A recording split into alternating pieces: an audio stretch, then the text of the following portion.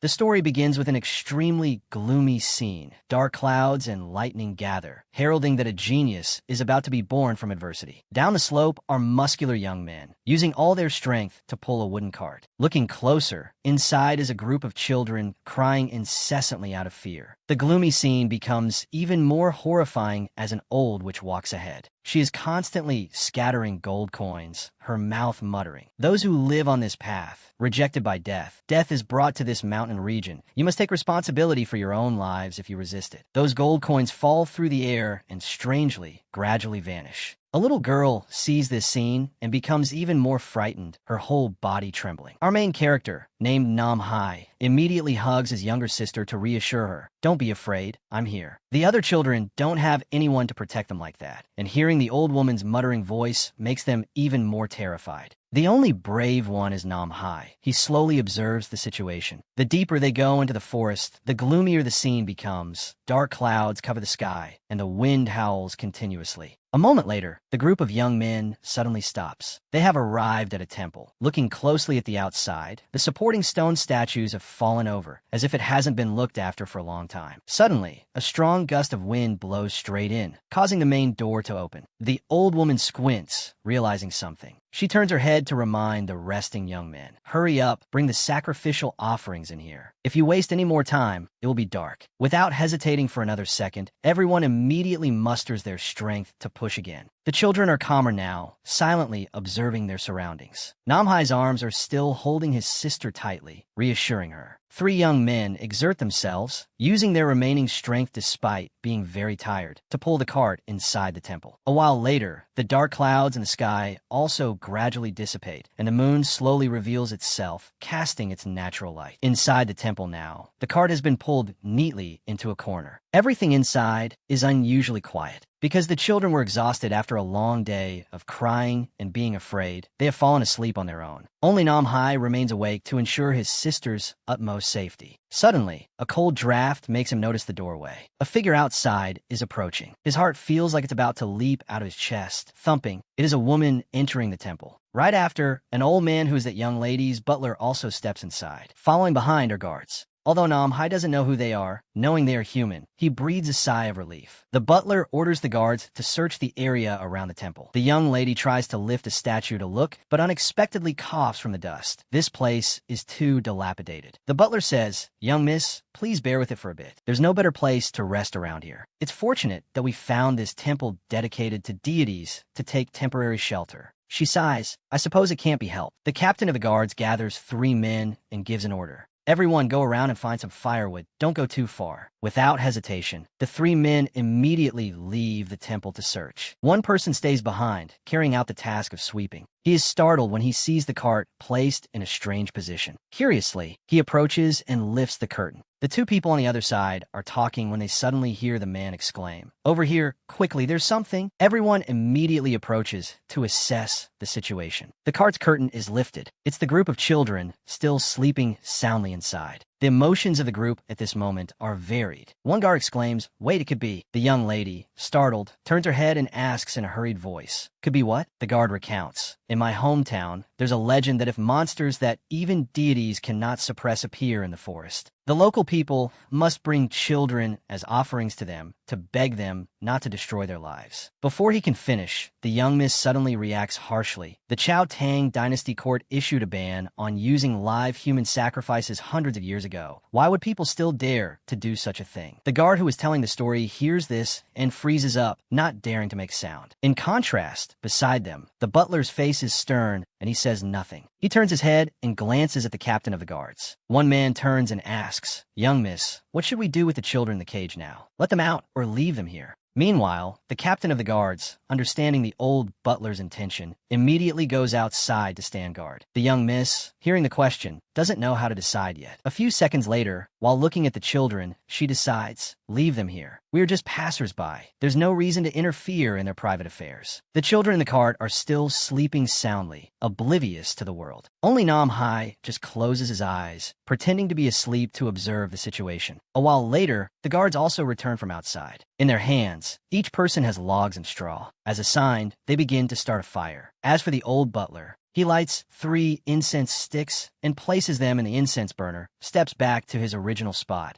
and sincerely bows his head before the statue worshipped in the temple. The fire has also been started. The old butler approaches and asks the captain, "How is it?" He reports, "Everyone on patrol has returned. There are no problems around the temple. This place is safe, sir." The old man nods. "Very good." A guard wonders in a low voice to another, "Where's Wong? Why isn't he back yet?" The captain and the old butler's expressions change immediately upon hearing this, truly signaling something mysterious out there. The guard called Wong is showing very strange behavior. The scene shifts back to the temple. Half an incense stick's time has passed, but everyone still hasn't seen Wong return. The guards standing watch at the door also begin to feel anxious and restless. The old butler says, "If he's not back, we can go look." The captain continues, "No, you and the young miss stay here. I will take a few men to find him." He turns his head, points, and assigns tasks. Everyone split into 2 groups. One group stays here to protect the master and the young miss. The rest follow me. Next, the old butler instructs them on how to proceed. So, a team is assigned to find Wong. All of their actions are carefully observed by Nam Hai. But unexpectedly, he hears the old butler's voice. "What are you looking at?" With the reflex of a young boy, he immediately shuts his eyes, his heart pounding, but he gradually calms down and peeks open his eyes to see who it is. Seeing the old butler, he feels a little less worried. The old man continues to speak. "I have a few things to ask you." Nam Hai's attitude is very brave as he replies, "What is it?" The old man sits down at his level and asks, "Who locked you in here? And why do they do that?" Nam Hai doesn't answer right away. He seems to be considering it cautiously for a moment. Then he finally explains, "A monster appeared in the fields and it killed several people. The witch said that the monsters come from the outside and they love to eat children. We were chosen as sacrifices." The young miss, standing next to the butler, hears this and also speaks up to ask, "If the monsters were harming the villagers, why didn't you report it to the authorities?" Nam Hai replies, "We did, but the warriors who were sent were all killed. After that happened a few times, they refused to help us anymore." She sighs after hearing this. Then suddenly, the terrified scream of a guard from outside echoes in.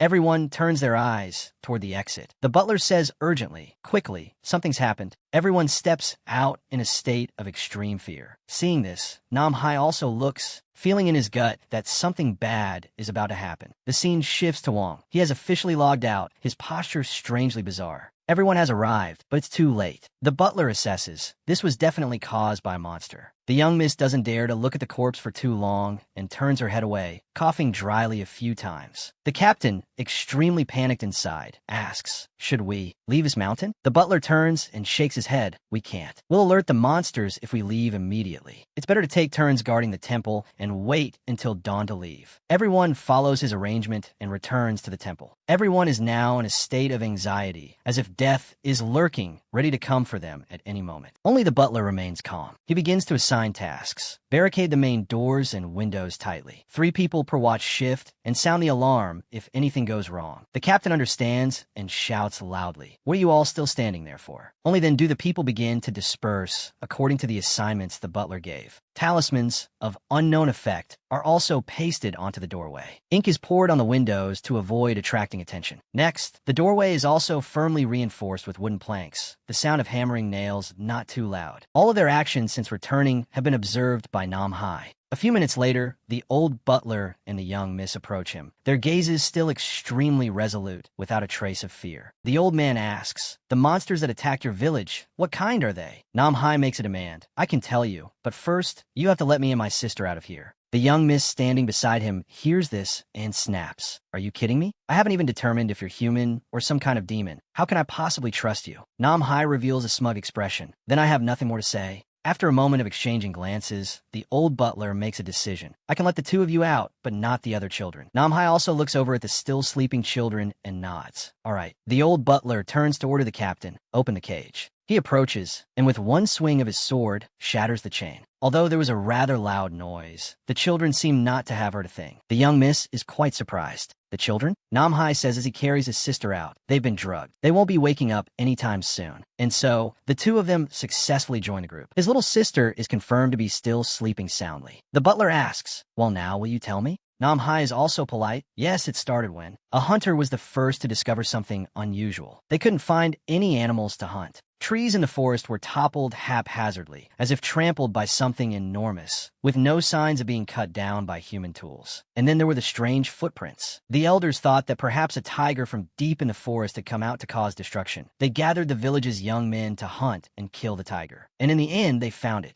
The butler, hearing this, was startled and exclaimed, "It?" Namhai nodded and continued his story. Yes, the young men of the village followed those footprints and finally found it. But their expressions were extremely strange. Because before their eyes, it wasn't a tiger at all, but a real demon. It devoured animals, leaving only their bones. When it discovered the group of young men behind it, everyone was paralyzed with panic, still in shock. Namhai sighed. Since then, no one has dared to enter the forest again. After hearing this story, everyone was silent for a few seconds. Someone spoke up. Indeed, something is wrong in this mountainous region. With such an extreme appetite, it's definitely not an ordinary demon. Even hungry ghosts don't eat the living creatures around the mountains. The butler interrupted, stating, "It's a food demon." Hearing these two words, everyone turned to look bewildered. He explained, "It is said that if a hungry ghost and a full ghost meet in broad daylight, they will devour each other. And if that process of devouring each other is not interrupted, after 7 days, a new demon will be born from the two corpses. That is the food demon. Food demons eat everything, both living creatures and monsters. The more they eat, the larger they grow, but usually they can't grow that large." The young miss realized something, interrupting him. "Wait." Turning to Namhai, she asked, "If the local authorities refuse to help you, why didn't you seek help from neighboring cities? Liao City has many masters who could handle it. If things got out of control, you could even ask the city god to resolve it." Namhai replied, "Of course we did that, but the masters from the neighboring cities all left and never returned. As for our city god, this temple is our city god's shrine, but the city god left a long time ago. The incense offerings at this temple stopped a few days before the demon's tracks were discovered. The witch said that a great demon caused the city god to leave. If those things hadn't happened, we wouldn't have had to become sacrifices." Everyone fell silent after hearing this. The butler spoke up, "Let's drop it and get some sleep. We can't just sit around talking about the past forever. The main thing now is how to survive. If it's truly fate, then we'll have to accept it." After hearing this, the guards all stood up. Whoever's turn it was on the duty roster went near the door to stand watch. Those whose turn hadn't come could sleep. Deep in a corner of the forest, footsteps rustled. It was the food demon, its body and size truly immense compared to a normal person. More frighteningly, it had moved close to the temple, just as it discovered the body of that Gardwan. Using 2 fingers, it lifted him up like a piece of meat and swallowed him whole with relish.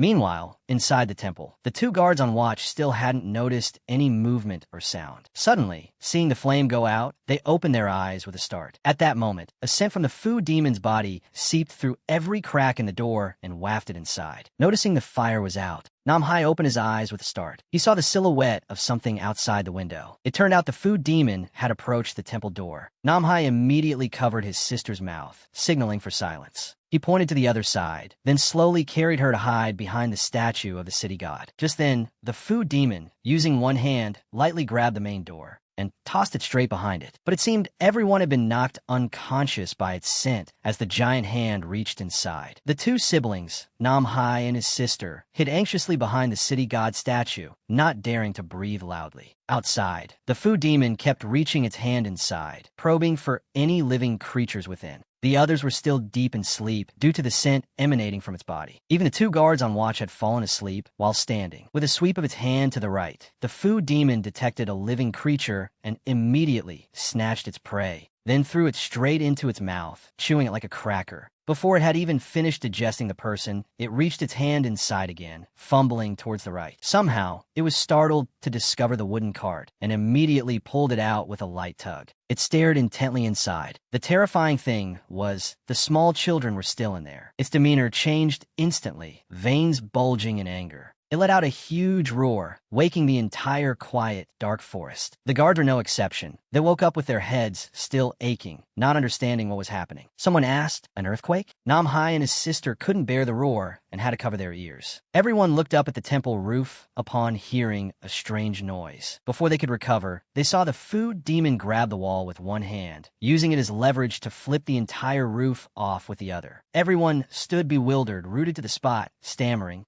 Monster. But the food demon's target wasn't them. It continued to grope around inside. Nam Hai and his sister were terrified, sensing that the food demon had discovered them. Very quickly, its hand shot towards the statue at great speed. Nam Hai knew there was nothing more he could do, and could only helplessly hug his sister. But unexpectedly, a flaming sword from behind stabbed straight through the food demon's back and out its stomach. The blade continued to slice upwards through its body. There was not a hint of resistance from it, as a roar of pain echoed through the night sky. The butler's group all stared in bewilderment. The food demon was being sliced up to its neck. Wherever the sword cut, its body seemed to burn away. The butler stammered, This is... Just then, the food demon could take no more and collapsed to the ground with a thud, the aftershock creating a cloud of dust that obscured the area. A few seconds later, the guard captain decided to step out of the temple with 2 others. They confirmed that the food demon had indeed been defeated. Suddenly, from inside its mouth, a human hand reached out. The butler retreated a step in alarm, and the captain immediately drew his sword defensively. But surprisingly, the person who crawled out of the food demon's mouth was a young man. Wait, I'm human. The young miss recognized him. Mr. Wong?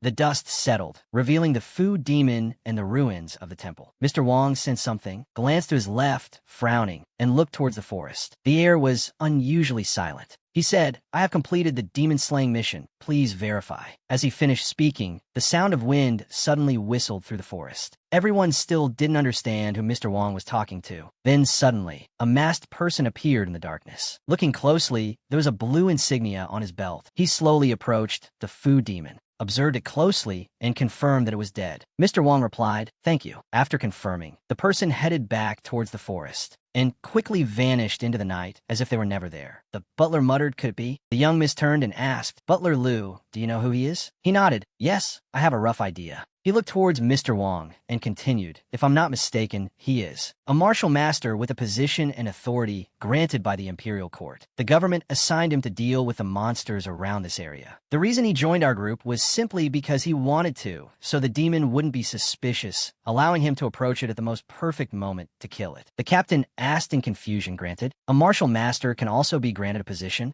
Butler Liu replied, Of course. Do you know why the monsters stopped causing trouble completely after the Kim dynasty was established? It's because the army and the martial masters eliminated them. The young miss added, A few years ago, when monsters caused trouble at our residence, the person grandfather invited to help was also given the title of martial master. Butler Liu nodded, That's right. Young miss, we need to build a good relationship with a special person like him. Liao City will need someone like him in the future. The young miss nodded, I understand. Over here, Mr. Wong had jumped onto the food demon's chest from behind. He took out his knife and made a light cut on his left palm, then let the blood drip down. As soon as the drop of blood fell onto the food demon, a reaction occurred immediately. Like meat hitting a pot of water boiling at several hundred degrees, the food demon's corpse was instantly incinerated. Over by the temple door, the little sister asked Nam Hai, Brother, are we saved? As they stepped out, the sight that struck them was Mr. Wong incinerating the food demon's corpse. From the sound of the burning fire to the smell, Nam Hai was truly astonished. Even more so was the incredibly cool image of Mr. Wong. His sister, seeing her brother staring blankly for a while, took his hand and called out, Brother, brother. Nam Hai finally came back to his senses. A few minutes passed. The guards divided up the cleanup tasks, gathering firewood to get through the rest of the night. The food demon's corpse had been completely incinerated, leaving behind a giant skeleton. Nam Hai remained seated, his gaze fixed only on Mr. Wong. On the other side, Butler Liu and Mr. Wong finished their negotiations. The young miss was sitting by the fire, waiting for the result. As soon as she saw Butler Liu approaching,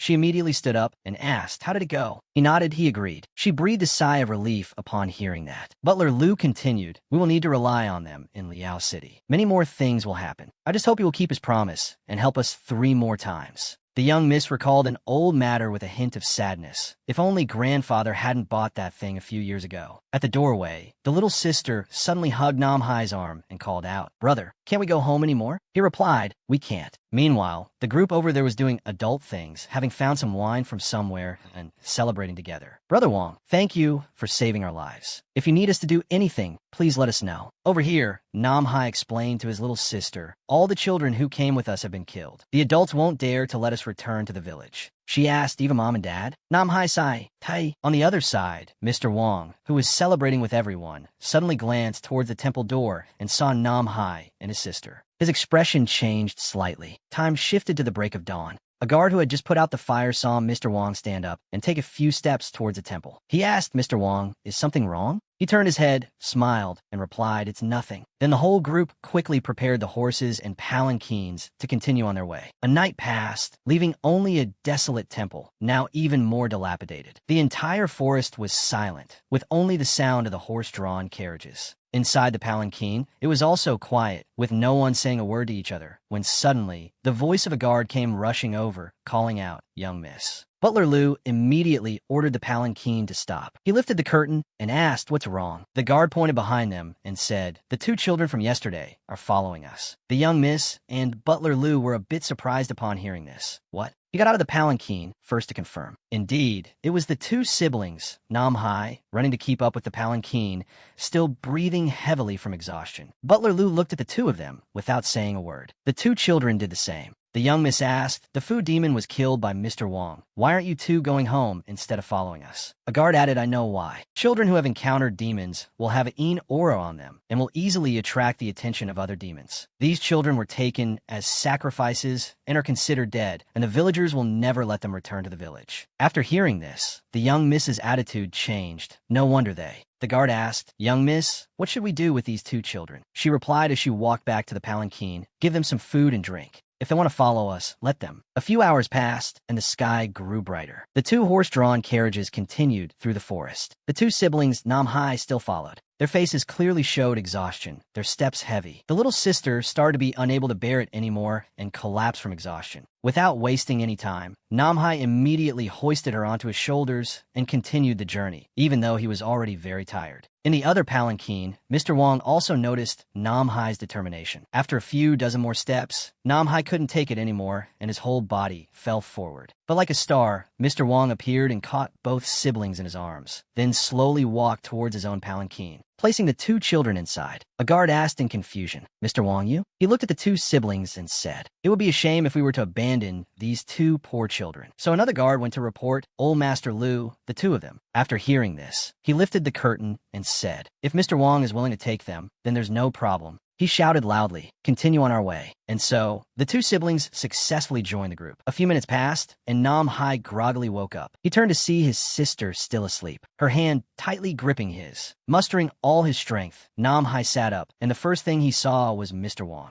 Seeing his alarm, Mr. Wong asked, "I intend to open a martial arts school. Would you like to become my disciple?" From surprise, his emotion turned to joy. He immediately bowed his head. "Please accept this disciple's bow." Mr. Wong bent down and held out a hand to help him up. "There's no need for such ceremony." A few minutes later, they arrived and the carriage stopped. The little sister had also woken up after being unconscious for a while. A guard came to report, "We have arrived, Sir Wong." Nam Hai helped his sister down, and they trailed behind Mr. Wong. The scene before the city gate was truly bustling with merchants and sellers. Besides strictly inspecting goods coming in and out, the soldiers also took blood from each person, dropping it onto a yellow talisman to ensure there was no danger. Butler Liu said, "Very well, let's enter the city." One by one, they lined up to have their blood taken. Everyone successfully entered Liao City. It was a very large and populous city. A while later, the group arrived at the Zhao residence. The palanquin in front was still the young missus, followed by Mr. Wong's palanquin with the two siblings. Butler Liu suddenly approached. "The young miss has prepared many gifts for you. Please follow us into the residence first." Mr. Wong turned and smiled in reply. "There's no need. Thank you, sir. I still have to report to the government office. I will return in the near future." Butler Liu understood, and the two bid each other farewell, then turned and entered the residence with everyone else. As soon as the gate closed, Mr. Wong placed a hand on Nam Hai's shoulder, smiled, and said, "Let's go." Scene changed to the government office. Arriving at the gate, Mr. Wong instructed, "Wait for me here, don't go anywhere." Then he approached the two soldiers guarding the gate and showed his token, and was immediately allowed through. As for the two siblings, they obediently sat in a corner to wait. He suddenly noticed someone else sitting nearby. It was a person who looked like a beggar, with torn clothes and a foul stench coming from him. He blurted out nonsensically, "Unfortunate ones, you two must have lost many relatives." Hearing this, Nam Hai stood up indignantly, pointed his finger, and shouted, "You're crazy, don't say such thoughtless things." Just then, Mr. Wong also stepped out from inside. Nam Hai was startled by the sound of the door opening and turned his head to see him. The two siblings immediately bowed with their hands clasped. "Master." As soon as he glanced back at where the smelly man had been,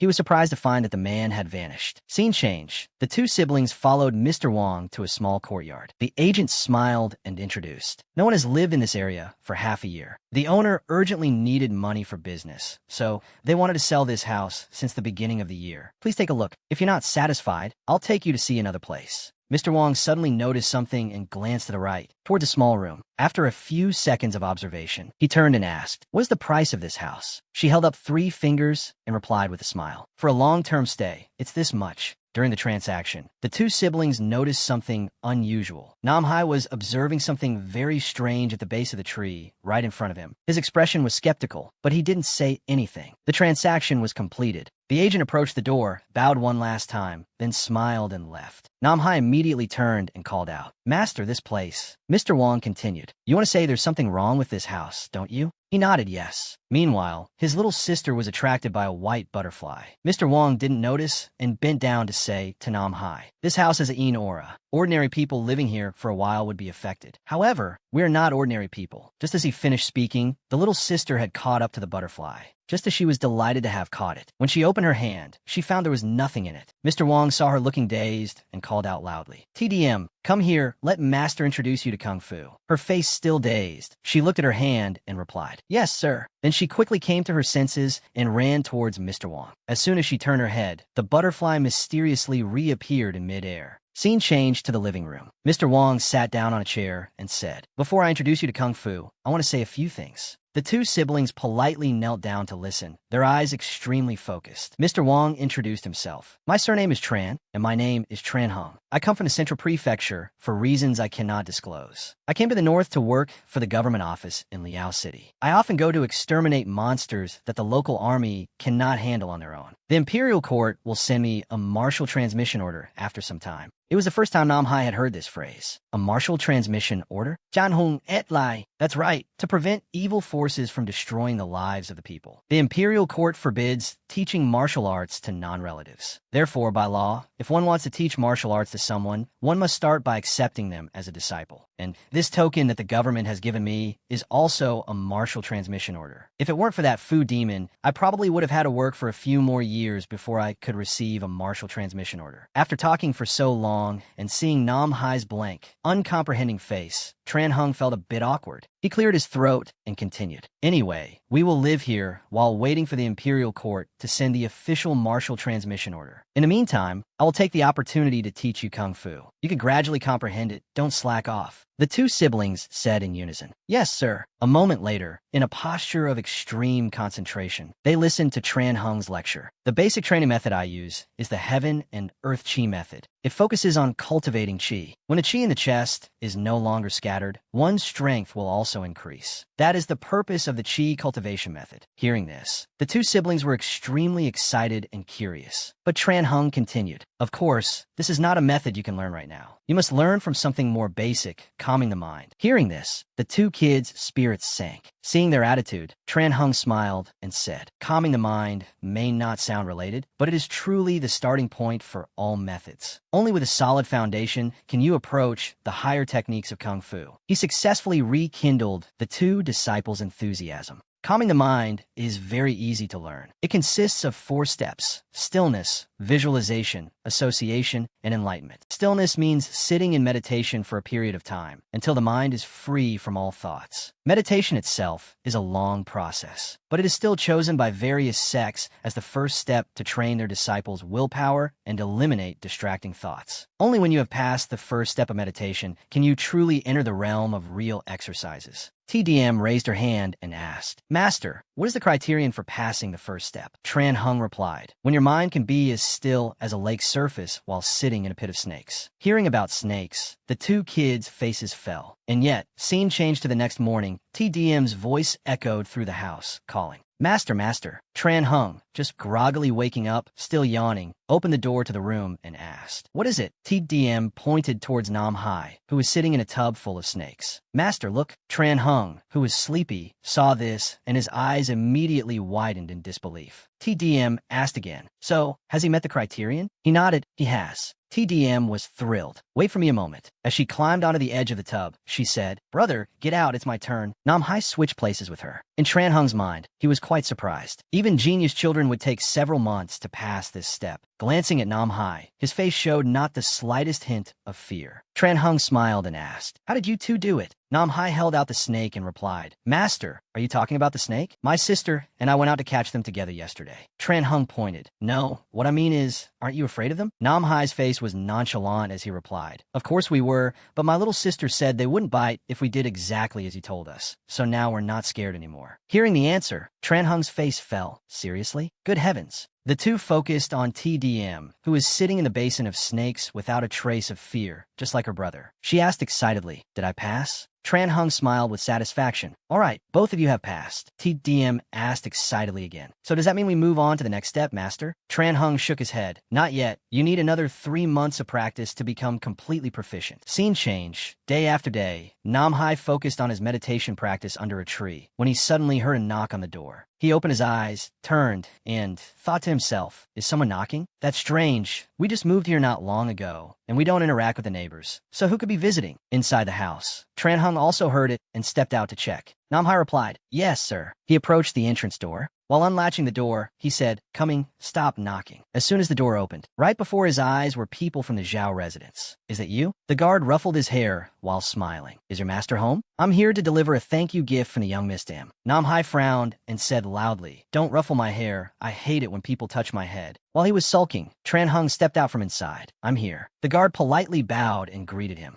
Sir, he understood and looked towards the road. There were a few porters with carts of thank you gifts waiting. Seeing there was no danger, Tran Hung invited them inside. Following the guard's order, the gifts were moved inside one by one. As soon as the last package was set down, the guard gave an order. All right, you all can head back first. After some small talk, the group of porters also returned. The goods were still piled up in the courtyard. In the living room, the guard sat down, observing Tran Hung's living quarters. He came in from outside with a smile, bringing tea. The guard smiled. No, thank you. I came here on behalf of the young miss to ask you to deal with a monster. Looking at the letter the guard presented, he immediately asked, Didn't the young miss seek help from Liao City before asking you to come here? And why did she come to live here while her relatives are having trouble with monsters? The guard replied, The young miss came here ostensibly to stay with relatives, but in reality, she was looking for a place to hide. We truly didn't expect that this place was also being plagued by monsters. Tran Hung lifted his teacup, blew on it, and asked, What do you mean? The guard turned fully towards him to carefully recount the story. It's like this. Our young miss is originally from Dian, where many people worship their own family gods, and our ancestor was the same. He spent a large sum of money to buy a god statue from a friend. It truly had power, but unfortunately, it was a demon. The amount of food and offerings it demanded was 3 times higher than that of other families' gods. If we were even a second late with the offerings, a bloody disaster would occur. After a few people died, our ancestor realized that he couldn't keep the god statue any longer, so he thought of a way to get rid of it. Tran Hung was curious. And then, the guard's voice suddenly deepened. Then, the old master invited a famous sorcerer to suppress the demon. But during the ceremony, while he was alone in the room with it, from the outside, they only heard a piercing scream, followed by the sound of blood splattering against the window. Immediately sensing something was wrong, everyone slowly opened the door to the room and looked inside. Everyone's face turned pale when they saw, in the room, in the middle of the house, the corpse of that sorcerer. Go, report to the authorities, quickly. He's dead. Only that statue remained, with its demonic smile, and it hadn't moved from its spot. Hearing this, Tran Hung was slightly moved. The guard continued. After that, things got out of control. The government sent people to investigate. But what happened was even worse. That very night, a large number of strong young men from the Imperial Army arrived, fully equipped with martial arts skills and weapons. They only saw the statue open its mouth wide, its face full of killing intent. From the outside, they could only hear the Imperial troops screaming, What is that? Monster, please don't. The number of deaths was so high that our old master realized the immense consequences of the statue our ancestor had bought. The low-level government officials couldn't handle it, so they reported it to their superiors. They also prepared to seal off the Zhao residence in case things got worse. After considering everything, the old master decided to share the family's burden by sending the young miss to hide in Liao City to avoid alerting the demon. All the remaining descendants of the Zhao family stayed at the residence and did not leave. Janhong notet understol. So what kind of demon has been causing trouble for the family here in Liao City? The guard broke out in a cold sweat, stammered for a moment. It's a The young miss has been harassed by a transformed golden weasel. Tran Hung immediately recognized it. A Huang Pai Jing? The guard nodded, that's right. On the night the young miss arrived here, her piercing scream echoed in the room. Don't come here, don't come near me. That golden weasel had an extremely cunning and perverted face. Well, how beautiful. This matter concerns the young Mrs. Honor, so we don't want to ask the authorities for help. We have considered many options, but the only one who can suppress it is you, sir. Please save our young Mississippi. At this point, the guard stepped closer and bowed before Tran Hung. He caught him with both hands. Hey, please don't. Stand up. A few minutes later, Nam Hai and his sister were playing around when he noticed the two men stepping out of the other room. Seeing them head for the main door, he also tiptoed after them. The guard turned his head. There's no need to see me out. Finishing his sentence, he also walked away. Nam Hai was curious. Master, what's going on? Tran Hung turned and replied, some troublesome matters. All right, let's start training. Yes, sir. Scene changed to the courtyard under the tree. Tran Hung began to explain, visualization is training for the eyes. Martial arts is visualization, and visualization is also martial arts. In the world of martial arts, if your eyes aren't good enough, you will die. Finishing his sentence, Tran Hung cast an extremely sharp gaze towards the tree. He reminded them, watch carefully. As soon as he finished speaking, to the astonishment of the two siblings, Tran Hung darted forward like a gust of wind, his feet touching the tree trunk. And just like that, he walked up it without needing his hands for support. Each of his steps completely defied gravity. He took one final launching step from the top of the tree and shot straight into the air,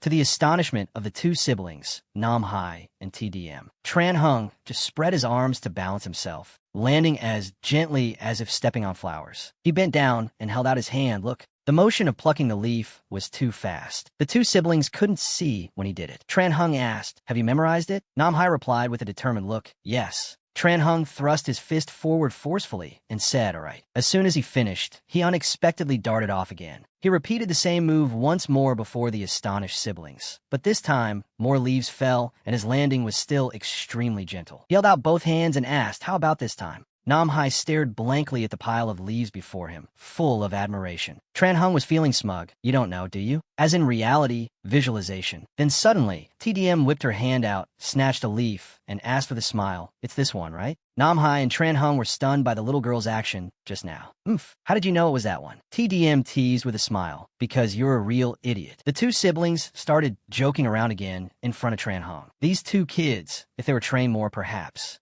Scene change. One peaceful morning, Tran Hung changed into a formal military uniform in front of the house. I have to go out on business. You stay and watch the house. TDM Sly Zets? You turn to call Nam Hai, let's go. Yes, sir. The master and disciple arrived at the Zhao residence. Just as they knocked, the door was unexpectedly opened right away. Nam Hai presented the invitation letter. The servant, after glancing over it a few times, please wait a moment. Let me inform the old master. As soon as he finished, he unexpectedly slammed the door shut, leaving the master and disciple, Tran Hung and Nam Hai, staring at each other in bewilderment. A few seconds of silence. Suddenly, Nam Hai turned and called, Master. He smiled. Nam Hai glanced wearily at the door. Why are they taking so long to come out? Just as he finished speaking, there was suddenly movement at the residence's gate. The master and disciple became serious again. It was Butler Liu who stepped out from inside, politely clasping his hands with a smiling greeting. My apologies for keeping you waiting. Tran Hung also raised his hand. It's no problem regarding the matter. After a while of talking, Butler Liu interrupted. Oh dear, I forgot you came here on business. Come inside. The young miss can't wait any longer. The master and disciple successfully entered the residence, and the gate was immediately closed. As they walked, Butler Liu explained the situation. Well, our young miss can't sleep.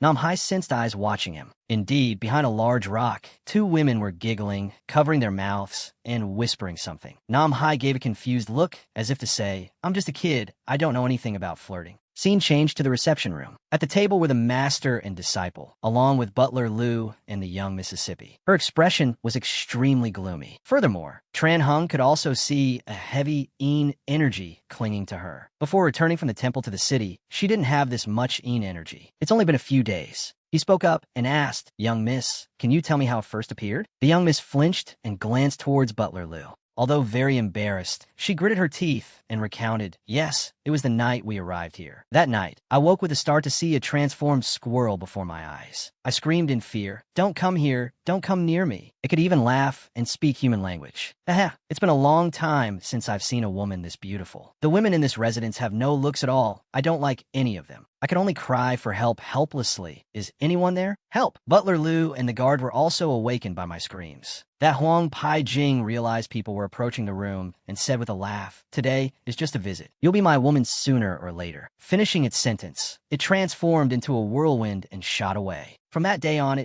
Butler Liu saw her choking up and continued for her. From that day on, the Huang Pai Jing has come to visit and threaten the young miss every night. We've tried many methods, but none were effective. We don't know how, but always gets past the guards and sneaks into the young miss's room. Hearing this, Tran Hung also found it strange. Usually, a Huang Pai Jing doesn't like to draw attention when it acts, but what was happening at the Zhao residence? Butler Liu sighed and continued, "We're at our wits' end, which is why we had to ask for your help. If you help us drive that thing away, we will reward you with anything." Hearing this, Tran Hung grinned as if he had struck gold. Scene changed to nighttime. Tonight was a blustery night. Tran Hung and Nam Hai decided to stand guard in front of the young Mrs. room. Suddenly, Nam Hai spoke up. "Master, why did you agree to help them? We don't have to get involved in this." And I hate that, young Mississippi Tran Hung replied, because starting a martial arts school is not something that just one or two people can do. Choosing a location, accepting disciples, management, all of these things require the help of local nobles. We can't just act based on personal feelings. Furthermore, the Zhao family is a well-known noble family here. A good relationship with them will bring many advantages to our work. Nam Hai was still troubled, but I think, when suddenly, the young Miss's voice came from inside the room. The two were startled into action. Something's happened. Without hesitation, the master and disciple opened the door and immediately rushed in. Indeed, just as described, the Huang Pai Jing stood imposingly in the middle of the room, staring intently at the young miss. She screamed in fear, "Don't come any closer. Get out." Making a perverted face, it said, "So beautiful. You've got me excited many times already." And yet, when suddenly Tran Hung's voice rang out, "Stop, you monster." It reflexively turned to see who it was. Tran Hung's determined gaze and clenched fists made it a little fearful. In contrast, Nam Hai, seeing this kind of transformed monster for the first time, was still a bit intimidated. The Huang Pai Jing turned and asked, "You called for help? Do you really not want to come with me?" The young miss cowered, too restless and frightened to speak. Tran Hung immediately made his move, using his agile movement technique to gain momentum and charge straight at the Huang Pai Jing. But it had anticipated all his movements. A smile appeared on its face. At that moment, it leaped high into the air, did a flip, used his back as a springboard to jump again, and landed lightly on the windowsill. It spoke as it went, "That's all for today." Finishing its sentence, it quickly departed. Tran Hung reflexively looked after it and decided to smash through the window to give chase, leaving Nam Hai still stunned and rooted to the spot, not knowing what to do. He decided to approach and comfort the young miss. "Don't cry anymore. The Huang Pai Jing can't stand against my master." Scene changed to the chase. The Huang Pai Jing's movement was indeed agile. It ran while taunting, "Ha ha ha. Come and get me. Think you can do it?" Tran Hung said nothing and continued to pursue it with all his might. Suddenly, the Huang Pai Jing decided to stop at the edge of a roof. Tran Hung didn't understand what it was planning. He only saw it turn its head, smile, and say, "I'm tired of this chase. See you later." As it finished speaking, it transformed into a whirlwind and shot upwards, vanishing from Tran Hung's sight like a ghost or a demon, leaving him helpless. The pursuit had failed. Tran Hung returned to the Zhao residence. Everyone was still waiting anxiously for him in the guest hall. Nam Hai was startled when he noticed him and shouted, "Master's back." Everyone also quickly moved closer to the door to await his results. Nam Hai eagerly asked, "Master, did you catch it?" Tran Hung's face fell, and he shook his head twice. At this, the people of the Zhao residence grew worried. A guard suggested, "Perhaps we should report this to the authorities. Maybe they can resolve it." The captain immediately rejected it. "We can't do that. Doing so would ruin the young Miss's reputation. How would people see us?" The other guard said helplessly, "But we can't just let this continue." The atmosphere became silent for a few seconds. Butler Liu spoke up and asked, "If you try again, do you think you can catch it?" Tran Hung looked towards him and the young miss and replied, "If we prepare thoroughly, there might be a chance." Without hesitation, Butler Liu nodded. "All right, then we'll try again." The young miss said, "Please just endure one more night." Everything was decided. Following Tran Hung's arrangements, all the doors were sealed shut. I will burrow underground to see what it will do. The guards of the Zhao residence didn't hesitate and immediately got to work, one by one. The young miss suddenly approached Nam Hai. He spoke first, asking, "Aren't you going to sleep, young miss?" She replied, I can't sleep. Just then, a guard came to report, Sir, the digging is done. Zhang Hong not dead. Then, the inevitable happened. Scene changed to nighttime. The young Miss's voice rang out. The Huang Pai Jing has appeared. How did you still get in here? It laughed. Be a little more open-minded, my lady. And yet, this time it slowly, deliberately walked towards the bed. The young Miss backed away in fear. Don't come near me. Get out. It laughed. Young Miss, do you hate me that much? Under the corner of the bed, a closer look revealed Nam Hai hiding under a floor tile, observing the situation. Even though it was the second time he had seen the Huang Pai Jing, the boy couldn't help but be amazed. Such a thing exists? The Huang Pai Jing moved closer and closer. It said, I've been so sincere, and you still don't believe me? At this moment, the young Miss was overcome with terror. Her whole body trembled, and she could only hug herself. The Huang Pai Jing suddenly noticed something strange about one of the floor tiles. Indeed, Tran Hung was lying in ambush. It had just enough time to shout, damn it, it's an ambush, when Tran Hung successfully grabbed it. Got you. The Huang Pai Jing struggled. Damn it, you fight dirty. Let me go and let's have a fair fight. Tran Hung laughed. Sorry, I'm not interested. Just then, Butler Liu and the guards burst through the door. He asked, is the young miss all right? She had just regained her composure and replied, I'm Fine. Everyone moved closer to the Huang Pai Jing. It raised its claws threateningly. What are you looking at? I'll gouge your eyes out. And yet, a guard, seeing how cute it was, unexpectedly started petting its head. Seeing its blissful expression, Tran Hung guessed, oh, it seems your weak spot is here. It struggled, don't tickle me, I can't breathe. Tran Hung ordered, tied up, and handed over to the authorities. They'll know how to deal with it appropriately. The captain replied, yes, sir. And what about you? Suddenly, Nam Hai shouted from under the bed, Master, be careful. The thing in your hands isn't its real body. Its real body is the bracelet the young miss is wearing. As soon as the bracelet was mentioned, she immediately raised her arm. Everyone instinctively focused their attention there. Indeed, the bracelet suddenly transformed from solid jade into a gaseous form and flew towards the Huang Pai Jing. The two wisps of air merged into one before everyone's bewildered eyes, then flew straight out the main door. It flew so fast that no one could react in time. And so, the second plan had failed. The captain spoke up, so the Huang Pai Jing that was scaring the young miss actually came from that jade bracelet. Butler Liu sighed, connected the dots, and made a decision.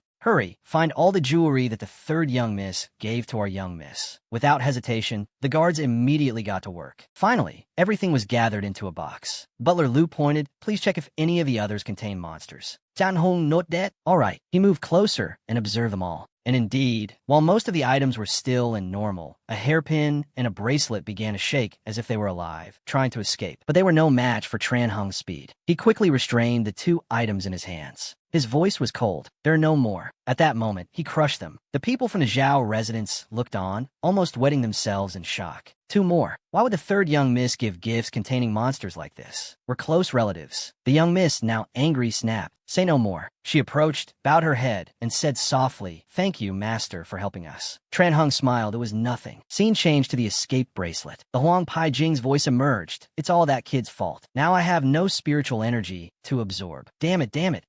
Just as it finished speaking, it detected a strange pillar of blue spiritual energy. A pillar of spiritual energy. Wait, it could be. Finishing its thought, it immediately descended to investigate. As it reached the door, a gust of wind blew it open. The Huang Pai Jing easily entered the house. It turned to the right. The spiritual energy it never expected was emanating from Tidim Shabodi. The little girl was talking in her sleep, calling her brother's name. The Huang Pai Jing thought to itself, my guess was right. This is a phenomenon caused by a body born in the Yin generation. I've encountered something like this before. Just by staying near this girl, I can absorb a huge amount of spiritual energy. In just a short time, forget Liao City, even in the entire northern lands, no one will be able to do anything to me. I never thought that I, Kim Shian too, would have such a stroke of luck. Laughing to itself, it flew towards TDM. Little one, please be mine. It hadn't been smug for long when it suddenly collided with that spiritual energy, and something happened instantly. Wait, what's happening? Scene changed to the master and disciple, Tran Hung, on their way back. He wondered, how did you discover that bracelet? Nam Hai replied, because I felt there was something unusual about it. He recalled that when the young miss approached him while they were talking,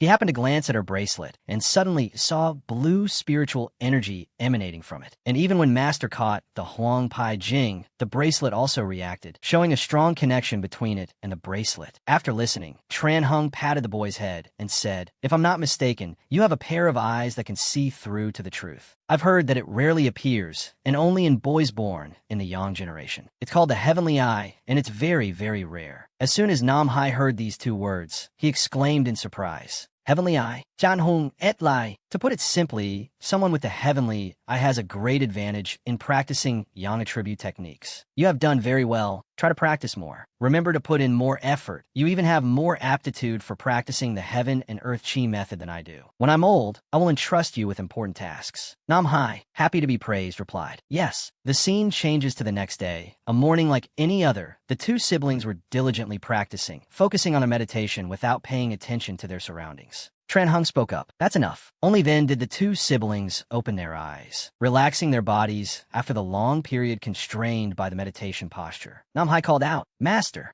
Tran Hung smiled, raising an eyebrow. HM, the boy asked, why was that bracelet following young Miss Xiao? Jan Hong et Lai. Because once something becomes a demon, it needs to absorb blood and spiritual energy to become stronger. On one hand, sucking blood is very risky, but on the other hand, absorbing too little spiritual energy is ineffective. And that young miss has a special constitution. Absorbing her spiritual energy for a period of time can aid the jade bracelet's cultivation process. Nam Hai asked further, then why did it also transform into Huang Pai Jing? Tran Hung sat down, gently pushed the boy's forehead with his fingertip, and explained with a smile. That's called a diversion. Just think about it. Even your master couldn't see the truth of the matter. Do you think anyone else could? Nam Hai's mouth fell open. I see, so then, what will happen now that the bracelet has escaped and will approach someone else? The master explained, there's nothing more we can do. If we were to track it, we would waste a lot of time with no guarantee of success. But if we don't track it, we will avoid wasting our energy in vain because you can never put an end to all evil things. After hearing the answer, Nam Hai still felt a sense of unease. But just as he finished the thought, there were suddenly 3 knocks on the main door. The master and disciple were startled and turned to look at the door warily. Tran Hung decided to go see for himself, calling out as he walked, coming. As soon as the door opened, he was startled and alarmed. The visitor was dressed in a mysterious outfit, similar to when he subdued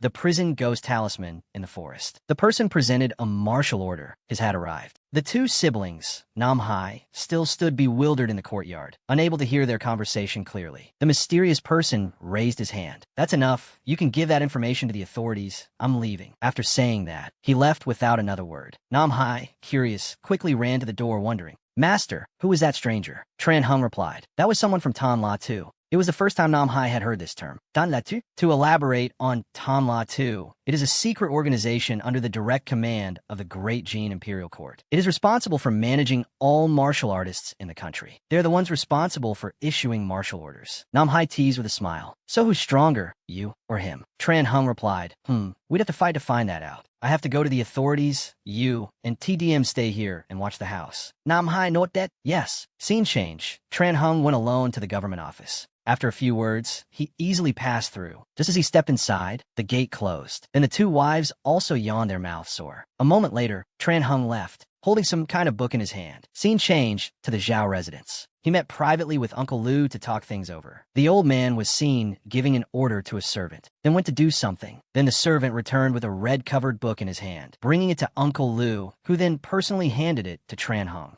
After receiving it, Tran Hung quickly left. Scene changed back home. Nam Hai's loud shout could be heard clearly from outside. To Dong A, why? Why don't we open our martial arts school here in Liao City? Tran Hung shook his head. We can't, because the choice of region depends on the Imperial Court. We cannot disobey their decision. While the master and disciple were talking, over here, TDM didn't care, only focusing on the cakes on the table. Tran Hung sighed. And if we can't open the martial arts school in Dong A within the next 3 months, the Imperial Court will send someone to revoke the martial order. Nam Hai was dissatisfied upon hearing this. How can they do that? Tran Hung approached the table, holding a map as he spoke. That's how this world works while I am still useful. The Imperial Court is still granting me land. We won't have this chance anymore in a few years when the monsters of the Great Jin Imperial Court are all eliminated. Dong is not far from Liao City. It's only an overnight trip by carriage. Let's not waste any more time. Let's have an early breakfast. Nam Hai note that? Zets? Just as the master and disciple reached for the plate of cakes, they were surprised to find not a single one left. At that moment, their stomachs rumbled. Only now did they discover TDM hiding under the table, smiling with her mouth still full of unchewed cake. Nam Hai angrily shouted, TDM, why did you my share too? Tran Hung shook his head wearily, mine too. Scene change. The master and his two disciples left Liao City for Dong, in a small horse-drawn carriage. Just as they left the gate, Nam Hai instinctively turned his head to look back. He felt that although he hadn't stayed long, this place was truly peaceful and familiar. Some time later, the master and disciples passed through a corner of a forest, and the sky was already turning to dusk. Nam Hai noticed a village below. Perhaps they should rest there for the night. Jan Hong noted, But strangely, upon entering the village, the surroundings were truly silent, with only the sound of the wind and the master and disciples' carriage. Tran Hung immediately sensed a dark spiritual energy here. Nam Hai Wunda, Master. Tran Hung immediately ordered, get inside, watch over TDM. Nam Hai understood that something bad was about to happen, yes sir.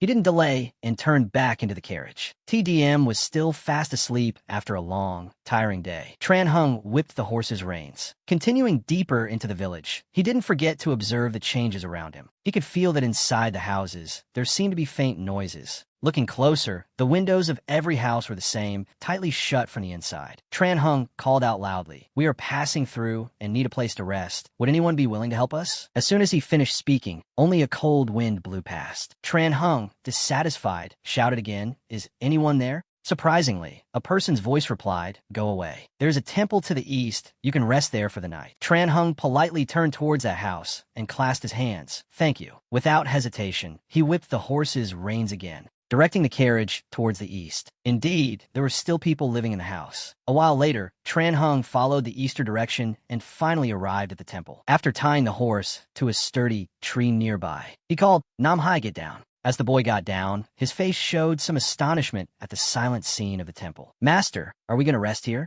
Tran Hung nodded, yes, until tomorrow morning. The three of them moved inside. It seemed that this temple had not been visited by anyone for a long time. Tran Hung, being respectful, approached the statue and asked Nam Hai, bring some dry straw in here. It's too dirty here. The boy obeyed and left alone. While Tran Hung was cleaning the dust around the statue, TDM was still drowsily leaning against a pillar, sleeping. Nam Hai went into the carriage and brought out a bundle of straw. He was surprised, noticing something. As he looked up, he was startled to see the sky had changed to a rusty red color. Unable to believe his eyes, Nam Hai stood frozen. He had never witnessed such an unnatural sight. His two legs felt as if they were rooted to the ground. His mind was now filled with only questions. Why did the sky change color? This is a temple. Even more surprising was a sound from behind. Regaining his composure, Nam Hai turned his head to assess the situation, only to see from the edge of the forest many figures with human-like shapes. He sensed something was wrong. He immediately regained his composure, hugged the bundle of straw tightly, and rushed towards the temple. Inside, TDM was also getting anxious. Why hasn't my brother come back yet? Tran Hung also felt a sense of unease stirring within him. He suggested, let's go find him. So the master and disciple also headed towards the door. The two were talking so comfortably that Tran Hung suddenly realized that as soon as TDM stepped out the door, she had vanished into thin air. He continued to approach the carriage. Upon closer inspection, the sky had now returned to its dark color. Tran Hung lifted the curtain of the horse-drawn carriage. He didn't see the bundle of straw or Nam Hai. He instinctively turned back and said, your brother isn't here. He was startled to realize TDM hadn't followed him. He immediately sensed that something was wrong, entering a state of high alert. Meanwhile, on this side, Nam Hai had just stepped into the main hall. He shouted loudly, Master, TDM, something's happened. But what answered him was an unusually strange silence. Suddenly, TDM's voice came from the corner of the room. Brother, brother. Nam Hai was startled and turned, seeing the little girl trembling and huddled in fear. Without a second thought, he immediately threw the bundle of straw down and ran to comfort her. Where's Master? TDM replied with tears in her eyes. I waited for you for so long, and you didn't come back. So I went out with Master to look for you. But Master disappeared when he went outside.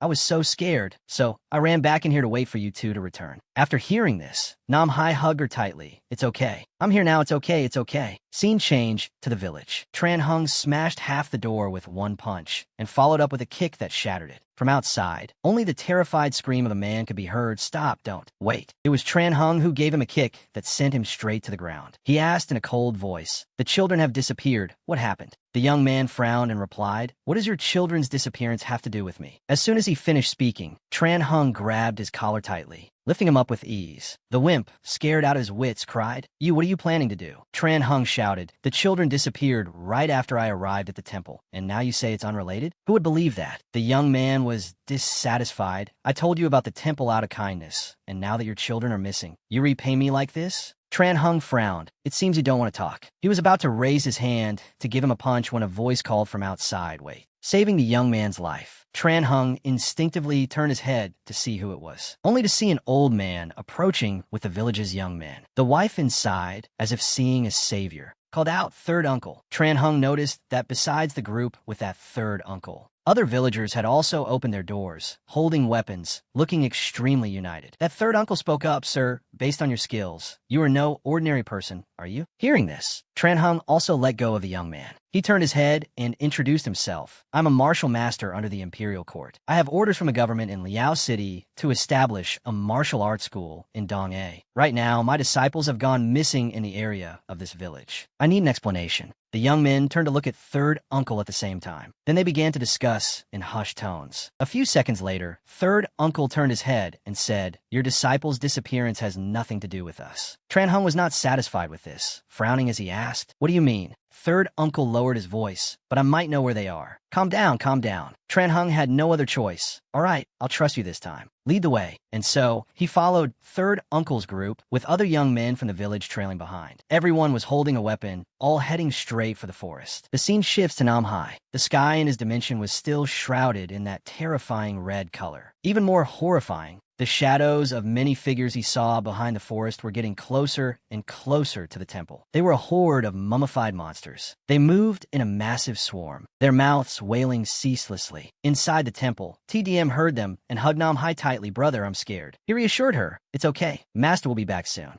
As he spoke, he smiled and looked toward the entrance. In that hazy red space, the sound of footsteps grew clearer and clearer. Then, the faint shadows of the mummies appeared. The moment Namhai saw them, his eyes widened, and he was speechless. They became clearer and clearer, looking extremely grotesque. Namhai tried to cover his mouth with his hand, not daring to breathe heavily. One mummy had approached right up to the entrance. Suddenly, the talisman next to the door spontaneously ignited. Immediately, the mummy's hand was also burned by a mysterious blue flame. Namhai's mouth fell open, too stunned to speak. The fire burned stronger and stronger, gradually spreading to its entire arm. A wave of a hand signaled for the mummies behind to stop. Understanding the signal, they gradually turned and disappeared into the red mist. Only then did Namhai breathe a sigh of relief. Just as he regained his composure, a voice suddenly spoke up in the temple. "You can't rest yet. Those mummies haven't left." Startled, he turned his head and exclaimed, Who's there?" Hearing this, TDM also woke with a start. "Brother, what's wrong?" Namhai shook her and asked, "Did you hear that? Someone is talking."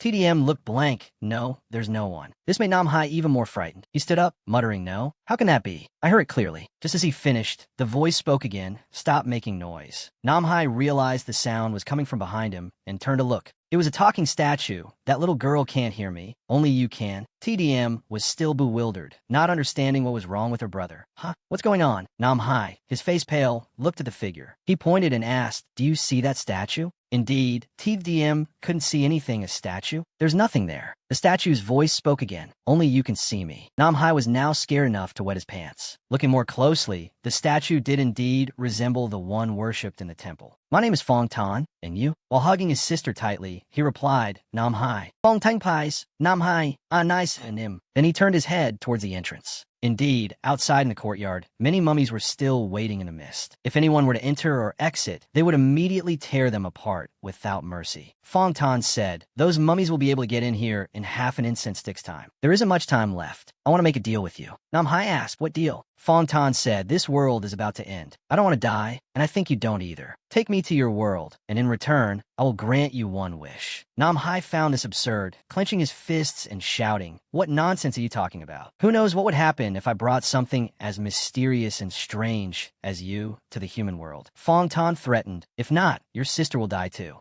Namhai Gues, "So you're the one who caused all of this?" Fong Tan was silent for a few seconds, then recounted. Many years ago, this world was invaded by the Huangwang. We tried to resist, but ultimately failed. This temple is the last part of the White Land. Nam Hai was still skeptical. Are you trapping me into taking you with me? Fong Tan didn't answer, continuing his story. I have waited for a very long time. I have seen many people, but none I could connect with. You're my last hope. Scene change. In the forest now, the entire dark forest was lit only by the lanterns of the villagers and Tran Hung. Third uncle turned and said, "This is Ngu's son. This place is filled with energy. Wandering souls, they're probably monsters. It's not that we didn't want to let you stay the night in the village, but Tran Hung also observed his surroundings. Indeed, a lot of restless spiritual energy was around here. There are so many wandering ghosts here. Why hasn't the government in Dong done anything?" Uncle Lu explained. They have, but Dong has nothing but mountains, and there are many mountains like this in Gusan. The army came here, but they couldn't do anything. They couldn't suppress the monsters. Tran Hung thought to himself, no wonder. That's why the leader of Tan Latu gave me such a large piece of land here. After walking for a while, they finally arrived. Uncle Lu led Tran Hung to the front of a cave entrance, pointed inside, and said, "The mountain god of Ngu's son is in there. Hurry, bring the offerings here." Everyone had already prepared tables, chairs, and neat offerings of food. Then a young man took out a flute and played a catchy tune. The leaves, as if controlled, flew straight into the deep cave. A moment later, the voice of a beast echoed from within the mountain. Tran Hung didn't understand what was happening. Third uncle said, "Our mountain god has an appearance unlike those elsewhere. Please do not do anything." Tran Hung replied, "Don't worry, I'm not the type to act rashly." Third uncle gave a faint smile. "Thank you for your understanding." The sound of footsteps from within the cave grew closer and closer. Tran Hung narrowed his eyes to observe carefully. In the darkness, the shape of the mountain god gradually emerged. It was indeed an animal, but not just an ordinary animal. A tree was attached to its body as if they were one. Tran Hung was startled as he realized. "No wonder you asked me to keep this a secret. Your mountain god is a Luan." Third uncle was also quite surprised that Tran Hung knew. He sighed. The Luan looked towards the offering table, wondering. "It's not time for the offering ceremony. What is this?" Third uncle replied, "Mountain god, we have come to implore you to help find some missing people." Only then did the Luan notice Tran Hung. He continued after third uncle. "Yes, my children are missing." The Luan refused. "I don't know you. You're not from here." Tran Hung introduced himself. "I am a martial master of the imperial court. I came to Dong on business. My 2 disciples went missing while passing through here." After a few seconds of silence, the Luan said, "Oh good. If you're a martial master, then it seems we're distant relatives. I will help you this time. What do your children look like? Where did you lose them?" Tran Hung replied, "A boy and a girl. I lost them at the Earth God Shrine." The Luan narrowed its eyes. "The Earth God Shrine? Then they haven't gone far. All of you stand back. I'm about to awaken the divine tree on my back." As it warned them, the Luan stomped its feet on the ground a few times. Third uncle turned his head to warn everyone. "Back away. Everyone back away." The Luan was startled to see Tran Hung still standing his ground. When the divine tree awakens, it will absorb human souls as nutrients. You will also be absorbed if you stand too close to me. Tran Hung added, "I can protect myself with my yang energy. You don't need to worry." The Luan closed its eyes and said, "All right, then I shall begin." As it finished speaking, it stomped its 2 front feet hard on the ground. The roots of the tree on its body began to move. Indeed, Tran Hung could feel this overwhelmingly powerful energy. The roots on its body just kept growing longer, then plunged straight into the ground, then spread out all around. The speed of the transformation was too fast, quickly swallowing the Luan within. Suddenly,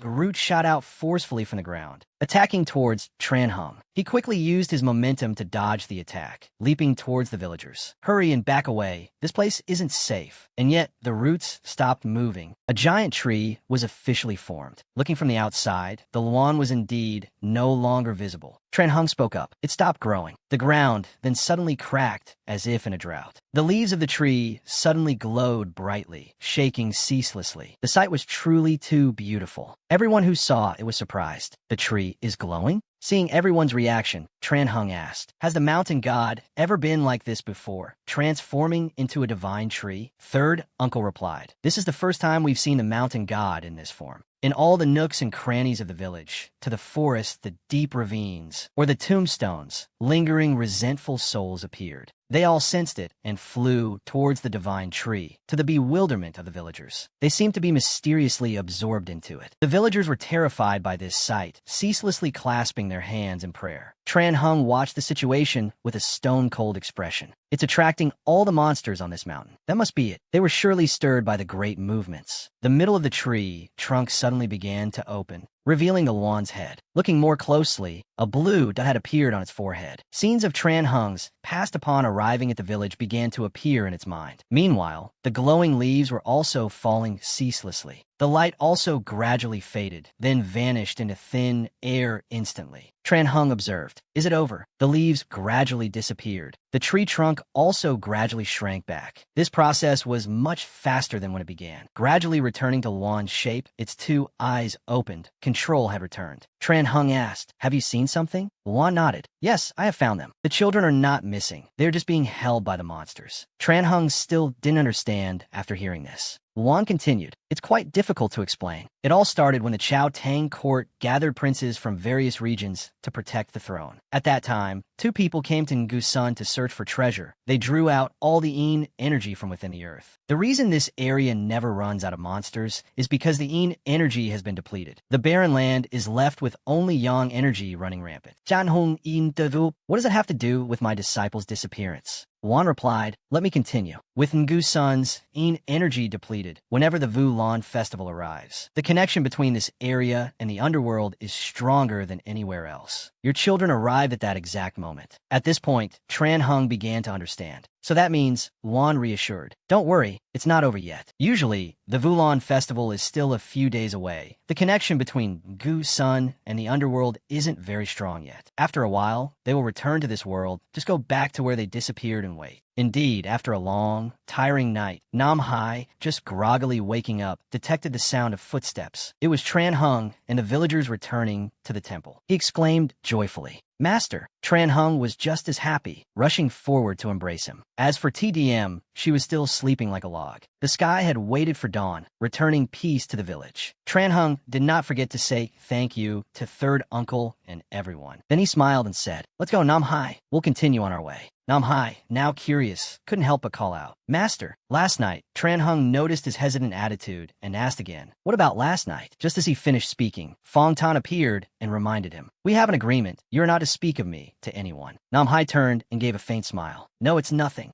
Tran Hung looked at his attitude and wasn't very suspicious, just gave a smile and cracked the horsewhip. The group continued on their journey, leaving the village of Ngu's Sun behind. Scene changes to a noisy, crowded market. The population was dense. Transactions were bustling. The group moved deeper inside. It had been a long time since Nam Hai had seen such a peaceful scene. He couldn't hide his excitement. TDM suddenly popped out from inside to see what was going on, also wanted to see the market fair. Vendors on both sides saw the horse carriage and called out, "Mixed rice paper, grilled rice paper here. New bronze jewelry here, brings good luck and wards off illness. Come and see, come and see." TDM was curious. "Master, what is that person selling?" Tran Hung also turned to look out of habit. The jewelry seller was advising and soliciting a customer. Tran Hung read the situation and replied, "He's selling grave goods of the dead, like a tomb robber." Just as he finished speaking, indeed, two guards approached from out of nowhere, handcuffing him and leading him away. "Hey, what are you people doing? I haven't broken any laws. Don't argue, you little brat." Tran Hung reminded them. "In the future, avoid people like him. Selling grave goods will bring bad luck. Being around people like him will affect your life." TDM's face turned serious after hearing this. Nam Hai, however, felt a bit agitated inside, thinking back to Fong Tan's statue. After escorting the seller away, the guard didn't forget to turn back and wave at the recent customer. Strangely, he also started to notice Tran Hung and his disciples. He decided to approach the carriage and ask, "You three look unfamiliar. You're not from around here, are you?" Tran Hung took out a token from his person. "I am a martial master of the Imperial Court, on my way to receive an assignment. This is my martial order."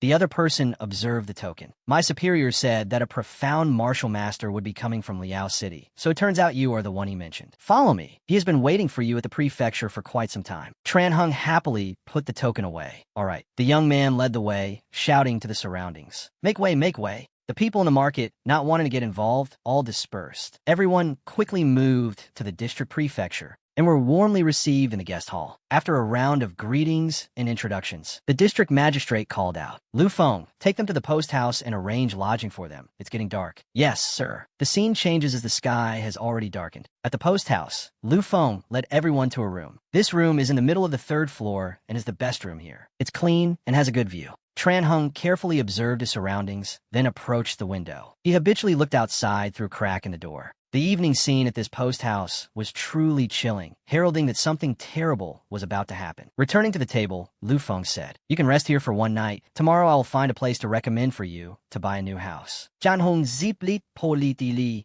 "Thank you." Lu Feng stood up and said his farewells. "It's getting late. I'll head back so everyone can rest." Tran Hung saw him off for a bit. Near the door, Lu Feng stopped, turned his head, and said, "Oh, by the way, Jan Hong's my..." Yes, he saw him lean his face closer. "A reminder, if anyone knocks on the door tonight, don't open it." Jan Hong's fai understood. Then Lu Feng also left. Just as Tran Hung closed the door, Nam Hai immediately came over and asked, "Master, why are they acting so strangely?" Tran Hung smiled and asked him back, "How so?" Nam Hai observed, "It seems like they're hiding something from us." Throughout today, that messenger seemed very relieved when Master showed him the martial order. At the district prefecture, the magistrate also behaved very strangely. He was always trying to act friendly. It seems like, seeing the boy's skeptical expression, Tran Hung sat down and stroked his hair. Interrupting him, "It seems they want us to do something for them, right?" "Nam Hai not that, Zets?" Tran Hung smiled. "That's normal. Tan La Tu wouldn't go to the trouble of sending us all the way from Liao City if everything here were normal. I've heard rumors that monsters often run rampant here, and one of them the local authorities can't handle." "All right, it's already dark. You children should go to sleep. Kids won't grow up if they stay up late." Nam Hai replied, "Yes, sir," obeying their master. The two siblings started to get into bed to rest. Tran Hung, however, returned to the table, muttering as he poured tea. "Tea? What a lot of trouble." Outside the city walls, there wasn't a single soul on the road. At the prison, the seller from the afternoon was still shouting incessantly, "What bad luck! Not only did I not sell a thing, but I also got thrown in jail." Just as he finished speaking, he suddenly heard the clanking of chains. "Huh, what's that?" The sound is like a giant figure was approaching him. The poor guy's heart felt like it was about to leap out of his chest. Mustering all his courage, he peeked his head out, and as soon as he saw the giant, his eyes widened, a cold chill ran down his spine. Because he saw in its hands, countless human heads were tied together with ropes and worn on its belt. A few seconds later, only the terrified scream of that seller could be heard from outside the prison. The scene changes back to the post house. Nam Hai and his sister were sound asleep. Suddenly, there was a knock on the door. Tran Hung turned to look curious. He saw a figure standing in the middle of the doorway. He stood up, and as he walked out, he asked, "Who is it?" Without the slightest suspicion, he opened the door. Who could be visiting so late? The moment he finished speaking, he was startled by what was before him. Not a person, but a monster. Its eyes darted around constantly. As soon as it saw Tran Hung, it opened its mouth wide and roared. With a swift reflex, he immediately landed a powerful punch straight into its mouth. He followed up with a strong push. Out of the room. This monster was no pushover. It quickly regained its balance. Tran Hung took one step outside, then slowly closed the door to the room. Moving too fast, a quick spin, he rushed forward and grabbed it straight by the neck, lifting it high. But things weren't that simple, he realized. Besides this one, the other rooms were also filled with monsters. Tran Hung closed his eyes to focus his spiritual energy, then opened them and shouted, "You pieces of trash that even King Yama won't accept should just lie quietly in your graves." His dantian emitted a stream of spiritual energy that flowed throughout his body. His power increased, then was gradually released outwards, his body temperature rising like hellfire. The first monster was incinerated, screaming in pain in front of the other monsters. They all looked on in surprise. That monster was thus incinerated, leaving only a skeleton in less than 7 seconds. Letting go, only a broken skeleton remained. He looked the fat one straight in the face and asked, "Are you the leader?" It said nothing. Angrily, it grabbed its mace and swung it straight at Tran Hung. Scene changes to the prison. Dawn was breaking. The patrolling warden was so surprised he fell backwards. Not understanding what had happened, he saw that the seller had hanged himself, surrounded by countless hanging human heads. They were the heads that had been hanging from the giant's body the night before. Meanwhile, Nam Hai also stirred and woke up, looking toward the tea table, but not seeing Tran Hung. Where's Master? He hurriedly ran to the door, looked out into the hallway, and called, "Master." But the scene before him was unbelievable. His sleepiness vanished instantly at the sight of a pile of demon corpses strewn about. Nam Hai mustered his courage and stepped over them, seeing they were just skeletons or else had been dismembered. Huh? Namhai was startled by the largest one among them, none other than the mace-wielding leader from that night. Did Master do this? Walking to the end of the hallway, he looked down to the first floor. The scene around the tables and chairs was a complete wreck. Only a single intact table remained, where Tran Hung, covered in wounds, was still sitting and leisurely drinking wine by himself. Namhai joyfully ran downstairs, calling Master. He also turned back, smiled, and asked, "Ah, you're awake?" Namhai was worried. "Master, are you injured?" Tran Hung smiled. "Just a few small cuts. They'll heal up in a few days." Even though he saw his master's attitude, Namhai was still extremely worried inside. Tran Hung continued, "All right, I've placed a talisman on the pillar outside, so no one can see what's happening in here. Go outside, and if you see the messenger from yesterday, bring him in." Namhai didn't ask why, just nodded yes, and went straight outside. Just as he stepped out, Tran Hung coughed up blood. The morning atmosphere was indeed a world away from the previous night, with endless streams of people making it extremely crowded. And yet, without having to search far, Namhai spotted him in the crowd, waved his hand, and called out loudly, "Here, please come over here." The messenger also noticed him and approached to ask, "What's the matter?" Namhai grabbed his hand. "Something's happened. Follow me quickly." And swiftly pulled him inside. Still standing outside the boundary and looking in, he said with a laugh, "What's wrong?" "Everything looks fine." Namhai replied, "You'll know once you step inside." After hearing this, he took the first step inside. Everything instantly changed back to reality. The man's face turned pale. This is... Namhai ran over to Tran Hung. "Master, I've brought him." Tran Hung tactfully told him to leave. TDM is about to wake up. Go upstairs and watch over her. Yes. Namhai obeyed his master and returned to the room, leaving the two of them behind in a silent atmosphere. The messenger was also at a loss for words. Tran Hung spoke first. "You people didn't tell me about those A-class zombies. Are you that bold? Or are you all dead already?" The man gave a faint smile. "You've misunderstood, sir. There's a group of monsters running rampant in this Dong-A region, but none of them are A-class." Hearing this, Tran Hung frowned and asked, "None of them?" The surge of anger made his wound throb, and he coughed up blood again. The messenger moved forward, but was stopped by him. "Let me continue. There was a zombie at the corner of the third-floor staircase who was a vice general. Based on the armor design, one could tell he was a vice general from about 100 years ago. Do you know what that means?" Lu Feng's face fell at this. It can't be a coincidence, can it? After all. Before the surprise could wear off, a voice called out hurriedly from behind, "Sir Lu, there's bad news." The men who had just run and recoiled in alarm, because they saw that the scene inside was completely different from the outside. The scene shifts to Namhai, where Fong Tan appeared to assess the situation. "Your master is highly skilled. Those zombies were quite strong, even compared to those in the underworld. He was able to defeat them and still escape with his life." Namhai reacted harshly, shouting, "Can you just shut up?" Fong Tan was displeased. "A well-behaved child never tells an adult to be quiet. You'd better wait patiently for me to finish the story." Namhai didn't give a damn, so talkative and noisy. Just as he finished speaking, TDM's voice suddenly called out, "Brother." He was startled and turned his head towards the resting room.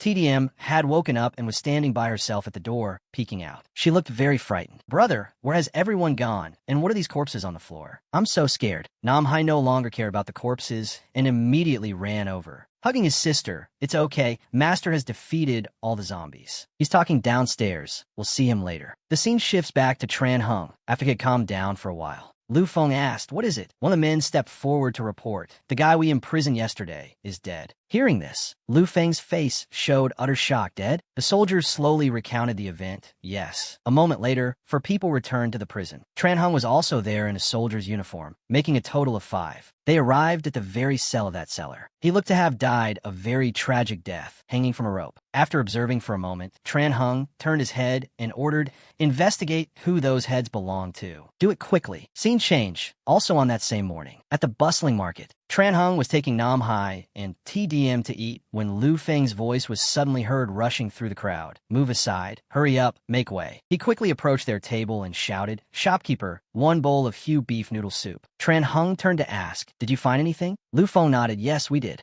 Those heads belonged to a gang of tomb raiders who had only recently arrived in Dong-A. They were the ones who caused the monsters to appear. Hearing the word monsters, Tran Hung indeed felt there was a connection. "Go on." Lu Feng recounted, "It started half a month ago. A few antiques arrived in Dong-A at a pawn shop. Because the price was very cheap, many families bought them before we could do anything. Then, the story happened to one particular family. A fat man bought a vase. He treated it as a treasure, thinking he was about to strike it rich. Then he was startled by a noise outside and immediately put the vase away, shouting loudly, 'Who's there?' There was no reply, only a shadow of a person outside the door. He shouted a second time, "Who's there?" Still, he was met with silence. Unable to contain his curiosity, he moved towards the door. How strange! Who would come here at this hour? But as soon as he opened the door, he froze. His face drained of all color when he saw a giant figure in a suit of armor standing before him. Looking closely inside, that monster was truly demonic. Then, the inevitable happened, and only the fat man's terrified scream remained. Tran Hung sighed after hearing the story. Lu Feng continued. After that, all the families who had bought those items were visited by it. Tran Hung asked, "And then what? How many died?" Lu Feng replied, "Not all of them died, but the death toll was very high, with the exception of the pawn shop owner. They were all hanged from the rafters in their own homes." Tran Hung wondered, how did the pawn shop owner survive? Lu Feng replied, "We're not sure why either, but based on what he said, when that giant demonic thing made a noise outside his main door. Inside the room, the shop owner was hiding under a table, constantly muttering in fear, 'Please, gods, save me. Please save me.' Time passed. It was almost dawn.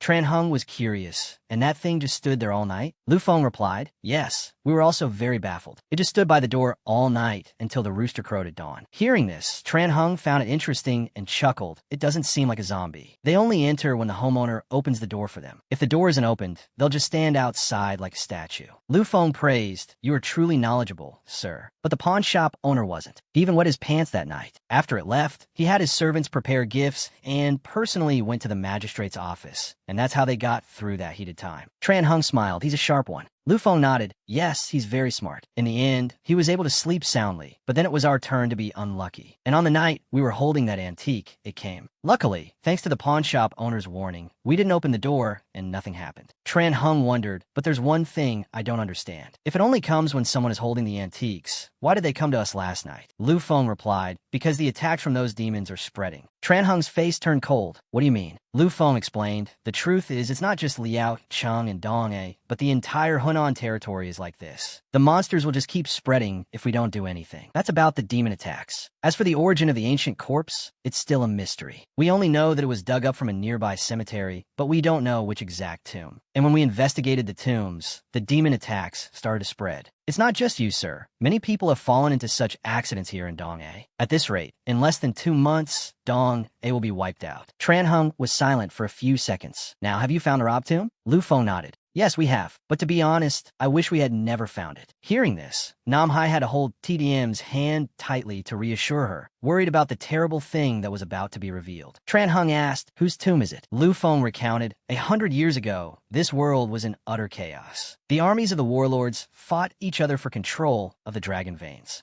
Hudong warlord Li Qiang, Hezhong warlord Wang Honglong, the great Tang courts Gao Sheng, and Jingnan warlord Zhu Wen. These 4 warlords fought for supremacy, causing chaos throughout the vast Hunan region. In the end, Gao Sheng was the one who emerged victorious. The other 3 warlords and all their defeated soldiers were annihilated. You could say they were sacrificed for a new dynasty. Tran Hung added, I also heard about this when I was a child. Lu Feng sighed. And you should also know about the 2 battles that Gao Sheng lost. One of those 2 battles took place in Hunan. After being surrounded by enemy soldiers with no way out, he was seen giving a demonic smile. Tran Hung interrupted, wait a minute, don't tell me the tomb you found is. Lu Feng clenched his fist as he spoke. After Li Qiang was defeated in Liao Cheng, his son, Li Tsuanxiao, was buried in Dong-A. We took the belongings of that zombie to an expert for examination. After the shop owner examined them, he concluded that these were items from Li Tsuanxiao's army. Just the thought of it is terrifying. How powerful would the corpse of an unparalleled general like Li Tsuanxiao be? After it has absorbed the yin and yang spiritual energy of this Hunan land for hundreds of years. And now we want you, sir. Before Lu Feng could finish his sentence, Tran Hung suddenly reacted fiercely, slamming his fist on the table and shouting, don't even dream of it. His attitude made the 2 siblings worry, master. The people nearby were also startled and turned to look, not understanding what was happening. Lu Feng was the most deflated of all. Tran Hung looked at Nam Hai and said, children, let's go. The 2 siblings understood and immediately stood up to follow. Lu Feng called after him, please reconsider, sir. We have no other choice. Tran Hung turned his head and replied, that thing is beyond A-class. I'm sorry, but I don't want to accept a suicide mission. Find someone else. Lu Feng still tried to persuade him. You are the bearer of the martial order. You can't just abandon the mission without a reason like this. If you don't act, when Li Tsuanxiao completes his resurrection, you won't be able to escape either. Tran Hung paid no more attention to his words and continued walking straight ahead. TDM unexpectedly glanced back at Lu Feng before continuing on. Scene change back to the resting place. Having just returned to the room, Nam-hai couldn't help but call out curiously, "Master." He turned to ask, "What is it?" Nam-hai was curious, wondering what the two were discussing so seriously. He gave a friendly smile, bent down and patted his head. "Why must you worry so much when you're just a child? Relax. Master will be here to protect you." As for Lu Feng, after staring blankly at Tran Hung's departing figure for a while, he came to his senses. He sat down again and ordered another bowl of beef pho. He ate it with relish, and after taking a mouthful, he noticed the soldiers had arrived. "Sir Lu, did they agree to help?" Lu Feng took another large bite, shook his head, and replied, "No. Go send a message. Bypass Liao Cheng and send a message directly to Zhou Prefecture. Let them know that a great disaster has arisen in Dong." Immediately, the message was sent by a carrier bird. Arriving in Shandong, at Guizhou Prefecture, the guards also noticed it. In the sky was the silhouette of a carrier bird. The two looked at each other, and then the bird swooped down quickly, landing on his arm. The piece of paper was taken out. Its job done, it flew back. The paper had just 2 words written on it: danger. A man's voice from inside asked, "Where is that letter from?" The guard replied, "Dong-a." Cheng Wang, the 6th prince of the great Qin emperor, sighed upon hearing this. "This demon must be beyond A-class for Dong, to send a message directly to me like this." The scene changes to that night. The two siblings, Nam-hai and TDM, were sound asleep. Tran Hung remained vigilant, sleeping by the window. At the same time, in some mysterious place, deep within a dark pit, below the ground, the sound of chains clanked and dragged ceaselessly. It was that grotesque giant. He raised his fist, and with all his might, punched straight into the wall. The punch was incredibly powerful. Starting from a small crack that gradually spread, the entire wall collapsed with ease. As the aftershock faded, he stepped deeper inside. Surprisingly, behind that wall was a tunnel with a passageway leading to another spacious area. His gaze was directed high above. There were 2 figures up there who spoke up and asked, "Why have you returned alone? What happened to the vice general and the others?" He replied, "They were killed." The mysterious person asked again in a cold voice, "Killed?" The giant replied, "A martial artist came to Dong-a. I need to test my strength against him." The mysterious person said only one word, "Oh." The giant replied, "Not to worry." The mysterious person said, "We don't care about your plan because it doesn't concern us, but do not forget the pact between us." The giant replied, "I haven't forgotten. After this is done, I will fulfill our agreement and weaken the Great Qin's power in Shandong." Good. His grotesque smile was truly terrifying. In a corner of that cave, high up, 6 coffins were bound by ropes, suspended in the air. The scene changes to the next morning at the inn. Tran Hung assessed, "You have passed the visualization step. Oh, the human body has 12 meridians corresponding to time and the circulation of qi. Qi moves along the meridians and slowly transforms the 6 fu organs and 5 zong organs, muscles, bones, and skin. Feeling the qi flowing in the meridians is visualization." T-Dam raised her hand and asked, "What is qi?" Tran Hung explained, "It is life energy. All living things have qi. From giant creatures like birds or monsters to tiny ones like plants or insects, all have qi within them. However, most humans and animals do not know how to cultivate and store qi in their bodies. Therefore, the qi in their bodies dissipates outwards and is wasted." Nam-hai asked, "Does that mean one can become immortal by keeping the qi from escaping?" Tran Hung replied, "In theory, yes, but even the most skilled martial masters find it very difficult to retain all the qi in their bodies. Not to mention that walking or sitting still also consumes qi. In history, only Fengdu was the one who reached the state of retaining all the qi in his body, but he only lived to be 800 years old." Hearing this, the 2 kids looked bewildered. Tran Hung smiled, "That's enough. Let's start training." Yes. The scene shifts to Lu Feng. The carrier bird had also returned. He took out the piece of paper and read it. Before the Ulambana festival, the scene shifts back to Tran Hung. He began to explain the theory. The sea of blood and qi in the human body is the source of qi. It is located half a CUN just below the navel. Now focus on feeling the sea of blood and qi. Nam-hai closed his eyes, listening to every word his master taught, visualizing. Indeed, the first wisps of blood qi began to appear, faintly glowing in his sea of consciousness. Tran Hung continued to instruct, "Follow that flow of qi, feel it run through the meridians and acupoints, and remember that feeling." Nam-hai's blood qi had just been released when, upon hearing his master finish speaking, he unexpectedly retracted it. He was also astonished. Completed qi retention? He's done it. With just one attempt, he was able to release and retract his qi on his very first time practicing visualization.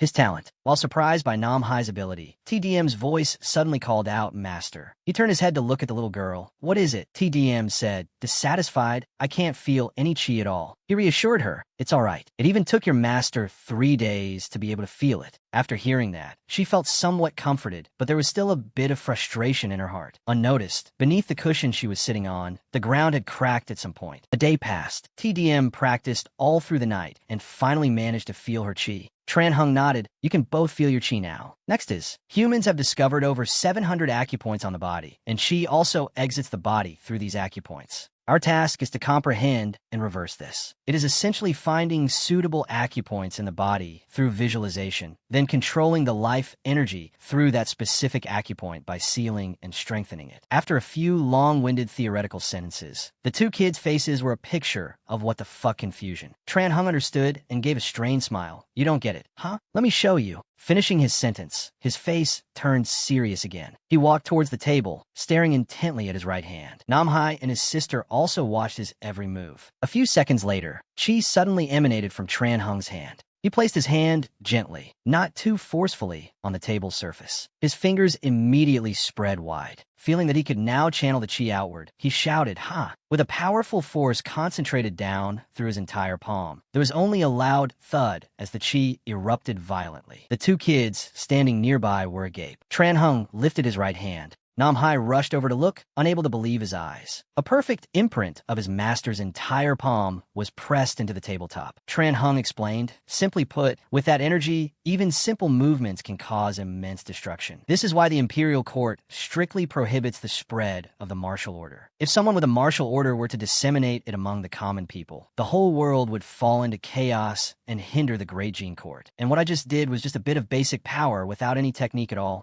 If you add more advanced skills to it, a strike can split mountains and shatter rocks."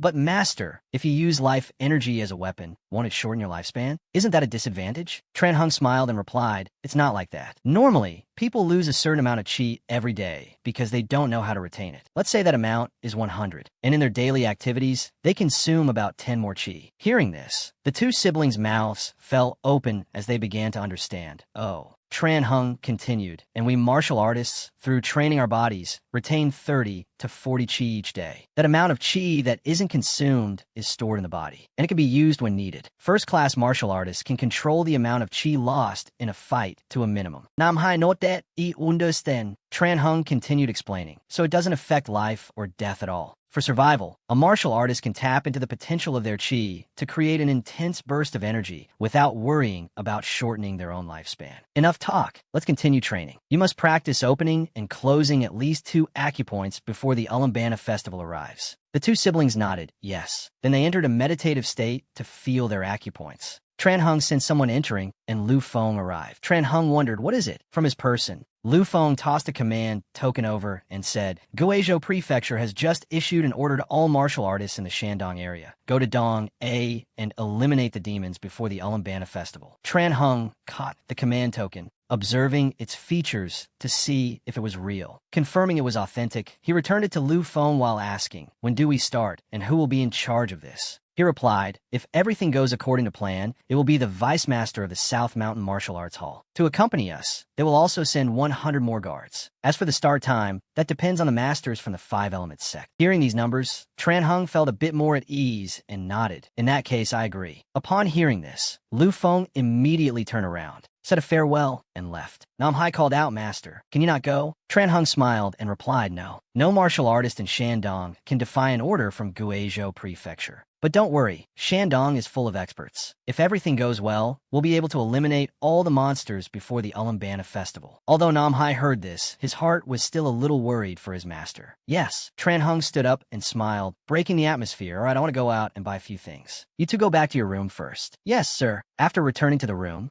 Nam Hai still felt very restless about something. Fong Tan appeared. "Need any help? I can help your master get through this." Nam Hai glanced over and replied, "I don't trust you." Fong Tan began to psychologically manipulate the boy, but it's possible. He will die. The Vice General and his minions who attacked earlier were able to injure your master. Do you think he can fight against more general-level undead? Indeed, Fong Tan's words struck a chord with Nam Hai's deepest fears. The scene shifts to Tran Hung. He went to pharmacy by himself. Shopkeeper. As he approached the counter, he noticed a mysterious, completely covered person sitting at a corner table. But not wanting to draw much attention, Tran Hung decided to veer to the right. Stopping at the counter, I need to buy some medicine. The fully cloaked man still said nothing, but his eyes watched Tran Hung's every move. His fingers tapped incessantly on the table. After fumbling around for a while, the shopkeeper brought out the medicinal herbs. Here you go. As Tran Hung turned to head for the door, a man dressed exactly like the other one entered from outside. The two passed each other, both sharing the same action of glancing back at the other. Tran Hung quickly blended into the crowd and left. The tall man who had just entered approached the small table. As soon as he sat down, the man already seated asked, "Is it done?" He replied, "Yes, now we just have to wait." After giving the medicine to Tran Hung, the shopkeeper's behavior was extremely strange. He stood motionless at the counter, not moving a muscle. But more horrifyingly, an insect appeared on his neck. But it was not an ordinary insect at all. It had thick, fleshy lips. The scene shifts to Tran Hung, who, after bringing the medicine back, also went into the kitchen to brew it. Nam Hai peeked into the kitchen and called out, "Master." Tran Hung stopped what he was doing, turned his head, and asked, "What is it?" Seeing the boy's hesitant and troubled expression, the master found it a bit strange. Nam Hai gathered all his courage and said, "Master, I have a way so that you don't have to." Before he could finish his sentence, he received a smack on the head from Tran Hung. "Why worry so much? You're still young. This isn't the first time I've had to face high-level monsters. Take good care of your sister. When I return, I will teach the heaven and earth chi method to both of you." Nam Hai reluctantly nodded. "Yes, sir." The scene shifts to the government office. The vice principal of Nanshan Martial Arts School, Guotong, and his disciple Zhou Buan had arrived. Entering the government office, he asked Lu Feng, "Have the others arrived yet?" He replied, "Feng Biao of the Sword Tower has arrived. The people from the Five Elements sect will arrive tomorrow morning, and also people from other martial arts schools." Guotong frowned. "Are they still waiting? Are they trying to test our patience? Will they only send their people here if the monsters are stronger than they predicted? What a bunch of cowards." Lu Feng looked at his attitude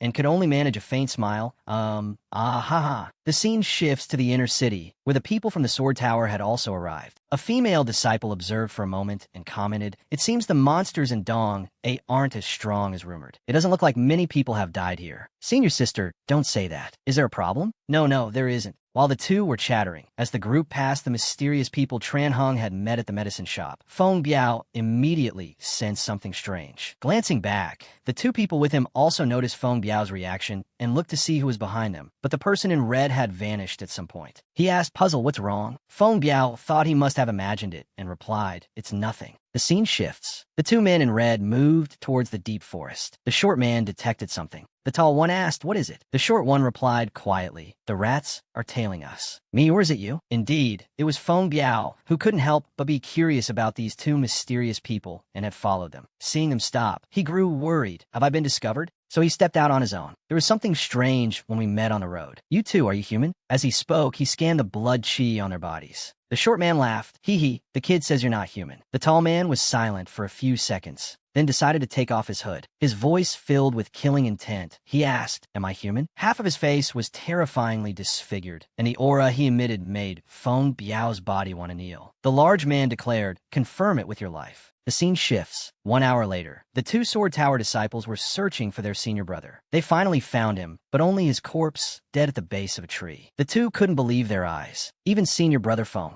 The situation was now beyond their capabilities. It seems the situation in Dong is worse than what Master and Senior Brother predicted. Even Senior Brother Feng was killed. He decided, "I'm not going to risk my life on this mission anymore." "What about you, sister?" "I'm going back, even if I have to face punishment from Master." Hitting the woman's nerve, she replied, "I'll go back with you too." The scene shifts. It was now dusk. At the government office, after being informed, Guotong was furious. "The people from the Sword Tower have given up?" Lu Feng replied, "Yes, I asked them for the reason, but they just listened and refused to give an answer." Guotong asked, "What about their leader? What did Feng Biao say to you?" Lu Feng replied, "I didn't meet Feng Biao. The person who spoke to me was another disciple." Guotong was silent for a few seconds, then sighed and said, "Fine, let them go. With the guard forces of Jinan, Shandong, we have enough to deal with this." When will the rest arrive? Lu Feng replied, Sun Peng of the Five Elements sect has already arrived. Lu Heguang, Dong Guan, and the masters from other martial schools will be in Dong-A within the next 2 days. Guotong said, I want to know the situation inside that tomb now. Send Sun Peng to check out first. Yes, sir. The scene shifts. At a brothel, in a room, that guy Sun Peng was enjoying himself with 2 flat-chested girls. Be good. I'll tip you well in a bit. Come on, dance for me. A while later, Lu Feng arrived to look for him, as requested by Guotong. The madam recognized him. Oh, isn't it Master Lu Feng? What wind brings you here? Lu Feng's face was completely serious. I'm here to find Sun Peng. The madam pointed him to the room. Walking down the hallway, he could already hear the voices of the 2 girls with Sun Peng. Big boss, have another cup. Yes, I'll drink. Just as they were having fun, the madam suddenly threw the door wide open, right as that guy Sun Peng was about to take off the blue dress girl's top. His mood ruined, he turned towards the door, waving his hand to order the 2 girls to leave the room. The madam understood and closed the door as she left. Lu Feng approached. Sun Peng asked, what is it? He replied, Leader Guotong wants you to go and check the situation in the tomb. He nodded, all right. A few hours later, at the tomb.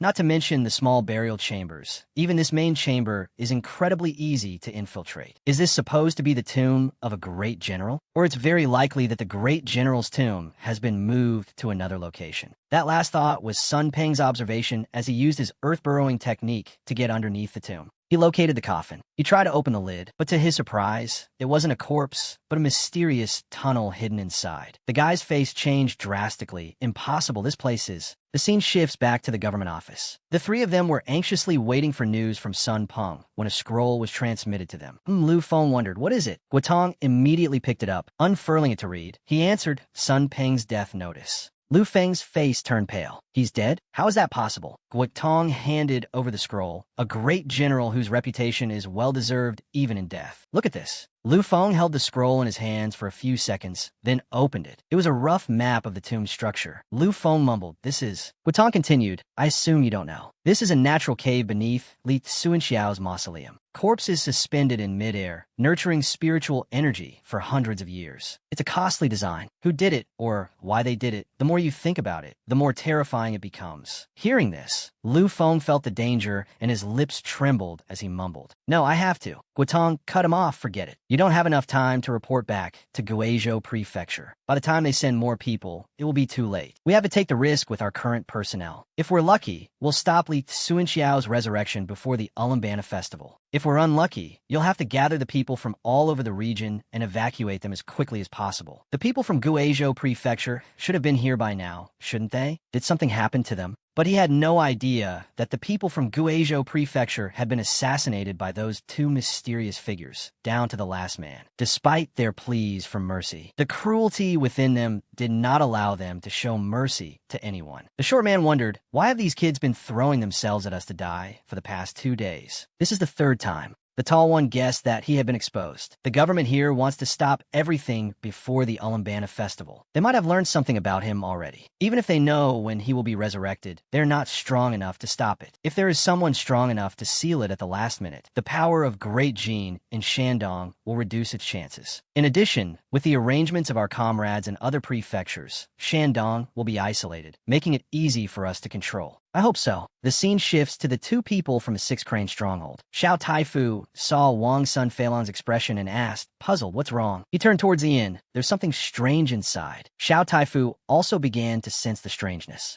On the 2 pillars of the inn were 2 blinding talismans. He mumbled, Namo Amit Ba. Shall we go in and take a look? All right. The 2 guys headed straight for Tran Hung's inn. At that moment, he had just finished cleaning up the mess from the battle. Sensing someone entering, he called out, who is it? He only saw the 2 people from the 6 cranes stronghold step inside, just smiling without saying a word. Tran Hung stood up, his eyes fixed on them, and asked again, who are you 2? But the scent from the bowl of medicine did not escape Wang Sun Feilong's sensitive nose. He asked, an antidote? You've been poisoned by the living dead. Tran Hung remained silent, not responding. Xiao Taifu spoke up, Namo Amaba, my good man. We are martial artists from Xinzhou. We have come to deal with the living dead in Dong-A under the order of Guizhou Prefecture. Could you explain the situation here? Wang Sun Feilong interrupted. Why talk so much? Let's just fight and we'll find out. Take this. As he finished speaking, he launched a volley of wooden stakes from his body towards Tran Hung. He anticipated their trajectory and immediately took a step back. The wooden stakes embedded themselves in the table, shattering Tran Hung's bowl of medicine. You, Wang Sun Failong shouted up. The wooden stakes emitted spiritual energy and then flew upwards without any physical force. Tran Hung realized void object manipulation. An Imperial Grandmaster? He laughed as he clenched his fist. You know a lot. 5 stakes lined up in a row, flying at great speed towards Tran Hung. But as soon as he landed, Tran Hung was nowhere to be seen. Scene changed to the waiting room. The wanderer of the 5 Ghost Taoists sighed in frustration. Where is the leader? Did he call us here just to sit around? The hag even picked her ear and flicked it at the person next to her. It was Hong Thursday Tui, the special one.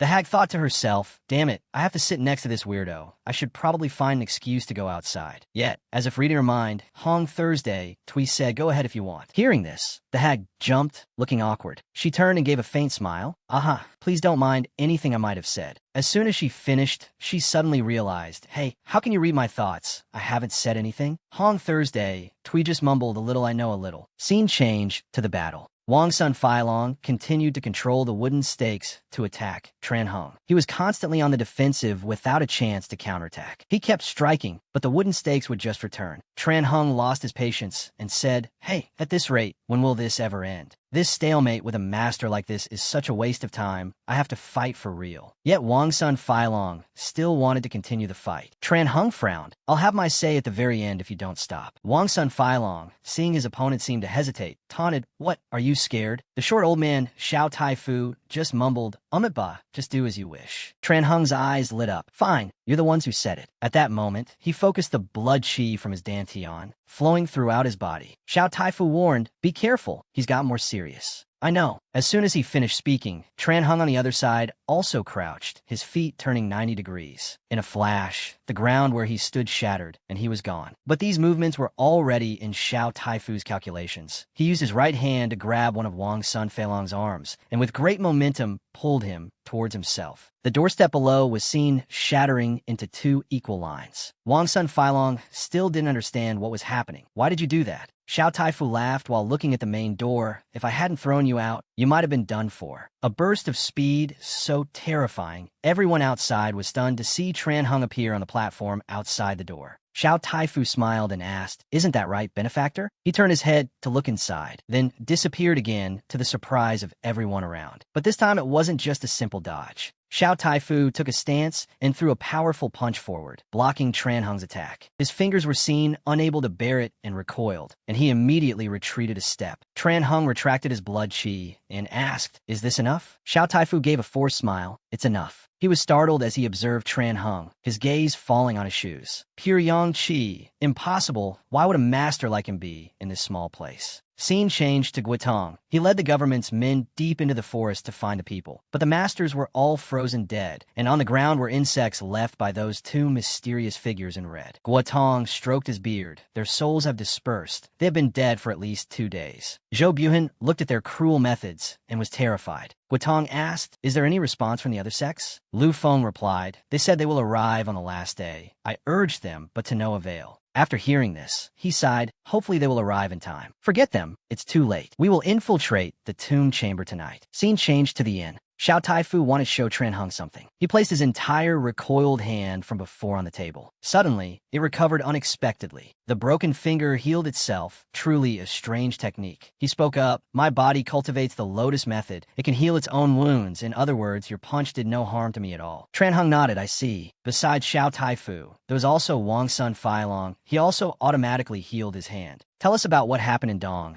How could a master like you get injured? Tran Hung sighed. It's a rather long story. After that, he recounted the story to the 2 from 6 Crane Stronghold. Everything that happened on the first floor did not interrupt the meditative concentration of the Namhai siblings. After hearing the story, Xiao Taifu had to exclaim, how strange, what does it mean? If the monster attack in Dong, it was caused by Li Sunxiao and his subordinates, then the entire current situation is indeed strange. Tran Hung still didn't quite understand. How is it strange? Wang Sun Failong replied, perhaps you don't know, but powerful generals like Li Sunxiao Their bodies after death are all preserved by the imperial court. Their tombs don't actually contain the real corpses. The real corpses are preserved by the Qingluo Bureau. Tran Hung was truly astonished to hear this information for the first time. Wang Sun Feilong continued, if the monster attack in Dong, it was just a fake, that would be great, but if Li Tsuanxiao's corpse was truly involved. Xiao Taifu continued, it means that corpse was taken from the imperial court and buried in Dong, in extreme secrecy. The Qingluo Bureau certainly wouldn't do something so shady, so there's only one possible explanation. There is someone else behind a monster attack. Indeed, matching Xiao Taifu's speculation, the scene changes to the two mysterious figures. They're inside the tomb, right below the hanging tombs. Will be much longer, 4 to 5 days, but it could be even sooner. What about the other matters? Quite perfect. Those human heads have been prepared to transform at any moment. Those martial artists will never guess that we used the Tomb Raider from the other day to leak information about Li Tsuanxiao. It was just a trick to attract the Imperial Court's attention. They will never know our real trump card. Scene changed to the 3 people. The Imperial Court soldiers have also arrived. There is an important matter. Please follow us to the manor. Tran Hung and the other 2 looked at each other and decided to go. Their entire conversation had been observed by Fong Tan from the 2nd floor. As soon as the 3 of them followed the Imperial soldiers, Fong Tan immediately returned to the room to announce, your master has left. At this moment, Nam Hai finally opened his eyes, emerging from his meditative state. Scene change. The 3 of them were now in the government's waiting room. The Wanderer looked up towards the door, observing the newcomers. He grumbled, is this everyone? Forget the others. But even the people from the Sword Tower and the 5 Elements sect who arrived in Liu Cheng's territory the other day, why aren't they here now? Guotong replied, the people from the Sword Tower arrived earliest, but something came up and they have returned. The 5 Elements sect as well. Hearing this, the old wanderer became even angrier. What the hell? They must have smelled something bad and decided to bail, right? Guotong told the truth. The man from the 5 Elements sect did arrive, but he is dead. Hearing this, Wang Sun Feilong reacted, dead? How could that short devil die so easily? Isn't it that when he uses the 5 Elements art to escape, no one can stop him? Guotong took out a scroll as he replied, that's the theory, but it's true that he is dead. This is what he left behind before he died. Do you want to see it? The first person to snatch the scroll was certainly the old wanderer. Tran Hung and the other 2 also curiously approached to verify. Wang Sun Feilong wondered, what's in it? Why do you all look so serious? Just as the wanderer was acting mysterious, Hong Thursday, Tui suddenly came forward and snatched the scroll. The pissed off hag turned and yelled, what do you think you're doing? She opened it to look, saying, isn't this the corpse burial method from the West? It's been a long time since I last saw it. The wanderer's jaw dropped. You know about it too? Thursday, Tui smiled and replied, I encountered a Miao martial artist from Xiangxi in Hunan 60 years ago. I almost lost my life that time. The feeling of death being so close is something I'll never forget. He spent half his life creating 2 living corpses. They were inviolable and much more agile than ordinary living corpses, extremely difficult to deal with. I had to try very hard to escape from him. Tran Hung noticed something in her words. 60 years ago. Then how old is she? Xiao Taifu, seeing Tran Hung's reaction, also turned to introduce her. She is Hong Thursday Tui. That's not her real name either. It means she named herself back when the founding emperor was still alive. Tran Hung wondered, what kind of martial art does she practice to be able to live for so long? Xiao Taifu replied, it's not very clear, but I've heard rumors that she changes her appearance every 20 years. Sometimes even her height and gender change. Guotong spoke up and asked, what do you all think about the 6 coffins? The wanderer replied, that is an embalming method from the West, Hunan. Not many people know about the harshness with which living corpses are forged under those conditions. This method requires the practitioner to gather 6 corpses at the same time. Then, the corpses are placed in a coffins through a special process, and the coffins are placed in a carefully selected area. Only after a long time can the final goal be achieved, depending on the corpse's resurrection date, horoscope, life, and formation process. Element, and preservation time. The living corpse can be extremely powerful or very weak. In our case, the living corpse of General Li Tsuanxiao has been hung high and preserved in a cave in Hunan for hundreds of years. Under those conditions, even if only 1 living corpse is revived from the 6 coffins, we would not be able to handle it. Not to mention, the more Guotong listened, the more engrossed he became. Not to mention what? Hong Thursday, Tui continued. Not to mention the living corpse being created is so strong that it's impossible to control. Normally, a practitioner of living corpses usually ensures they won't be attacked by the living corpse they created. In this case, the living corpse can unleash its full power. However, if the practitioner chooses to abandon the living corpse and stimulate its resentment, the living corpse's power will be on a completely different level. Of course, they will destroy every living creature that appears in their sight. That is why no one practices this type of living corpse anymore. After hearing this, Wang Sun Filong also understood to some extent. If so, then it's highly likely the 6 coffins in Dong A fall into the second category. The more worried one was Xiao Taifu, who let out a sigh. Master Gua, if your prediction is true, then this horde of living dead is truly beyond our limits. Guotong spoke up. No, Li Tsunxiao has not truly been resurrected. We still have a chance. The Wanderer thought otherwise. So what if he has already been resurrected? This matter needs to be reported to the Qingluo Bureau and the Imperial Court as well. Tran Hung spoke up. It's too late. Guotong replied to the Wanderer. It would take a whole month for the report to reach the Imperial Court. By then, Shandong would have already become a land of the living dead. If we don't act in Shandong, and if the court finds out we gave up without doing anything, no matter how vast this world is, where could we possibly hide? Hearing this, the Wanderer grew even more worried. The entire exchange was being observed from the outside by Fong Tan. Everything he saw was transmitted as an image back to the Nanhai siblings. His focus at this moment was the safety of his master. In the meeting room now, each side had different thoughts and assessments. With this situation, infiltrating the tomb is death, but sitting still and doing nothing is also death when Li Tsunxiao resurrects in Dong.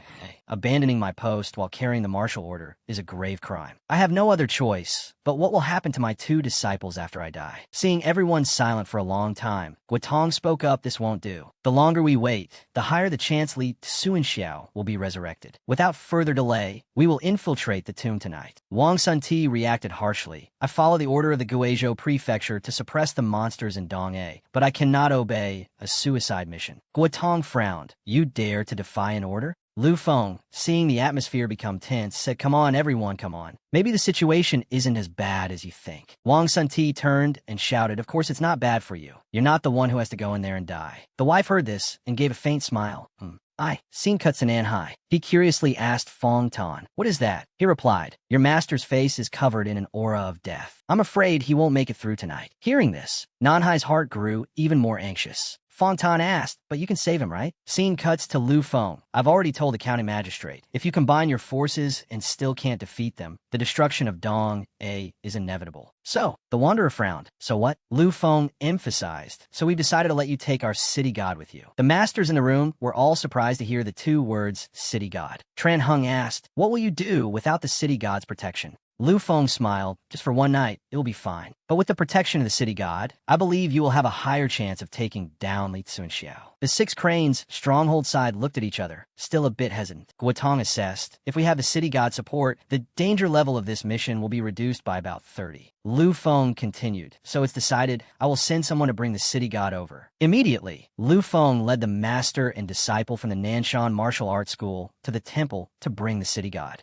Scene cuts to Tran Hung. He returned to the inn and was preparing his belongings when he saw the pleading eyes of his 2 disciples. Although his heart wanted to stay, because of the mission, he had no choice but to reassure the 2 children, holding them in his arms and saying, wait for me to return. Scene cuts to that very night. The preparations were complete. Everyone was present. The Wanderer observed the surroundings, wondering, why is one person missing? Or did he get scared and run off? Wang Sunti reacted harshly, grabbing his collar. I think you're the one who wants to run. You want to die? What? You want to fight? Xiao Taifu intervened. Stop it, he's here. Hearing this, everyone looked towards the north. The last person in the team, Tran Hung, had arrived. Only then did the 2 wives, Wang Sun and the Wanderer, let go of each other. With Guotong leading, everyone's here, let's go. Scene cuts to the tomb. That mummified general was looking in a direction. The 6 coffins were shaking nonstop, signaling an impending battle between humans and ghosts. As for the 2 siblings, TDM was sound asleep, oblivious to the world. In contrast, Nanhai's heart was restless with worry for his master, unable to sleep. Fong Tan appeared and asked, have you decided? Nanhai replied, I have. I hope you will fulfill your promise. Fong Tan zutz not that anzai. Scene cuts to the whole team. Guotong led the team deep into the forest. All their movements were being observed by the ghosts, and a signal was sent back to those 2 mysterious figures in red. They're here, 2 days earlier than we expected. They must have made a difficult decision. Should we intervene to buy more time for Li Tsunxiao? I want to buy some time for him to wake up. Forget it. Just let them deal with that bunch. The task the leader gave us is not yet finished. So let's do it later. With that, they disappeared. The 6 coffins continued to shake again. Right below, the general was still sitting and waiting. The whole team had arrived at the the mouth of the tomb. After a moment of observation, Wang Sun Ti asked, "Who will go down first to find an entrance?" The wanderer replied from behind, "Let me." Then he slowly walked towards the mouth of the tomb. After a few seconds of observation, he began to raise his hand, muttering incantations to display a technique. After only a few seconds of observation with his eyes, his belly gradually expanded and bulged outward. Tran Hung was startled and realized, that is, before he could continue thinking, Xiao Taifu spoke up. That is precisely the 5-organ ghost god technique. Those who cultivate this martial art must make an agreement with ghosts and allow them to reside in specific organs within their own body. And when the cultivator faces danger, they will fight on their behalf. The wanderer's belly at this moment gradually deflated, but the bulge gradually moved up to his neck. Yet he then vomited out a small ghost. He gave it an order, "Go scout the tomb for me." The small ghost shook its head and pointed its finger at its mouth, asking for food. The wanderer was slightly annoyed watching it, always making demands. Then he took out a pile of gold coins from his hand and threw them into the air. The small ghost was delighted watching this. He saw it take a deep breath, and the pile of gold coins was burned by the flames. That was precisely how it ate. After eating its fill, following the wanderer's command, it jumped straight down into the tomb's mouth. Using earth-tunneling techniques similar to Sun Bin, it encountered the open coffin there. Still not quite understanding the tomb's structure, it only observed one circuit above without going down deeper. After waiting several minutes, the wanderer saw it return. He immediately went forward and asked, "How is the situation?" The little ghost jumped onto the old man's palm and made some squeaking sounds, speaking some broken words. After completing its task, it also disappeared. Guotong was curious. What did it say? The wanderer replied, "My little ghost found a hole inside the coffin in the main chamber that leads straight down below." Sun Bin was correct. There is something underneath the tomb. Xiao Taifu assessed. Indeed, it is unusual. Tran Hung recalled the diagram that Sun Bin had drawn and confirmed it was indeed the truth. After evaluating the situation for a while, Guotong made a decision. "Bring out the city god statue." The disciple obeyed and removed the box from his back. The city god statue was taken out. Guotong respectfully clasped his hands and bowed. "O city god, please manifest yourself." As soon as he finished speaking, the statue indeed seemed to hear his words, trembled a few times, and suddenly cracks appeared on its face. Immediately, a protective circle formed around the statue.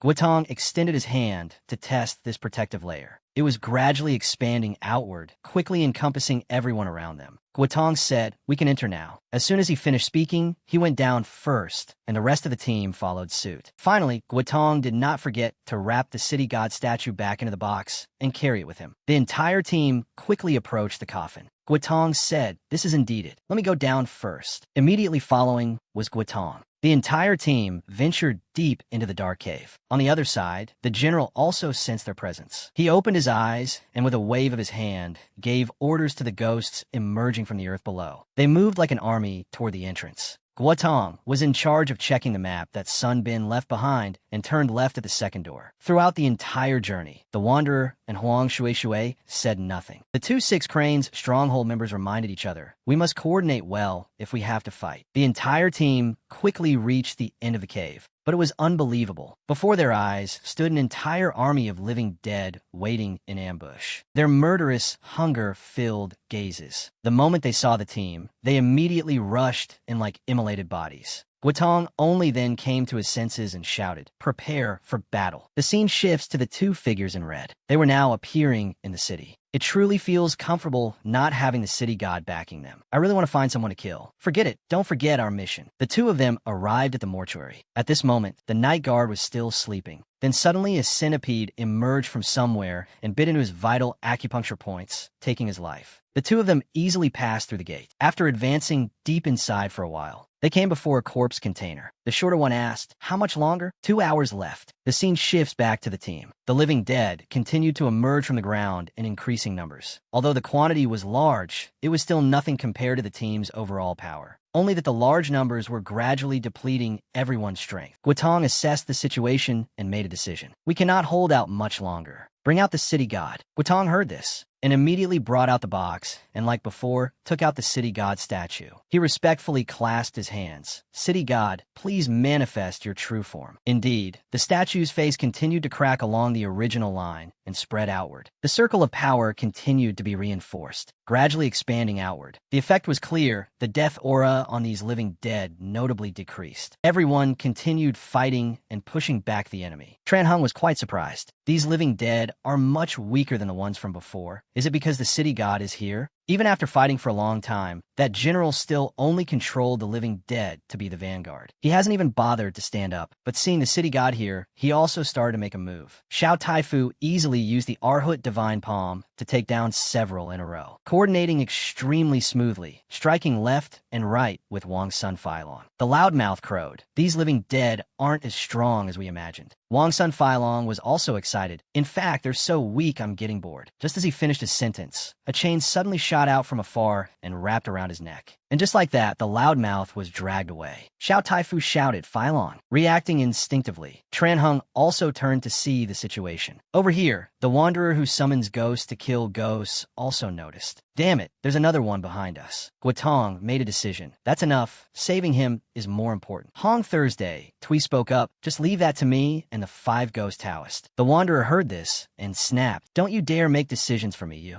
Meanwhile, Wang Sun Failong had been pulled close to the general. He yanked his hand forcefully, easily lifting Failong's large body up. The loudmouth stammered out each word. Hots. Just as the general was about to open his mouth, the wanderer and Hong Thursday, Tui rushed forward at great speed, landing a palm strike straight to his stomach, knocking him back. Wang Sun Failong landed and coughed a few times. That blow was truly powerful because he couldn't react in time. He was sent flying back into a chunk of rock. But very quickly, as if nothing had happened, he just stood up. Thursday, Tui warned, be careful. This one is very different from the others. The wanderer said seriously, I know, just leave it to us. Go help the leader. Wang Sun Failong heard this and nodded. All right, and immediately turned back. Thursday, Tui turned and sneered. I didn't know you were so kind. You know he's not suited to deal with this one, right? The wanderer, having been found out, blushed awkwardly. Oh, shut up. Cut to the 2 figures in red. A few minutes passed, and the flesh of the guard had been eaten, with not a single bit left. After a while of fumbling, they also launched a formation. The box containing the corpse continued to react more and more violently. Cut to the 1-on-2 battle. The 3 looked at each other for a few seconds, then rushed forward at the same time. The movement techniques of the 2 were very strong.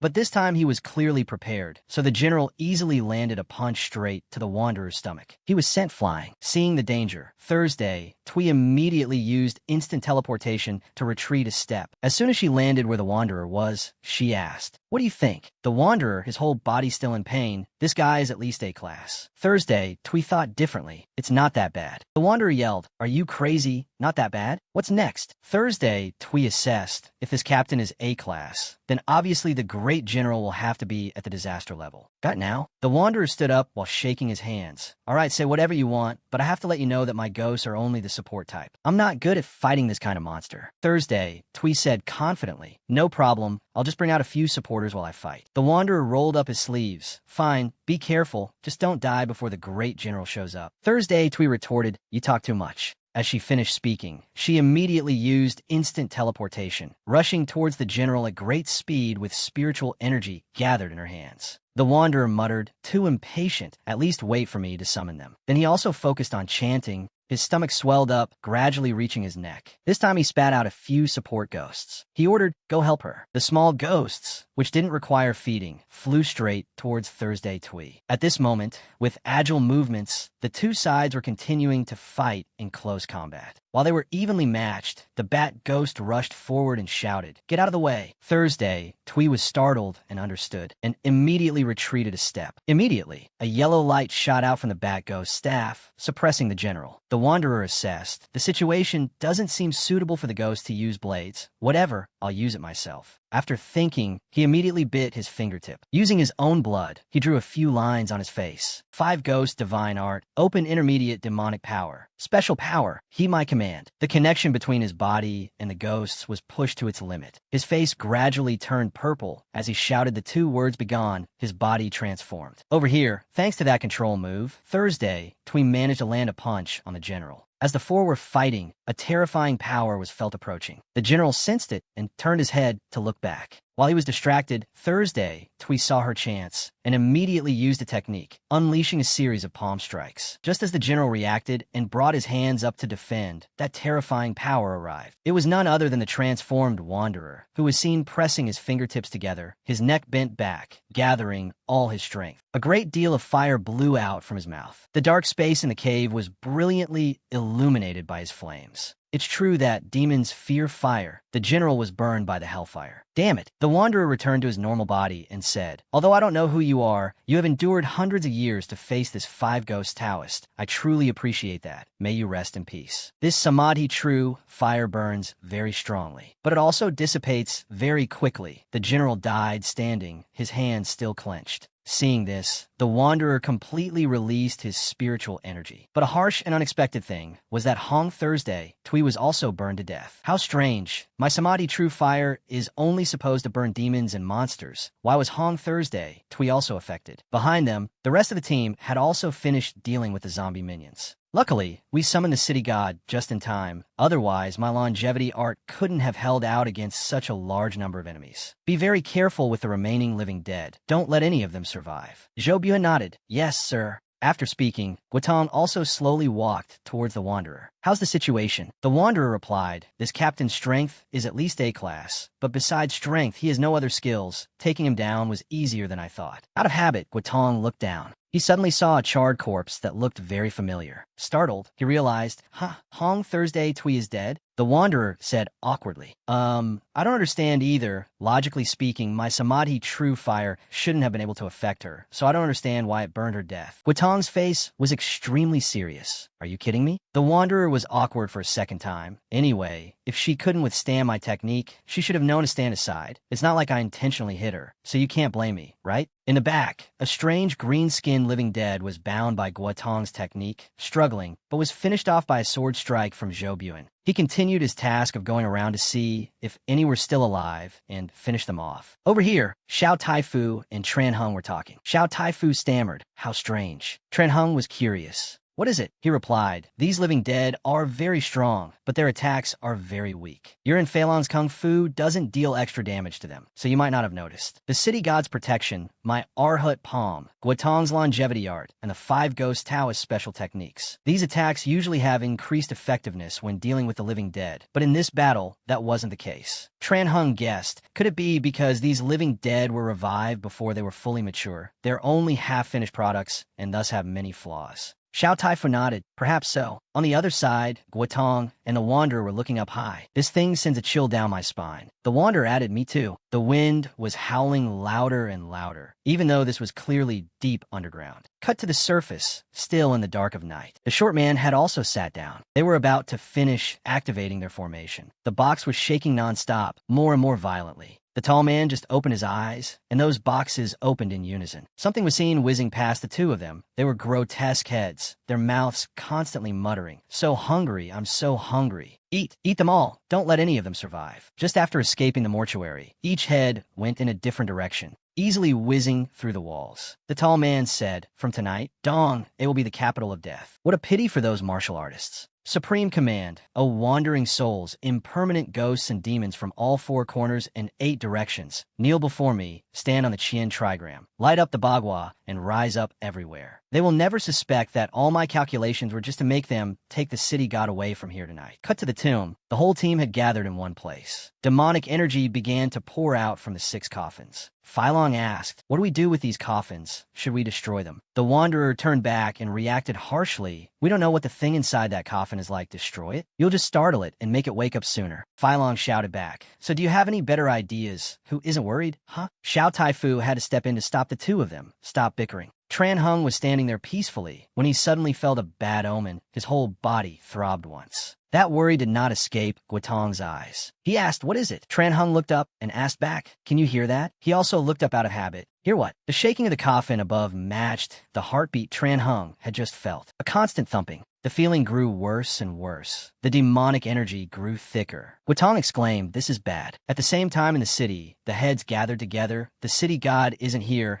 and I don't see any martial artists around here either. Which means no one will be able to stop us. Everyone, go kill and feast to your heart's content. On the city wall, 2 guards are on patrol. Indeed, that group of martial artists, just as they finished yawning, they heard a sound that woke them right up. Turning back, he saw a pool of blood gushing out, waking him up completely. His wife's face changed as she realized the danger, just as a large, gaping mouth of a head appeared behind her. After a scream, the wife also logged out and appeared in the morgue. The tall guy also sensed it, opened his eyes, and uttered 3 words. It has begun. Indeed, at that moment in the tomb below, the demonic energy escaping grew more and more intense. The whole team just stood below, looking bewildered. Guotong wondered, why is it suddenly gathering energy at such a rapid pace? Impossible. Not even the yang energy of the city god can suppress it. The wanderer added, we have to stop it, or we will all die here tonight. Tran Hung sensed that deep within the darkness. Something had awakened. Its heartbeat changed again. No, he shouted, hurry, stop it. It has woken up. The whole team, startled and alarmed, looked towards him. Before they could do anything, the coffins suddenly burst open, each containing a part of the great general's body. As they flew in the same direction, a whirlwind of immense speed obscured them from plain sight. The monstrous thing inside began to form. Everyone stood frozen to the spot, watching. The whirlwind dissipated,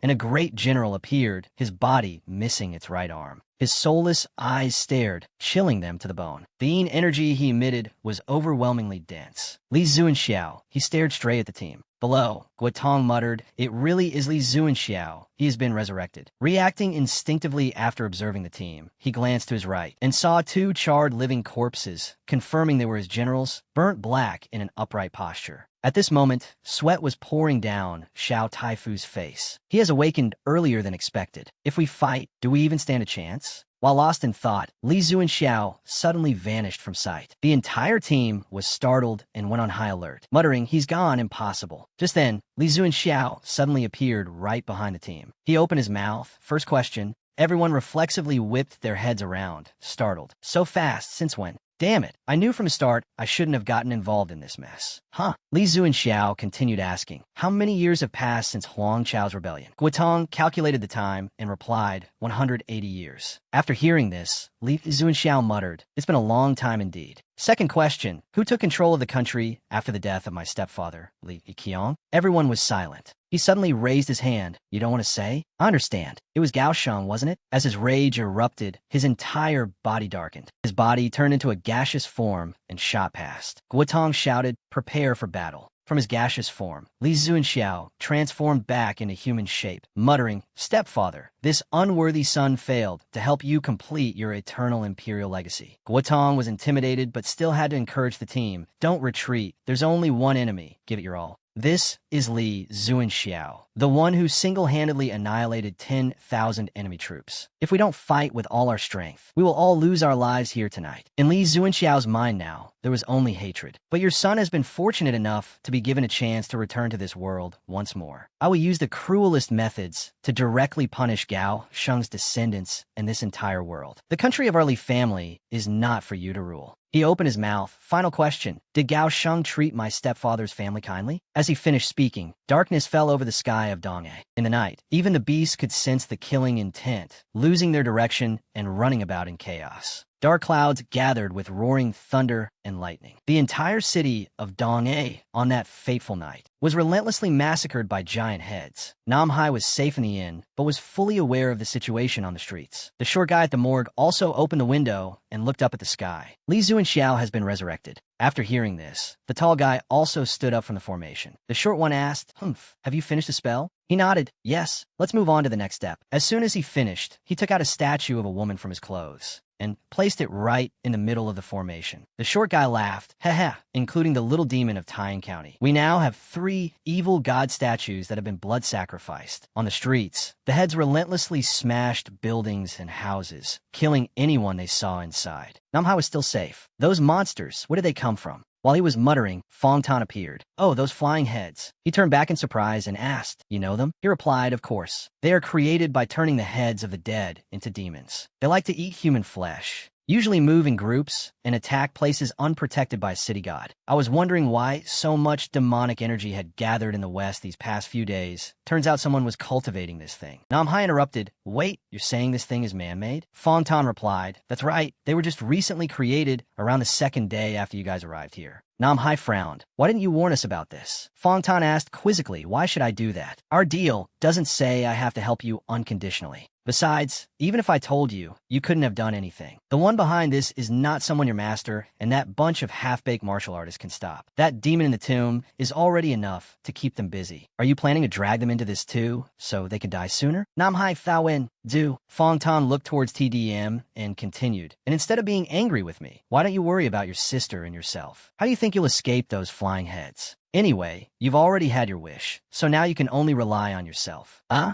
Scene changes to the battle in the tomb below. Tran Hung switched to his blood chi state and rushed in to fight Li Zuanxiao up close. His movement technique was not weak either. The two traded blows, neither giving an inch. Just as his hands were busy blocking Tran Hung's attacks, Ti Lang took the opportunity to start controlling his wooden stakes, aiming them straight at Li Zuanxiao. Their flying speed was very fast. Although he was in combat, Li Zuanxiao detected it. A powerful push of his hand sent Tran Hung staggering back a step. He used the momentum to leap high into the air, flipping to dodge the attack. He successfully escaped a fatal blow. But his concentration couldn't waver, because right at this moment, the Wanderer was casting a spell, muttering, "O spirits, manifest and protect the 4 directions around me." Not letting him finish the incantation, Li Zuanxiao decided to use the momentum to fly towards him. At the same time, Tran Hung had just regained his balance. When he noticed Li Zuanxiao rushing towards the Wanderer, he shouted a warning, "Be careful, he's coming for you." The Wanderer's mouth was still muttering, "Invincible ghost gods, thunder that shakes the 9 heavens." Just as Li Zuanxiao got close, the team still had Guotong and Xiao Taifu. The two joined forces and rushed to support the Wanderer. If they had been a moment slower, who knows what would have happened to his face. Xiao Taifu gave a faint smile. The situation isn't that bad. This guy was resurrected early. He has many weaknesses in both offense and defense. Guotong added, "Don't let your guard down. A half-baked monster is still a monster." He turned his head and called to the Wanderer. "Hey you, Ghost Razor, are you done yet?" The Wanderer snapped, "What the hell are you talking about? My name is the 5-Ghost Taoist. Thunder Ghost, get ready." As he finished, his body emitted a powerful stream of yellow spiritual energy, brightly illuminating the entire area. Xiao Taifu and Guotong focused their strength to hold Li Zuanxiao's hands tightly, preventing him from moving. Try to escape, huh? Too late. The Wanderer's body was then propelled high into the air.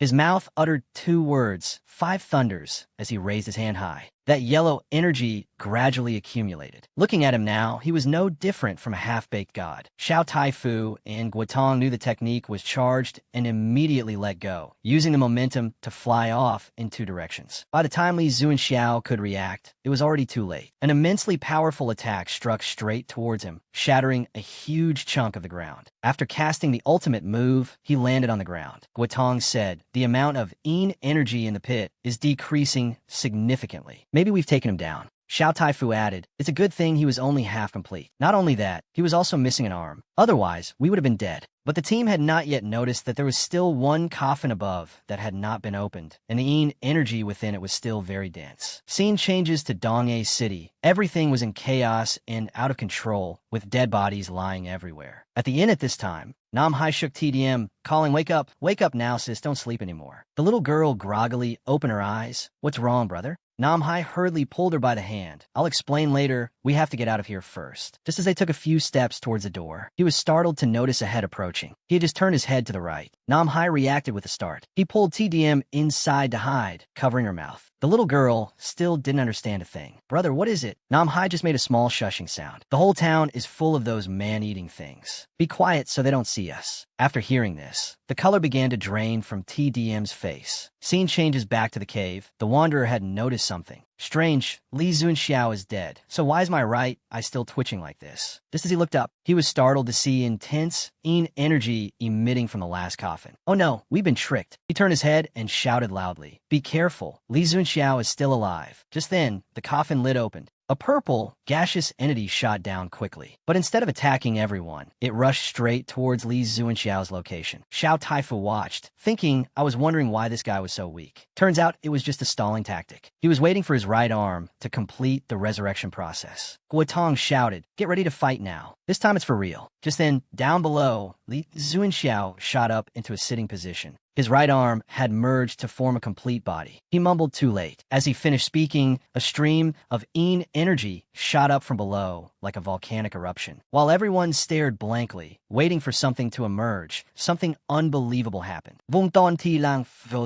The feeling of pain only lasted for a mere second. By the time he could react, Li Zuanxiao had already punched a fist through his body. The other two were startled and turned their heads to look at him. They only saw Li Zuanxiao pull his hand back. By inertia, Ti Lang knelt down, spat blood, and then logged out. Xiao Taifu turned and shouted his teammate's name. Tran Hung uttered 2 words, damn it. Guotong didn't hesitate any longer, putting his hands together to cast a spell, while mumbling, spring wind, pouring rain. All things are enveloped with prison. As he finished, tree roots grew up from under Li Zuanxiao's feet, wrapping around his body at great speed. Guotong interlaced his 10 fingers and shouted bind. And so, Li Zuanxiao was trapped tightly inside. He could feel the demonic energy resisting too strongly. Guotong had to use all his strength, his whole body trembling. He turned his head and shouted, "Get him out of here. I can't hold him for long." Just as he finished speaking, Li Zuanxiao and his demonic energy shattered the half-baked wooden prison. Guotong's face went pale, drained of all blood. The spell was still active. He continued to struggle, controlling the trees to grow and restrain Li Zuanxiao. But wherever the roots grabbed, he broke through. Over here, it seemed Lang was still barely breathing. Li Zuanxiao spoke, "You all have some talent. How about becoming my subordinates?" The Wanderer was the first to reply, "Fuck off." After hearing the reply, Li Zuanxiao immediately used a swift movement technique and vanished from sight. Then he appeared right in front of the 2 of them. But who here was stronger in movement techniques than Tran Hung? He quickly reacted, lunging forward and punching him straight in the stomach. Li Zuanxiao quickly regained his balance. Looking at Tran Hung, he had transformed into his strongest blood chi state. He said quietly, "I can't maintain this for long. Whatever you guys have, use it all." The Wanderer also began to bite his fingertip to draw blood, mumbling, "You don't have to tell me." Then he drew a few lines on his face. Right beside him was Guotong, using a transformation technique, changing his body into a tree-like form, mumbling, "All things are immortal, eternal youth." Meanwhile, Tran Hung was directly facing Li Zuanxiao. Their eyes stared at each other. Not a word was spoken, just waiting for the opponent to make a move to charge into battle. The moment Tran Hung moved his foot, Li Zuanxiao also instantly dashed forward. Tran Hung threw a punch first, Li Zuanxiao blocked it. Then they changed direction again. He threw a punch back. The naked eye couldn't follow the movements of these 2. They were seen exchanging blows in a flash here, then disappearing to another place. After this continued for a while, Tran Hung fell into a passive position.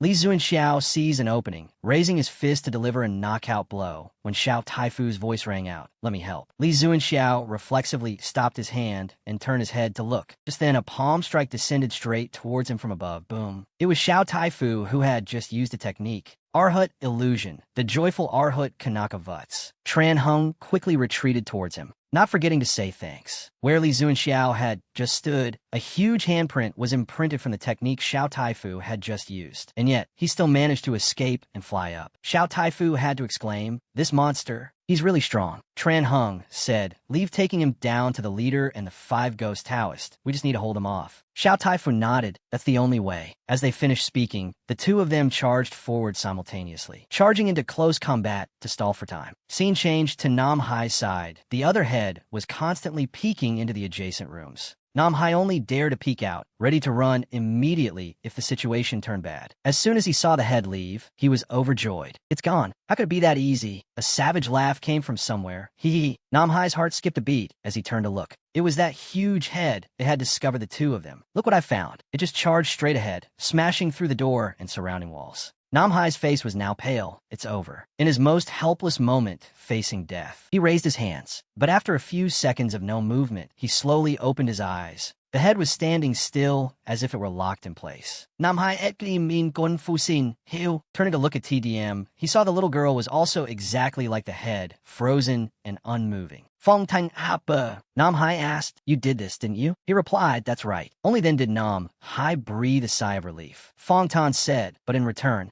my help this time doesn't need to be repaid. But next time, I will only help you when there is worthy compensation. I'll watch over you, but I can't maintain this state for long. You have 1 minute to prepare. Don't complain to me for not giving you a heads up." Scene changed to Tran Hung's side. He used a continuous fist technique, throwing 3 consecutive punches in 1 second, but all of them were cleanly dodged by Li Zuanxiao. Xiao Taifu took the opportunity to dash behind him. As soon as Li Zuanxiao noticed, Xiao Taifu once again used the joyful Arhut Great Sorrow, "Take my palm strike." It was clearly a technique that could only be used once. The second time, Li Zuanxiao was prepared. He laughed and said, "Bring it on." His energy erupted, knocking Tran Hung far away. Xiao Taifu was diving down at great speed. His entire hand struck straight into the stomach, passing through Li Zuinxiao's body. But unbelievably, he was completely unharmed and even laughed, asking, "Is that all you've got?" He easily sent Xiao Taifu flying with a single punch. As he fell, he covered his mouth and exclaimed, "It's not over yet." Looking more closely, Vong Tuntilang's wooden stake had appeared beneath Li Zuinxiao. Even with his last bit of strength, he could still use his technique. It's done. From that wooden stake, countless streams of yellow energy were emitted, then quickly flew around Li Zuinxiao's body. The speed of the attack was too fast and continuous. The aftershock enveloped Li Zuinxiao's entire body, creating a terrifying scene. At this point, Tran Hung couldn't hold on either and returned to his normal state. That was too dangerous just now. If they hadn't arrived in time, I might have had to bet my entire life on that final blow. Xiao Taifu retreated towards Tilang and asked, "How is it? Did it work?" He didn't say a word, just looked worried. A few stakes hit him, but strangely, instead of diminishing, his energy is still increasing nonstop. After hearing this, Xiao Taifu became even more worried. The aftershock dissipated, and although a few stakes were embedded in Li Zuinxiao's body, he was indeed still full of fighting power. The three of them couldn't believe their eyes. This guy was truly a demon, not a human. Li Zuinxiao laughed. "Not bad, not bad. I'm getting more and more interested in you all." Tran Hung exclaimed, "This monster." Li Zuinxiao asked again, "Do you really not want to become my subordinates?" The response to that question was the silence of all three. Just then, the ground right next to him suddenly burst open and a giant root shot up. Then, from all four sides, other tree roots began to emerge, shooting high up and then plunging straight down towards him. He reflexively took a step back. Meanwhile, on this side, the wanderer put his hands together to cast a spell, mumbling, "5 elements generate and overcome, turn earth into mud. Water and earth move together, rise." As he finished, he stomped his foot hard on the ground. The surrounding earth also shot towards Li Zuinxiao. From above, the trees attacked downwards, and the earth relentlessly held his feet, while Li Zuinxiao was still startled by the mud below. Guotong quickly controlled the trees to shoot forward, swiftly restraining him tightly inside. Li Zuinxiao, unable to move, cursed, "Damn it." Guotong shouted, "Quick, push him into the ground." After hearing this, Xiao Taifu also turned, "No need to remind me." Arhut Palm, Golden Light Seal was cast. Immediately, a stream of yellow light appeared from above, shining as brightly as the sun. What was flying down was a giant hand. Boom! The attack was fast, accompanied by powerful damage, forcefully pressing Li Zuinxiao's body down into the mud pit. "You've brought this upon yourselves. Don't blame me for not sparing any of you." The hole that buried him also gradually sealed up. The wanderer was still worried. This time it should work. Just as he finished speaking, with a bang, the ground exploded. Before anyone could react, a fist from nowhere punched straight into Xiao Taifu's stomach. He couldn't take it and immediately spat blood. Tilang shouted his teammate's name. It was Li Zuinxiao who had just attacked, his hands clenched in fury. The wanderer's face was shocked. Even my water and earth companion couldn't hold him. Tran Hung was now speechless and helpless. Guotong said, "Bohan, bring out the divine weapon. It's our last hope. We've used all our power, but not only has his strength not decreased, it has increased. There won't be a chance for a longer battle. We have to use everything." Scene changed to Nam Hai's room. The normal state had returned, just as the head snap was executed. Nam Hai and his sister were nowhere to be seen. The creature looked left and right in confusion. What the hell? Where did those two kids go? It had no idea that Nam Hai was currently carrying his sister and running for his life. "Master isn't here. I'm the only one who can protect TDM. I can never stop." Just as he escaped from that head and got down to the first floor, he unluckily ran into another head. As soon as it saw its prey, it let out a demonic laugh. "Fongtan Hapa. Oh, this is not your lucky day." Just as he finished speaking, the head from the second floor also caught up, and so the two siblings were caught in a pincer attack. T.M. worriedly tugged on his sleeve, "Brother." Nam Hai reassures her, "Don't be afraid, I'll protect you." Then he turns his head and shouts behind him, calling Fong Tan's name. Immediately, space returned to its previous frozen state. Nam Hai asks, "What is the price I must pay to get my sister out of here safely?" He replies, "I'm sorry, but I can't do that right now." Nam Hai is startled. Why? Because the master, the cultivator whose kung fu created these heads, has not yet left Dong A. If I do anything too excessive, they will make me pay the price. Nam Hai asks further, "So what can you do?" Fong Tan replies, "I will plant a hell seed in your body. It will stimulate your inner potential and give you the strength to protect yourself." Hearing this, Nam Hai feels a glimmer of hope, but doesn't forget to ask what is the price. Fong Tan replies, 20 years of your lifespan and the right to control your right eye. After a few seconds of thought, Nam Hai zipli iaga. The scene shifts to Li Zuanxiao, who is performing a technique with his hands, summoning a spear that had accompanied him in battle before. The whole team has now retreated closer together. He laughs and says, "I don't understand. Why do you choose death to protect the Chao Tang clan, even in this situation?" The Wanderer snaps, "So what? It's better than being your lackey." Li Zuanxiao's face turns cold. Such disgusting pride, isn't it? As soon as he finishes speaking, he dashes forward. The Wanderer just turned his head to warn, "Be careful, he's much faster than before," when he instantly appears behind them, delivering a blow that sends T Lang's head flying. Still that damn unlucky bastard. One down. Xiao Taifu's tears now fall uncontrollably at the sacrifice of his close comrade. Tong mutters, "Breath of life, time like a living river." As he finishes, his body begins to transform. Not just his head, but his entire body now transforms into a tree person. Li Zunxiao looks on and laughs. "Haha, that's quite impressive. With such power gained, the price must be very high. Let me guess, after using this move, you probably can't return to your human form anymore, right?" Guotong replies, "If I can take you down, what does that price matter?" Li Zunxiao looks him straight in the face and says, "Don't delude yourself. You're well aware of the gap between me and all of you now, aren't you?" Guotong freezes for a few seconds. "Even if it's just a sliver of a chance, I still want to try." With nothing else to say, he raises his fist and strikes first. Li Zunxiao gets into a stance. Insects always have fanciful dreams. A fist and a spear clash head-on, the aftershock spreading violently. The scene shifts to Fong Tan, who takes out a black seed and says, "Swallow it and circulate your qi to awaken it. The hell seed will sprout in your body and later cultivate into a flower of sin. Don't worry, just use it whenever you want. You will be invincible until death severs the connection between it and you." Right after Fong Tan's laugh, Nam Hai officially puts the seed in his mouth. Just as he is about to return to reality, Fong Tan says, "You should be proud. Anyone who has used a hell seed before has at least become the king of a country, though none of them had a peaceful death."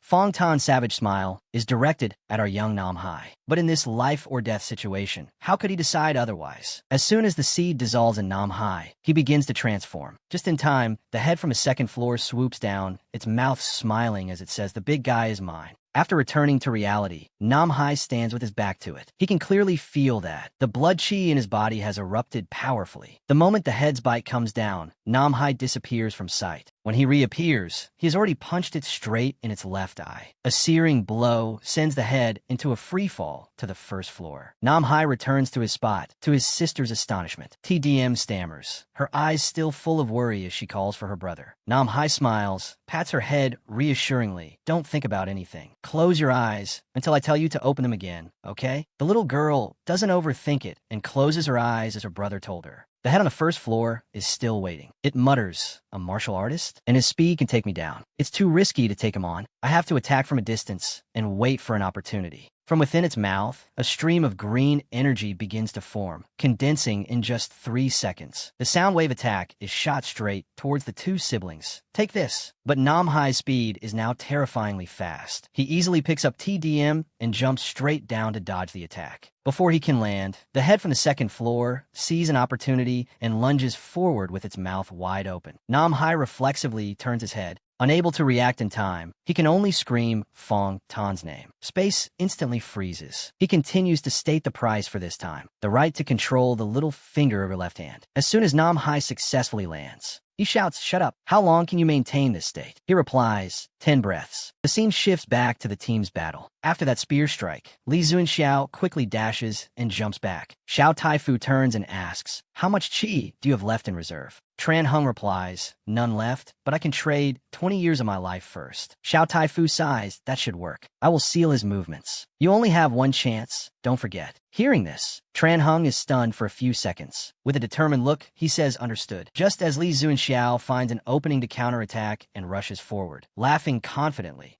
He slices off half of Guotong's face. It turns out to be hollow. Looks strong, but turned out to be so weak. Just as he finishes speaking, he is startled by a realization. 2 giant hands are closing in on him from both sides. It's Xiao Taifu's move. The Wanderer shouts, "Lightning Ghost, Fire Ghost, hear my command." Li Zunxiao spreads both his arms and legs to block Xiao Taifu's technique. "You want to stop me with just this art hit? Watch me." As he speaks, the Yin energy in his body pours out. But surprisingly, it is all completely absorbed. Li Zunxiao also realizes it's because of the city god. Indeed, in the distance, Chao Bohan is doing his job correctly. Looking closely, the city god statue is no longer just cracked, but broken into several pieces. Xiao Taifu tightly restrains Li Zuanxiao inside. Tran Heng and the Wanderer also fly over, using their strongest powers. The 20 heavens and the eternal annihilation lightning fire divine art. Only now does Li Zuanxiao sense the danger, damn it. Boom! A bright light from the techniques illuminates the entire tomb. The scene shifts back to Nam Hai. Space is still frozen. As reality resumes, the one on the first floor is bewildered when he sees Nam Hai kick out the remaining eye of the second floor head. The bastard screams, "Oh my eye, my eye." The first floor head's face turns pale. Its mouth stammers, "Are you kidding me? What the hell is going on?" Nam Hai lens. His face full of killing intent as he looks at the remaining head. The other head from the second floor flies around aimlessly, screaming, "Why can't I hear anything? Why can't I see anything?" The bastard head on the first floor is now deathly pale, sweating profusely.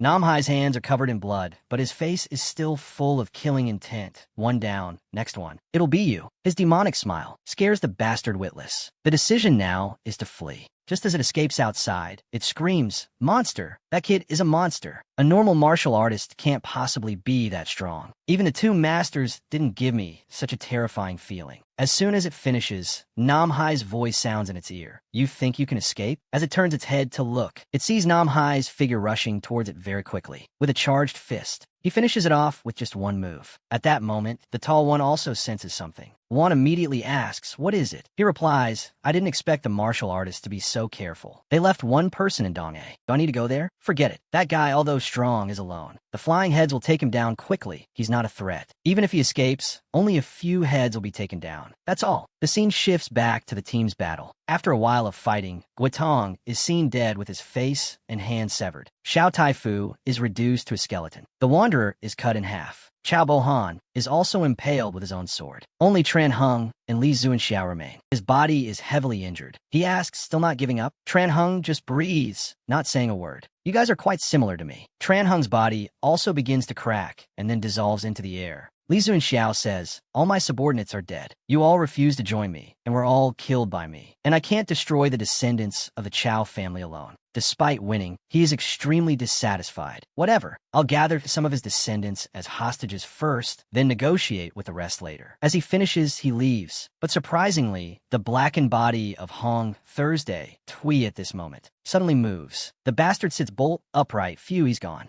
But those guys were really strong. They could hold Li Zuanxiao for quite a long time. If there was support from a few more martial artists, they might have been able to seal Li Zuanxiao's power down to about 1/10. But it's too late now. The next time he appears, Li Zuanxiao won't be as weak as he was this time. The Chao family's domain is no longer peaceful. As he finishes speaking, he notices something. Tran Heng's body, which was dissolving up to his legs, suddenly stops. In another spatial transmission, Tran Heng appears in some mysterious place, still dazed and not understanding what's happening. It's Fong Tan appearing right behind him. "This is hell. You are in the territory under the management of King Yama." He turns his head and asks, "And you are?" Fong Tan replies, "Someone who has lost everything. Not worth your concern." Tran Heng observes his surroundings. "You said, this is King Yama's castle. But why is it so different from the descriptions in the books? Much stranger, is it in ruins?" Fong Tan explains, "Because after King Yama died in the battle at the Land of the Dead, this castle was abandoned. Now, this 10 temples has no ruler." Tran Heng was shocked into realization. "Huh, you mean?" Fong Tan looked at him. "That's right. Hell can no longer regulate the balance of yin and yang energy in the mortal realm. You should know this already, shouldn't you? In recent decades, a series of demon attacks have erupted everywhere. Logically speaking, the mortal realm should have achieved long-lasting peace with your ability to control monsters. But in reality, monsters are running rampant in every prefecture and county. The Central Plains could become a land of demons at any moment." Tran Heng was stunned for a few seconds after hearing this. He asked, "Is it because of the wandering souls of the dead in the mortal realm?" Fong Tan replied, "That's right." He asked again, "If the souls of the dead are not being brought to the underworld, then why am I here?" Fong Tan replied, "Because I had an agreement with that person." Tran Heng was startled. "An agreement?" Fong Tan replied, "In other words, I must fulfill the promise to grant you a new life after you lost yours." Tran Heng was curious. "Who did you make an agreement with?" Fong Tan was Silen. "You won't say?"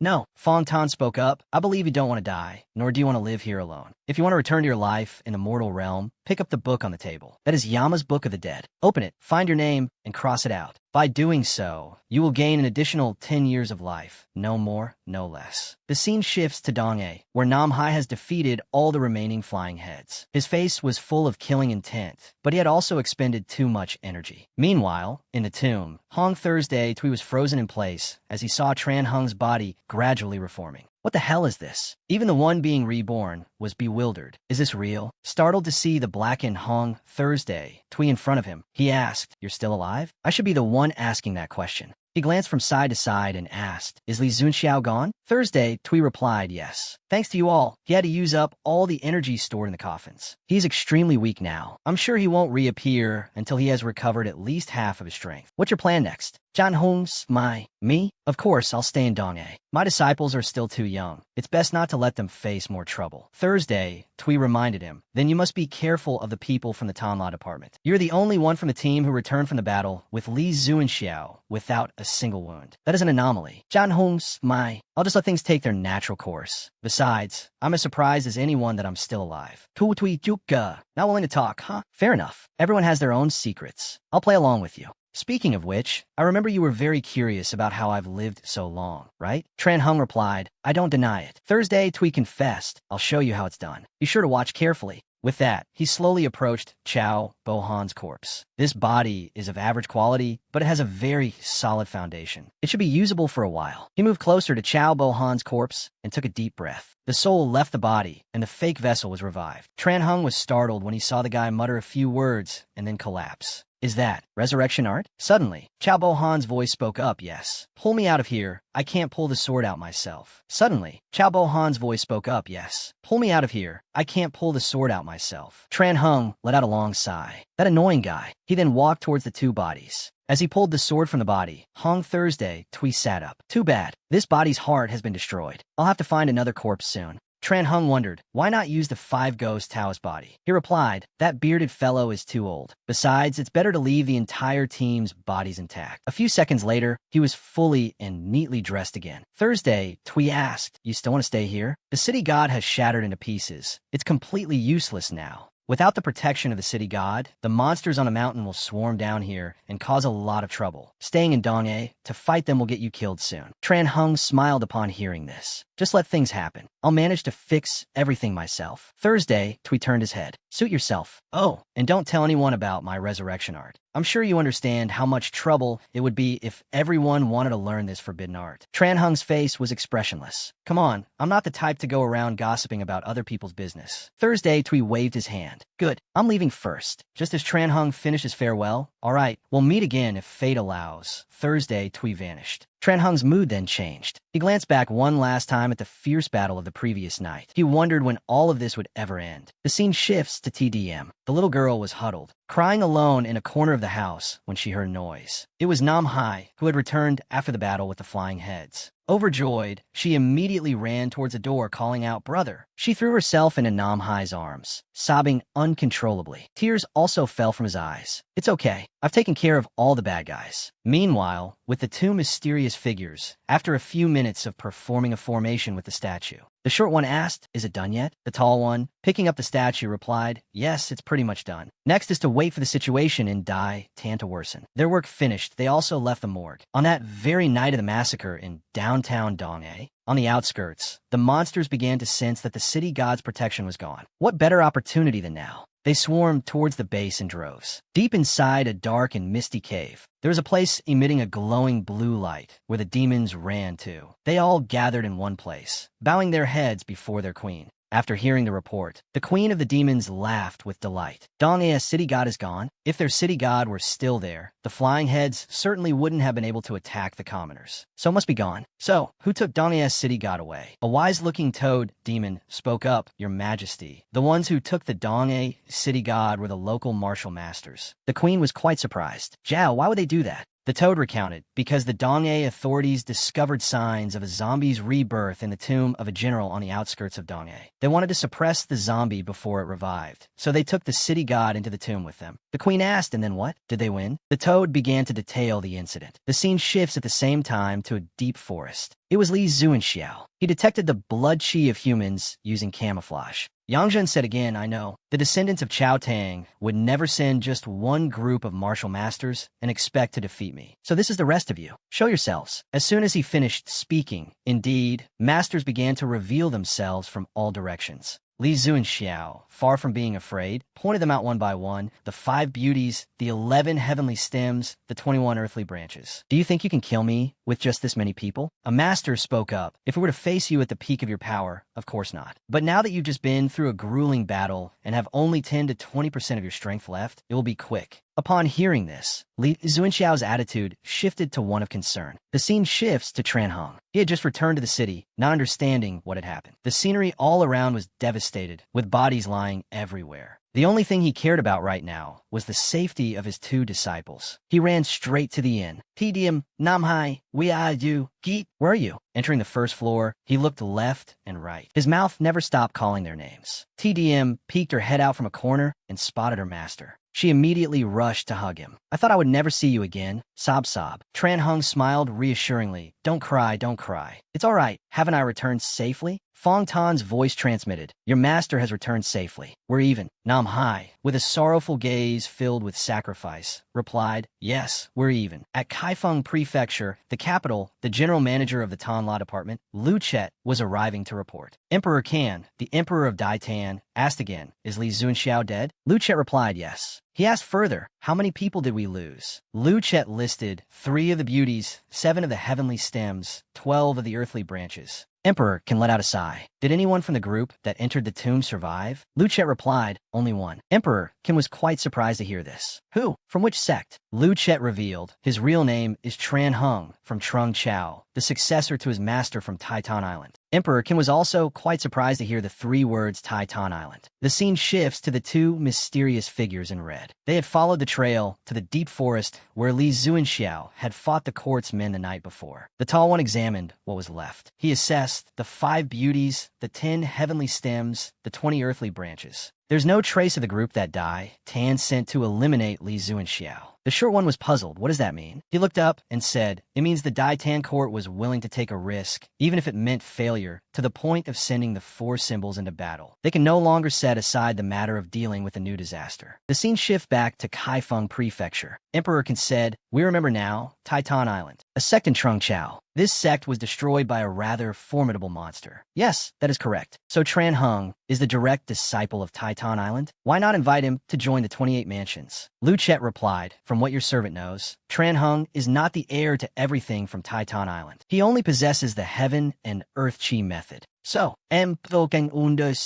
forget it. We can't let someone so weak into the 28 mansions. Lu Chet bowed his head. Your Majesty is wise. The scene shifts to Donghae City. After that night of massacre, the citizens, together with the city guards, were helping each other repair their homes. Liu Feng Noti, Tran Hung, was approaching in what looked like a much smarter set of clothes. Help me with something. Yes, sir. After delegating the task, he went with Tran Hung to a Namdin beef noodle shop. Shopkeeper, 2 bowls of beef pho, no scallions. As soon as Tran Hung sat down at the table, he asked, what was with those flying heads last night? The owner's wife, moving with incredible speed, had already brought the 2 bowls of pho. Lu Fong, picking up his chopsticks, replied, the truth is, we don't know either. It's been a very long time since a monster like that has appeared in Donghae. Also, we found some strange things at the district office's morgue. I guess those flying heads were transformed from the corpses of those killed by Li Zuanxiao's accomplices. Normally, those flying heads need 3 conditions to be able to live. An unjust death, a soul still wandering the mortal world, and a suitable environment. Donghae is already filled with wandering souls, which is not suitable for the heads to transform, not to mention the speed of transformation. Janhung vaguli understo. Then there is only one possibility. Lu Fong put down his bowl and replied, correct, someone is behind a monster attack. They deliberately fed us information about Li Zuanxiao through the Tomb Raiders, and then took advantage of our focus on infiltrating Li Zuanxiao's lair to release the flying heads. Tran Hung continued, but there's still one problem.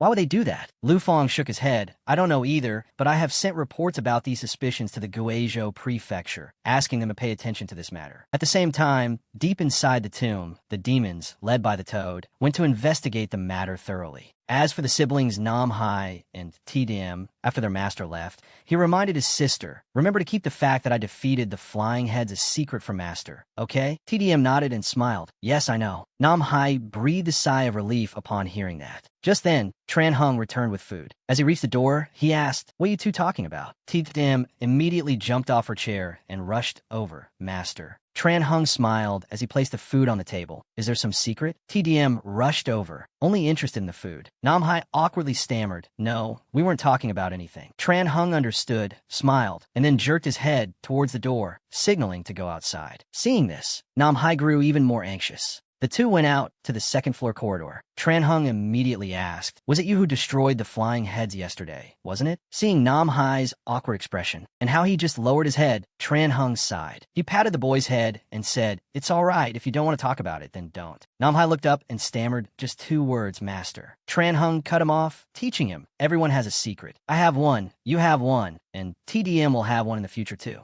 But you must remember one thing. Strength is a tool. Don't let it control your reason. After hearing this, Nam Hai's expression changed. Yes, I understand. Tran Hung smiled, patted his head, and praised, good boy. The master and disciple returned to the room, just as TDM had finished eating her fill. As promised, I will teach you my final technique, the Heaven-Earth Chi method. Hearing this, they showed their excitement. Yes, sir. Tran Hung began to explain the theory. The Heaven-Earth Chi method was founded on Taitan Island in Zhongzhou. Compared to other disciplines, it is very different. It has only 2 secrets, strengthening and mutation. For example, if a martial artist has attack and defense points of 40, their body can be strengthened up to 60 points. In actual combat, a martial artist who cultivates the Heaven-Earth Chi method can use the second way to increase their power multiple times in a short period. This time, the 2 siblings weren't sleepy like during the last theory lesson. They were extremely excited. That sounds amazing. Tran Hung continued his lecture. Like other martial arts, the Heaven-Earth Chi method has the ability to change the power of the flame of life in the body, and it has many other capabilities as well. Nam Hai raised his hand and asked, Master, what is the flame of life? Tran Hung explained, the flame of life is the sign of life. You can think of it as lighting a candle. Lighting a candle makes light envelop the body, preventing darkness from invading. But one day, it will burn out, just as a person's life is never eternal. TDM asked further, so why not replace it with another candle? This question rather surprised Tran Hung. A few people have tried that method through rebirth, but they all died between their 8th and 12th rebirth. No exceptions. Therefore, changing the candle only helps to extend life for a little while. TDM note that? I understand. That's enough talk for now. Master will teach you the Chi part of the Heaven-Earth Chi method first. The scene changes to the Queen's Cave. Is it true that Dong-A's city god has been destroyed? The toad replied, yes, the little ones saw it with their own eyes. Not only that, they also found several martial artist bodies in the area. The little ones believe that until the Guizhou prefecture send a new city god, Dong-A will be the most poorly defended area. Your Majesty, this is our chance to gather our troops and seize this region from the humans. The Queen ordered, have the Bull Demon lead a group to Dong-A to see what the enemy's strength is like. The toad replied, yes, Your Majesty. The scene changes back to the lesson. After listening to Tran Hung's theory, the 2 siblings entered a state of meditation. Tran Hung could feel that the 2 were learning very quickly. TDM is also fast, but not as fast as Nam Hai. She hasn't had a breakthrough yet. As for Nam Hai, I've never heard of anyone who could release and retract their chi within a single hour. It's truly too fast. This can't be judged as his learning ability. It can only be. Nam Hai retracted his chi and opened his eyes. He excitedly called out to his master, I've mastered retracting and releasing chi. What's next? Tran Hung reminded him, try to open as many acupoints as possible to see how much chi you can accumulate in the shortest amount of combat time. Nam Hai note that? Yes, sir. The scene changes to the streets of Dong-A. People were running and screaming in chaos upon seeing a huge, bull-headed monster advancing into the city alone. It muttered, the population explosion is really fast. The people of Dong-A have become this numerous after just a few decades. I want a clean sweep of them all. The bird on its shoulder added, don't do anything unnecessary. Our job is to check the remaining strength in Dong-A.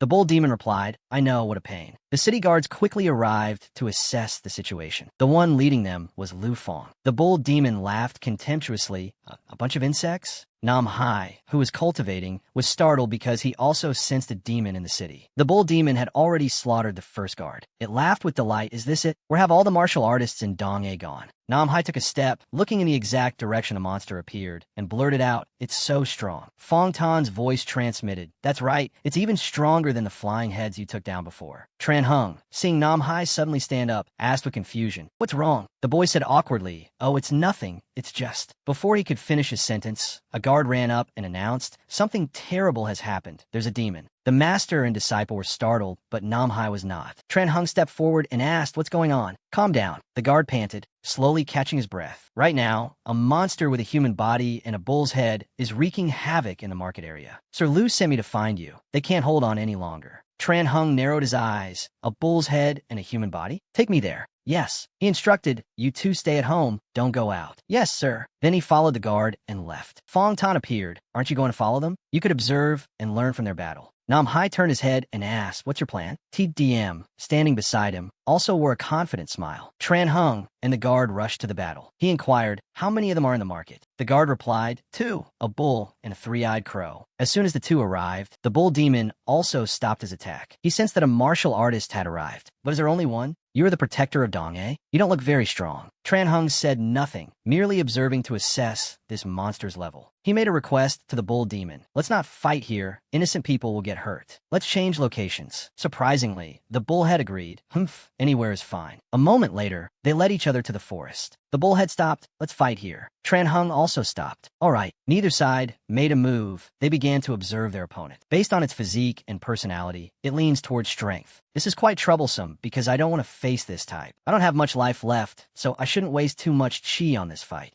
I'll just have to use that move." Seeing Tran Hung remain silent, the bull demon asked, "Hey, not ready yet? Or are you scared?" Nam Hai replied as he crouched slightly. "Ready." As he finished speaking, he shot forward, quickly appearing right behind it, landing 2 punches on the creature's shoulders. Before it could react, he added 3 straight kicks with his left leg. The creature's face changed as it used its hands to maintain balance. Tran Hung landed and said, "You're lucky. This is a technique created to deal with humans. In any case, you'll die anyway." The bull demon's whole body stiffened, its eyes glancing towards him as it asked, "You bastard, what did you do to me?" Tran Hung replied, "Nothing much. I just hit your vital pressure points." Just as he finished speaking, a whoosh sound suddenly echoed throughout the forest. Following it, an entire force field shot from a distance. As the aftershock faded, Tran Hung was seen in a defensive stance. Luckily, only the huge tree behind him had fallen. He could feel that this power was not human. Indeed, it was the toad leading his legion of beasts to aid the bullhead. "Crow, crow, you got hit, crow, crow." The bull turned and yelled, "Shut up. One more peep, and I'll blow you to bits." The toad, serious, looked towards Tran Hung and said,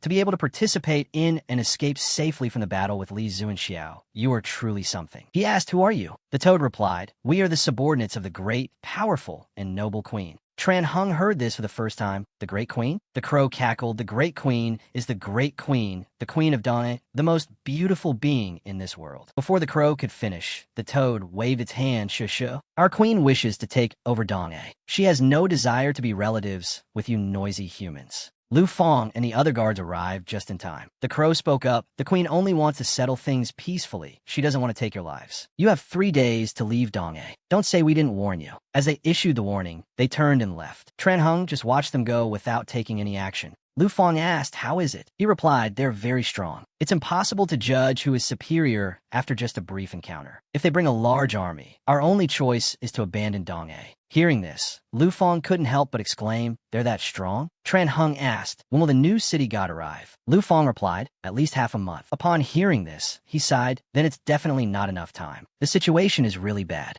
All the actions from the beginning until now were secretly observed by Nam Hai from a distance. Fong Tan said, "Oh, it seems your master's got into trouble again." Scene changed to the demon beast cave. The ox-headed one is having his wounds healed by the lesser demons. The toad pointed and scolded. "I told you before that the martial masters in Hanam are very cunning, but you still wouldn't get it through your thick skull? You don't listen at all. If the blue ghost and I had arrived a little later, we would have only been able to bring your corpse back." The bull could only turn his head and say in a low voice, "I'll be careful next time. Stop scolding me." The queen spoke up. "Have you fought the Dong, a martial master? How'd it go? Is he strong?" The toad replied, "As strong as the blue ghost." The queen sat down on her throne. "So that's about A class according to human rankings? The toad nodded, yes. The queen thought for a moment, then asked, how many troops can we gather in 3 days? The toad replied, about 4 A-class, 17 B-class, and about 100 C-class, your majesty. She asked further, what about the forces the human king can gather in Hanam? The toad replied, 1 A-plus class, 6 A-minus class, and a few more B-class. After hearing this, the queen frowned. No, we still can't fight back if there's retaliation from the Great Gene Court. If the Dong A authorities refuse to evacuate, you'll have to threaten the residents in the areas surrounding Dong A, creating pressure to force them to evacuate. Scene changed to Tran Hung. He is sitting alone on a rooftop, absorbing the spiritual energy around Dong A city to replenish his power and level up. Meanwhile, in the resting room, it was still Nam Hai who sensed something and couldn't sleep. Fong Tan transmitted his voice. Your master is starting to lose his life force. After hearing this, Nam Hai sat up and listened intently. Don't look at me like that. He did it to himself. I didn't do anything. He asked, so what are you trying to say? Fong Tan your master is indeed very strong, but that's only compared to humans. You should understand that humans can't be as strong as monsters after they've swallowed that hell seed, right? Only a monster can take down a monster. Scene changed to the south gate of Dong, a city. It's a ghost wearing human straw clothes. On its shoulder is the three-eyed crow. It reminded, the queen's mission is only to threaten them into evacuating, not to slaughter, understand? After hearing this, the ghost remained silent and said nothing. Following the mission correctly, it only started fires, burned down some houses, and scared the innocent people away. At the same time, a demon beast came out from the base. It just raised a horn to its mouth and took a deep breath, blowing forcefully into the horn, which triggered it. A strong gust of air, like a whirlwind, shot straight up into the night sky. This terrifying sight was seen by all the demon beasts in the forest. It comes from the White Bone Cave. The queen is calling us. Is it finally our time to fight the humans? Let's go. Answer the queen's summons. She will lead us to defeat the king of humans. Just a few minutes later, that strange cloud also began to spread to Dong A city. Tran Hung, who was cultivating, also noticed it. The dark clouds seemed to have blocked out the light of the night moon. Nam Hai observed through the window. What is that? Fong Tang An Sua. That is the Overlord's Chi cloud. A new Overlord has been born and wants to break the laws of this world. Nam Hai didn't understand thing. What does that mean? Fong Tang Et Lai. It means that queen in the deep forest wants to go even further. Scene changed to Hot Dong Road, Futan, Vermilion Bird Tower. One of the 4 symbols, the vermilion bird, Lian, also observed this phenomenon. That is the Overlord's Chi cloud. Subordinate reporting is summoned. Sir, La Jin order. Go investigate the source of this thing. Yes, sir. Scene changed to the inn. Lu Fang's voice exclaimed, what? You intend to go find Queen? But why? Jan Hong Zipli. Because things have progressed far beyond our imagination. I have to go. Lu Fang still looked extremely worried for Tran Hung's safety. But he continued, for the Great Gene. After the incident of Li Zuanxiao's rebirth from the ancient tomb, there is no greater threat than a queen who possesses the Overlord's Qi cloud. Not to mention, here in Hanam, the balance between Yang Qi and Yin Qi is gone, and the monsters are running rampant. If we don't promptly form a group of martial masters to eliminate this queen, then a great gene submerged in a monster catastrophe awaits us. Scene changed to the demon beast lair. The bull demon had finished healing his wounds. He laughed with delight. Ha ha ha, I've gotten stronger. I'll show you, you damn martial master. The queen laughed. Good, very good. Go return what you have received. You're lucky. That martial master struck 5 of your acupoints. Those 5 fatal points could kill a normal person, but unfortunately, they're ineffective against a monster like you. He even helped activate your potential. Your strength is probably B-class now. If you're lucky, you might reach A-class after some time. The toad approached and called Queen. She asked, what is it? He reported, the residents of the neighboring areas have been driven away. She was satisfied after hearing this. Good. You and the blue ghost will go to Dong A within the next 3 days to see how the situation is. Just as she finished speaking, the bull demon spoke up, Queen. I also want to go to Dong A. Please allow me to do so. I want to meet him again. The queen laughed. Even if I refused, you would still go there, wouldn't you? I'll allow it, but you're not to kill civilians. Scene changed to Tran Hung. He is presenting his plan. After listening, TDM rushed forward and hugged him tightly. Why does Master have to go again? Tran Hung smiled and stroked her hair. I'm just going on a reconnaissance mission, just to see how strong the monsters in Dong A are. It's not dangerous at all. But Nam Hai looked visibly sad. Tran Hung looked towards him and continued, if monsters attack this place while I'm away, don't risk your life. Take TDM to the Zhao residence in Liaocheng and wait for me. Nam Hai replied, yes, sir. After giving instructions to his 2 disciples, Tran Hung said, good kids. Then he also left the inn alone. As soon as he stepped out the door, he saw Lu Fong already waiting. Since when? Tran Hung asked, have you sent the report yet? He replied, I've already sent it to the Qing Luo C. Scene changed to the Qing Luo C Nam office, correspondence office. The person receiving the letter was startled to see a red-level scroll. Looking closely, it was indeed sent from the Dong-A side. Immediately, the alarm bell was rung. A messenger entered from outside. Is there something urgent? Take this to the Vermilion Bird Tower. Hurry up. Scene change. Tran Hung is heading into the deep forest alone. I have to catch a few soldiers to interrogate. Then maybe they'll know the queen's whereabouts. If I use normal methods to search, it will be very time-consuming. The three-eyed crow was also quite surprised to see him. Humph, isn't this the martial master from Dong-A? Why is he outside? Just as it asked itself the question, it was startled to find Tran Hung gone. When it realized, he had already appeared right behind it, for real. Spotted. As soon as the word appeared, Tran Hung quickly grabbed the crow tightly in his hand. I've met you before. You were also at the market when the bull caused trouble yesterday, right? After hearing this, the crow broke out in a cold sweat. Tran Hung said in a harsh voice, where is the queen? The crow said something incomprehensible. The world of monsters is extremely harsh. There's no pity at all. Except for the wise monsters. Most other monsters are dominated by hunger from the moment they're born. They just want to search around for any weaker prey and devour them. The loser loses everything. The winner becomes stronger. A monster with weak combat power like me would have died long ago if I hadn't awakened my wisdom early. I thought the days of my life would only be spent hiding, but then when she appeared, the queen changed everything. She didn't want the world to be as cruel as it was. She made all monsters submit under her wise wings. She issued laws and rules, giving us a chance to survive. I will never betray the queen. After hearing this, Tran Hung frowned. Is that so? Too bad, huh? As he finished speaking, with a pop, he crushed the three-eyed crow, sending it to its death. This is big trouble. The enemies are not ones who compromise easily. Scene change to the capital. Lion's man came to report, Sir, we have found the source of that cloud. He asked where. His troops confirmed it was precisely Dong.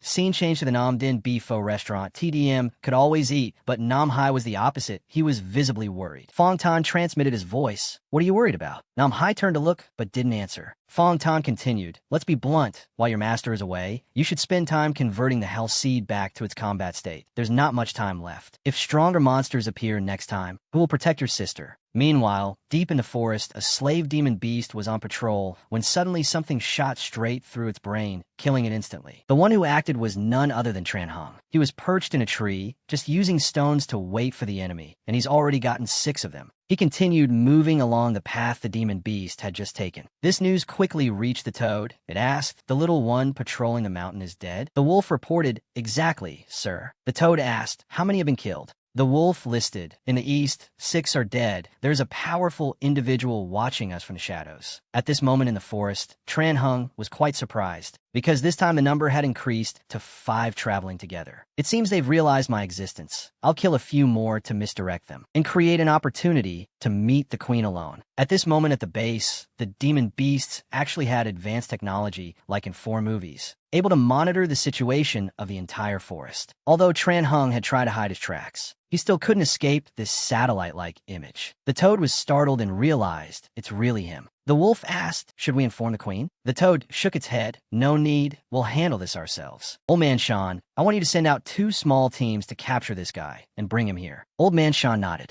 Scene changed to the capital. Lai Yin asked, have you confirmed the enemy's level? His soldier replied, according to initial estimates, they're only around A+ class. Lai Yin mused they chose this time to attack. When the last batch of monsters had just been suppressed, Li Zunxiao is dead, and now comes this group bearing the Overlord sign. Yes, he gave the order. Relay the order to the 28 mansions to get into position. Prepare the teleportation gate. The target is Dong-A. As ordered, the various parties have made their moves. Only Nam Hai remains. He followed Fong Tan's words and focused on his training to quickly increase his power to protect his younger sister. At the moment, he felt the flame of power in his body burning most intensely. He opened his eyes and fell into an illusion, a place where he was all alone. While he was dumbfounded, a voice suddenly called out, Dao see you. Startled, he turned his head to look. only to see a master covered in wounds, who said, Dao Si Yu is the lowest level of hell, a place to exile failures. Nam Hai still didn't understand. He took a few steps forward and waved. That person spoke again, you should leave. The poor crow still didn't understand a thing, just arrived and already being told to leave. Huh. That person continued, oh, that's right, you should practice external arts before coming here next time. Nam Hai understood only this last sentence, and just as he muttered the two words, external arts, thump, he returned to reality. It was also the moment he could no longer bear it and vomited blood. He immediately looked towards Fong Tan, wanting to ask what had just happened. What the hell was that just now? Meanwhile, in the capital, at La Yin's residence, on his orders, the teleportation gate was being completed. He and his guards approached to inspect the progress. Isn't it done yet? The department head came forward. We have finished setting up the positions, but the exact destination and the required energy source are not yet ready. Before he could finish, La Yin interrupted, I will provide the necessary chi for the teleportation. Set the destination coordinates within a 20-mile radius. Leave the rest to me. At the same time, Tran Hung had just dealt with that group of demon beasts easily. Sensing someone was following him, he turned his head and shouted, come out. Indeed, Old Man Shan and his 3 men slowly revealed themselves. In his crow form, he looked very much like an old man wearing a mask. Other demon beasts, also from behind, stepped forward from both flanks, quickly forming a pincer formation. Old Man Shan spoke, Human, my superior wishes to see you. Please do not refuse. Tran Hung was silent for a few seconds, narrowing his eyes. He scanned the levels of these demon beasts. Looking Old Man Shan straight in the face, he asked back, what if I refuse? He replied, then we will break both your legs and bring you back that way. Tran Hung frowned, then let's fight. As soon as he finished speaking, he used a swift movement technique and zipped away, disappearing from the demon beast's sight. The leopard shouted a warning, be careful, he's even faster than me. The dickhead hadn't even had time to do anything when Tran Hung appeared behind him. He crushed his neck with one hand and threw him to the ground like a worm.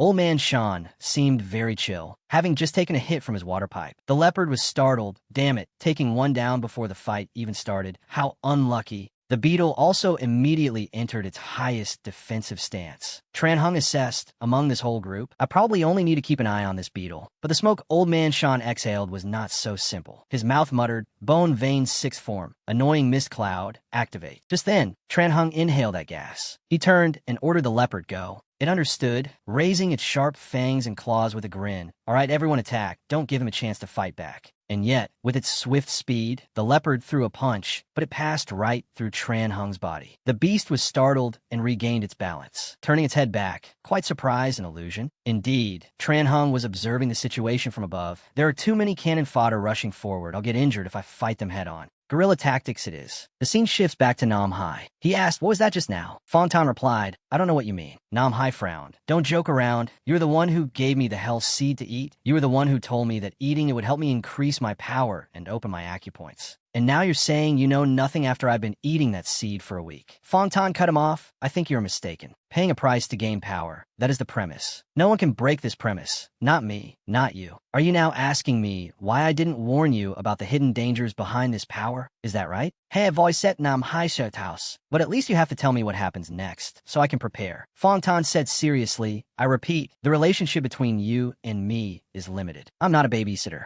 The reason I'm helping you is because the Demon Queen wants to invade this land. You can't die before I find a new partner, that's all. At this time, there was a signal from the capital. 4 pillars formed the teleportation gate. Lion said, I'm leaving Ha Dong Lu in your hands while I'm away. Yes, my lord. After giving his instructions, he stepped into the teleportation gate alone. Immediately, an extremely large magnetic wave emanated all around. The process took less than 2 seconds. The 4 pillars cut off their energy, and everything fell silent as if nothing had happened. But on the other side, dark clouds appeared in the sky, and then that blue light shot straight down to the ground. La Yin successfully téléportait tout NGU son village. Turning his head, he saw a scene of desolate ruins. At that moment, at the base, the Demon Queen also sensed it. She opened her eyes and gave an order. Tell Blue Ghost and Conical Hat Ghost to come see me. Another master has arrived. Meanwhile, Tran Hung was in a state of exhaustion. What the hell is happening? Those demon beasts were relentlessly searching for him. Search carefully. That martial artist has inhaled Old Man Shan's annoying mist cloud. He can't use his full power, so he couldn't have gotten far. Upon hearing this, Tran Hung finally understood. Annoying mist cloud? What is that? As soon as he finished the thought, his sea of consciousness suddenly throbbed with a sharp pain. Huh, it's that sound again. Finally, the husky-like demon beast sniffed him out. There he is. Surprise, modificaire.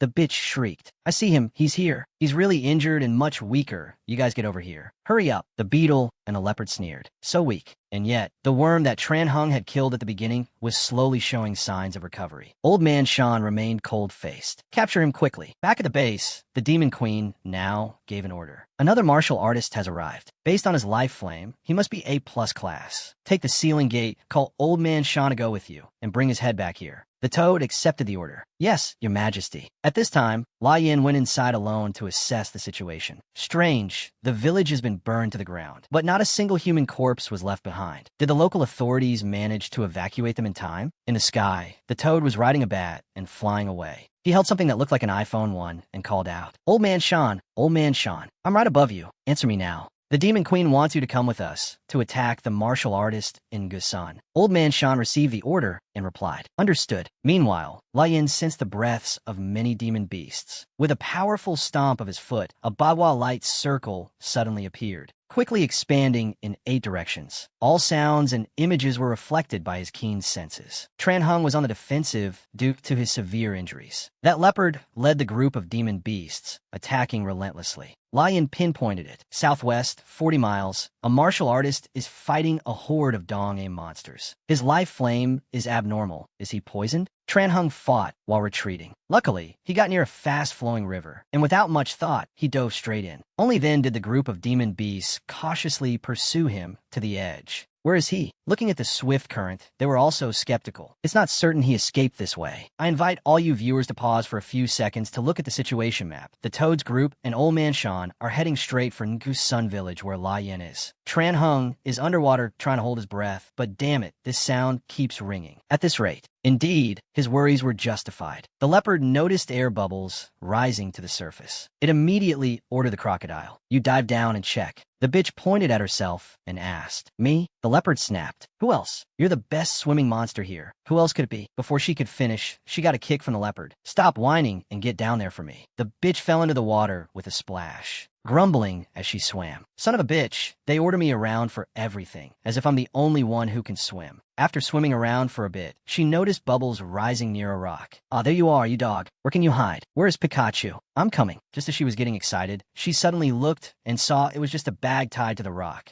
There was no one there at all. She decided to go deeper. Immediately, Tran Hung rushed out from behind a nearby rock, easily breaking her neck and sending the crocodile to the afterlife. The remaining demon beasts waited on the bank for news. The dog beast noticed bubbles rising on the water's surface and hurriedly called out. As soon as it finished speaking, the crocodile's head flew out of the water and hit it straight in the face. The bitch was stunned and fainted on the spot. While they were surprised, Tran Hung quickly shot up to the surface and sneak attacked the leopard with a blow straight to its back. At the same time, the toad had also arrived at Lai Yin's location. He narrowed his eyes and looked closely, realizing it was a group of demon beasts. 2 A-class, 1 B-class. The 3 of them jumped off the bat and landed with a thud. Lai Yin spoke first. Is your leader insane to send just you here? Isn't this a wasteful death? The toad replied. Whitebone Cave's 6th form, ceiling gate. Say whatever you want. As the toad spoke, it took out something very strange from its person. La Jin Mirkith, a treasure? As soon as he finished speaking, a red membrane appeared, covering a 2-mile radius around them, formed by a formation array, quickly trapping everyone inside. Layan also realized, this is a seal. The toad laughed. Ha ha ha, that's right, but that's not the only thing it can do.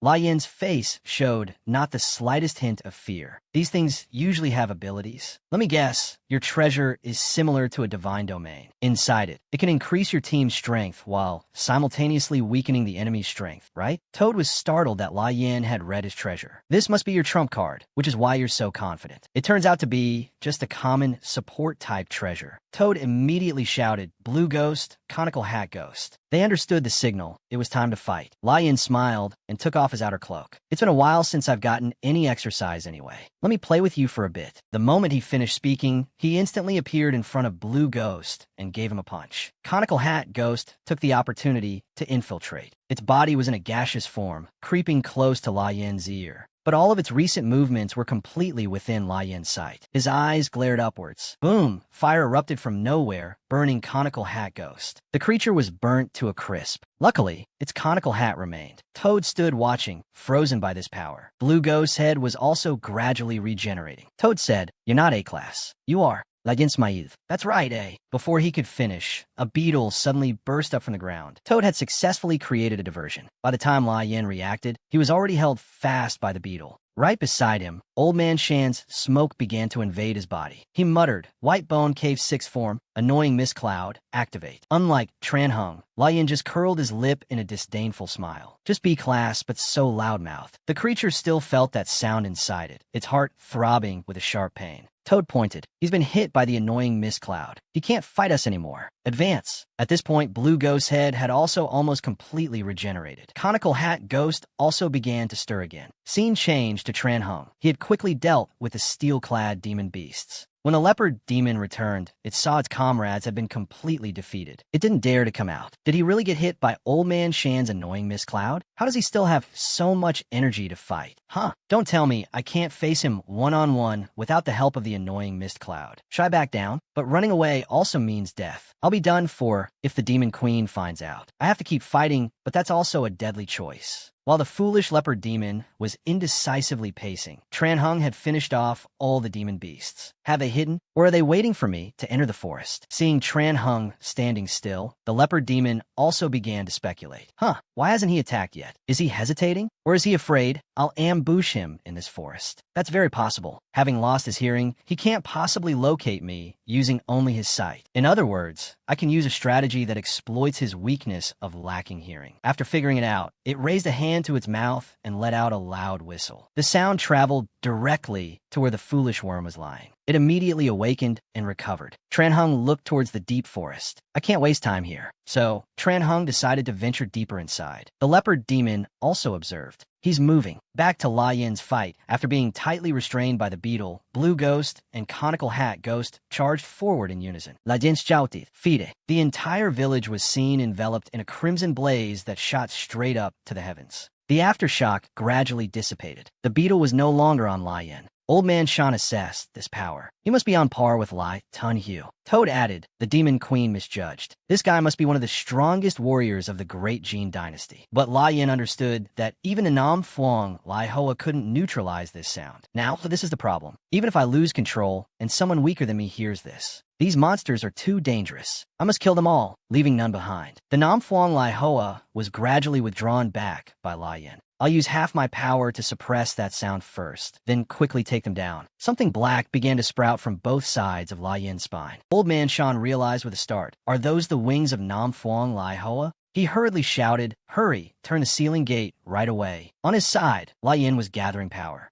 Hearing this, Toad immediately took out his treasure. Lai Yin's wings had also just finished accumulating power and unleashed it. An ultimate flame flew towards Toad and Old Man Shan. The power was truly on another level compared to those creatures. The entire ceiling formation grew scorching hot from this technique. In the South Sea, he also felt the aftershock. What was that? Fong Tan replied, another master has arrived at Ngu's son. He is very strong. Scene change to the demon beast lair. A subordinate came to report. Your Majesty the Queen. What the hell? I, the beggar, have come here to resign. Resign? Didn't you once say you wanted to witness the birth of a new era and the fall of the great Jin dynasty with your own eyes? Why do you choose to leave at this moment, when the war between us and the great Jin has not even begun? He replied, no. The factor that changes history has already appeared. From now on, the demon queen smiled. Very well, if that is what you wish, I will not stop you. Unless they return, I will tell them to return the two treasures, the ceiling gate and the annoying mist cloud, to you. The beggar smiled, there's no need. The demon queen was surprised. He laughed. The white bone cave needs those two things more than this beggar does. Scene changed to Lai Yin. The aftershock of the technique dissipated, leaving behind a large patch of sunken ground. The ceiling formation was also shattered in one area. Toad spoke up. This is the first time I've seen someone who could shatter a corner of the ceiling gate with just one attack like that. Truly terrifying. Lai Yin narrowed his eyes, quite surprised to see the two of them still alive. That's not right. At their level, they couldn't possibly have dodged my attack. But how did they do it? Or did this seal teleport them? I'll have to test it myself. Nam Fung Li Hua. Perch. It was accumulated on the tip of Lai Yin's finger. As he shouted, the Lai Hoa flew swiftly towards Blue Ghost and Conical Hat Ghost. Just a tiny, sharp flicker of fire. But the moment it reached them, it immediately created an explosion no less powerful than the previous technique. The aftershock gradually dissipated. The demon beasts were nowhere to be seen. By the time La Yin realized something, the two of them had appeared behind him. But his movement technique was no small matter. His reflexes were timely with a spin, punching straight out to counter Blue Ghost. Taking the opportunity, Conical Hat Ghost's hands elongated. Just as they neared the acupoint on La Yin's neck, he shouted, "Fire guards!" His hands instantly formed two snakes, which coiled quickly in the opposite direction to protect him. Two fatal bites easily crushed Conical Hat Ghost's hands. A spectacular defense, combining both movement and magical techniques. Old Man Shan continued to channel the illusion.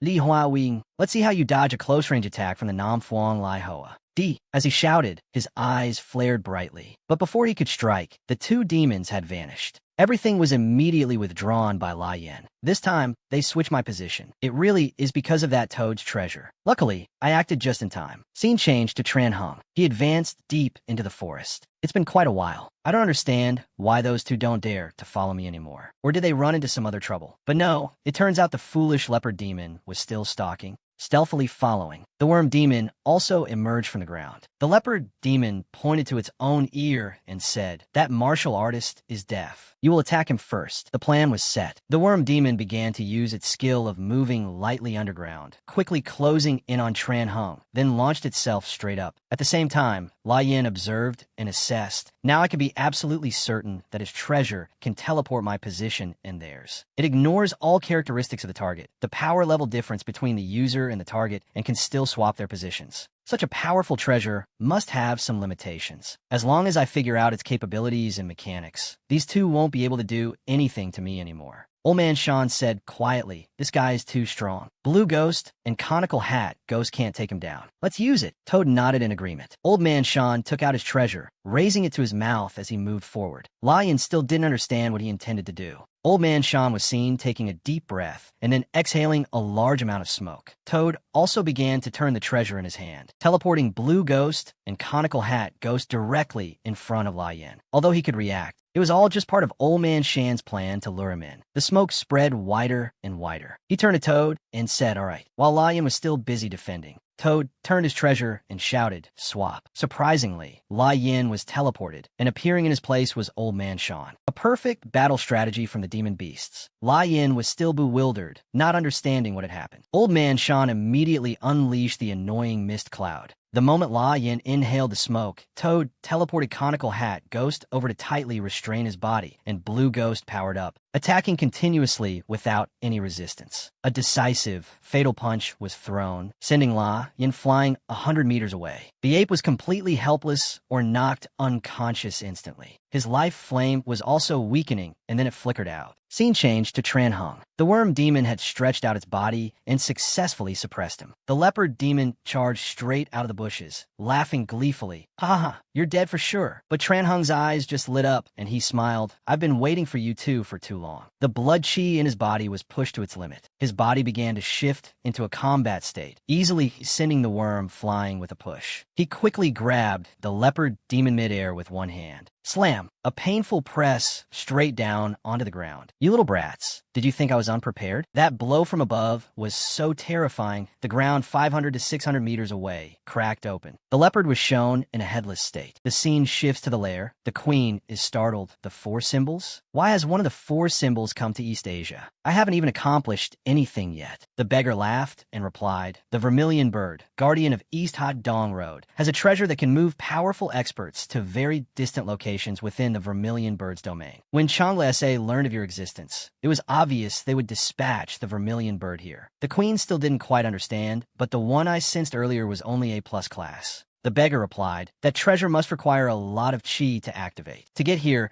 so quickly from such a great distance, that person must have used their own chi to activate the treasure." Hearing this, the queen began to worry. Meanwhile, in the South Sea, he wondered, "What's the situation?" Fong Tan replied, "Your master is still fine, but the flame of life of the expert who appeared in Gu Sun village has been extinguished." Nam Hai was startled upon hearing this. "Dead?" Fong Tan replied, "It's hard to say, but the monsters he fought were a bit unusual. I think I've seen their treasure before. I'm going out to take a look. Are you coming?" The scene shifts to La Yin's battle. He is lying motionless after a perfectly coordinated move by the team of demonic beasts. Old Man's son asked, "Is he really dead?" Just as he finished speaking, a leaf fire palm from La Yin flew straight at him. knocking him far away. It turns out Lai Yin was still alive. He looked up and said, "One down." For symbols, Lai Yin first cultivates 2 techniques, southerly fire. According to legend, this flame can suppress all monsters. It is one of the 8 most powerful flames on Earth. That is also the ultimate technique of the southern vermilion bird. Second, 7-star fate, a technique that every generation of the 4 symbols must cultivate. Only 4 people possess this technique at the same time. Once the highest realm of this martial art is reached, the cultivator will have 7 flames of life, 7 lives, and 7 dantions. Lai Yin stood up, wiping away blood as he said, "All right, let's start round 2. Even Toad had to exclaim, "What the hell? What kind of joke is this? Why is someone still alive after his flame of life has been extinguished?" Lai Yin took a short sword from his person, saying, "It's simple. It's because I have more than 1 flame of life." As he finished speaking, he also cut his fingertip, and blood just gushed out like water. Toad sensed a bad omen and took a step back. Lai Yin gave a devilish smile. "You should be proud for pushing me to use this move." Toad hastily took out his treasure and spun it. Lai Yin muttered a few words, "Southerly fire sword." Instantly, a vortex of fire formed around where he stood,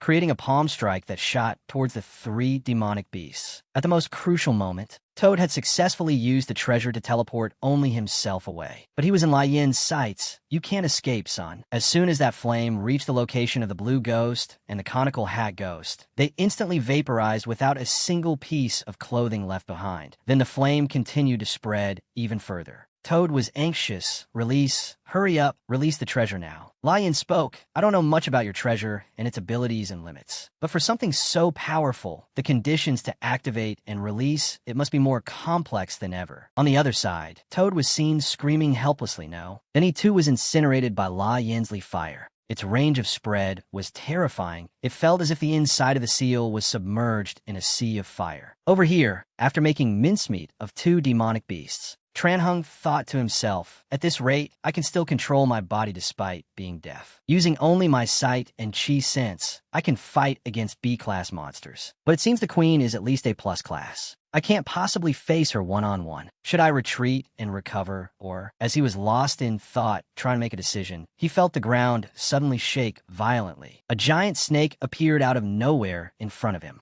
Looking more closely, atop the snake's head were the queen and the beggar. The queen squinted at Tranhung and turned to ask the beggar, "Is he one of the 4 symbols?" The beggar replied, "That piece of trash doesn't even have 15 years of life left, of course not." The queen was seen raising her hand. Tranhung worriedly got into a defensive stance. "Is that the queen?" As soon as the queen's hand clenched, sharp spikes suddenly erupted from the ground in a radius around Tranhung. Not a single reflex, completely outclassed. His entire body was pierced by those sharp spikes from all sides. The queen coldly directed the giant snake to turn and leave, not forgetting to say with contempt, "Truly trash," leaving Tranhung on the verge of death in his mind right now. "Oh no, the Queen of East Asia has made her move. I have to report back to Changle SA, or at least about the Hanam matter. Namhai, TDM, saw thee. Your master can't keep his promise this time." Thump! Just a few seconds later, Tranhung's flame of life was officially extinguished. At the same time, TDM in her room also sensed something. The little girl unconsciously called out, "Master." "Is for Namhai, Fongtang Suden Li Sauta, stop." Namhai was startled but obeyed, turning his head to ask, "What's wrong?" Fong Tan, despite knowing what happened, hit it. "No, it's nothing." As for that group of demonic beasts, they were discussing in their lair. It seems something happened to the cave master and old man's son. Really, if they were fine, our queen wouldn't have had to go out herself. A dog stood up and shouted to reassure them. "Silence. Everyone be silent." But as soon as he finished, he was slapped by the ox demon. So annoying. "I'm going to East Asia for revenge. Anyone want to come?" Over at the village, the barrier was also gradually disappearing, and Lai Yin's fire was also fading, revealing Toad's corpse on the ground with his treasure broken in 2. Lai Yin slowly walked towards old man's son's corpse. His mask and pipe were still intact. Lai Yin took a puff, observing for a few seconds. He decided to destroy the treasure rather than make use of it. He immediately detected the breath of a demonic beast. Indeed, deep in the forest, the giant snake and the queen had arrived. Lai Yin spoke up. "The final ringleader has finally appeared." The beggar started to address the queen, but she cut him off. "No need to say it. I can see for myself. He is one of the 4 symbols on the same level as me." Lai Yin's voice was disdainful. "Those useless bums at Band 10 too don't even distinguish the difference between A+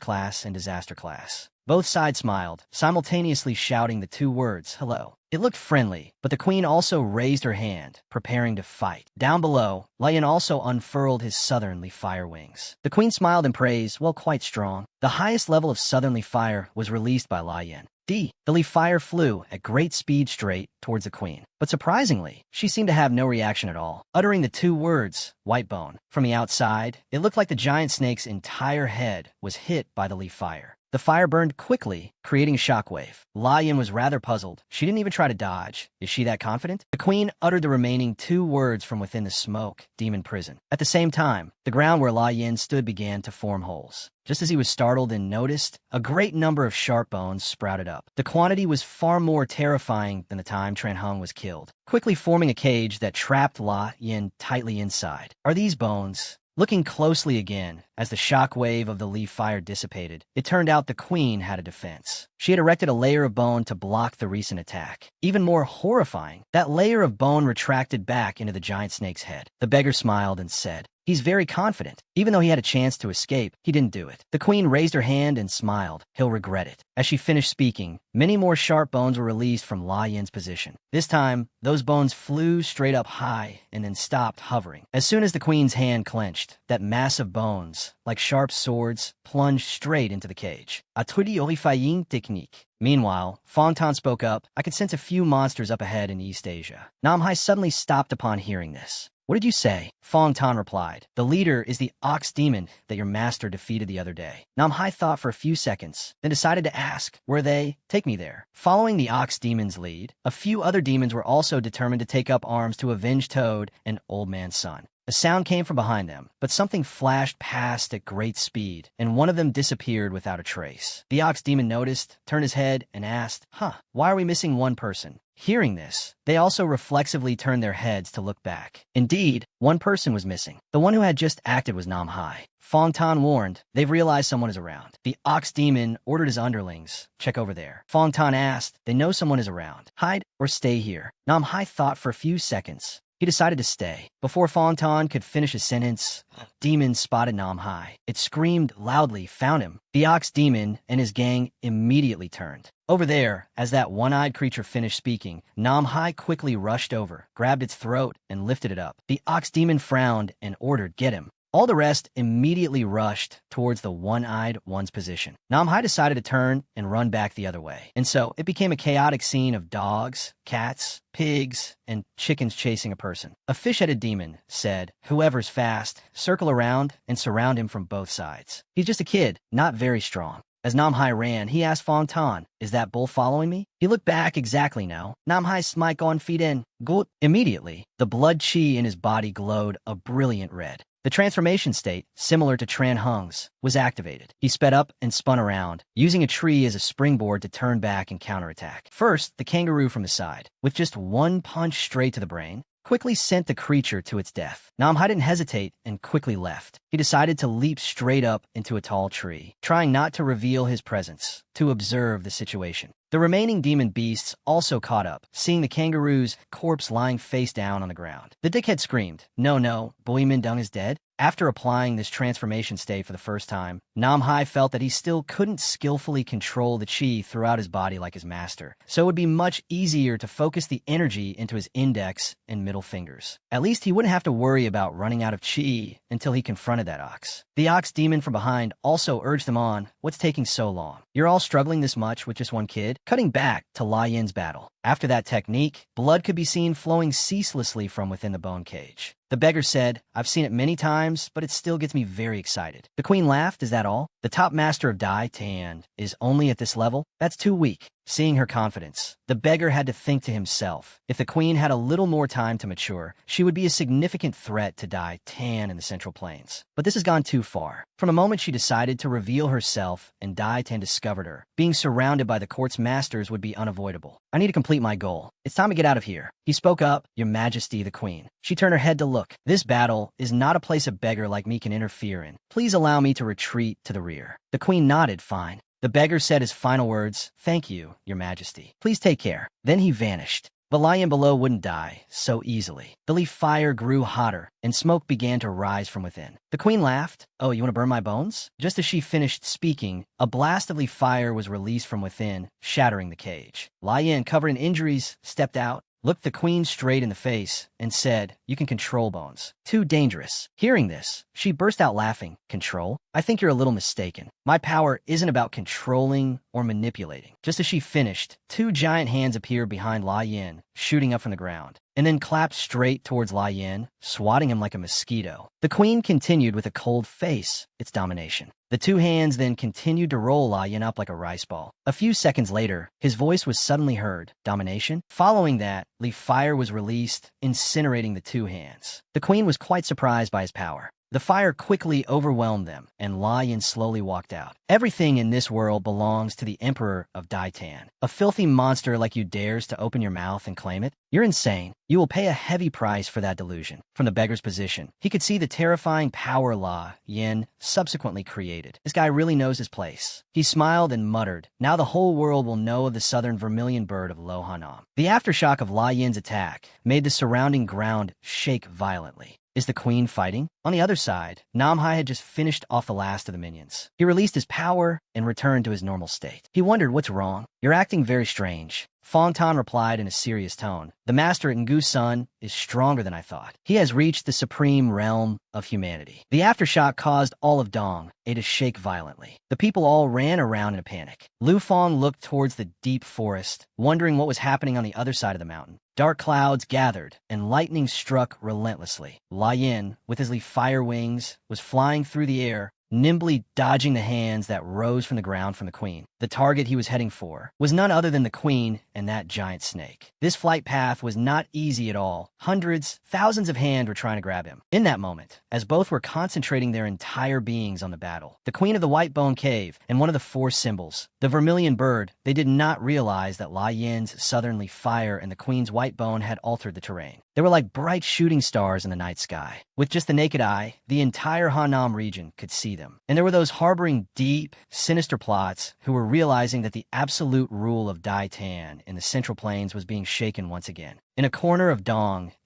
two mysterious figures in red also felt it clearly. What's going on? There are two disaster-level masters fighting in Dong. One of them might be the vermilion bird of the four symbols. The vermilion bird? Isn't he supposed to be in hot Dong guarding Nimmon Pass? Not even Lai Tun Hugh could draw him out. So this time, it must be because the queen of the White Bone Cave has entered the fray.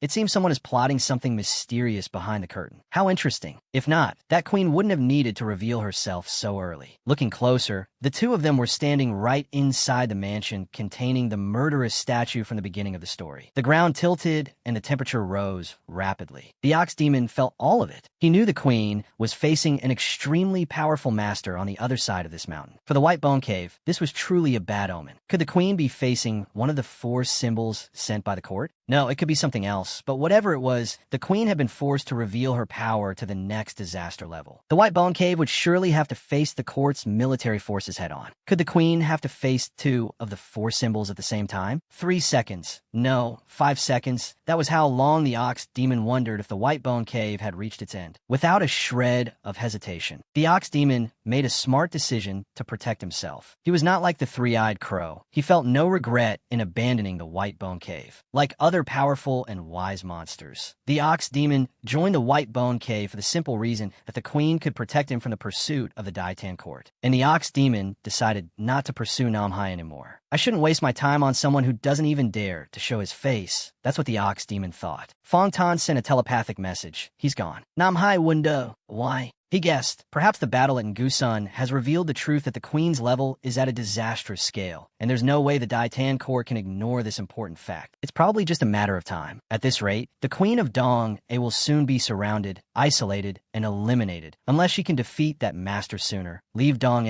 and live in hiding. Based on that fact, the ox demon's choice to leave is the wisest. Namhai understood after hearing this. He let out a sigh of relief. So that's how it is. Fong Tan continued. You can rest now. The direction the ox demon is heading is the same as before. Hearing this, Namhai's expression changed. What did you just say? He decided to chase after the ox demon. He also sensed it. A surge of blood chi into his 2 fingertips. Crack. A spurt of blood shot straight up. The ox demon said, "You're the one who was hiding in the shadows and causing trouble for us earlier, right? I didn't expect you to be just a kid." It turned out the cracking sound, just now, was Namhai's fingertips getting injured because this ox demon's body was too thick. Fong Tan sent a telepathic message. "This guy is much stronger than you. Use the power of the Hell Seed." Namhai dit stet ha si, sutu. The ox demon sneered. "You know what? I really enjoy killing kids." Suddenly, Namhai's heart felt a piercing pain. At the same time, the ox demon sped up and leaped forward to attack. He quickly retreated a step to defend. Fong Tan reminded him, fighting someone many times stronger than you in your current state is no different from seeking your own death. If you want to win, you have to use that power. Namhai turned and yelled, "Don't trick me. I won't use it again."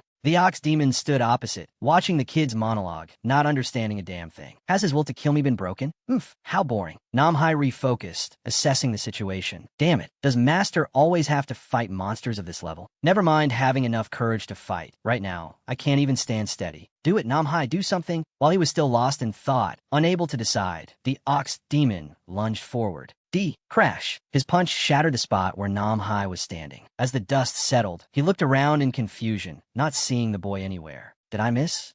The ox demon detected a presence behind him. Indeed, Namhai had escaped into a tree. He had to resort to using the seed's power. An indignant voice uttered 2 words, "You bastard." Fong Tan didn't forget to appear and mutter. In the moment between life and death, he made the decision to save himself. The ox demon stood there, completely stunned. The two looked at each other. "Oh, he's gotten stronger." Namhai laughed demonically. I'll kill you." The ox demon still had time to run his mouth. Even though he's just a kid, the killing intent he's emitting is on par with a massive monster. How interesting. Just as he finished speaking, Namhai proactively used the tree as a launch point, lunging straight towards the ox demon. He brought his hands back, bent his legs, his posture like an ape pouncing down. The ox head also quickly got into a defensive stance. The action took place in a mere 2 seconds. Namhai landed a piece of the ox demon's skin in his mouth. The guy was only now feeling the sting. He raised his arm to see that Namhai had used a dog bites buffalo technique. Fong Tan muttered. The hellish power has encroached on his ego more than last time. The fear of death made his subconscious seek out power. The ox demon also realized it. He's probably lost even his basic reasoning. How pitiful. Namhai had truly lost his human will at this point. He spat out the piece of meat from his mouth. Getting into position, he took a step and charged straight forward. But this time the ox demon was prepared. One ran, while the other pursued closely. Namhai's speed was truly on another level. The ox demon was quite surprised, but he still had enough reflexes to dodge a fatal blow from the boy. Namhai frowned and looked up. "You, Musti." The ox demon's face turned pale as he took a step back. The aftershock gradually faded, and Namhai was also a bit exhausted from his last move. It was enough time for the ox demon to think aimlessly. Even fighting in the forest, I can't close the speed gap. This is trouble. The scene shifts back to Lai Yin's battle. After successfully escaping the most dangerous spot, Lai Yin decided to fly a little higher, just as another hand reached up to grab him. He immediately sped straight up into the clouds. The queen looked up after him, smiling as she said, "Is he chickening out?" But no, this was Lai Yin deciding to fly into the clouds to have time to assess the situation. If I had known the Queen of Dong,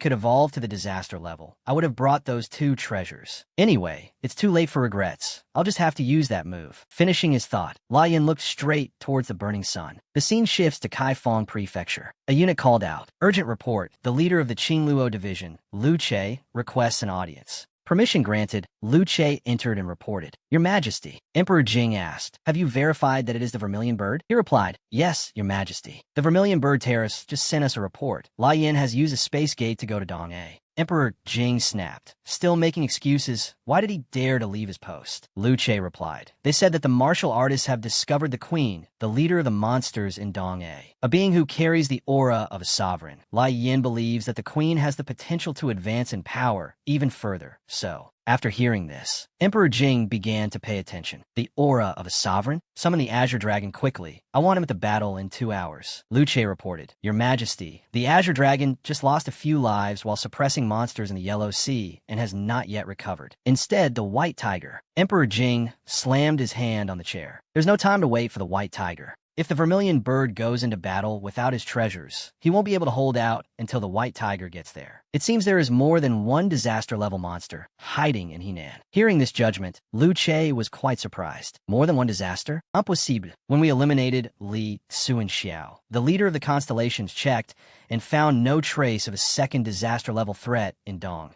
Emperor Jing reaffirmed. That's because we haven't sent the 4 symbols into battle yet. Those schemers, because they didn't know the extent of our main reserve forces, let us kill Li Xiao with the constellation forces. I think they retreated and patiently waited for the next opportunity. However, they put all their eggs in one basket and cultivated a second disaster-level threat. It's not hard to see through their plot. Lu Che's mind finally cleared. They are plotting to destroy the 4 symbols. Emperor Jing continued. Now that the vermilion bird has fallen into their trap, then I'll play along. Tell the azure dragon to bring the painting of 1,000 miles of rivers and mountains and the soul-hooking flute, and let him engage the enemy. Lu Che bowed his head. As you command. The scene shifts to Kaifeng Prefecture, Tianqing Terrace. In a private room, La Ningzhong and the terrace master are playing Go. The terrace master asked, the vermilion bird is at a disadvantage against the enemy. Are we going to help him? Ningzhong, while taking a game piece to make his next move, replied. Lion's southerly fire has been cultivated to the highest level. A disaster-level enemy can't defeat him in a one-on-one fight. The terrace master asked again, what if there's another disaster-level threat hiding in the shadows? Ningzhong laughed. If that were the case, Sir Lu would surely be turning the world upside down looking for me. Speak of the devil, and he shall appear. Is Ningzhong here? A young disciple replied. Master Ning and the terrace master are playing Go. The terrace master inside heard and laughed. It seems my guess was correct. Ningzhong also burst out laughing. The terrace master's foresight is truly accurate. No need to wait for Lu Che to come in. The two decided to step out and greet him themselves. Is it about Henan?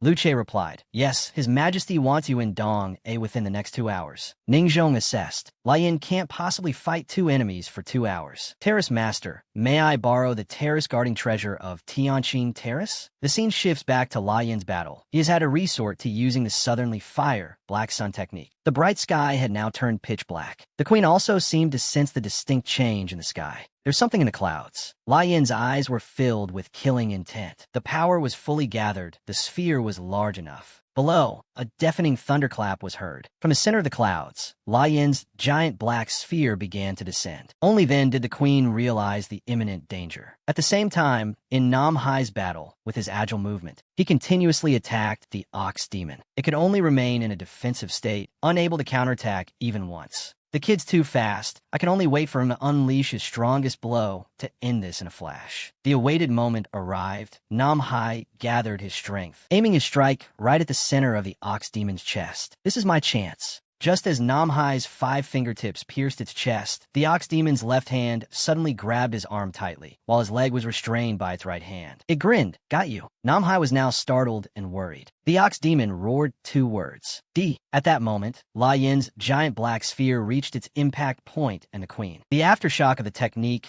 was terrifying within a radius around the forest. The trees couldn't withstand it and all fell down. Even the beggar who had moved quite far away was still affected. Hey now, don't tell me. Such powerful strength. Even Tran Hung's corpse was affected. Next was Nam Hai's location, just as the ox demon was lifting him up, intending to deal a fatal blow. It was hit by the technique's aftershock and had to let go. Nam Hai escaped death. And at the center of the explosion, the aftershock had gradually dissipated, revealing a giant, deep crater. Lion also jumped up. The energy for that move had exhausted him greatly. The queen's giant snake was now nothing but a dry skeleton, just as La Yin smugly laughed. Haha, return to dust. Suddenly, the queen's bone-summoning technique shot up from the ground, impaling La Yin with exactly 5 strikes. He didn't have a shred of strength left to dodge, and immediately coughed up blood. The skull on the ground, which was thought to be the queen's, suddenly moved, then directed strange streams of green energy towards each of the body parts lying scattered nearby. La Yin's eyes widened as he exclaimed, "Impossible! How did you withstand my black sun?" At that moment, the queen was reborn, but in what appeared to be a younger form. She angrily shouted, "You are truly dangerous, human." La Yin now began to feel his own defeat. The queen continued, "If I hadn't prepared a protective treasure, my life would surely be forfeit by now." La Jing wondered, "Does someone know my ultimate technique?" The beggar in the distance, having just sat up, angrily shouted, "TSK, TSK, cough. They're even using forbidden arts." Not a shred of pity for the mortal world. All life within a 20-mile radius has been incinerated.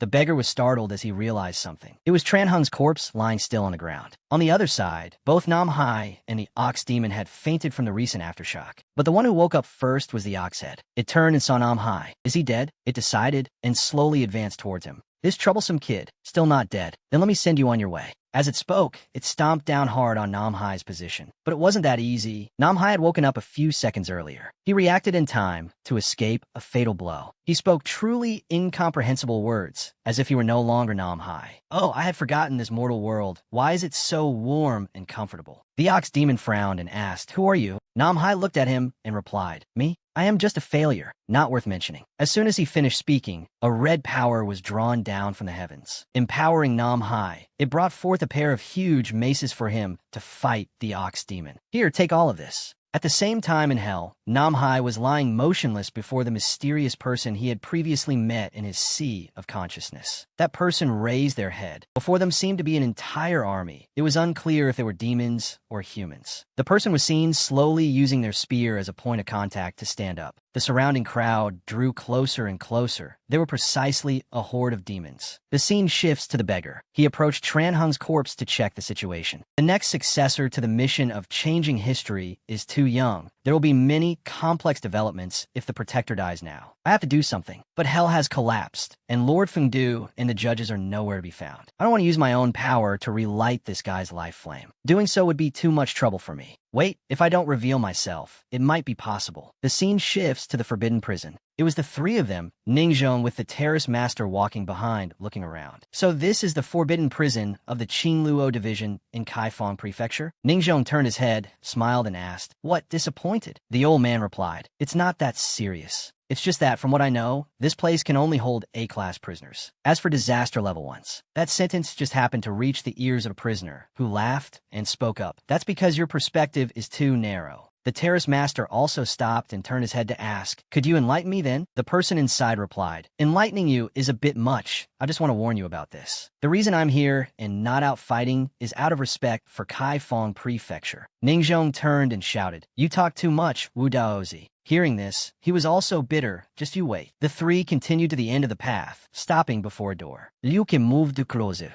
A hand reached out from a small slot. He passed the token inside for inspection. A voice came from inside, asking, "What do you need?" Lu Che replied, "I want to use the treasures to fight the Demon Queen." The voice came from inside. "Wait a moment." Then that same hand held out 2 treasures. "Take them. Return them immediately after use." Liu Ke clumsily replied, "I know." The scene shifts to the queen. After seeing La Yin motionless for a while, she approached, wondering to herself, is he dead yet? Humans are truly weak. If he is the standard, then the Azure Dragon and White Tiger are only at this level. If so, I can smoothly establish my great enterprise in Liaocheng. But it wasn't that easy. 2 of La Yin's life flames had been extinguished, but other life flames were still burning brightly. Suddenly, he opened his eyes, his entire body emitting a black aura. The surrounding space began to ripple outwards from his feet, and everything was enveloped in red. La Yin reached out and grabbed the queen's shoulder tightly. He frowned and asked, "The Black Sun couldn't kill you, so what about this?" La Yin unleashed the southern Great Star Stream. From the heavens, a stream of black energy shot straight down towards the 2. As for the beggar, he took out his bell, walked around Tran Hung's body, and chanted, "O wandering soul, yet to be freed from this mortal realm." As soon as the bell rang, a strange insect crawled out of Tran Hung's ear. It fell to the ground and twitched a few times. After shaking for a moment, its body suddenly shriveled up. The beggar continued to chant, "Extend for another decade, soul re-enter the body." Finishing the sentence, he rang the bell a second time.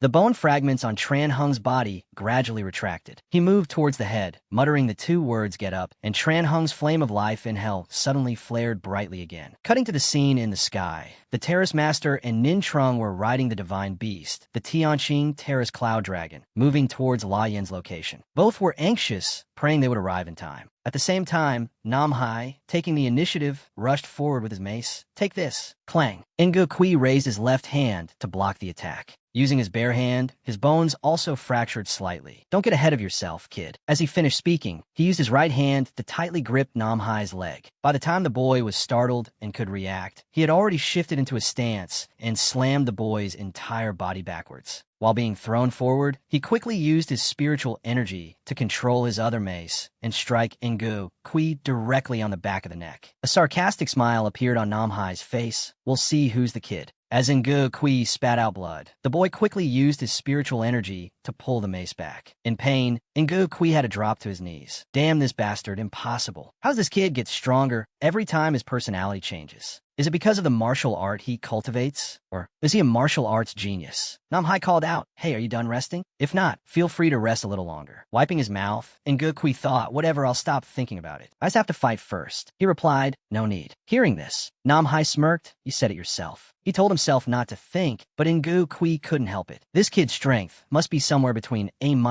and B+.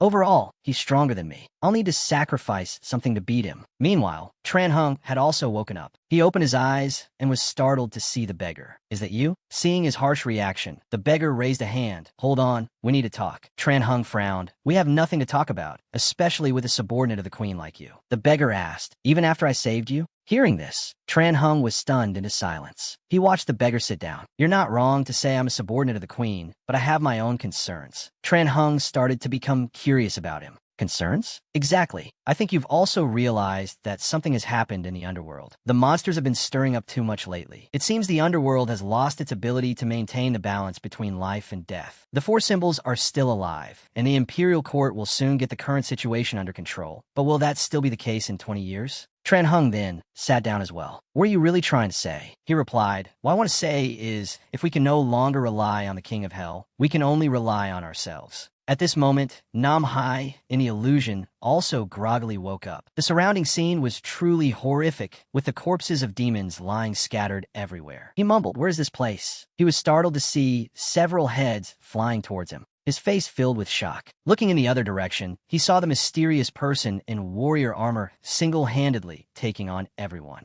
He powerfully stabbed his spear into the ground, releasing a terrifying aftershock. He shouted, "100 blades annihilation." Hundreds of weapons erupted from the ground, finishing off all the demons within a 300-meter radius. Nam Hai watched, unable to believe his eyes, too strong. The warrior pulled out his spear and walked over. He stopped at Nam Hai's position, then slowly knelt down and asked, "Who gave you the Hell Seed?" Nam Hai was still in a state of shock. The warrior continued to ask, "Didn't that person tell you the thing would gradually take control of your body?" Nam Hai shook his head. The warrior let out a sigh, and with a firm gaze, he told Nam Hai, "Stop using it. If you don't want to become like them, then cultivate a different martial art. Don't rely on the power of the Hell Seed anymore." Nam Hai looked towards the scattered demon corpses, stammering, "Like them? Were they once human?" The warrior replied, "Yes. Those who fail to use the Hell Seed will be cast down to the deepest level of hell after death, forever suffering pain and torture. Those with weak wills will become slaves of the underworld, like the demons forced to work for eternity in hell, unable to be reincarnated. Someone still living like you will attract their attention here. Your body is still alive in the mortal world. That will be the key to escaping this place. If you stay here too long without enough strength to defend yourself, you'll be eaten alive soon." Hearing this, Nam Hai was terrified. "I understand. Thank you for saving my life. How do I get back?" "You can return when the one up there is finished." The one up there he mentioned was none other than the Nam Hai in reality, who was being controlled by another strange entity. Inga Queen mumbled, "Luckily, I brought this treasure with me. After all, it is mine." Nam Hai vaguely recognized it, that thing. "Mukui lauget ji fan." This, the queen bestowed it upon me. Over at Lai Yin's battle, the black sun gradually receded. The aftershocks dissipated, leaving only him and the queen's head, which was slowly crumbling. Although his body was standing, it no longer had a breath of life. The third flame of life had been extinguished, just as the fourth flame burst alight. Lai Yin was thus revived. Looking at the skull, he felt a little worried. Even the Southern Great Star couldn't burn it completely. It seemed she really did prepare everything to deal with me. With each step Lai Yin took, the layer of the black sun gradually fell away. He tightly gripped his short sword. He took a running leap high into the air, aiming straight for the queen's skull. The moment he raised his hand to strike, 3 bone fragments suddenly shot out from nowhere. By the time he could react, his hand was already being told to stay. Lai Yin quickly flipped backwards, looking at his hand one last time. "What the hell? What is my hand doing?" And yet, the queen's head controlled Lai Yin's hand, regenerating into a complete body. She laughed triumphantly. "I can't believe you killed me twice without even using a treasure." Lai Yin exclaimed in horror. You can control the bones of living beings? The queen laughed loudly. Not control, but dominate. Hearing this, Lion broke out in a cold sweat. This is bad. If the queen of Dong,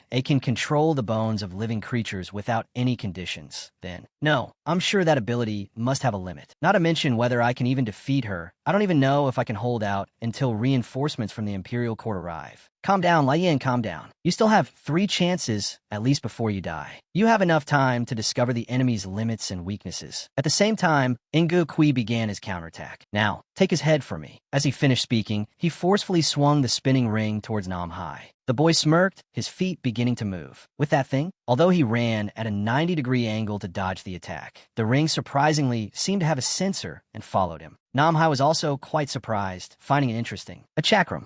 Turned back immediately. He swung his left mace straight at the chakram. Upon impact, it surprisingly split into 2. They paused for a second, then shot off as if attached to rockets, chasing Nam Hai at a much faster speed than before. He was quite surprised as well, turning to prepare a counterattack stance. Engu Kui laughed triumphantly. It's useless. The blood will not only pursues, but it also splits on impact. Indeed, as soon as Nam Hai counterattacked a second time, the blood will split into 4. Nam Hai now understood pursuit and splitting, one annoying combination. Pausing for a beat, the 4 blood wheels then accelerated towards Nam Hai. Just as they were about to hit, with his agile movement, Nam Hai continued to play a game of cat and mouse. Just as I thought, it won't split if I don't fight back. And its pursuit speed isn't actually that fast. Too many weaknesses. If I dodge, just as it's about to strike. After observing its weakness, he decided to land, turning to face the 3 remaining rings. The moment of life and death approached. A shocking explosion erupted right at that spot, but it was the blood wheel that exploded, while Nam Hai had successfully escaped. Engu Kui was quite surprised. He figured out the blood wheel's weakness that quickly. This kid.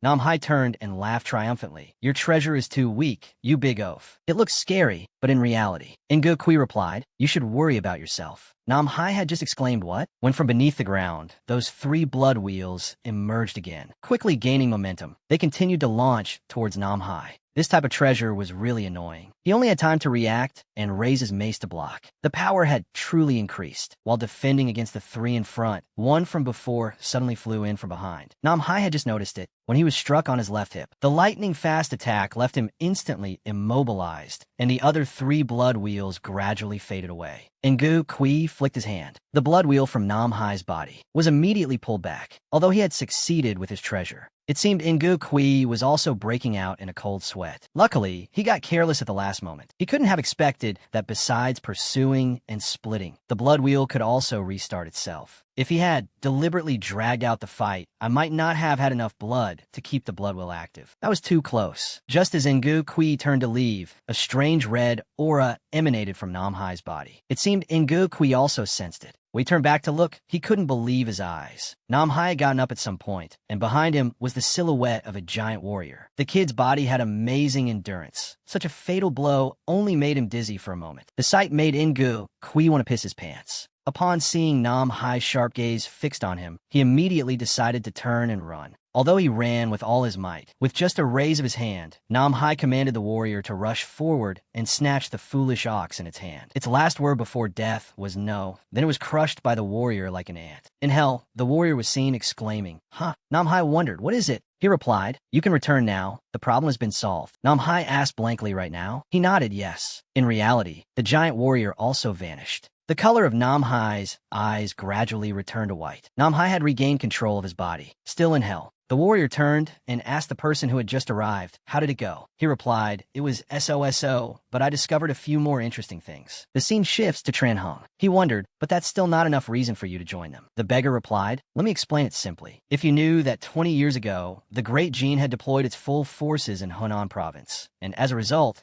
they fell into difficulty suppressing the forces outside Yemen Pass. What would you do?" After hearing this, Tran Hung didn't know how he would have decided at that time. The beggar continued, "The current state of Hunan is like a meat grinder. It points its spearhead at the imperial court, and on the other hand, it gives birth to new local monsters. The results you just achieved help keep the situation under control, but the balance between life and death in the underworld has been broken. I'm not the only one interested in these characteristics of Hunan. If other disasters like Li, Su, and Xiao were to return to the mortal world, do you think the imperial court could still control the situation? Do you understand? Hunan is now like a hot potato, unless the Great Gene sends 2 of the 4 symbols to guard and protect it. Otherwise, nothing can prevent the conspirators hiding in the shadows. But no matter what, the Imperial Court can't plug this hole, and Hunan, sooner or later, will still collapse. You're abandoning Hunan simply because we can't protect it? To be blunt, your actions are like. Before he could finish the insult, the beggar raised his hand to interrupt. Enough, let's stop here. I have to go. He stood up and continued. The Imperial Court's reinforcements are approaching. I don't want to be held up here in Dong-A. Oh, I forgot to tell you, you don't have much life left. Upon hearing this, Tran Hung exclaimed. What? The beggar continued. I woke you with the demonic human art. There will be some side effects. Ordinary martial artists won't notice, but masters can sense it. After saying that, he turned and left. Fong Tan overheard their entire conversation. As for Lai Yin's battle, he had decided to turn and run. The tables had turned from a cat-and-mouse chase to the mouse chasing the cat. The queen brought her hands together. And immediately, bones rose from the ground, blocking Lai Yin's path. Just as he turned right to dodge the attack, more bones sprouted up, blocking his way. Lai Yin had no escape route. He was trapped on all sides. The queen had successfully caught up, now within range for her bone-crushing technique. The queen clenched her fist and shouted the 2 words, white bone. A lump suddenly protruded from Lai Yin's broken arm. Then 2 other bone lumps followed suit and emerged. He was startled and alarmed. So that's how it is. How about this? He said, as he decided to fly up and curl into a ball, forming a bright circle. Suddenly, fire, azure light was deployed. The circle grew larger and larger. The queen stood still, instinctively raising her hand to block. In less than 3 seconds, the circle had expanded to her position. The scene shifts to the Cloud Dragon. Nintrung asked, how much farther?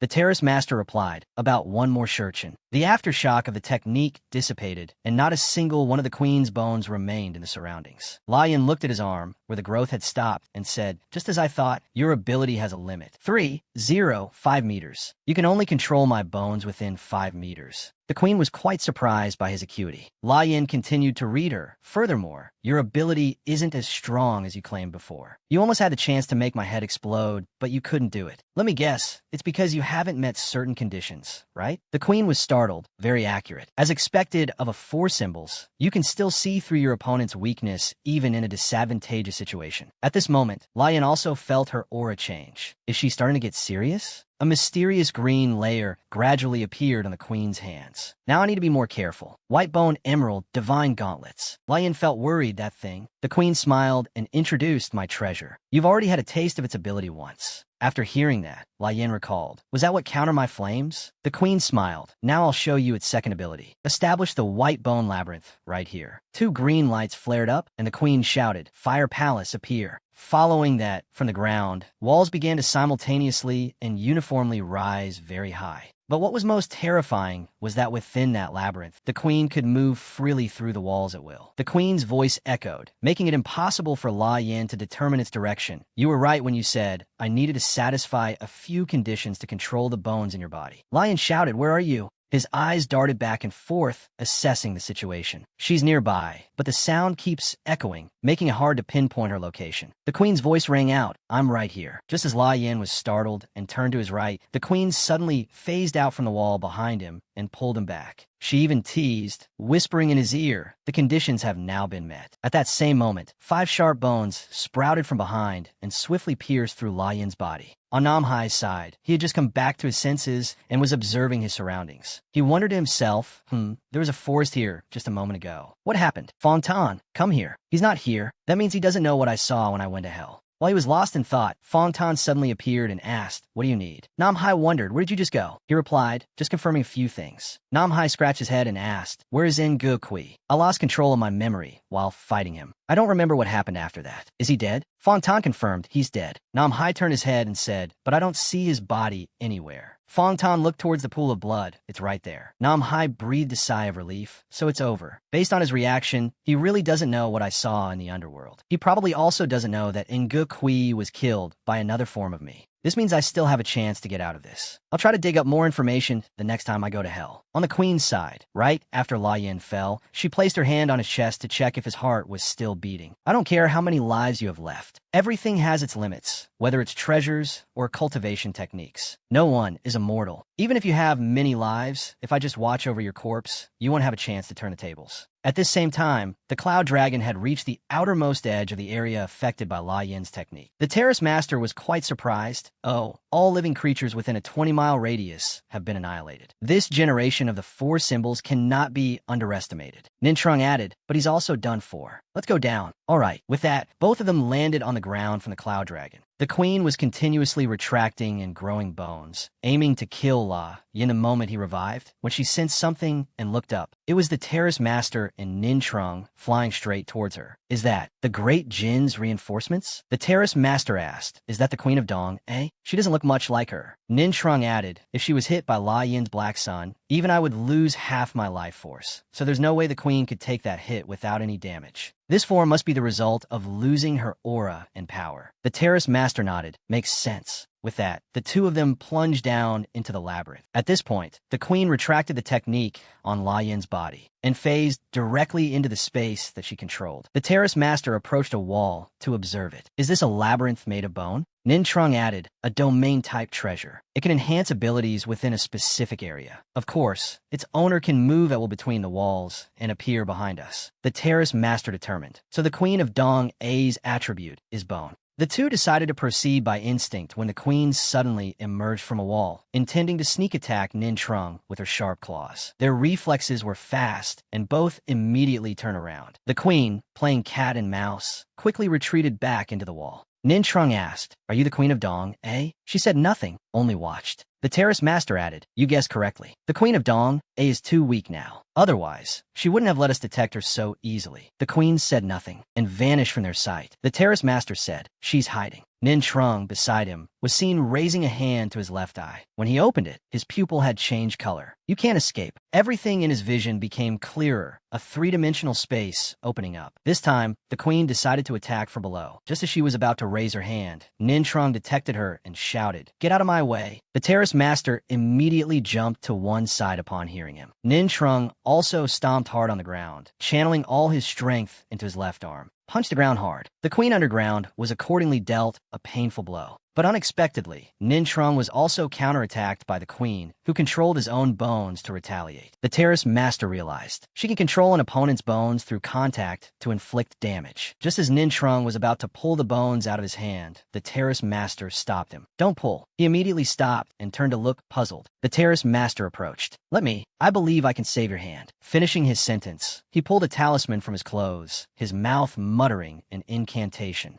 directing the talisman to fly towards Nintrong. It just hovered right above Nintrong's left hand. The Terrace Master's mouth muttered, burn an incense cycle, beseech the six gods, preserve the world's chaotic treasures, cleanse the worldly curse, protect the people. The talisman accordingly began to glow, then quickly sucked all the protruding bones into it. The bleeding wound also gradually healed on its own. Once done, the Terrace Master retrieved his talisman. Nintrong's hand officially returned to its normal state. He turned to smile and say thanks. The Terrace Master, while putting away the talisman, said, it's just a minor skill. Can you still see her? Nintrong replied, no, she has escaped my limited field of vision. The Terrace Master sighed. How troublesome, with a treasure like this protecting her. The Queen of Dong, it can advance and retreat as she pleases. It will be difficult for us to subdue her.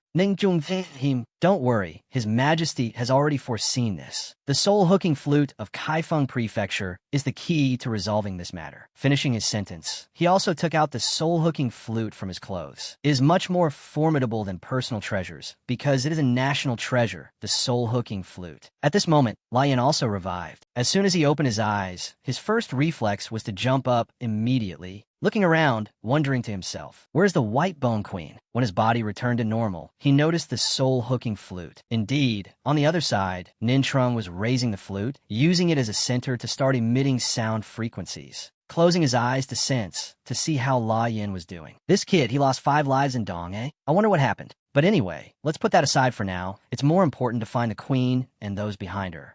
Is that a martial artist from Dong, eh? What kind of kung fu does he practice that his whole body is shrouded in a death aura? The area of effect of the soul-hooking flute was not just within the formation, but also spread all the way to Nam Hai's location. He wondered, what's going on? Fong Tan replied, a master is using a treasure to search the entire area. We can't do anything until he stops. He has seen us. The hiding queen was also assessing the situation. I have no chance of defeating those two in my current state. It's impossible. I have to retreat first. Just as the queen decided to emerge from the ground, Nin Trung had located her. Found her. Where? Southeast, 700 meters. The queen thought she was being clever by escaping the labyrinth completely to flee, when suddenly 2 blue flames from behind shot straight ahead to block her escape route. From above, 2 beasts were flying towards her. To be precise, it was Nin Trung and the terrace master riding on Chilance. The terrace master noticed. She has shrunk even smaller. Ning Jun Gon Din. As expected, we guessed correctly. Fighting with La Yan has weakened her greatly. The queen's face fell. It seems I can't escape. She decided to summon Sharp Bones to fight it out. Nin Trung tossed the soul-hooking flute to the terrace master. Hold this for me. Remember to always keep the 80,000 miles of rivers and mountains painting open when I engage her in battle. The terrace master understood. All right. After giving the instruction, Nin Trung left the Qilin, flew straight down, and landed on the ground, face to face with the queen. The two stared at each other for a few seconds, sizing up their opponent. Ning Jung spoke,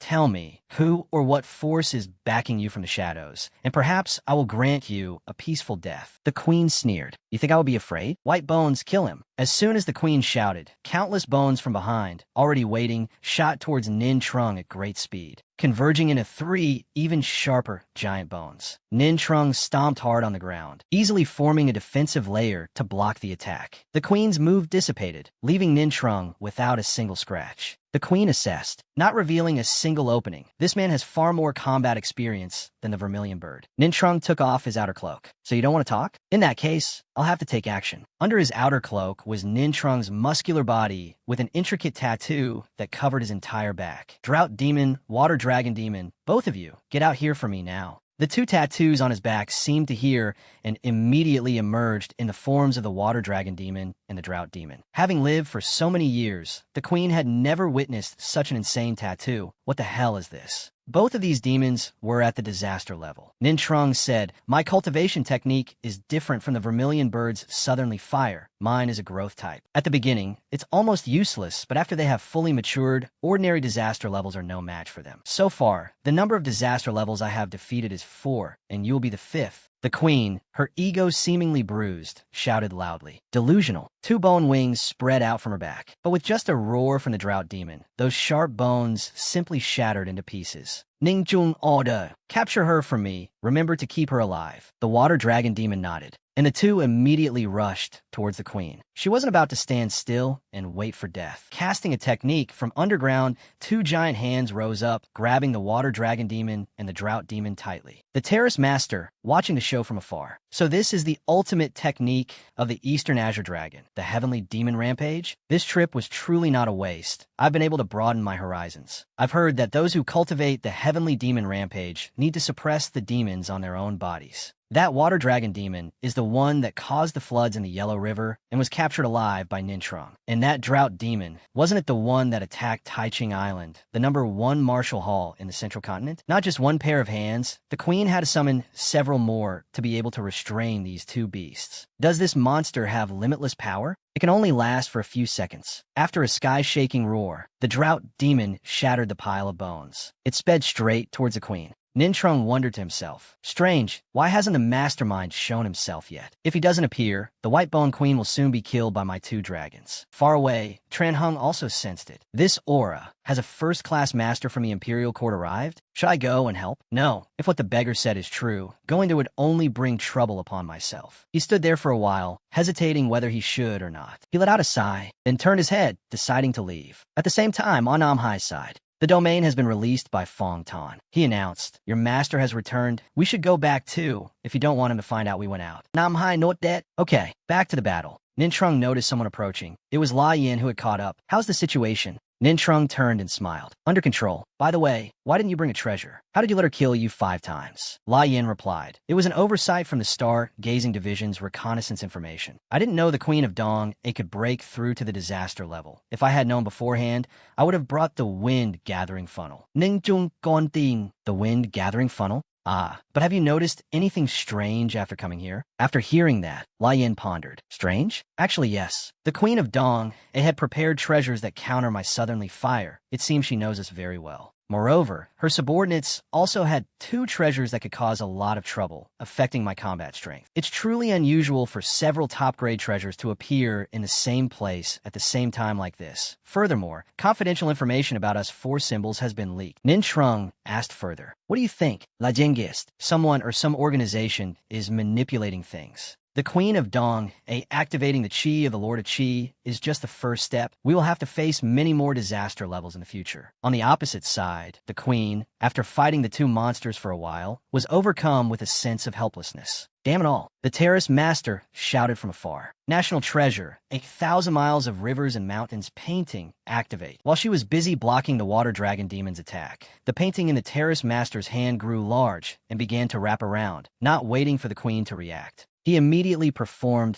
the retrieval technique. The painting, at great speed, circled around the battle, and then just sucked the Queen inside. The dimension within the painting opened up. The Queen was officially trapped inside. Both monsters were also sucked in with her. The Queen, bewildered, didn't understand what was happening. Where's this place? Then the 2 beasts dove straight down to continue their attack. The painting was shrunk by the Terrace Master and retrieved. Nin Trung said, I will report your speculation to Lord Liu. But first, let's go to the White Bone Cave to see if there are any clues. Scene change. Meanwhile, at the White Bone Cave, the beasts were being mysteriously slaughtered. A dog grabbed a person's leg and asked, aren't we on the same side? The one who acted was none other than the beggar. He replied, we were, but not anymore. A mysterious figure in white, with just one of his shadow-splitting techniques, made quick work of the pack of beasts. He turned and said, everything is happening just as the prophet predicted. The Queen of Dong has been captured, and the 4 symbols La Yin has also revealed himself before my master's eyes. The beggar added, the prophet is always perfectly correct. On the other side, a person called the prophet was observing everything through round spatial portals. The figure in white and the beggar also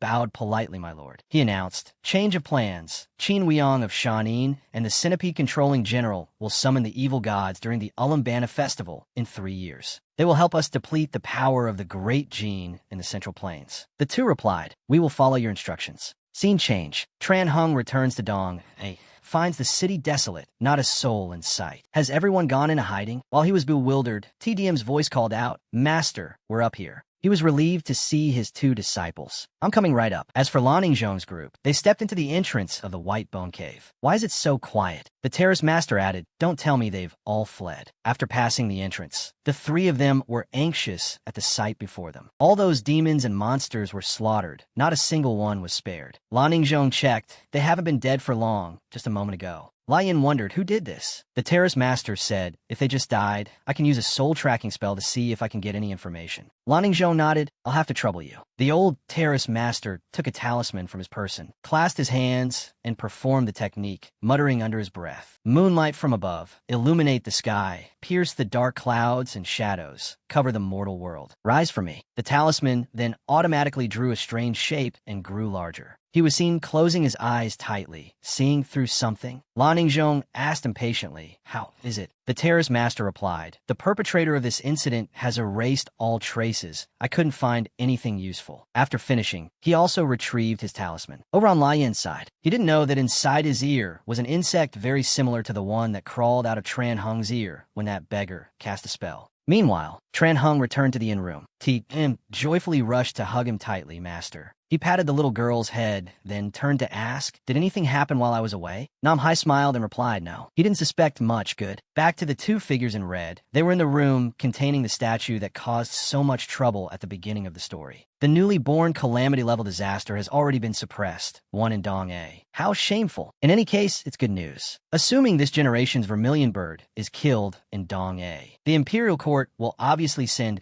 more masters to Hunan, and they will turn this entire region upside down to wipe out everything still in hiding. If that happens, our plan will be exposed sooner than expected. That's true. Looking closely, the statue in that room had returned to its normal state, its face no longer stained with blood. Scene changed to the capital. Emperor Jing asked, "Is it done?" Lu Che replied, "Lan Ningzhong and the Tianqing Terrace Master have captured the Queen of Dong using the treasure painting and 1,000 miles of rivers and mountains. That painting has now been moved to the Earth Chamber." Emperor Jing asked, "Has the mastermind or the force behind this revealed themselves?" Lu Che replied, "Not yet. According to Lan Ningzhong's report, the force supporting the Queen of Dong had retreated before they could reach the cave. All the monsters that could have provided information were killed." After hearing this, Emperor Jing felt that something was strange. "Never mind. Tell Lan Ningzhong and La Yin to return to their posts. The underworld has collapsed, and we can't contact the celestial realm. We should not continue to prolong the conflict with forces that have not yet revealed themselves." Liu Ke understood. "Yes, Your Majesty." Scene change. A few days later, the news that the demonic beasts had been killed. Dong, a return to the normal daily life it once had. Tran Hung took his 2 disciples out to play, and Lu Feng was with him. "We have received news from the Guizhou Prefecture that a new divine statue is on its way here. The escorting martial artist is a disciple of the 5 Ghost Taoist. If nothing happens, it will arrive in a few days. And the Qingluo Bureau has reported your achievements in fighting to the end in the Battle of Li Tsuanxiao to the Kaifeng Prefecture. There has been no contact from Huang Qiushui. In addition, you, the disciple of the 5 Ghost Taoist, the 5 Elements Sect, the Nanshan Martial Hall, and Lu Luo Gang have all received gifts from the Imperial Court." "Is that so?" "The disciple of the 5 Ghost Taoist will obviously choose the martial transmission order. What about you? Have you made a choice?" Tran Hung didn't know what he should choose either. Lu Feng continued, "If I were you, I would take this opportunity to move to Lianqing. Lianqing has many masters protecting it. You'll have a few years free to cultivate your own skills." Tran Hung replied, "I'll decide later." Yes, TDM and Nam Hai were still playing innocently. "You're such a big idiot. Come back. Give me back my cake. Come back here." "No way."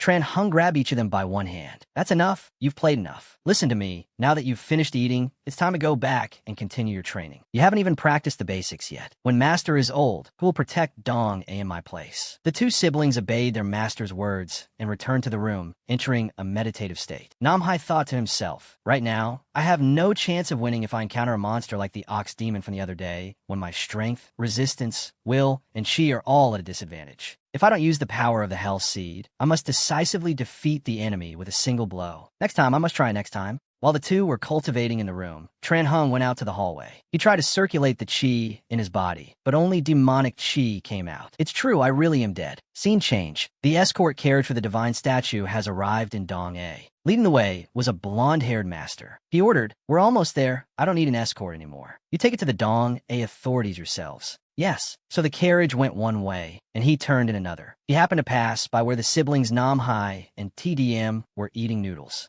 TDM notit so meeting stinda. Nam Hai wondered, "What is it?" TDM replied, "There's something sitting on his head." Realizing the strangeness, the 2 siblings decided to slurp down the rest and follow him. The beast that only TDM could see transmitted its voice. "There are 2 kids following you." The blond man nodded. "Yes, I know." As he finished speaking, his hands began to perform the 8 gates technique. Twin shadows. The 2 siblings' jaws dropped when they saw it. He could split into another person. Not knowing which one was real and which was fake, they just saw one person veer to the right. TDM asked, "What now?" Nam Hai decided, "Let's follow the one who turned into the alley." As soon as he saw the 2 siblings turn, the beast said, "We've shaken them off." The man in yellow added, "Good. Now let's find a martial artist protecting Dong A. I have something I need to ask him. It won't take long." The beast raised its head, sniffing the air a few times. The local roads are filled with the chi flows of martial artists. Let's try following this flow. There he is. Meanwhile, the 2 siblings, Nam Hai and TDM, followed that shadow to the end of the alley. Just as they reached the dead end, they saw him turn around with a cunning smile. The 2 were startled as they realized the danger. Then they saw the shadow glow and then vanish into thin air. Saw TDM delete. "We followed the wrong target. What do we do now?" Nam Hai thought for a few seconds and decided, "Let's go back and report to Master." In the meantime, Tran Hung was chilling by the window.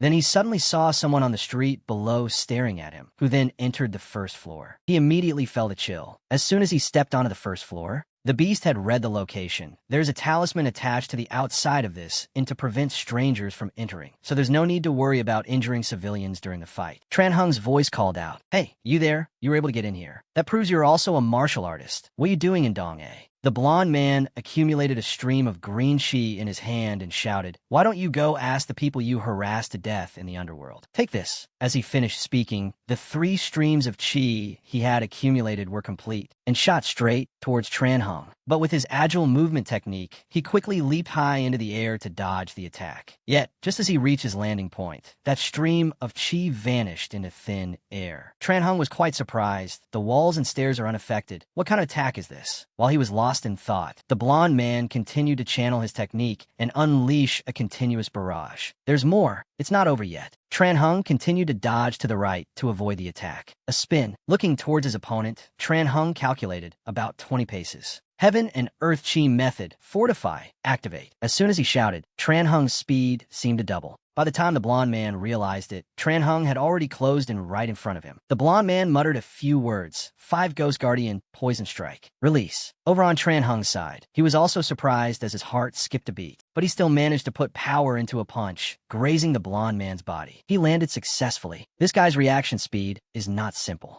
After the two brushed past each other, both were injured. The blonde man placed his hand on his neck. The blood then stopped flowing. The beast on his head worried. "Are you okay?" He replied, "I'm fine. It's just a superficial wound. It won't affect me much." But in contrast, on Tran Hung's side, his skin color had changed noticeably. Is this poison? But when the blonde man muttered, he seems to be more worried now. It would be strange if they weren't panicked after being hit by my poison. The beast reminded him, don't let your guard down. This guy's entire body is shrouded in death chi. The poison won't cause him much trouble. The blonde man smiled. Don't worry. When I double the toxicity in the air, he won't have a chance to stand firm anymore. Tran Hung felt his breathing start to become difficult. I see. It's from those palm wind blasts earlier, right? You can release poison around you even if I'm not hit. When the poison concentration in the air gets high, I will be poisoned through respiration, correct? The blonde man smiled. That's right. Tran Hung felt his body grow even more tired and asked, I have never offended anyone who uses poison. So who sent you here? The blonde man shouted as he launched an attack. I told you, go ask in the underworld. Tran Hung, in his helplessness, thought, there's no other way. I'll have to try using it. Heaven and Earth Chi, Fortify, 5th level, activate. The moment the 3 streams of deadly poison were about to reach Tran Hung, he sped out of the blonde man's sight. Then he suddenly appeared right behind him. When he reacted and turned his head to look back, he took a fatal palm strike from Tran Hung. He was punched into a mangled mess, motionless on the floor. The state of his blood and chi was regulated. The poison had been expelled from his body, and his body returned to its normal state. This guy is strange. He spoke too harshly. His poison's toxicity has been quite diluted so far. Did he not really want to kill me? Or perhaps, suddenly, TDM's voice called out, Master, we met a strange man on the street. The little girl was startled when she saw the person she was about to report on was lying motionless on the floor. It's him. Tran Hung turned to Nam Hai and asked, is this the guy? He nodded. It's him.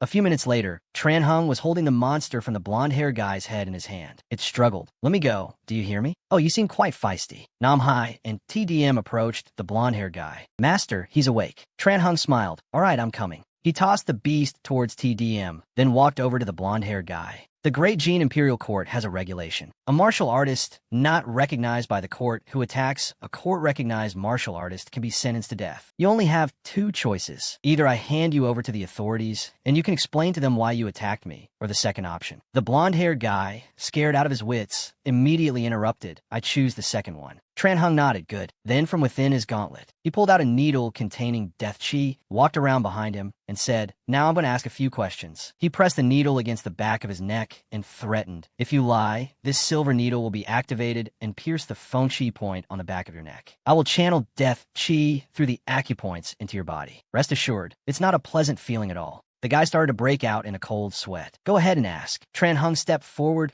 crossed his arms, and asked, why did you attack me? If someone put you up to this, tell me his name. The blonde-haired guy replied, no one asked me to. You killed my master, and I came for revenge. That's all. Tran Hung asked further, who is your master? He frowned and replied, the 5 Ghost Taoist. Tran Hung was quite surprised to hear this. The 5 Ghost Taoist? Why would you think I killed him? The blonde-haired guy replied, I've made inquiries. The Guizhou prefecture government gathered martial artists from many places to suppress the monsters in Dong-A. Such a strong team couldn't possibly be defeated, unless the monsters were calamity level. But what happened? My master and the others all lost their lives, except for you. Can you swear you weren't deceitful? Tran Hung sighed. Didn't your master tell you how dangerous that mission was? He shook his head, no. He continued, didn't you ask the local authorities why so many people died in Dong, eh? The blonde-haired guy replied, the old office moved elsewhere, and the new office has no information about that mission. Tran Hung understood, so Qing Luo Si covered up everything about Li Tsunxiao. They must be afraid this news would shake the nobility. He turned and called out, Nam Hai, T-Dim, you two go outside first. I have something to discuss with him. The two understood and went out into the hallway together, leaving the blonde-haired guy and Tran Hung in the room. He began, the incident in Dong A is not as simple as you think. The blonde-haired guy said loudly, explain then, what kind of monster is strong enough to take down a group full of A-level masters like that? Tran Hung replied with just 3 words. Calamity level. The guy's face turned pale upon hearing this. I can't tell you everything in detail, but if you don't believe me, I'll take you to meet someone from the government who was present at the incident. I have no reason to lie to you.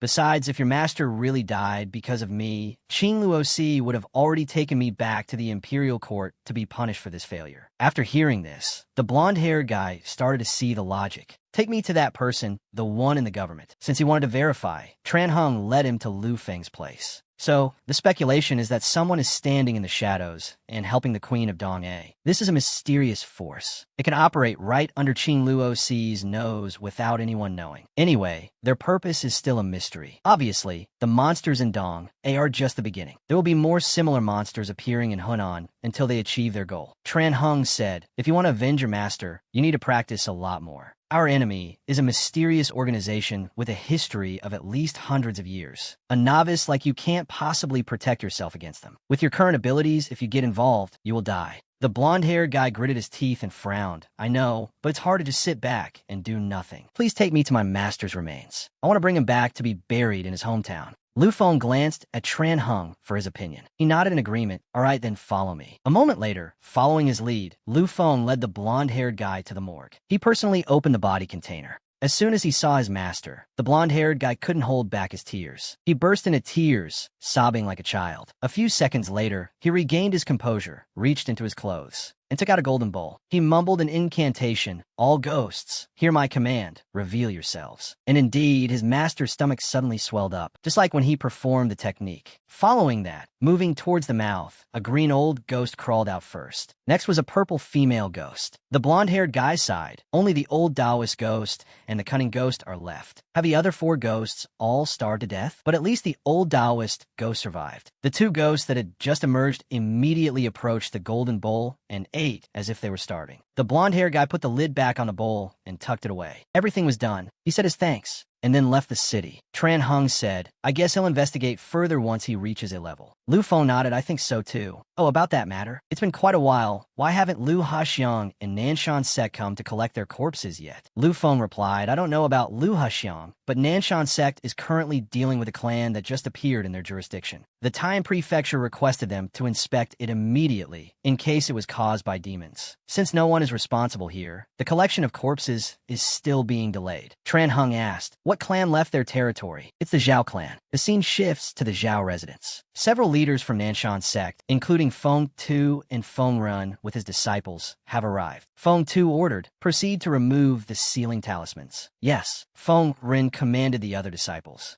Paste the main sealing talismans at the door and on the stone lion outside. Then everyone retreated 200 meters. Feng Ren stood up and performed a technique, mumbling, evil creatures causing chaos, reveal yourselves to me. As soon as he finished speaking, the talismans began to burn. Once they were completely burned, a fragrance emanated from within the Zhao residence. The sensation of Inqi was extremely subtle. The Zhao residence appeared old, desolate, and abandoned. What are the martial artists in Taiyan doing? They don't even know there are demons performing sacrificial rituals right within their jurisdiction. The entire team stepped inside the residence. The feeling was exactly like entering a completely different world from outside, silent and dark to an unusual degree. Feng Ren couldn't help but exclaim, day turned to night? Feng Tu recognized it. It's the secret small flower garden. Feng Ren was puzzled. What is the secret small flower garden? He explained, it is a supreme martial technique that only sects with a long history can possess. The last time I saw this technique was at the martial arts conference in Taiping. Feng Ren was curious. What's special about this technique, sir? This technique allows its master to create a small space that they can control. They can hide this chosen small world from the surrounding world. Control time, alter the 8 trigrams, control life and death for this small world. The Qin and Han periods were when this technique was used most skillfully. Feng Ren was startled upon hearing this. So that means the incident of the Zhao clan residents in Taiyan is connected to his sex affairs? Feng Tu continued, not necessarily. Taiping Road wasn't the only time an orthodox sect was destroyed by multiple calamities in the past 20 years. That technique could have been leaked and learned by evil forces. It's just that I don't understand what purpose the secret small flower garden they created here serves. Nanshan's sect doesn't have the capability to break this technique. All these words were heard by that strange demon statue. The scene shifts back to Tran Hung, continuing with the lesson. You've already learned how to emit and gather Qi. Today I will teach you a practical combat skill, Qi gathering, also called Qi body protection. The 2 disciples perked up their ears. Oh, Tran Hung smiled. Watch carefully, clench both fists, gather the Qi within your body, and burst it outward. The 2 disciples' mouths fell open. More and more Qi burst out. Then like a membrane, it completely changed Tran Hung's skin color. TDM exclaimed. The color changed. On the other hand, Nam Hai's wife made a disapproving face. What's so impressive about that? I've already learned this. Tran Hung retracted his Qi and continued explaining. Strength, speed, and endurance all increase significantly in this state. The large amount of Qi surrounding one's body is what we call Qi body protection. It's strong enough to break ordinary swords and blades. Nam Hai raised his hand. Master, if this technique is so effective, why don't we maintain it continuously during battle? Tran Hung replied, that's not possible. This state consumes a lot of Qi. Even I can only maintain it for about 100 seconds. During combat with an enemy, this technique can be considered a decisive move. Nam Hai Sai, I understand. I've seen many masters use various methods to extend the duration of Qi body protection. TDM was curious. How do they do it, sir? Simply put, they need to minimize the activation and withdrawal time of Qi body protection to an extremely low level. When they can activate and withdraw the Qi body protection extremely quickly, then the duration of maintaining Qi body protection increases significantly. But that's enough for now. I don't know how to do it either. Some of my masters might have known, but they've all passed away. So I can only give you a general explanation. The rest you'll have to figure out yourselves. All right, that's enough for now. Begin your training. Gradually, I will teach you higher levels of Qi body protection. Yes, master. The scene shifts to the Zhao residence. Everyone follow me. Feng Tu led the group toward the garden. Suddenly, they spotted the figure of a child standing near the railing. Feng Tu raised his hand and called out, "Stop. Let me use the sprouted seeds to scout ahead before we continue." Finishing his words, he took out some yellow seeds from his body and scattered them on the ground. The seeds quickly sprouted and grew. To scout the path for us, the sprouts received their orders. The child standing there looked extremely eerie, holding a threshing drum. Before they could even fight or do anything, the sound of the drum rang out. The demon turned to look straight at Feng Tu, while all the other disciples standing around had already logged out. Feng Tu was also about to be unable to bear it any longer, muttering 3 words. The blind kid. Its eerie laughter rang out. The grass under Feng Tu's feet began to grow. Elsewhere, 2 men in red observed the battle through a TV screen. Feng Tu's entire body was about to be swallowed by that eerie vegetation. We did it. A member of the Nanshan sect has been possessed by the evil god. This will make it very convenient to hide the evil god statue in the Zhao residence. Correct. Even if they are lucky enough to discover something, the secret small flower garden will cover all clues. Qingluo Si won't suspect the existence of an evil god statue right here in Taiyan for the next 2 years. And they also can't imagine that we placed 6 evil god statues in this Hunan road. Suddenly, another man from their team walked in. It was Shan Lin of the Wan Qi army. He was different from his 2 teammates because his face was exposed. Is this your arrangement in Taiyan? Hearing the annoyed tone in his voice, Lin asked back, is there a problem? He raised an eyebrow, using the blind kid as bait, making those martial artists go crazy, and then using an evil god to possess them. That method, it disgusts me. Lewin replied, better than you, you're just a simple-minded brute with well-developed limbs. The way you set things up in Xinzhou will be discovered by those government troops soon enough. If the leader's plan is exposed because of you, you know the consequences. Shanlin laughed. Don't act like I'm your subordinate. Even if my plan in Xinzhou is discovered, I have my own ways to prevent the news from leaking out. Meanwhile, at Kaifeng Prefecture, in the 4th level underground forbidden prison, The queen was being restrained by a technological system more advanced than even America's. The director said, "I can't believe this white-boned spirit alone could take 5 of La Yan's lives." Ning Zhong continued, "It can't be helped. We leaked classified information. In any case, La Yan's southerly fire and black sun have already weakened the Queen of Dong significantly." The director asked, "So you suspect the one behind this is the person His Majesty mentioned, the one behind the curtain of history?" Ning Zhong replied, "If that's really the case, it's actually good news. It means there are only 2 organizations that can cultivate disaster-level threats. Honestly, we wouldn't have enough manpower to deal with a 3rd disaster-level organization." The director observed, "They've placed a curse on the Queen of Dong-A. She no longer remembers anything about the mastermind behind everything. We can only hope to see if there's anything left in her memory." Back at the inn, Namhai was concentrating hard on his cultivation. "It's no use. No matter how fast I release or retract my chi, I still can't create a protective chi shield in 1 second. It's like something is holding me back from breaking through that limit." Feng Chung appeared and asked, "Why not use the power of hell? The hell seed that enhances one's potential would be extremely useful. In your current state, you need at least 10 years to master activating the protective chi shield for practical combat, whereas using the hell seed would only take 2 years. Nam Hai replied, "You yourself said that everything has a price. As long as I have other options, I won't use that thing and have to pay an unknown price." Feng Chung continued to entice him, "But your progress is too slow right now. What if danger suddenly finds you?" Nam Hai said decisively, "No. I have a feeling things will be fine for me. The consequences of using the power of hell are all too clear, but if I don't use it, it's not certain that danger will strike immediately." At the same time, Tran Hung was sitting alone on the first floor, sipping wine. TDM sat near the stairs, looking at her master, not knowing what to do. Tran Hung's inner thoughts, "I can't suppress the death chi anymore. At this rate, my body only has half a year left. Nam Hai and TDM might keep quiet, but if Lu Feng and the others find out about this, they will report it to Qing Lu OC, which wouldn't be good. I have to make a move first." Scene change. La Yin returned to his residence. "During the time I was away from Yinmen Pass, did you do anything?" His man replied, "No." "Good. Warn the Star Division and tell them to increase surveillance forces in the mountainous forest region of Hudong Road for the next 5 years for me. As you command." I have a feeling a very powerful disaster-level threat will appear in the Central Plains within the next 3 years. Scene changed to Dong-A at Mount Yu. Uncle 3, along with a bald young man, was heading deep into a cave, calling for the mountain god. The mountain god appeared. It ordered, "Bring this tree branch to the resident martial artist in Dong-A County for me. Don't make me wait long." Without delay, Uncle 3 went to see Tran Hung, bringing a tree branch with him. Tran Hung asked, "The mountain god wants me to accept this?" "Yes." "So, did he say anything else?" "No, the mountain god only wanted us to give it to you and said it would help you escape your current predicament." Tran Hung picked up the branch, his heart filled with doubt. The branch suddenly emitted chi, then it triggered a transformation into purple flowers. Tran Hung was startled. "This dry branch can convert chi into life energy? Please tell the mountain god that this is very useful to me. My sincerest thanks." Uncle 3 nodded. "Very good." Then he left with his man. Tran Hung's inner thoughts at this moment. "It seems I'll have to go home for a few days." How'd he know? Scene changed to the siblings, Nam Hai and TDM, at a noodle shop. Nam Hai noticed his sister's sad demeanor. "What's wrong?" TDM stammered, "Brother, do you think?" "Master, I feel like Master is acting very strange."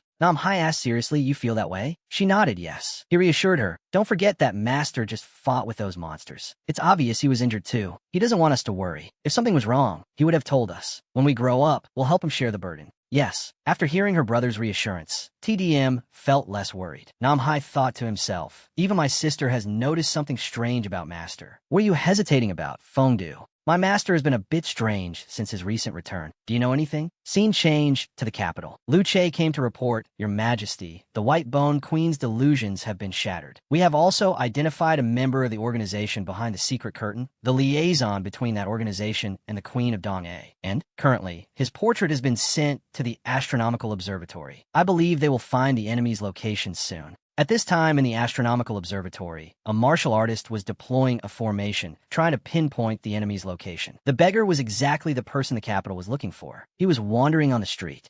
He suddenly became aware. "The coin in my bowl is moving on its own. Is someone trying to track me?" He was seen picking up the coin, looking at it, then smiling. He decided to leave, not forgetting to toss it into the bowl of the beggar next to him, for you. The surrounding scene also appeared in the eyes of the spellcaster. "I see it." Ning Zhong asked, "Where?" Scene changed to Tran Hung. He and Lu Feng also arrived at the noodle shop shortly after. I need to go mount you for 2 days. I'll be back the day after tomorrow, all right? Lu Feng replied, no problem. Shi Shan is here. Nothing will happen in just 2 days. After receiving the information, he also left. Nam Hai asked, Master, you're leaving again? Tran Hung smiled and replied, the mountain god of Mount Yu has sent me a very important gift. I need to go thank him and ask him a few questions. Nam Hai know that, Ohat? As the two siblings were returning to the inn, Feng Chung suddenly appeared. I figured out. Your master's abnormality is extreme exhaustion, but luckily, that death chi has been transferred into the dry branch he carries with him. Nam Hai window, it's only been 2 days, but the death chi has decreased a lot. Although it's just a guess, I think the gift your master mentioned is that dry branch. Nam Hai asked, so what are the consequences of extreme exhaustion, and why would the mountain god of Mount Yu know about my master's condition? Feng Chung replied, that depends on his cultivation technique. It affects the speed at which the death chi destroys his spirit and body. When he can no longer control the death chi, the end will come. As for why the mountain god knew,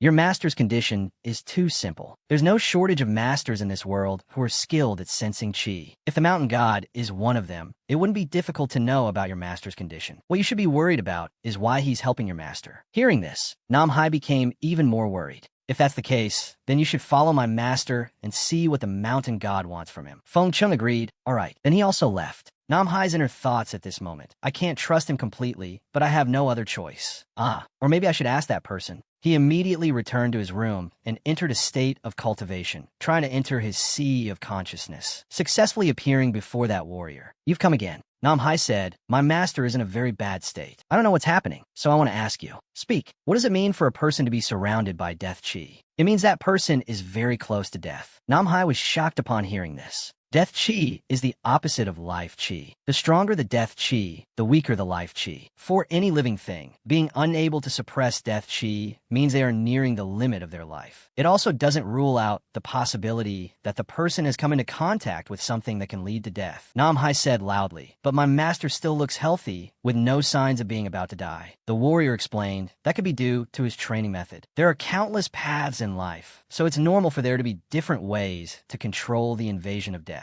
Any more questions? Nam Hai nodded and replied yes. Then he tried to concentrate his chi to manifest a protective chi shield. Do you know a way to increase the speed of this process in actual combat? Fortunately, the warrior nodded, yes. Scene changed to Mount Yu. Tran Hung has arrived. I'm the martial artist protecting Dong A. I thank you for sending that gift to me, as it is very useful. Seeing no response from the mountain god, Tran Hung called out again, sir. Finally, there was a reply, come here. Tran Hung let out a sigh to calm himself, then decided to step deeper into the cave. But after taking just a few steps, he saw the mountain god appear before him. Don't come any closer. Yes, staying there is fine. Tran Hung wondered, Lord Mountain God, how do you know me? It interrupted. The thing on you is unusual, isn't it? That's right, because I'm quite sensitive to death chi. That branch can convert death chi into life energy. With it by your side, no one will detect the abnormality on you. Tran Hung replied, thank you, but inwardly he was suspicious. Strange. The mountain god seems different from the last time I met it. Is it an illusion? The mountain god continued, don't be so formal. After all, I also have a favor to ask of you because 100 years ago, the earth vein of Mount Yu dried up and those strange people have appeared again. Are they the ones? The ones behind the scenes, controlling Lai Tan Hu.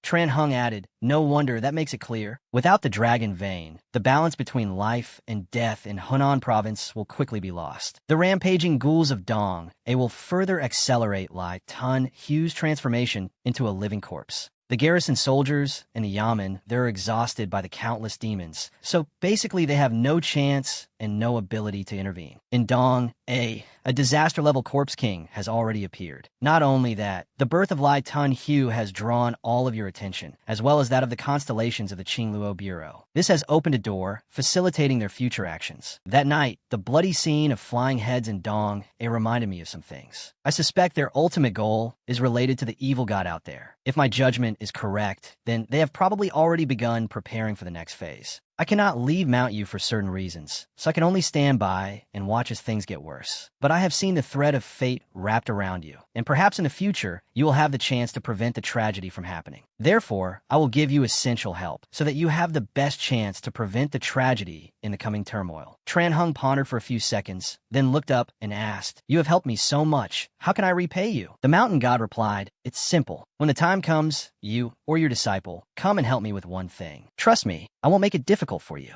At this moment, in the sea of consciousness, that warrior revealed. The secret of the armor is very simple. It is breathing. Breathing? Yes. Breathing is the way for a martial artist to connect with heaven and earth to regulate balance. You can try to match your breathing rhythm with the release and intake of qi in your body. When you inhale, simultaneously project the qi outward. When you exhale, retract the qi. When you're not fully focused on doing it, the body can also perform this spontaneously. Then you can weave the use of the armor into your combat. Namhai understood, so that's how it is. Thank you for your guidance. Don't be so formal. I also have a favor to ask of you. What is it? It won't be difficult for you. Scene change. A subordinate of the Qingluo Bureau, Noi Tuc, came to meet 3 people to assign a task. The higher-ups have ordered us to find and track the person drawn here. Muk Hong, the TNQ-10, held the portrait and laughed. It's just a beggar. Is it necessary to mobilize so many people and even have us take action? Noi Tuc continued, don't underestimate this person. To capture him, even the K Chu of the Tien Tuong department personally appeared, which is how we confirmed his location. If not for the severe lack of strength at the headquarters in the Hunan High section, this mission would have been led by a constellation in person. Zia Chuting, Du Kim Tu, and Zi Jiak Ting. Lamho became a bit cautious after hearing this. Muk Hong, on the other hand, still looked smug fine. Noi Tuc waved a bell over. Take it, the Tam, Nan Lin Duong. This can help you find him. Remember, the opponent's strength is very likely A rank. Do not get into a conflict with him. The 3 said in unison, yes, sir, and immediately set off. At this time, the beggar was sitting on the 2nd floor of a tavern. The ape had just raised the wine to its lips when it noticed something. It's the 3 constellations who were just dispatched. Oh, isn't this the Qingluo Bureau?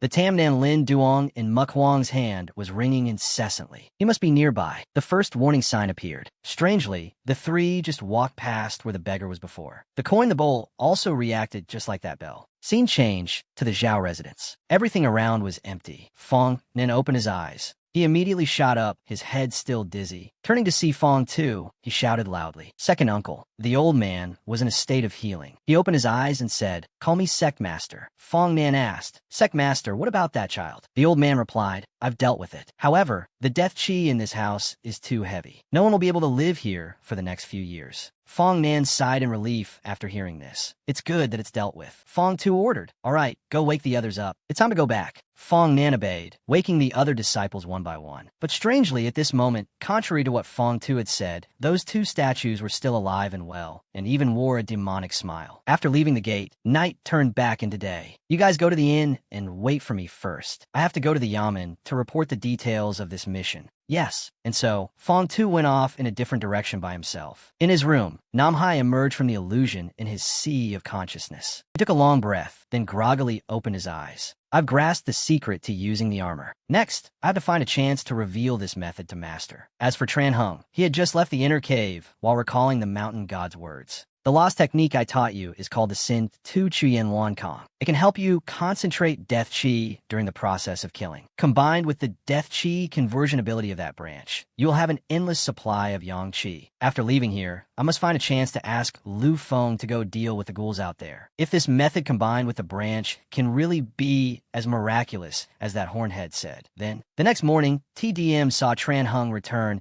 and joyfully rushed over to call out. Namhai also came forward, having something to say. Tran Hung turned his head. What's the matter? I think I've learned the chi armor that you taught us before, Master. Tran Hung was also happy for his disciple. Oh, show me. Yes. Namhai became serious, focused his chi, and easily unleashed the protective chi. Then, somehow miraculously, he was able to retract it. Tran Hung couldn't believe his eyes. What the hell? So fast. It's only been a few days. Although Nam Hai's innate talent is the strongest I've ever seen, but he didn't even notice Nam Hai calling him. Wait a minute. It seems that while Nam Hai was accumulating the chi armor, he was fully coordinating with his breathing rhythm. Breathing. Nam Hai tried calling again. Master, Master, are you listening? Master. The ape was startled. I'm listening. I'm sorry. I was just lost in thought about a few things. Nam Hai asked, is that so? Do I need to do it again? Tran Hung shook his head. No need. You've already learned it. Wait until I'm free tomorrow, and I'll teach you how to localize the chi armor. Yes, sir. Scene change. The 3 who were dispatched returned to the Qingluo Bureau. Noi Tuc held that strange coin in his hand, placed it back on the table, and said, pause the mission. I want to take this coin to the Tien Tuong department. Muk Hong asked, then what about us? He replied, sit tight and await orders. Scene changed to Tran Hung. He sat alone in his room, trying to regulate his protective chi. He let out a sigh of relief. Could it be that effective? It's hard to believe. I never expected the secret of the Chien Kun I Chi Gong's armor to be breathing.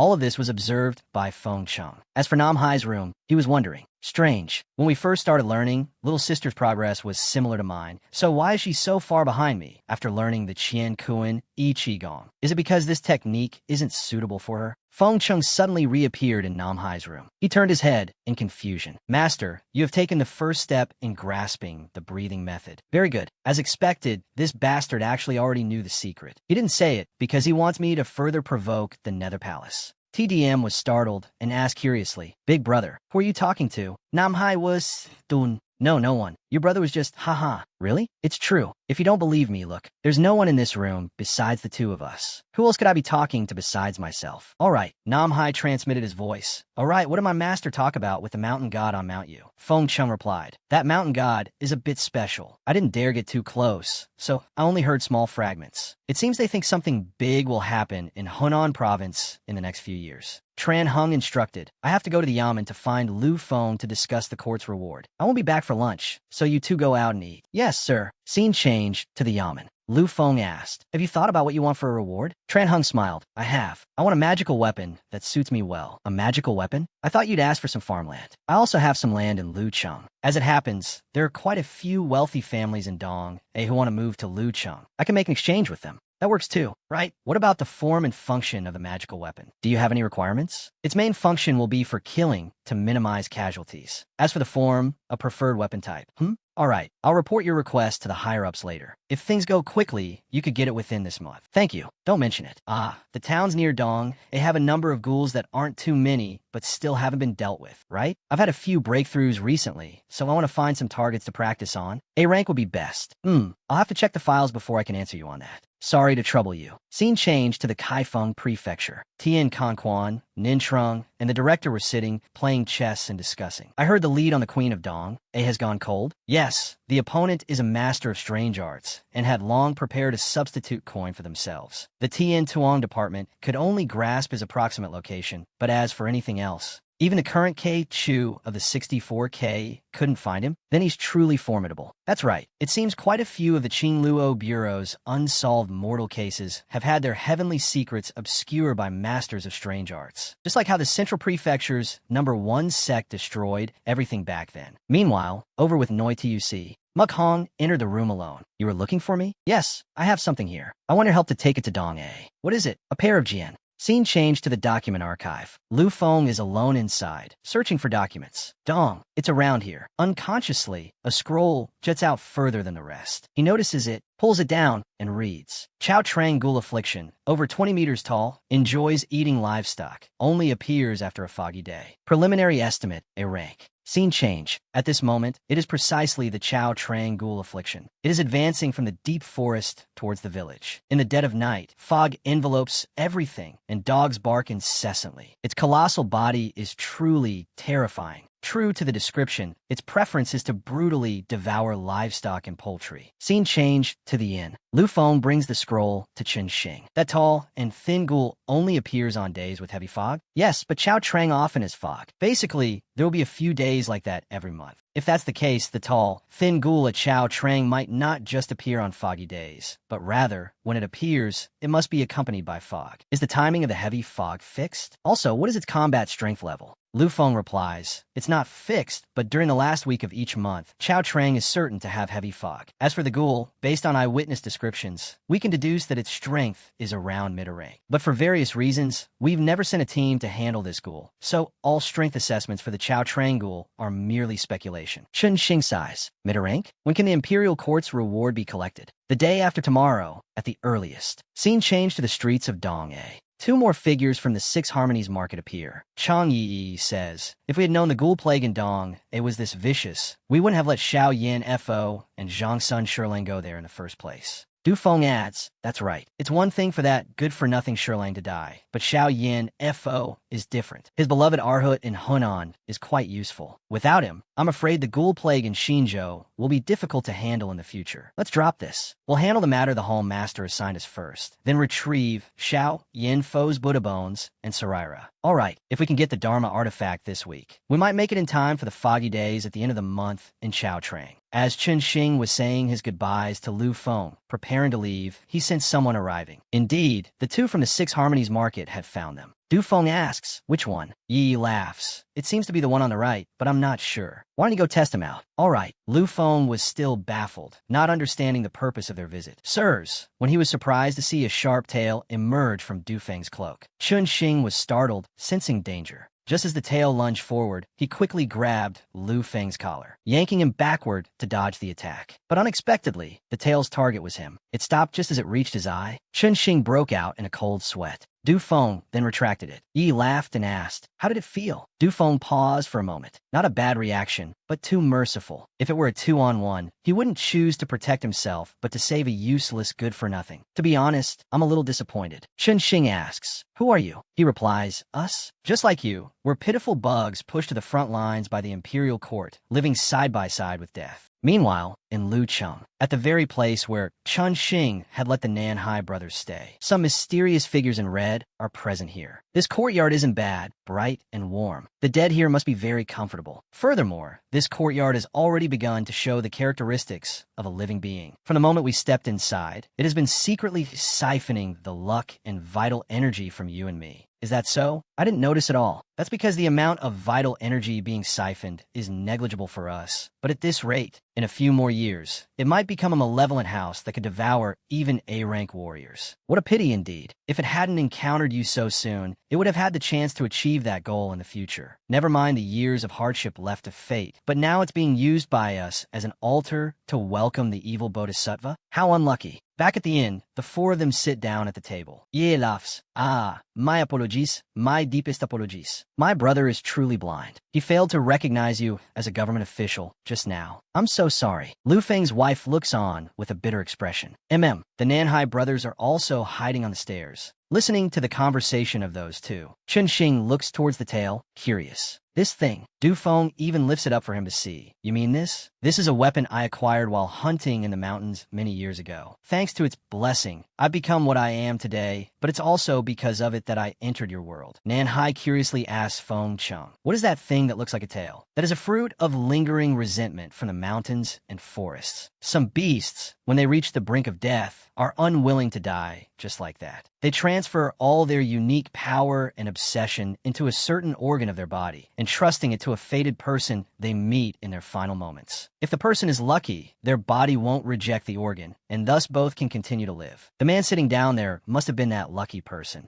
Nanhai wonders, wait, if that thing is so dangerous, why would anyone accept keeping it on their body? But he doesn't know that Shi Yin can also faintly see Feng Cheng as a small light. The sphere of light talking to her big brother seems to have grown a little bigger recently. Feng Cheng explains to Nanhai, that's because most of the fated ones are forced to accept this misfortune. Shi Yin grows even more curious. But at the Earth God Temple, it was clearly only the size of a bean. On the first floor, Yi stands up and says, since we've met here, let's go retrieve the remains of our hall members. You stay here. I'll go get Xiao Yin Fo's remains and then come back for you. After saying that, he leaves with Lu Feng. Du Feng turns to ask, are you interested in coming to Xinzhou? The situation in Hunan province, you must be well aware of it. Not to mention the giant ghouls running rampant. Protecting that place requires at least 3 A-rank martial artists. The forces in Lucheng are notoriously useless. If you stay in Dong-A, you won't be able to escape the ever-increasing pressure from Lucheng to exterminate ghouls. If this continues, no matter how powerful you are, your chi will be completely drained by the endless missions, and you'll just end up dying at the hands of some ghoul. The situation is this dire now. Martial artists like us can only find a path to survival by uniting. Chun Xing notes his attitude. You came to persuade me? Du Feng repli. Correct. The Six Harmonies gang in Xinzhou currently has 4 A-rank martial artists, and the gang leader is a veteran A-rank. He's already beginning to impact the top-tier A-ranks. In all of Hunan, what group of martial artists is more suitable for you than us? Join us, and you'll have the pressure of exterminating ghouls. In this chaotic world, that's the only way to hope for a long life. Think about it. Scene change. Lu Feng leads Yi to the morgue. He observes Shilong's corpse. Other than the chest and head, there are no other external injuries. The monster that killed Shirlang seems to specialize in close combat and is a type with a humanoid appearance. For the bones to be this clean, could it be that before his death, Xiao Yin Fo offered all his flesh and blood to his Arhut Dharma form to defeat the enemy? A few years ago, when we all joined forces to besiege and destroy General Bone, I didn't see him go to such lengths. Could the ghouls in Dong A be even stronger than A rank? He turns to ask, where can they be cremated? I want to bring their ashes back. Lu Feng nods. Please follow me. Back with Chun Xing and Du Feng, the latter asks, have you finished thinking? Chun Xing replies, yes, I've thought it over. I refuse. His face shows surprise at this answer. Why? You know full well that by staying in Lucheng, you'll be killed by the endless waves of ghouls within 5 years at most. Why do you still want to refuse us? Du Feng reacts harshly, jumping to his feet. Just then, Lu Feng and Yi return. How did your conversation go? Oh, did I come a bad time? With their business concluded, the two of them leave the inn. Du Feng's face is still scrunched up in confusion. Why did he refuse us? Only a blind man couldn't see that Lu Cheng has become a complete mess. He has a brain, but doesn't know how to make the right choice. Yi laughs. Perhaps he has his own reasons, or maybe he just doesn't trust us. Du Feng grumbles. Hey, why are you siding with an outsider today? Even speaking up for him. At the inn, Lu Feng asks, you refuse them? Chun Xing turns and smiles. You guessed?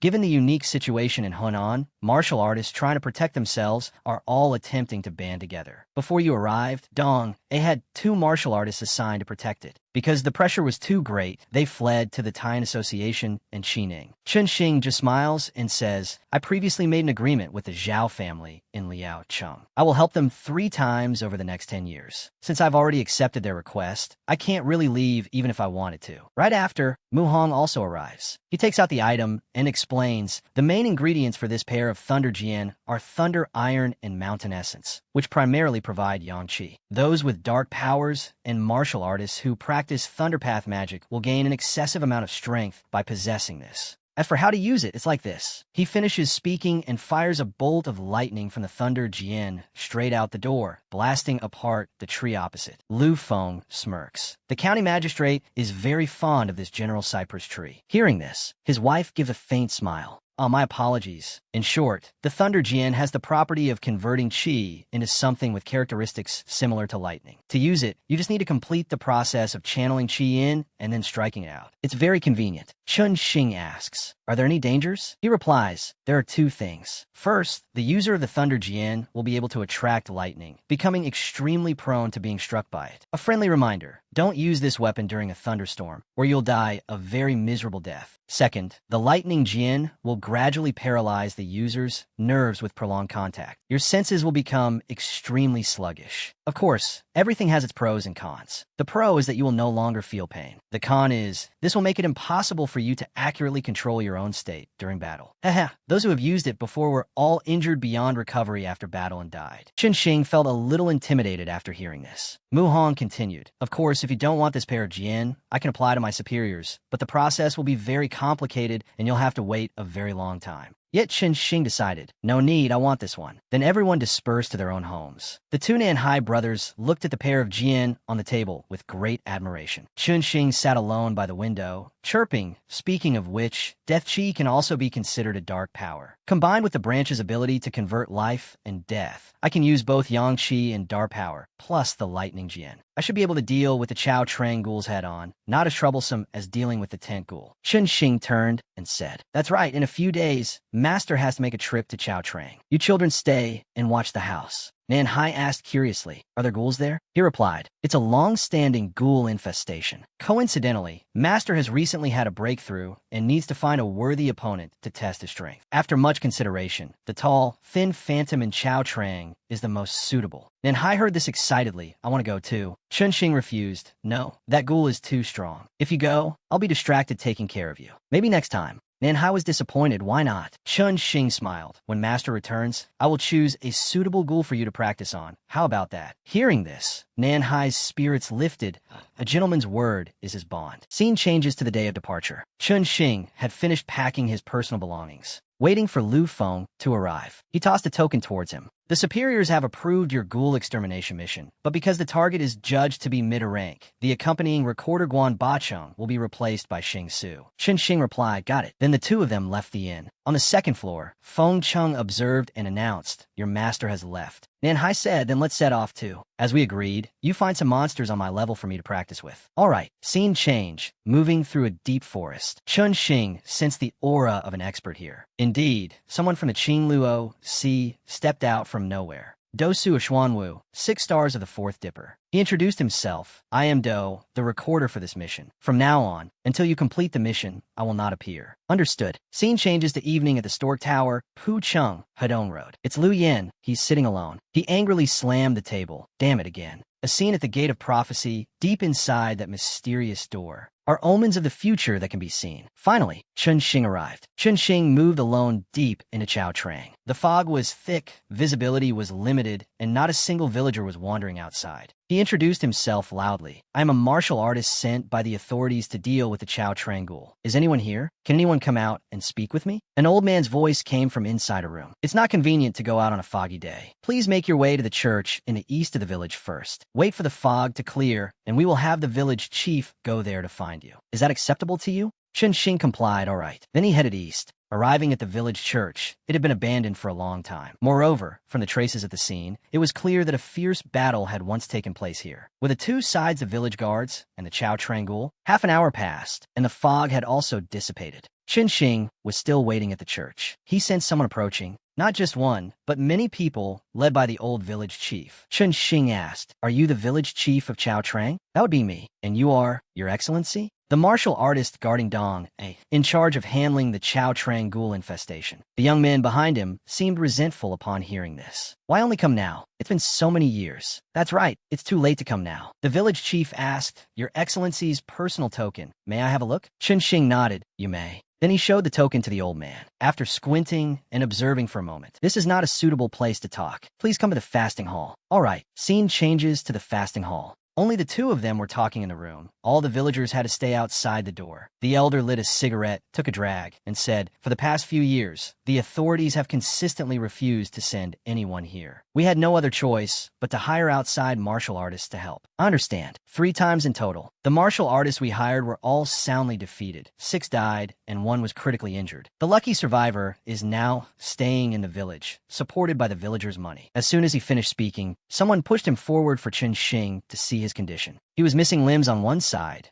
a very severe injury. The village chief continued. After several failed attempts to get help, we've lost all hope. Fortunately, the ghoul hasn't harmed anyone for now. As long as the livestock in the village haven't been completely eaten by it, we are still safe. Chun Xing asked, Have you all never considered moving to another village or town to live? In this entire Hunan province, besides major cities like Liao, Cheng, and Taiyan, is there any other place where one can live in peace? Besides, although that ghoul's appetite is huge, and I'm constantly worried, it's also because of it that no other ghouls have come to our village to harm people in recent years. Leaving would just mean moving to another place with a different ghoul. Others might not be as easy to deal with as this one. Chun Xing felt sad hearing this. No wonder the imperial court didn't send anyone down here. Perhaps the attitude of this Chao Trang village was part of the reason. He asked, So, you all don't actually want to solve the Chao Trang ghoul problem that much? The old man replied, Not at all. Our village doesn't have much livestock left anyway. Solving it sooner would ease everyone's minds. It's just that, having never met that ghoul, you probably don't understand how strong it is. To be honest, I don't think you can handle it alone. Chun Xing replied, Please rest assured about this. I'm not a reckless person.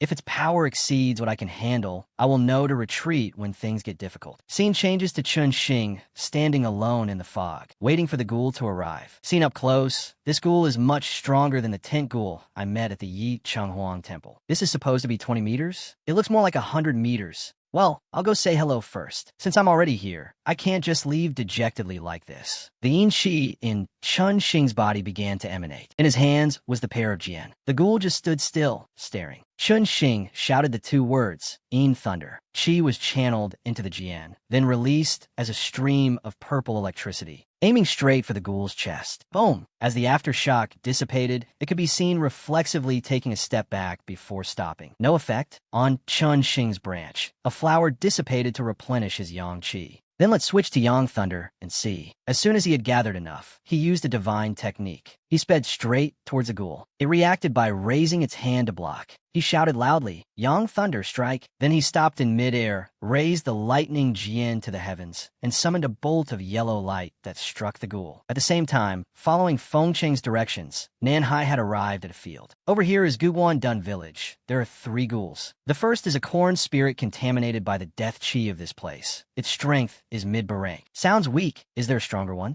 A little stronger, there's a freelance martial artist who died on a nearby mountain and turned into a wandering soulless corpse. It wanders all day just to find an expert to fight. Its strength is probably lower rank. Ugh, that one's a bit too strong. There's also a vengeful spirit from the dry well in Gu Guangdun, which only appears on the full moon. It will actively lure passersby down the well. Its strength is between low and mid-B rank, also not suitable for you. And Hai asked again, so that means, among these three monsters, only the corn spirit is worth practicing against, right? Feng Cheng nodded, yes. And in terms of nature, the corn spirit's attack method happens to be countered by your chi armor ability. If you can't win, you can still run away. Nanhai sounded dismissive after hearing this. What? It's just a corn spirit. How could I not beat it? Feng Cheng affirmed, but it really is stronger than you. Besides, you refuse to use the power of the Nether Talisman, so your current combat power is only C rank. Nanhai sighed, be more specific. Is a high C rank, mid rank, or what? Feng Cheng replied, C rank has no subdivisions, it's the lowest rank. A little higher is low B rank. Scene changes back to Chao Trang. The villagers and the chief were eagerly anticipating Chun Xing's fight, hoping he could defeat the ghoul. During the fight, the giant ghoul counterattacked, swatting a powerful slap towards him, but with his agile movement, he successfully dodged to the right, then used its arm as a springboard to launch himself. Yang Thunder, Xiao Shaning was activated. The pair of lightning Jian slashed out, countless bird-shaped lightning bolts heading straight for the ghoul, exploding right in its face. As soon as the ghoul lost its vision, Chun Xing launched himself higher. Activating his protective chi, he channeled power into the Jian. He leaped high into the air,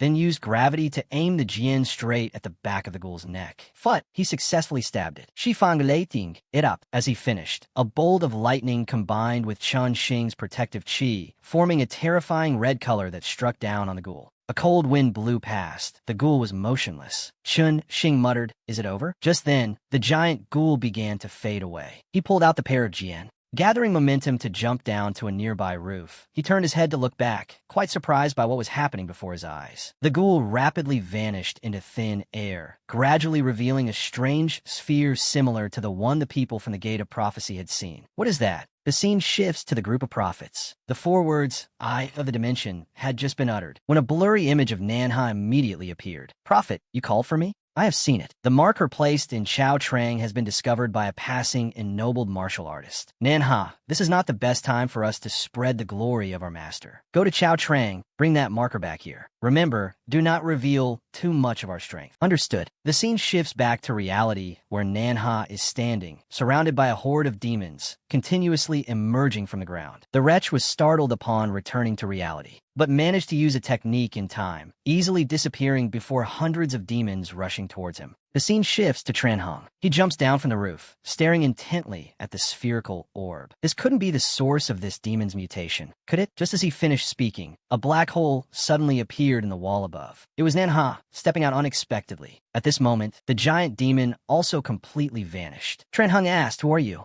He replied, you don't need to know. He got into a ready stance. You know the origin of this demon, orb? You created this abnormally large demon, didn't you? Yet Nanha paid no mind to Tran Hung's words, looking elsewhere. A star of Tanla too is here too? This is troublesome. If I make a move here, I'll reveal my true strength. Zhan Hong Thou Wen, it seems you have no intention of telling the truth. He took out a red heart and spoke incomprehensible words. I can only use this. You're getting off easy. While Tran Hung was bewildered, not understanding what was happening, he flung the heart straight to his right. Is this a heart? The black domain was created by him once again. The previous horde of demons followed suit, beginning to rise from below. Tran Hung was taken aback, seeing this technique for the first time. The living dead emerged, their gazes fixed on Tran Hung, roaring mournfully. He also got into a fighting stance. This bunch of rotting corpses. On the other side, Nanha reached into his mask, bit his fingertip, and smeared the blood on his treasure. He mumbled, the sole ruler of space and time, originating from trillions of lights from the deepest part of the galaxy. Before he could finish, Dao appeared, right behind him, raising his sword to finish him off. Yet that wretch didn't react in the slightest, his mouth still spouting nonsense. The plea from your devout believer has reached your ears. Swish, Dao's sword slashed out. But surprisingly, something defended him, knocking Dao far away. He looked again in astonishment. That thing that appeared behind him, was it summoned from the shadows by that heretical believer?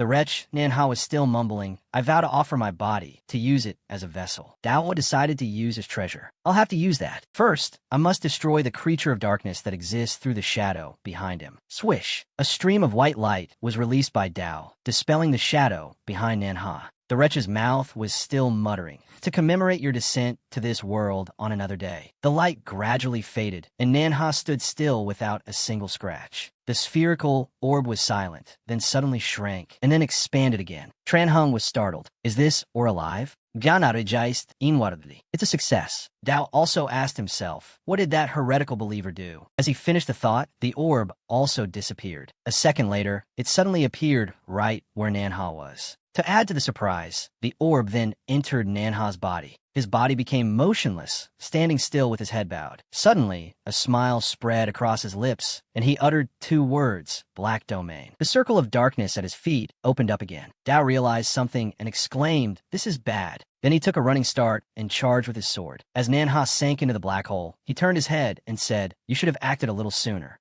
Dao executed the Celestial Eclipse 6 slashes. The technique's speed increased, 1 slash equivalent to 4 from an ordinary person. It hit, but only struck Nanha's eye-shaped mask. He had successfully escaped. Luke Doan's assistant was hastily leaving. The scene that Lord Luke Doan prophesied is real. The Chao Trangul disaster truly hides a marker of an evil god. I must report this quickly. Just as he finished, 2 stones shot out from nowhere, aiming straight for his head and his zim to kill them. It was one of the prophet's people who stepped out. While in Chao Trang, I had to keep an eye on you. The scene shifts to Dao. Seeing the danger had passed, he sheathed his sword. Tran Hung quickly dealt with the remaining weak mummies and approached to ask that heretical believer was. Dao replied, none of your business. Your mission is complete. As for the specific number of merits, someone will come to verify with you at the end of the season. Tran Hung still seemed curious, but Dao continued, investigating and destroying the layers of heretical cults is not the responsibility of Tanla Tuesday. After I return, I will contact my superiors and transfer the information about the appearance of a heretical believer in Chao Trang to the Tien Tuan department. They will dispatch divination experts to follow this clue and investigate. Janhong Ziplit understood. Meanwhile, on Nam Hai's side, he was taking a running start, charging towards a corn ghoul. Fongtang Zemin Dehim, don't be careless. A spirit contaminated by death energy will become extremely frenzied and powerful. When it starts to attack, you'd best use your chi armor to block, or you'll definitely get hurt. Nam Hai replied confidently, got it. While chasing it, the corn ghoul suddenly stopped. He also reacted, not understanding its intention. He only saw the corn wretch glare and then spin at a very high speed. Gauten kon getnen flu tawat Nam Hai. Fong Tan shouted a reminder. Here it comes. He raised his hands in front of him in a defensive stance. You don't have to tell me. All those corn kernels. All stopped just before Nam Hai's hands and fell to the ground. A lightning-fast attack lasting 3 seconds. Nam Hai seemed very confident. Had your fun attacking? Now it's my turn. The corn ghoul didn't care. It continued to spin, continuing to shoot corn kernels. Fong Tan poked his head out to remind him, right, I almost forgot. This contaminated plant spirit seems to have an incredibly superior kernel regeneration ability. If you don't use the power of the Nether Palace, it'll torment you to death. Alright, I just discovered that there's only one corn spirit in Guguan Dun Village. Nam Hai was pissed that the bastard didn't say everything at once, just spitting out bits of information. What the hell are you talking about? A cold wind blew past. As soon as Nam Hai turned his head, there was another corn spirit. Then he glanced to his right, and there was another one, making a total of 3. Fong Tan spoke right into his ear. Don't hesitate anymore. Hurry up and use the power of the Nether Palace if you want to escape them alive. The scene shifts to Tran Hung. After Dao left, he thought to himself, it seems things are more serious than I thought. I didn't even get to say the excuse I prepared before Dao Tuk left. He turned with a start towards the corpses. The living dead from before. Their death energy is condensing, heading straight for the withered branch the mountain god gave him. Unexpectedly, the amount of chi used to kill a high-level ghoul can be replenished this way. It's truly. Also, I now roughly understand how to use this branch. 1 flower on this branch is almost equivalent to my entire chi reserve before fighting Lai Tun Yu. Now there are 7 flowers on it, in theory. Next, I just need to pay attention to the balance of chi, and for a while, I probably won't have to worry about not having enough chi to use my armor anymore. As for the life and death transmigration art that Luke Doan taught me, when converting death energy, this thing seems to value quantity over quality. It will be more convenient to replenish my chi reserves in the future. After all, there's no shortage of these low-level rotting corpses in graveyards. However, this cultivation method seems to actively absorb death energy from surrounding corpses. This will accelerate the decay and weathering of the corpses. The commotion is too big, it's easy to be seen by others. I'll have to think of a new excuse later to avoid attracting others' attention. It seems these corpses aren't heading for me now. If I'm not mistaken, there's definitely something wrong with this heart. Tran Hung decided to approach the red heart, picking it up to observe it. There are too many things that are still unclear. When I get back, I'll ask Luke Doan on Manga Mountain about it. He's sure to know something. Speaking of Luke Doan, a whirlwind suddenly appeared. Inside it was a green light that appeared right where the corpse of Luke Doan's subordinate lay. Surrounding leaves quickly filled the whirlwind. It approached the corpse, then continued to spin, blowing away all the surrounding leaves and sucking up the remaining fragments of that disciple, then flew away. At the same time, on Nam Hai's side, now the shrimp has turned to being chased by the Rizi. The speed of these things really can't be underestimated. Fong Tan transmitted his voice. Your chi is running low. If you don't use the power of the Nether Palace, you'll really die. Hearing this was infuriating. He wasn't helping at all, just nagging him to use it. Shut your mouth. Just as he finished speaking, a corn spirit caught up on his left. He turned in startled reaction,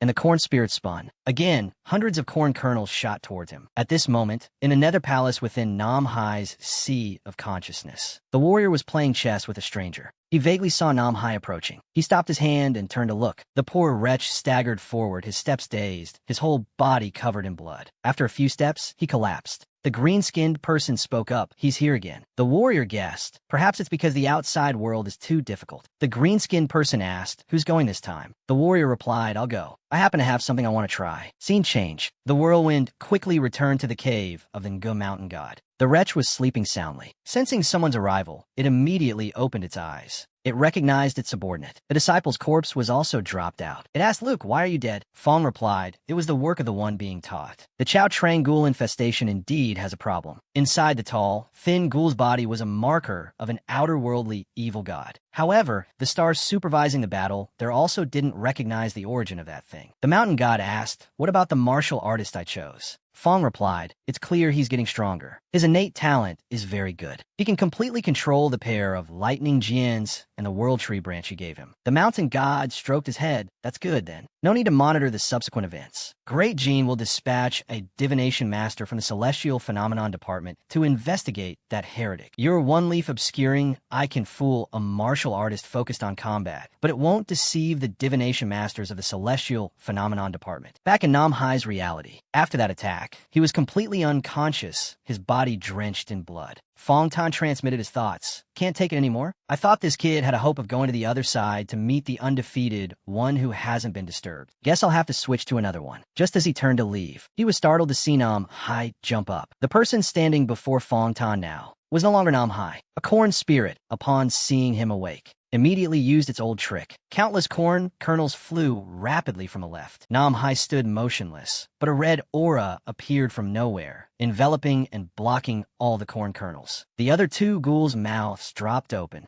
Nam Hai turned his head to look directly at the corn spirit that had just attacked. In the blink of an eye, he appeared right in front of it. The ghoul was terrified, just as Nam Hai's hand reached out. Slash! A very faint light was enough to take one's life. The other two ghouls were startled. Their faces turned pale. They decided fleeing was the best option, but they had no chance. Nam Hai turned to look at them, his hand summoning a treasure very similar to the one the ox demon had before. The circle began to spin violently, and with a swing, a circular wound spiraled forward. Slash! It instantly sent the corn ghoul to its grave. Fong Tan also began to realize. As expected, this kid has been in contact with the people from that side for a long time. He just always hid it from me. Nam Hai waved his hand. The spinning circle was also activated. It returned to its handle. Nam Hai turned to look Fong Tan straight in the face and asked, shall we talk? The scene shifts to the Nether Palace. Nam Hai groggily woke up. Where is this? The green-skinned man replied, this is the Nether Palace. Don't be alarmed. You are very safe now. Nam Hai was shocked, his eyes wide. Calming down a bit, he asked, and you are? You can call me Eli. He also found the name strange. Let me reintroduce myself. I am Nam Hai. Ah, do you know the white-faced martial general, the one who uses a G? I think he's also here. I've seen him a few times before. He replied, you mean Vu? He's out there handling the crisis for you. So, they knew each other. He stammered that thing. How did you guys do it? Using mine. Eli replied, when you come to the Nether Palace due to injury, your body in the mortal world naturally becomes an empty vessel that can accommodate our divine power. Although it's only for a short time, before your body reaches its limit, we can borrow your body to perform martial arts. Nam Hai sighed, so that's how it is. So do you know Fong Tan? That person. The scene shifts to the present reality. Vu, in Nam Hai's body, said, "It's truly unexpected. You're still alive." Fong Tan laughed. Hee hee, as gods, we cannot die. We only fall into a deep sleep or are exiled. Vu reminded him, the owner of this body is about to reach his limit. You can't let him go to the nether capital anymore. Fong Tan ziplit, no. I just wanted to contact you all in the deepest part of that treacherous nether capital through him. Now that I've made contact, there's no need to strain his body anymore. Vu asked, what about the other great lord? To this question, Fong Tan remained silent. Vu asked again, so, are we the only ones left now? At least in this world, that is the case. The scene shifts back to Nam Hai, who had just heard Eli mention the name Fong Tan. Nam Hai was delighted. As expected, this person knows him. About his affairs, you shouldn't know yet, at least not before you become an A-rank martial artist. He wondered why. When you learn the meaning of that name, you will inevitably appear on the radar of those people. If you don't want your curiosity to drag the people around you into a vortex of disaster, then suppress that curiosity. After hearing this, Nam Hai sighed. All right. Just then, Eli saw his soul gradually fading. You have to go. Nam Hai asked blankly why, as he saw his body disappearing without him realizing. Wait, what the hell is this crap? As soon as he completely vanished, Vu walked back. Eli asked, how did it go? Vu sat back down and replied, the one who sowed the seeds of the nether talisman in the mortal world is Fong Tan. Eli nodded, that's important news. At least we can confirm that not all the kings are dead. We still have a chance to reverse everything. Perhaps. At this moment in reality, Nam Hai govidi wuk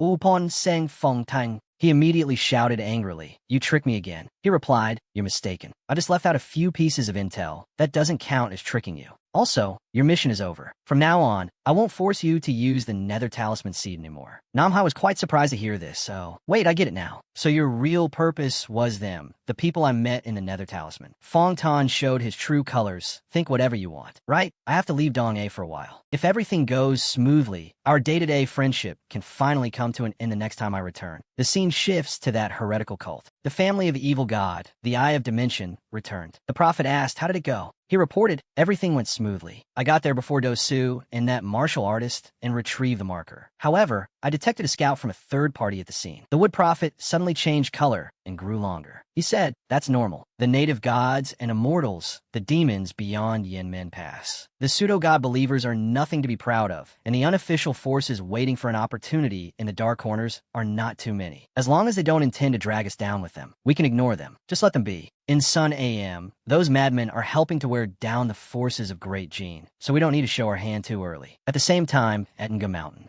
Luke Don asked, what's the matter? Tran Hung recounted, when I was dealing with the ghoul disaster in Tao Trang, I encountered something strange. Oh, someone in the shadows is nurturing high-level ghouls. They use some strange thing that can make the ghoul break through its own limits to place inside them. The tall, thin ghoul I met in Tao Trang was one. Luke Don continued, this might not be about nurturing ghouls, but using the ghoul as a vessel to conceal the heavenly secrets from a divination master's calculation. Exhausting heavenly secrets is the general term for a large-scale calculation of heavenly secrets performed by a master at the divination master level. Seeing Tran Hung's surprised expression, Luke Don asked, what is it? Taking something out from his person, he said, right in Tao Trang, I caught the black hand behind the scenes retrieving something strange. The thing he used to hold me back then was magical. It seemed to have the property of attracting walking corpses. It's this thing. Luke Don looked and recognized it immediately. This is the heart of a mountain sea worm. What's that? Mountain sea worm is the general name for strange beings born with the bloodline of ancient beasts. Their flesh and blood structure is an incredible supplement for ordinary beings. Tran Hung asked, does that include walking corpses? Yes, when walking corpses eat the flesh and blood of a mountain sea worm, they can break their shackles and develop spirits and intelligence. No wonder those walking corpses were desperately searching for its heart. That heart, you'd best store it carefully in an aged peachwood box. Its scent will attract low and mid-level monsters within a 100-mile radius. It'll be a lot of trouble if you're not careful. Thanks for the warning. The scene shifts to Hebei, Daming Prefecture. Old Xuanwu was sitting in his room. Do Su entered and reported, my lord, the one behind the Tao Trang ghoul disaster has been confirmed to be Allah, a familiar of the outer world evil god you discovered a few years ago. I have already passed the relevant information to the Celestial Phenomenon Department. Xuanwu continued, that's fine. No need to do anything extra. As long as those outsiders don't make things public, we don't need to investigate them much. For now, the organization that nurtured Lai Tun Hu has a higher priority. Understood. And in the central prefecture, That red-robed organization was breaking into people's homes. Since you've all arrived, I will reiterate the target phases for Sun AM for the next 10 years. For the next 3 years, you all must carefully guard the evil god statues in your respective managed areas. Don't let the garrison martial artists discover them first and report them. When the time is ripe, we will begin the ritual to welcome the evil god, to wear down the disaster-level forces of Great Gene. If a gap of 2 or more appears in the 4 symbols, we will launch a strong attack on the Kaifeng Prefecture's artifact containment headquarters and seize the imperial seal of the realm. The scene shifts. 2 years have passed. TDM was being chased by a spider spirit in the forest. The attack was within range. It let out a roar. The sonic wave was too much for TDM to bear, and her speed decreased significantly. This is my chance. It jumped onto a tree branch and shot Spider Silk toward the girl. The speed of the cocoon was faster than TDM's running speed. The girl was quickly caught in the net. The spider spirit jumped down to enjoy its prize. TDM screamed, "Brother, why haven't you shown up yet?" Just as the spirit opened its sharp fangs to devour TDM, Namhai descended from above with his sword. The spider spirit also noticed. As it turned its head, Namhai was already right upon it. A single swing of the sword sliced the spirit in two with a clean cut. Namhai sheathed his sword, pathetically weak. TDM struggled. "Brother, hurry and get this web off me. I'm about to suffocate." "Namhai lauvet, me bat." Tranhung's voice approached, praising. A fine strike. To defeat a mid-B rank female spider spirit with the strength of a C rank and low B rank. That's truly not bad. The two siblings turn around happily. "Master, let's end this combat practice session here." "Yes, sir." The master and his 2 disciples returned to the city, passing by the osmanthus flower stall. The old lady recognized them. "It's Mr. Tran. Mr. Tran is back." Did little TDM go with Mr. Tran to exorcise demons and slay monsters today? The little girl replied cheerfully, "Yes, I did. We killed a huge spider spirit. It was this big." The old lady offered them a treat. "TDM worked very hard today, too. Here, try some of the osmanthus cakes I just made." "Thank you, ma'am." The master and his 2 disciples returned to the inn. Someone from the Zhao mansion was already waiting. "Namhai was Statan." Namhai recognized him. "It's you." It's the person who came to deliver the reward a long time ago, when Namhai had just accepted Tran Hung as his master in Liaocheng. He came over and patted the boy's head. It's been 2 years. You've grown a lot taller." The boy grumbled, "It's been 2 years, and you still like patting my head like that." Tran Hung asked, "Is something the matter?" The man took out a letter.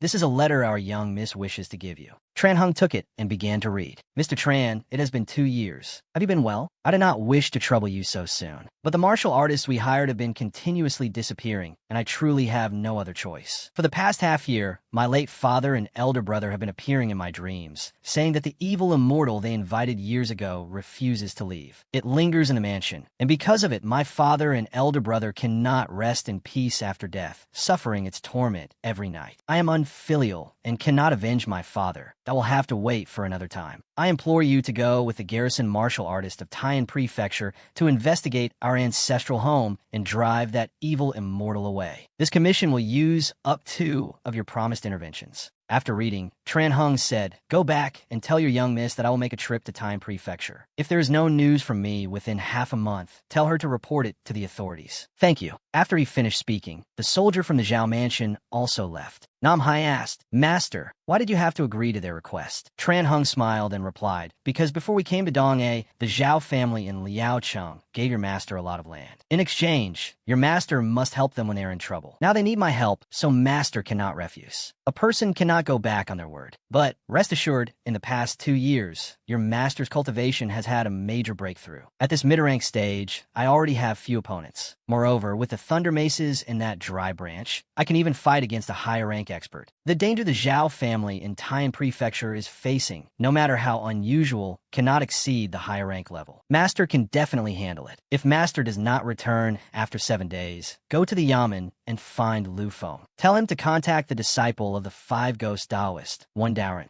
Understood? Understood. Scene changes to the day of departure. Tran Hung gave Lu Feng some instructions before leaving. He understood and nodded. "Take care." Namhai watched his master leave from the upper floor. TDM came out of her room onto the corridor and called out, "Brother, what's wrong?" "I don't know why. I just have a feeling." Seeing the little girl's expression, Namhai understood and smiled reassuringly. "Don't worry. Master is very strong. Nothing will happen." Yes. 2 days later, Tran Hung arrived in Taiyan Prefecture. Why are there so few people? This can't be right. I remember it wasn't like this 5 years ago. Never mind. Let's get to the main task first. Someone was following Tranhung. It was precisely Fong Tu. Tranhung arrived at the Zhao mansion. Looking from the outside, the resentful energy of this house wasn't very obvious. Could have been dealt with before. Just as he stepped onto the first stair, the two stone clams on the side glanced over at him. Tranhung also sensed the strangeness and immediately reacted, jumping backward. The two stone clams' eyes turned red, and they charged down. Do I have to deal with you too before I can go inside? Tranhung reached out and drew his pair of twin maces. Yang energy erupted. Swoosh! The two stone clams rushed towards Tranhung,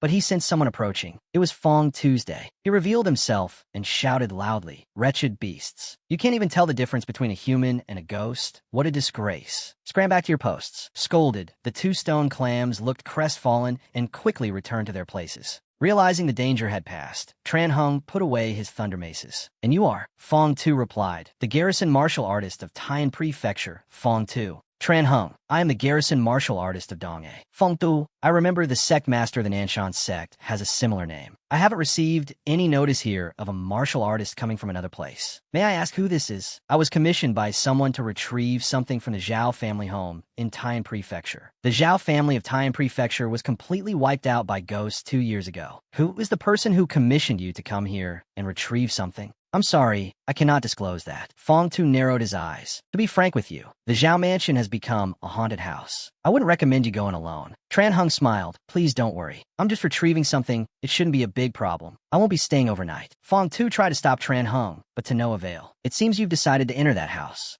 Tranhung replied, "That's right, but I'm very surprised that you don't seem to want me to go in. Are you suspicious of my identity? Or is it that the danger within this haunted house is so great that even an A-rank martial artist who steps inside would find it difficult to come out alive? And for some reason, you haven't reported it, afraid that if I die inside, the Qingluo Bureau will come to investigate?" Fong Tu cut him off with a shout. "Enough! Show me your identity token." Tranhung began to grow suspicious of this man, but agreed and showed him the token. "Verification complete. Go in. Once you're inside, don't touch anything you shouldn't." Before you, a few others have gone in, all saying someone asked them to retrieve something from the mansion, but they went in and never came back out. Tranhung smiled brightly. "You don't need to worry about that." Then he walked towards a door. Fong Tu began to reveal his true nature.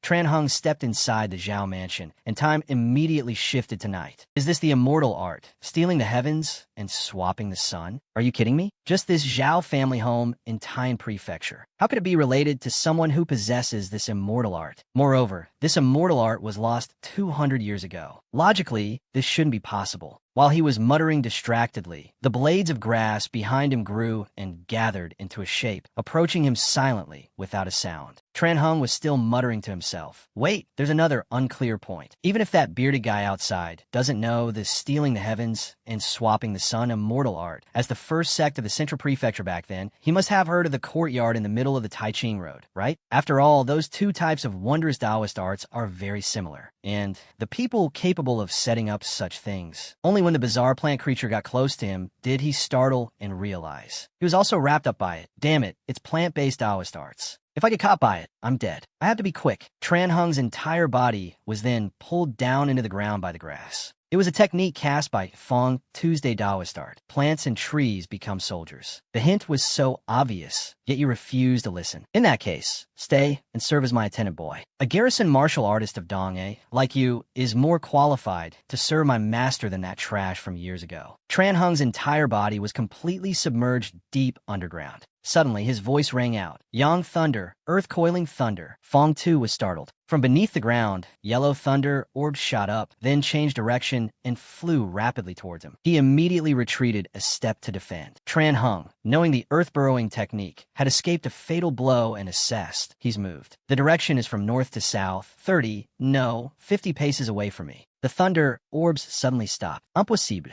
After being wrapped by the tame plants, it's already rare for a person to remain conscious. How can he still have the strength to resist? He stopped more than 50 paces away and isn't moving anymore. Perfect. I've finished my preparations. Go. The 5 orbs then shot high into the air. changed direction, and continued to rush towards Fong Tuesday. The old man now realized, is that spherical thunder magic? 5 elements inversion, turn earth to mud, transform. As he muttered and finished casting the technique with his hands, from below, a huge slab of earth rose up right in front of him to block the attack. The 5 thunder orbs continued to increase their rotation speed to drill through the earthen wall. Fong Tu muttered, "This wall made of mud and gravel can surely help me block that strange thunder magic. I must be a bit more cautious and set up the grafting flowers onto a tree Taoist art as a precaution." Tran Hung also realized, as expected, he has chosen to fight a battle on the surface. In that case, he gave a shout, retracting the connecting threads from his hands to the 5 thunder orbs, pulling them taut. The 5 orbs returned to the position where Tran Hung was buried. Boom! He burst out of the ground, completely unharmed. As expected, even when urged by Taoist arts, the detestable, deathly aura of the plants remains unchanged. Tran Hung took a running start, lowered his body, and brought his hands back to gather power to attack the wall. Behind it, Fong Tu continued to cast the grafting flowers onto a tree Taoist art. But Tran Hung attacked first, his 2 maces stabbing straight into the wall. He shouted, "15th hexagram of Qian, Yang Thunder Earth Net." As he finished, 5 bolts of lightning also erupted from the maces, exploding with loud bangs, brilliantly illuminating the area. The old man's wall began to crack, and then shattered, revealing the caster. "It's him?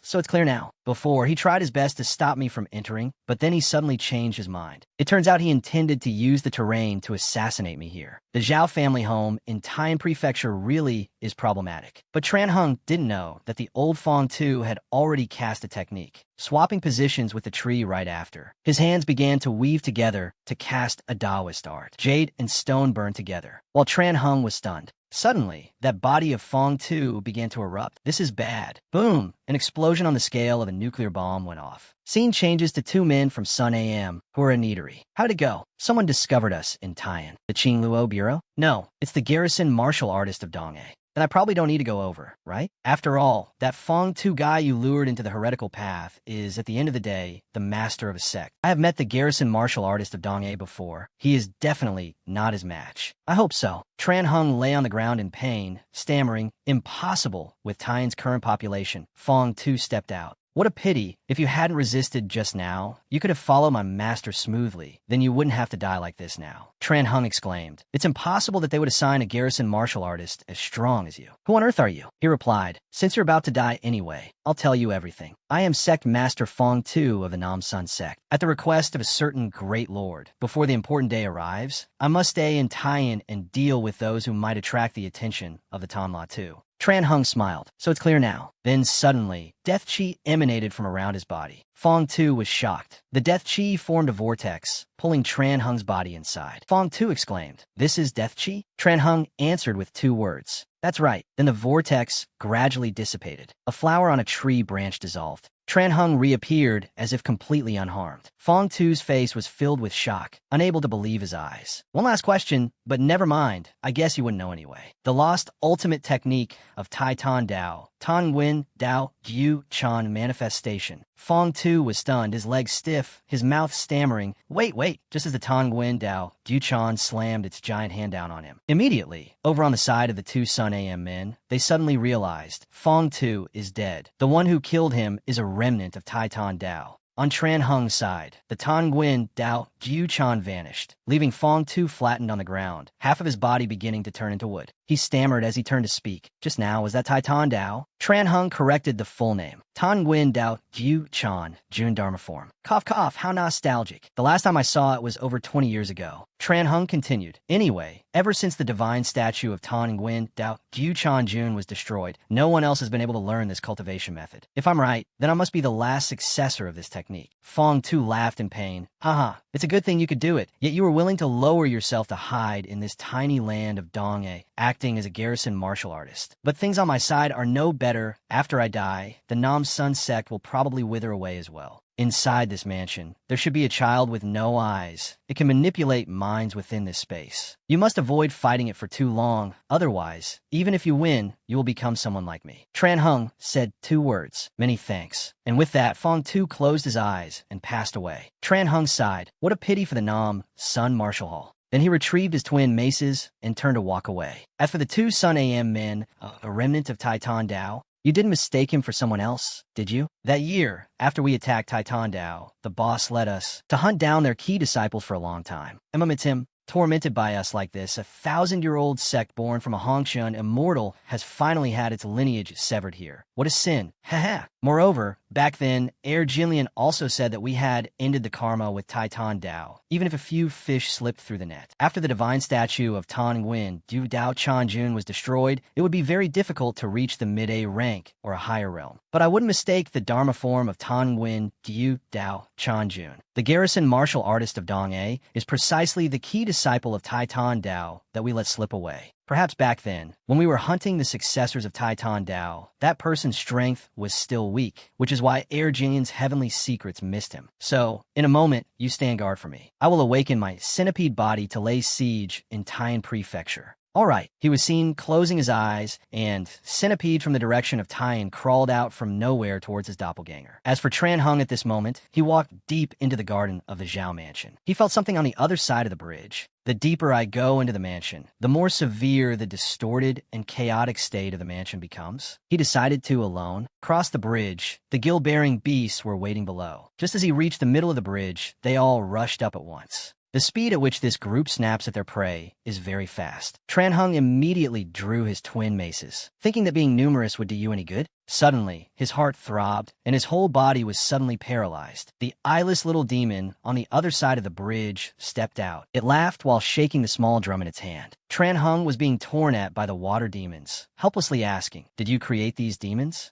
Then he was pushed by their swarm and fell straight into the water. The demons on the bridge also jumped down after him. Even more terrifying, more and more demons appeared below, waiting for their prey to fall. But in the end, being numerous did them no good, for bolts of lightning shot straight up from under the water. The water's surface became quiet again. Tran Hung raised his head to breathe. The eyeless demon was also quite surprised. This must be the eyeless child that Fong Tu mentioned, right? Speaking of which, the hatching conditions for this egg are too harsh. I've only ever come across it in literature. It seems the expert who arranged this grotto heaven. The little demon shook the drum in its hand again. Several huge feng shui rocks around suddenly shook and then changed their structure into monsters. After water demons, it's rock demons, right? He decided to immediately jump ashore. I can't let it summon too many helpers. The little demon muttered a command in the language of the demon realm. Swallow him. I want him alive. The three rock demons charged towards Tran Hung in unison. The moment they punched down into the water, Tran Hung performed a spectacular flip and successfully dodged. He shouted loudly, "Yang Thunder, Thunder!" Lightning was then guided from above, striking down on the rock demons. But it seemed lightning had no effect on stone. They were completely unaffected and turned back around. As expected, Yang Thunder has no effect on them. It seems I have to try another way. The drum in the eyeless little demon's hand sounded again. Tran Hung's heart throbbed again like before, his body once again uncontrollable. The rock demons seized the opportunity and rushed forward. They swarmed around Tran Hung's body. More of them continued to rush forward. He was helpless inside. So that's how it is. Is this the battle tactic of the source? First, it finds a demon with a targeted ability to restrain me. Then it takes the opportunity to use that magical artifact that looks like a hand drum. The rock demons formed a giant stone block, trapping him inside. Only death chi could be seen seeping out through the cracks. Tran Hung said, "If Yang Thunder doesn't work then, world scenery, grow." The little demon's jaw dropped as it saw a branch emerge from within. It quickly formed a tree, and its roots emerged from under the ground. With great speed, they reached the little demon. It was completely surprised and couldn't react in time. Completely restrained and unable to move. Tran Hung said, "Got you."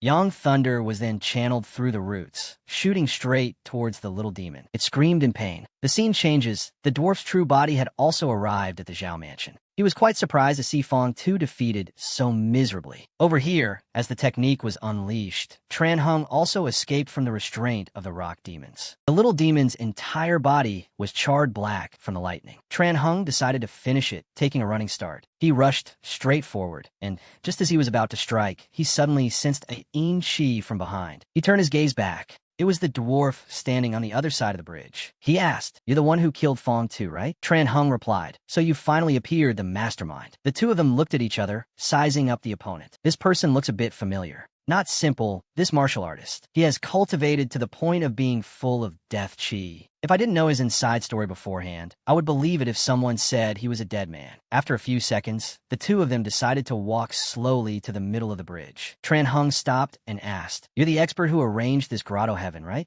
He replied, "No, there is someone else." "How can I meet him? By dealing with you? Deal with me?" Haha, martial artists these days are really interesting, not even ashamed to boast. After that contemptuous remark, Tran Hung fell silent, and the two sides looked at each other. With just one movement, both sides instantly accelerated, jumping straight into the water. A cat-and-mouse chase was formed. Tran Hung drew his twin maces. He unleashed Yang Thunder. Chasing Dragon, a water dragon combined with an electric charge, flew quickly towards the dwarf. He turned his head to look back, spun around, and flung out exploding centipedes. The two centipedes had just touched the thunder water, and like a mine, they shattered the technique. The water surface was agitated by this, raining down on Tran Hung's head. He stopped to observe his surroundings. The dwarf had hidden under the water. He assessed. His combat experience is a bit like a Taoist priest. Although his strength is only mid-A rank, it's not like he has no chance of brawling with a high-A rank martial artist. That Brat Fong 2's loss was not unjust. I'll use that, and released 3 ice centipedes. Tran Hung was bewildered. That's not right. How did he disappear in the blink of an eye? Then suddenly, the water below began to freeze. Both his feet were tightly restrained.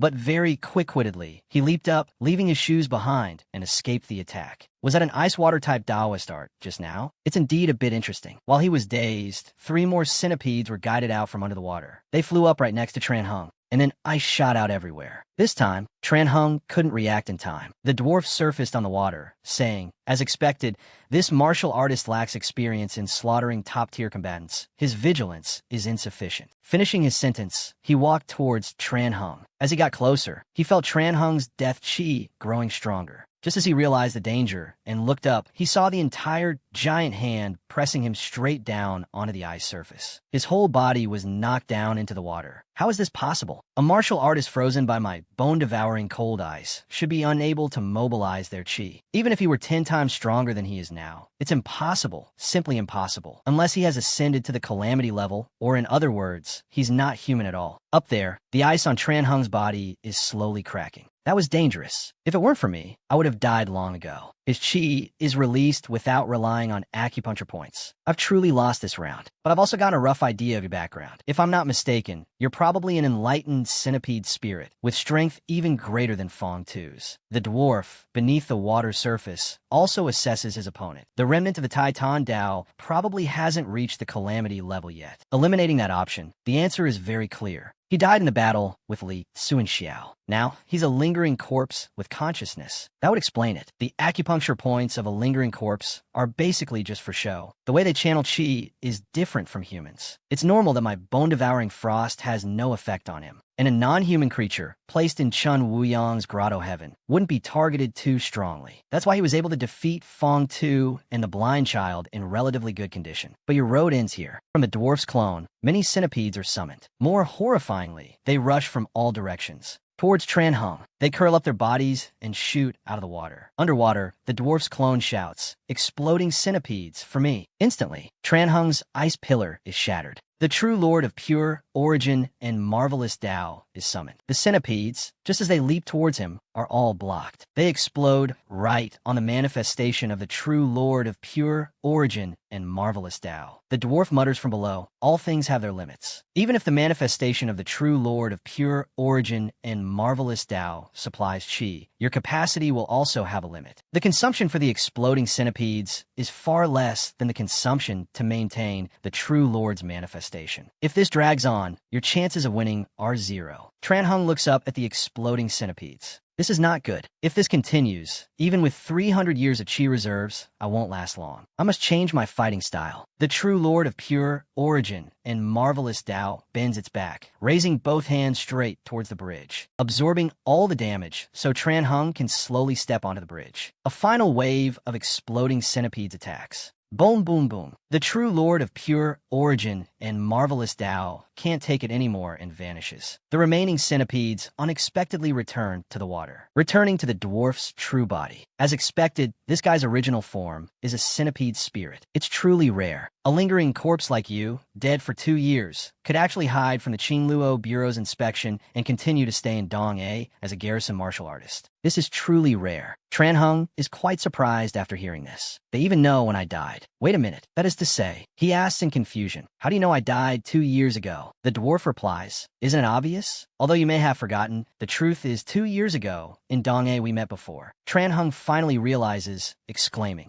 Li Kun Xiao. The dwarf continues, you're quite a lucky one. Back then, you were poisoned by Li Sun Xiao's corpse toxin. When you went to the pharmacy to get medicine, I added a little something to it, but you were fine. On the contrary, your body became incredibly strong, and you went down to the tomb with the government organization's martial artist squad to crusade against Li Sun Xiao, which really surprised me. The most unbelievable thing is that all the martial artists who went down to the tomb with you died. Only you were left, turning into a lingering corpse, barely surviving until now. Moreover, the events of 2 years ago are once again before us. What kind of fate would you call this? Tran Hung raises his hands, preparing to draw his twin maces. The death chi on the tree branch also dissipates a flower. I really have to thank heaven for letting me stay here. To settle the old scores, clearly. The dwarf says scornfully, at a time like this, you still think you have a chance of winning? How interesting. Tran Hung shouts, enough talk. Thunder. From above, a bolt of lightning strikes him directly. The dwarf realizes, combining a chi armor and thunder arts. I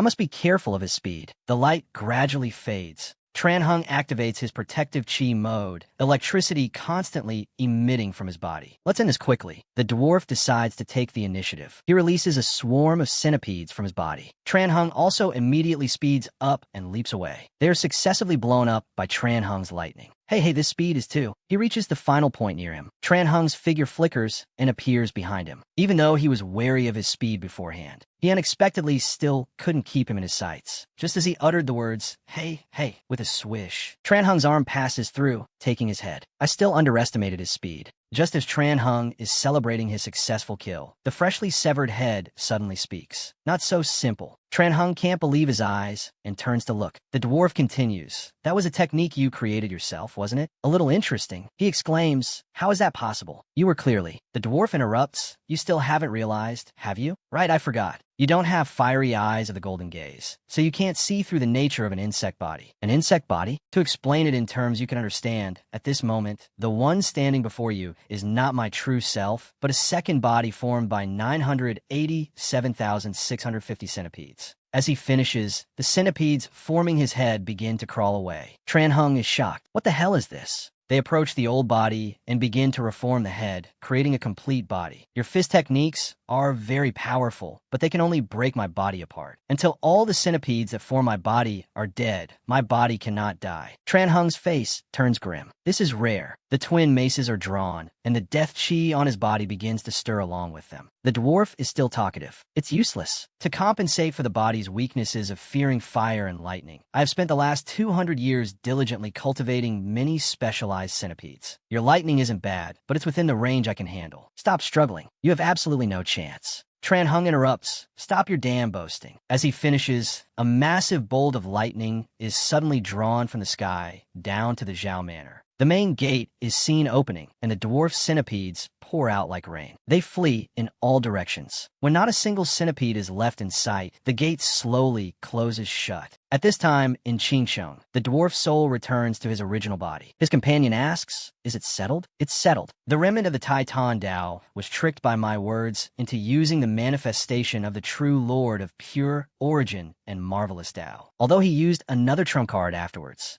But in total, he only managed to kill 10 million of my centipedes. That's quite a lot. If he had a few colleagues to coordinate with some support techniques, giving him a chance to slowly find your weakness, your insect body might have died in Time Prefecture. That's not certain. Since the Battle of the Taitan Dao, my insect body has never fallen to anyone below the calamity level. It has no blind spots, but it's still just below the calamity level. Scene changed to Dong-A at the inn. Lu Feng arrives. Has your master not returned yet? The two siblings nod, their hearts full of worry. Lu Feng also begins to ponder. How about this? I will send a flying letter to Qin Sheng. Then I will inform Daoist one of Heezy. You two wait at the inn for my news. Okay. After saying that, Lu Feng also leaves. TDM turns and calls out, brother, do you think Master won't be coming back? Although Nam Hai is very worried, he still has to reassure his sister. No way. Master is so strong. Scene change to Lu Feng. He uses a messenger bird and instructs, this letter for Qin Sheng must be delivered. Go. The messenger bird quickly flies off, straight north towards Qin Sheng. A while later in Qin Sheng, the Sun AM group is at the old house where Tran Hung and his disciples had stayed. He notices Lu Feng's messenger bird flying by in the sky. A flying letter? The blonde man returns, still holding the head of a human-faced tiger. He asks, is there a letter for me? Who sent it? A letter from Dong A. We received it while you were in the mountains killing the human-faced tiger. Here it is. Let me see. A few seconds later, the blonde man's face is shocked upon receiving the news from Lu Feng. And yet, over with the two Sun AM men, they have a letter. Want some? You eat it yourself. Fine. What the hell, Tan? The dwarf turns in surprise. What is it? The garrison martial artist of Dong A reported to the local authorities before he left. He has now lost contact. Dong A suspects there's a source of danger in Taiyan Prefecture that could have caused the loss of their garrison martial artist. They chose to report the matter upwards. Although I intercepted the first letter, there's no guarantee there won't be a second or third letter. Then what should we do? I will forge a letter to stall them. After a few days, we will set out for Dong A to handle this matter. Okay, I'll listen to you. Scene change to Dong A.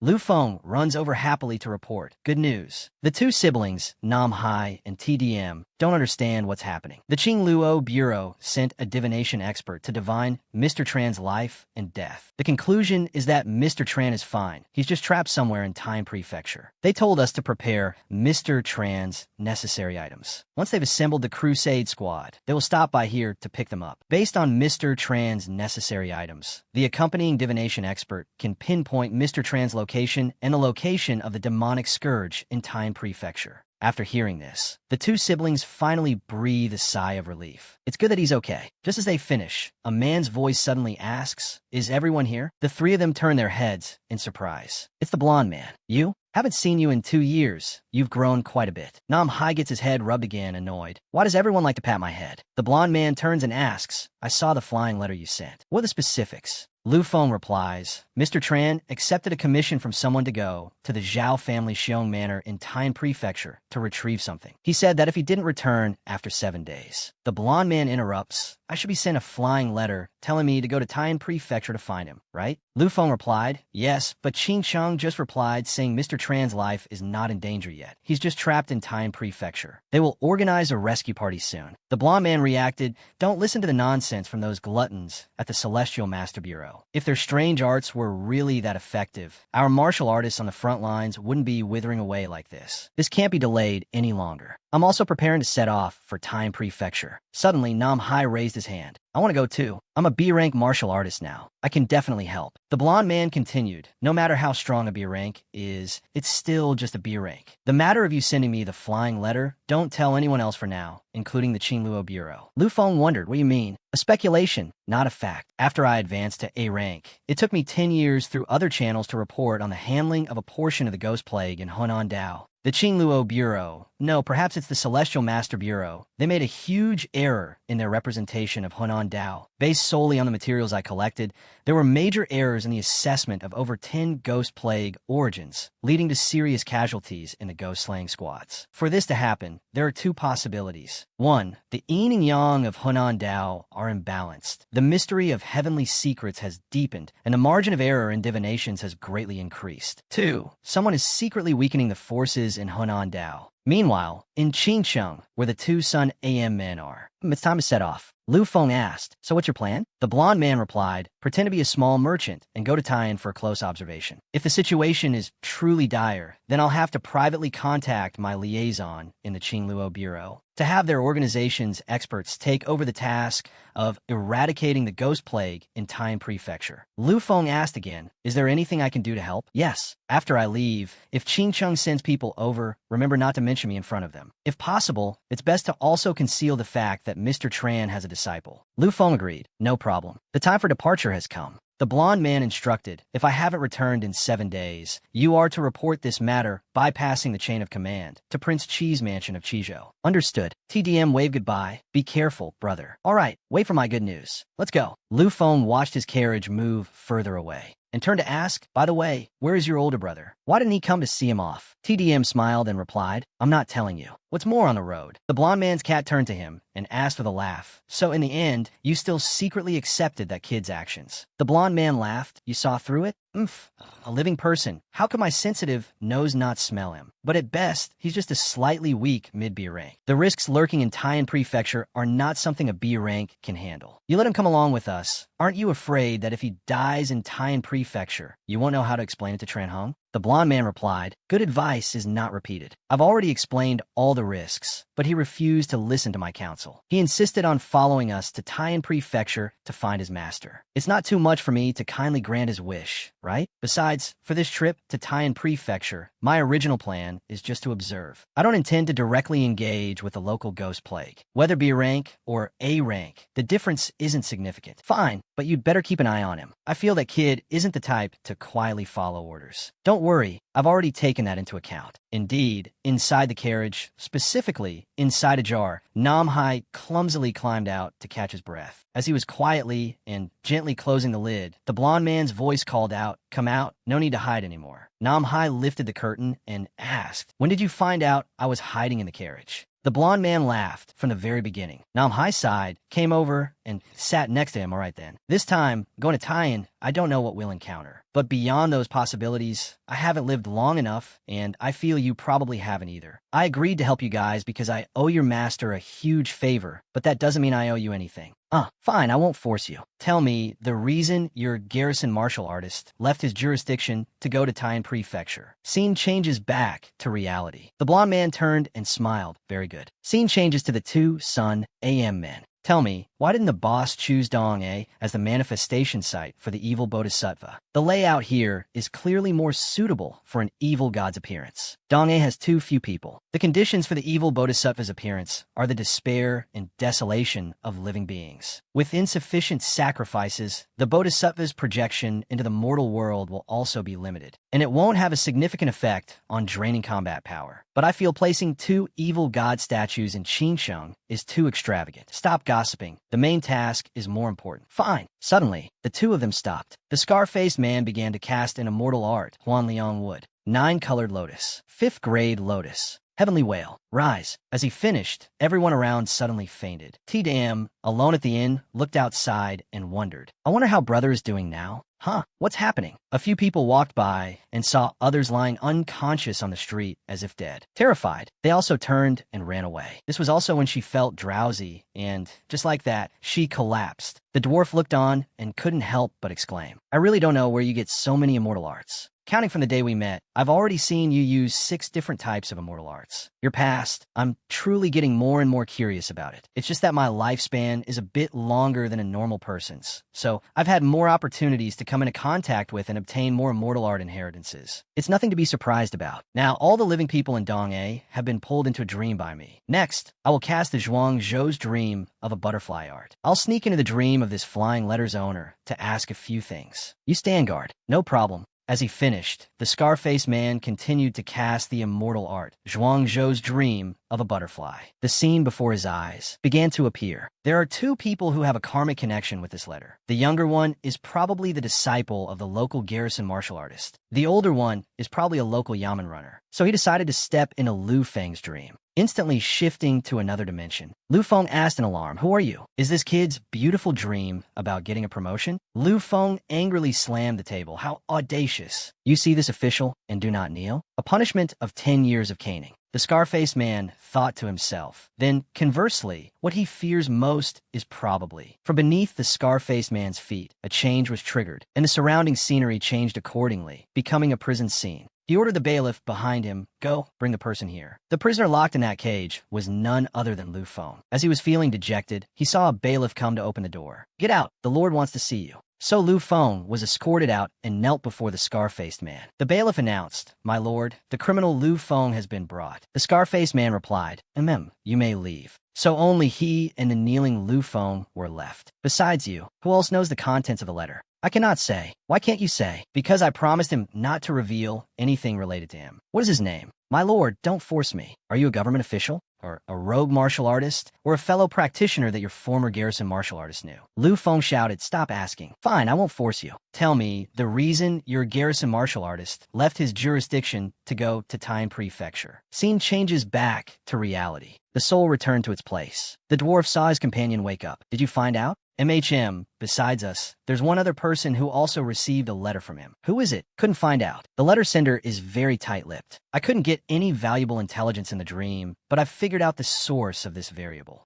It's a fish that slipped through the net of the Zhao family in Tyne Prefecture. This person took refuge with the Zhao family in Qingxing 2 years ago, and on the way, got acquainted with the current garrison martial artist of Dongye. Later, you go back to Qingsheng and deal with that nosy young lady. After finishing things in Dongye, I'll go handle it. All right, as he finished, the dwarf also transformed into a centipede form and moved away, leaving the scar-faced man behind. He muttered, what a chaotic mess. He decided to go to Lu Feng's place. He went straight to him. His two wives were sleeping soundly, just like in the illusion. The scar-faced man's hand raised, casting yellow millet dream. Dispel. Lu Feng immediately stirred and woke up groggily, his eyes opening in shock to see the scar-faced man in front of him. Wait you. Before he could finish, he was suddenly grabbed by a female ghost, who clamped a hand over his mouth from behind. Keep it down. What if you wake the others? Lu Feng's face turned pale. I just met this person in my dream. That dream was problematic. Did he come here specifically to find me? It seems you've already guessed my origin. In that case, I'll get straight to the point. What is the name of the martial artist who received your letter? And where is he now? The female ghost behind him also released her hand. Lu Feng replied, you're the one behind the ghost plague of Tyne Prefecture, aren't you? You think I would sell out? Seeing his uncooperative attitude, the scar-faced man cut him off. So you're being completely loyal? I don't dislike that, on the contrary. But from ancient times until now, the price of loyalty has always been very high. Can you bear it? As he finished speaking, he took out a seal from his clothes. Lu Feng's face drained of all color. What are you going to do? Nothing much, just some torture. Only Lu Feng's tragic screams could be heard. Scene change. Nam Hai and the blonde man have arrived. The people over there are so noisy. It's clearly a bigger city than Dongye. Later, after we find a place to stay, we'll split up and act separately. You follow the noisy ghost. No problem, right? An attendant standing outside waved at customers. Seeing the carriage arrive, are you two stopping for a rest or renting a room? We're renting a room. All right, please come in. I'll take care of the horse for you. The innkeeper saw the guests enter and asked with a smile, you two are unfamiliar faces. The blonde man replied, we are merchants from Heezy. We've come to Tyne Prefecture on the orders of our elders to do business. This is my younger brother. The innkeeper nodded, so that's how it is. Is this your first time here? Please follow me. If you two aren't comfortable with this room, just let me know. There are plenty of empty rooms here. After taking the money, he also turned and left, muttering to himself, scored 2 fat suckers. Would you look at that? The blonde man instructed, in a little while, we'll split up and act separately. We must return to the room to regroup before sunset. Scene change, the two split up, from shopkeepers to small-time street vendors, sparing no one. It was already late afternoon. The two returned to the room. Nam Hai jumped straight on a bed. I'm dead tired. The blonde man brought food, placed it on the table, and asked, did you hear anything worth noting? Nam Hai shot up and replied, yes, I discovered that the locals don't feel like there are fewer people here. On the contrary, the farmers and street vendors who come to Tyne Prefecture to buy food are aware of this. Let's hear it. According to them, the number of people in Tyne Prefecture has been decreasing, and it seems to have started 2 years ago. The strange thing is the locals, the government office, and the garrison martial artists don't seem to pay any attention to this. That's no different from the intelligence I gathered. Tyne Prefecture has lost so many people, yet not a single person has reported it upwards. This is already a dereliction of duty. Let's not even talk about the local government office for now. The garrison martial artists of Tyne Prefecture are definitely a problem. Hearing this, Nam Hai started to worry. Then what should we do? Even the local garrison martial artists are a problem. If we leave now, it wouldn't fit our cover. Let's stay for 2 more days. After 2 days, we'll return and report our findings about Tyne Prefecture to the Qingluo Bureau. Scene changed to the scar-faced man. He left Lu Feng's place. The wrathful ghost Taoist entering the armor from behind for the first time. That probably doesn't need to be taken too seriously. Later, I'll just toss it to Baizu to handle. He looked straight up at the 2nd floor of the inn. No way. The voice of the Huangpi spirit called out to TDM. Don't be dazed anymore. Wake up quickly. The monster can pull the living people of Dongye into a dream all at once. There's no way to see anything strange about you. Once he discovers you, T.D.M., her eyes hazy, mumbled, but I'm still so sleepy. The sound of the scar-faced man's footsteps, step by step, ascended the inn stairs. No wonder Yi Jinlian thinks that the Taiqing Dao will become our important rival at the next historical juncture. So the problem lies with you. The Huangpi spirit also realized it. We're screwed, we've been caught. TDM had just raised her head when she saw him appear right in front of her. Forgive my impertinence, but is your Dao protector not nearby? TDM was uneasy. Suddenly, her eyes became vacant, and her mouth mumbled as if possessed. He went out on business. He's not in Dong A right now. The scar-faced man continued, Is that so? Then I'm afraid I'll have to offend you. Scene changed to the government office. The Yamen runner had just woken up. After stretching, he turned his right and called out by reflex. Lu Feng. Oh my God, he was dead, with a black color covering half his body. Something's happened to Chief Lu. Over on Nam Hai's side. At night, resting in the room, a strange noise. The bell on the headboard shook ceaselessly, and the talisman with it was also burned. Nam Hai woke with a start. The night-suppressing ghost entering the dwelling disturbance talisman has been triggered. There's a ghost causing trouble. Indeed, outside on the street, everyone, still in their sleepwear, was moving in unison, all heading out into the street, walking in the same direction. Nam Hai and the blonde man looked outside. Ordinary people with no protective measures will start sleepwalking upon hearing that sound. Luckily, before sleeping, we set up Taoist talismans in the room. Otherwise, we'd be down there walking with them right now. Should we follow, or should we pretend we didn't see and just ignore it? Let's follow and see. We'll find out where this drumming is coming from, then report the related intelligence to the Qingluo Bureau. All right, the two decided to leave the inn, following the stream of people one after another. The blonde man whispered a warning. Remember, no matter what you see later, you must not make a sound, and you absolutely cannot reveal your martial artist characteristics. I'm worried something bad will happen. I understand. The people at the front of the line had reached the Zhao Manor. The two dwelling spirits guarding the gate materialized and lunged down. The blonde man was startled when he saw them. Hey, am I mistaken?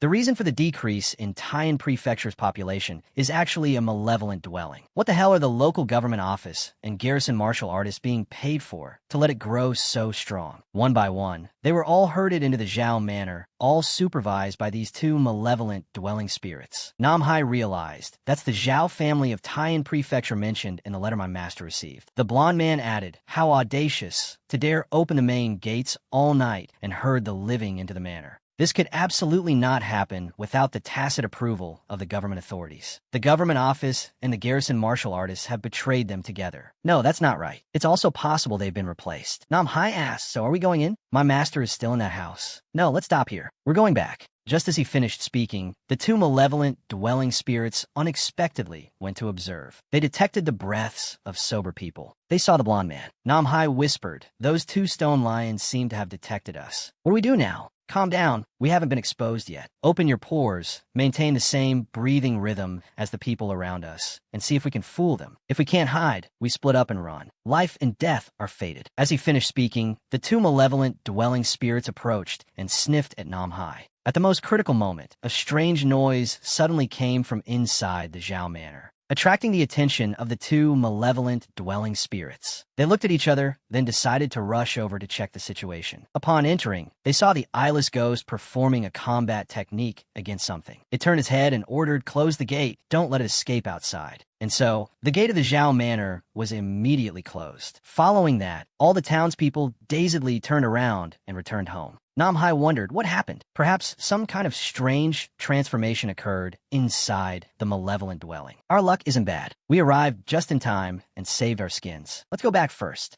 Scene changed to dawn the next day. Lord Wen returned to the room. Nam Hai asked, How is it? Manager Wang of the inn still hasn't returned. He was probably eaten by the demonic creature in the malevolent dwelling. I suspect the situation in Taiyan Prefecture is developing in a worsening, malignant direction. We can't stay in this place. We will leave in a bit. I'll follow your lead. With the decision made, the two prepared the horse carriage. They were approved to pass through the gate. Nam Hai asked, Where are we going next? Back to Dongye? Or report to the authorities nearby? You and old man would go back first. I still have unfinished business here. After I'm done, I'll go to Dongye to find you. If nothing unexpected happens, it will probably be 2 days later. Lord Wen jumped off the carriage and reminded him, Remember, after you get back, tell Lu Feng to send a letter directly to the Prince of Qi's residence in Qi Prefecture. You must pass through Qingcheng. I suspect there's a problem over there. Nam Hai note that? I understand. Then he left with old man one. Lord Wen watched them go. then also turned and walked away alone. He hadn't gone far when someone from the Qingluo Bureau suddenly appeared. It's Do Su, using an old friend's disciple as bait to buy time to deliver intelligence. You're really capable of something like that. Lord Wen replied, we're the same. You waited for news outside the city. Wasn't it also because you wanted me to go in and take a look and, while I was at it, confirm whether the contents of the letter sent to me were their true intentions?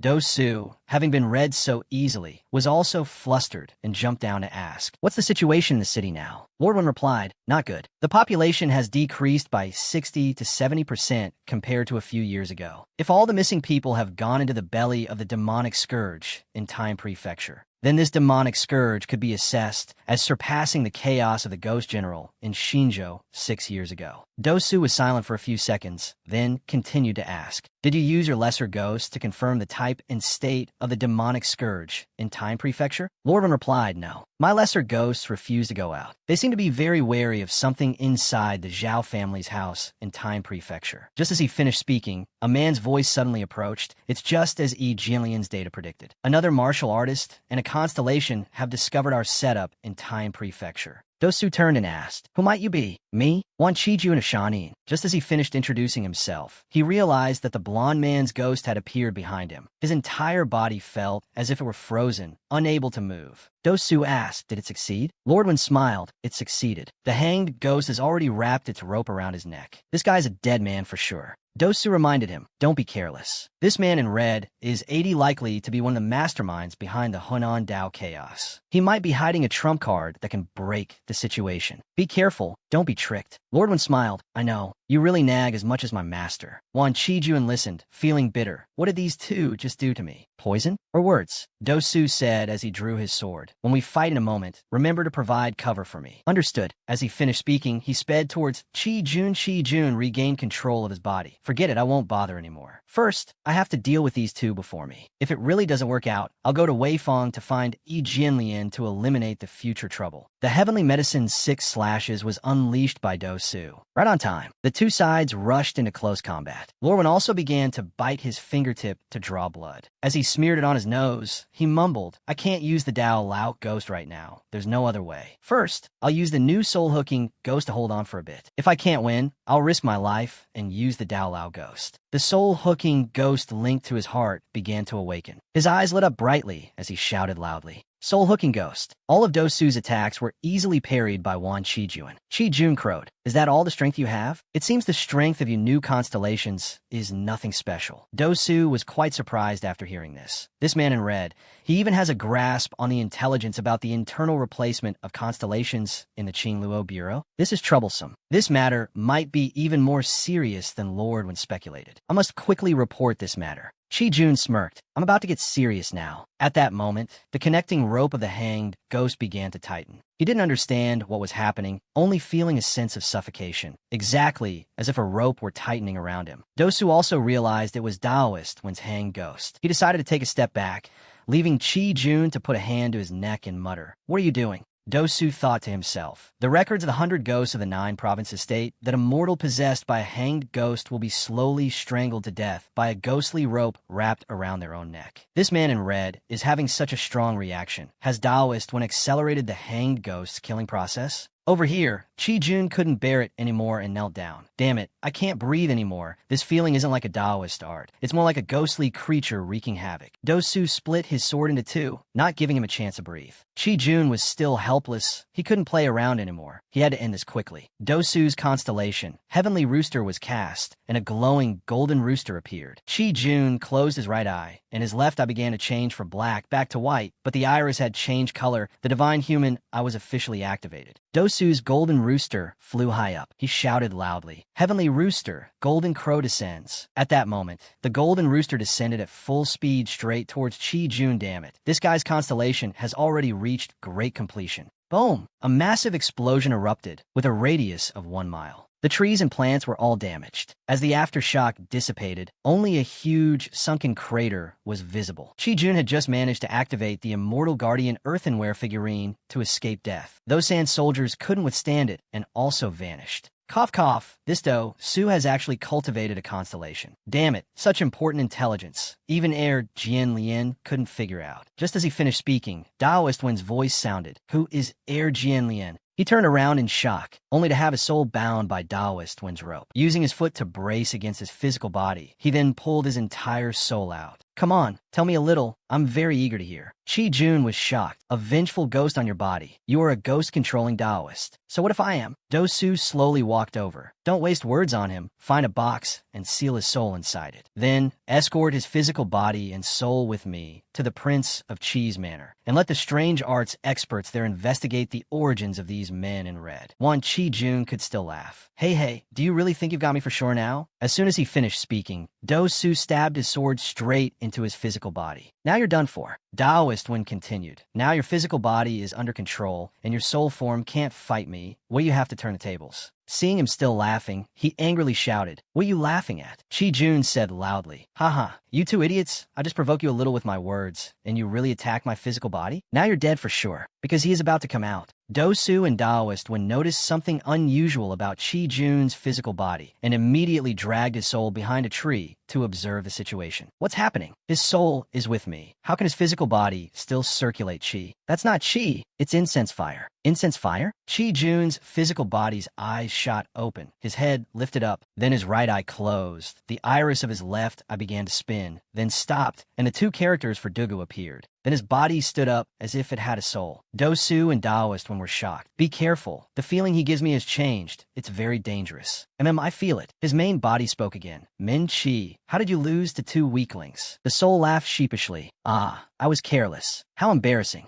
As soon as he finished speaking, 3 palm strikes came from nowhere and hit Do Su and Daoist Wen. They had no time to react at all. It was a completely different level. What a joke. I'm an A-rank martial artist. Yet I was beaten like this without even seeing how he attacked. We're so far away. How could he send his fists over here? What kind of technique is this? Then a series of punches rained down on the two, knocking them out from behind the bushes. Dougal uttered, "Stop," and only then did the two stop getting beaten. Their bodies were bruised with physical impact wounds. Put Min Chi's soul back into this physical body, and I will leave your corpses intact. In your dreams. Interesting, in my era, stubborn Central Plains martial artists like you are quite rare. If possible, I would actually quite like to leave your corpse intact. Had enough fun? He glanced at the hanged ghost, then immediately sent it flying with 3 punches. Do Su saw this as a good opportunity, immediately drew his sword, and rushed forward. Heavenly Abyss 10 slashes was executed, but his reaction was too terrifying. A full-powered palm strike hit Do Su straight in the stomach. Why must you do this? The gap between you and me is so large. In front of a lion and a tiger, the struggles of a lamb are merely a waste of effort. Wouldn't it be better to just die obediently? Do Su collapsed immediately. He turned to Daoist Wen and asked, "I'll ask you one last time, will you put Min Chi's soul back into this body, or not?" He suddenly remembered his master once said, "Those who walk the path of a martial artist are fated to not have a good end."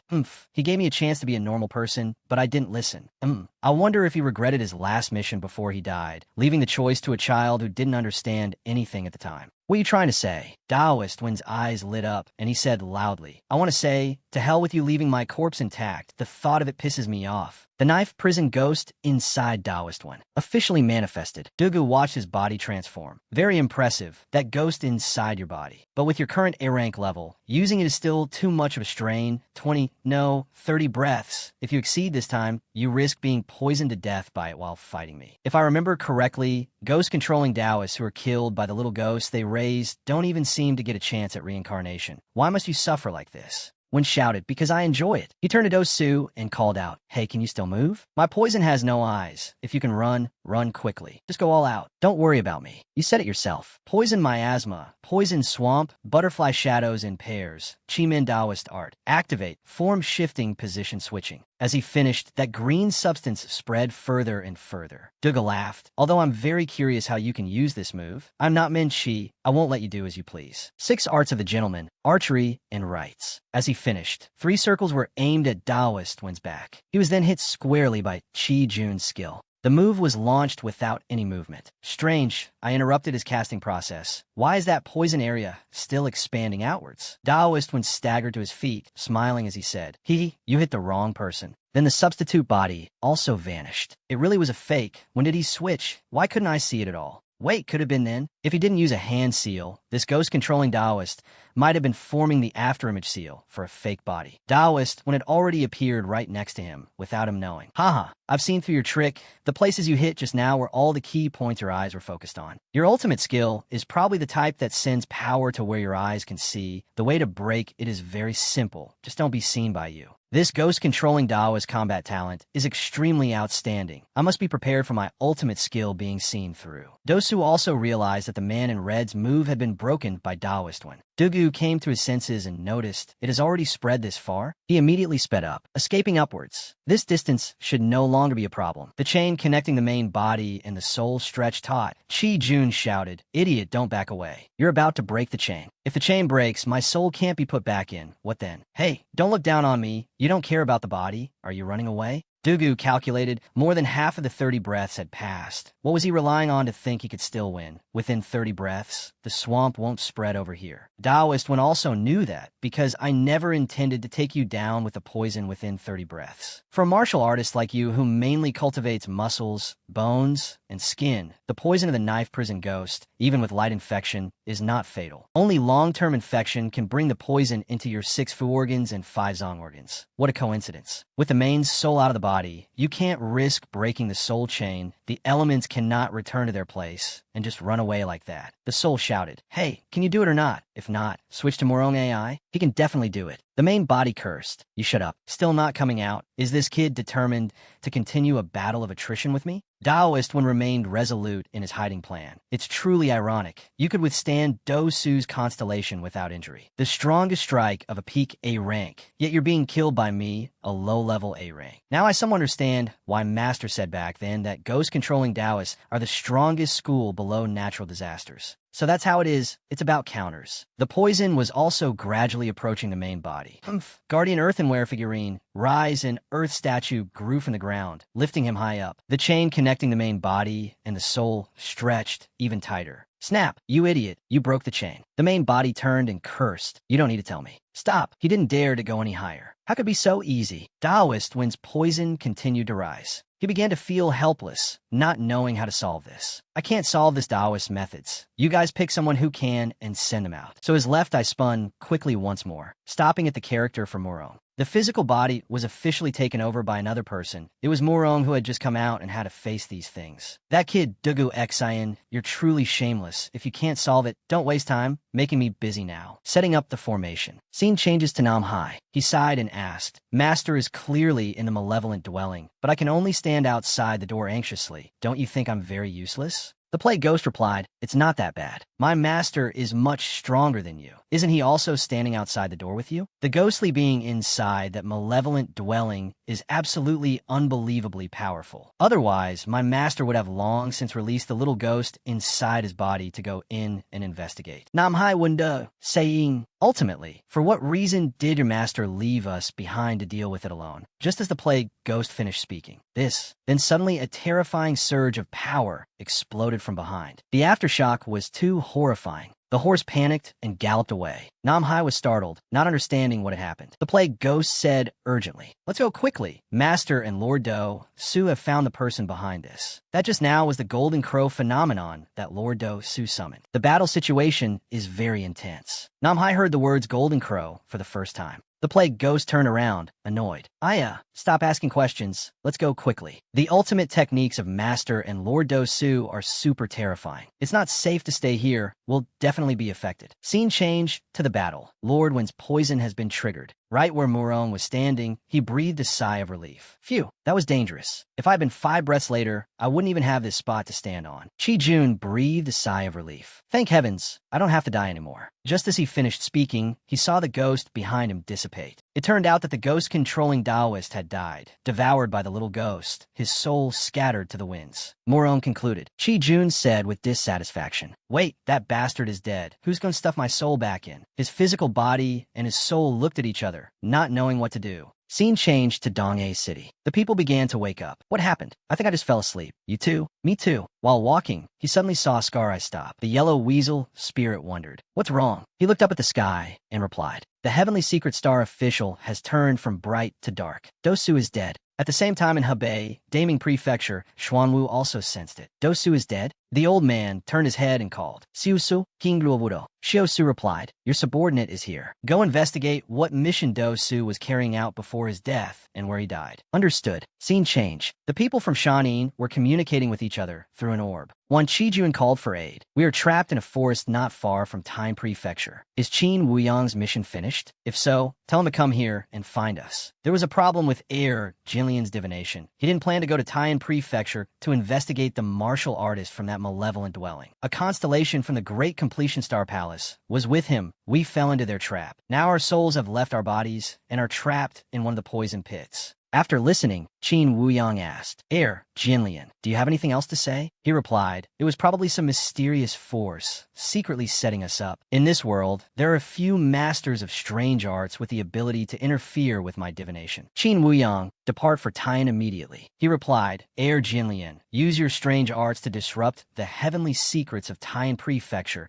Try to delay the Imperial Court's discovery of the evil god statue in Taiyan Prefecture." All right. Wuyang turned and said, "The itinerary has changed. I must go to Taiyan to handle some matters first. Only then can I take you to meet our leader." The yellow weasel spirit replied, "All right." At the same time, in Qingsheng, the beggar also sensed it. "Aya, today is really busy. It's time to get to work again." He took a coin from his bowl. "So it's the Heavenly Phenomenon Department of Great Jin and Jinlian of Shani. The Great Jin side seems to be investigating the location and cause of Dosu's death, while the Shanin side seems to want to conceal the heavenly secrets and sever the clues. This won't do. If I let you smoothly invite the fallen Buddha into the mortal world, the Great Jin side will have nothing left to play with. I must add a few variables for you." On this side, Jinlian was also casting a spell. His expression looked unusual. Another mysterious person from Shanin asked, "What's wrong?" The opponent has made a move again. Just as I was about to conceal the heavenly secrets of Hunan Dao, he added a few more variables into the situation. What will be the consequences? Our next actions may encounter many surprises. If we forcibly intervene, then even more variables will be generated. Can we only ignore it? For now, that is the case. Scene changed to Dongye, the Zhao family in Liaoqing. Bai Su appeared in front of the kid. He had received an order earlier. "After each of you completes your mission, return to Taiyan first to destroy your arrangements. As for the evil child, just let him fend for himself." Understood.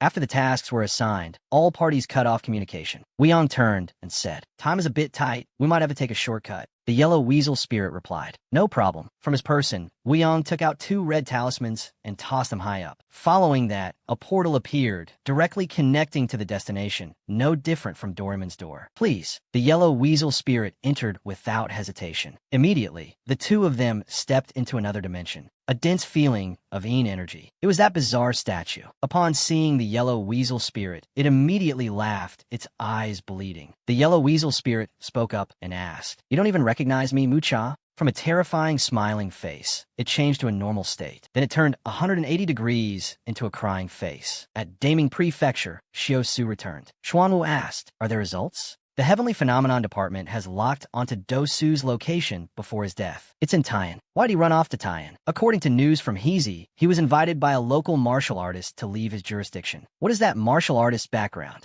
He is the disciple of the 5 Ghost Taoist who died 2 years ago in the battle to eliminate Li Tsuanxiao. He has only recently entered the Jia rank, mainly cultivating the Knife Prison Ghost and the Hang Ghost. Xuanwu thought for a few seconds, then ordered, "Send a letter to Lu Che. Tell him I want to make a trip to Taiyan." Scene changed to the Zhao family in Taiyan. The yellow weasel spirit wondered, "These people are?" Wuyang replied, "The remains of ennobled martial artists who trespassed here. Because dealing with them is very troublesome, they were placed like this." Just as the two left the residence, a pile of centipedes suddenly appeared from nowhere and began to form a shape. It was Bai Su. He asked, "Finished cleaning up?" Wuyang, "Finished. I've broken 70 to 80% of the restrictions inside, leaving only the stealing heaven and transforming the sun technique to separate the inside from the outside. What about you?" Bai Su replied, "I'm also done. I have awakened a part of what's underground in Taiyan Prefecture. It is now following the orders I left behind and heading towards Liaoqing." Wuyang said, "That's good. Let's set off." Scene change. Xuanwu and Xiao Su traveled by boat to the Shanghai Bureau. Taoist, he was preaching to his disciples. Seeing the visitors, he immediately asked, "What is it?" Xuanwu made a request. "There's trouble in Hunan Dao. I need you to take me there."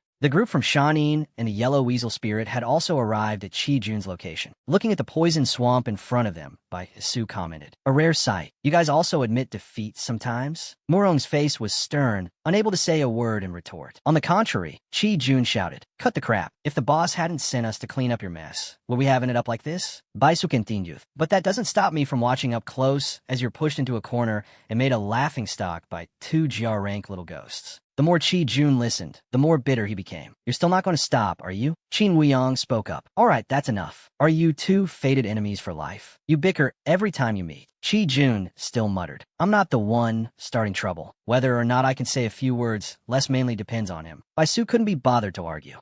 Wuyong asked, "Over there, what's the situation now?" Murong replied, "The martial artist who snuck into Taiyan Prefecture and the constellation with him have been dealt with by us. But one Chijuan soul was pulled out by the opponent during the fight. On our side, we lack the means to stuff the main soul back into the physical body. Right now, Wan Chijuan can't move. I don't dare to touch him, fearing that breaking the soul link will cause something bad to happen. So we're just holding on like this." Wuyong shook his head. "I don't know the method to stuff a soul into a physical body. Among our Shanin 8 characters, perhaps only Heir Jinlian and the boss understand a little." Qi Jun said loudly, "Hey, can you do it or not?" Su turned to him. "A junior like you who isn't even 100 years old. Can you speak with a little more respect?" Qijun Loga, Stili Pulingrang. Is living long that great? Su heard this and grew bitter. "Little ghost, you're looking for death. You want to kill me with just that little bit of cultivation?" Wuyong couldn't take it anymore and shouted, Su, Wan Qi, stop causing trouble. The boss sent me here because among us, only I possess the ability to deal with all variables. This soul matter is indeed not my specialty, but that doesn't mean I don't have a way to solve your difficult problem. If you want to argue, go home and argue. Don't lose face here." Qi Jun snorted coldly and turned his face away, refusing to look. Wuyong asked, "Right now, which persona is in control of Wan Qi's body?" The other Morong, "Please remove the sealing formation that is suppressing this poison swamp and preventing it from spreading. If this sealing formation is removed, the poison swamp will reach our feet within 5 breaths. A mortal body cannot withstand this poison. It's fine. Even if you get hit by the poison, one FA can help you detoxify later." You're the one who said it. Finishing his sentence, Murong began to form hand seals and cast 10 direction stillness. Release. And so, the poison left by Lord when resumed its activity. It quickly flowed to Murong's feet. Qi Yun shouts it. "Whatever trick you have, use it quickly. The poison has already reached my ankles." From his person, Wuyong took out a gourd bottle. "What's the rush?" Then he opened the bottle. Qi Yun wondered. "What is that?" Only Murong recognized it. An immortal family's magic treasure. Wuyong said, "Wan Qijun, the other Murong, I call your names. Do you dare to answer?" Qi Jun had just opened his mouth. At a critical moment like this, "You're still playing this game?"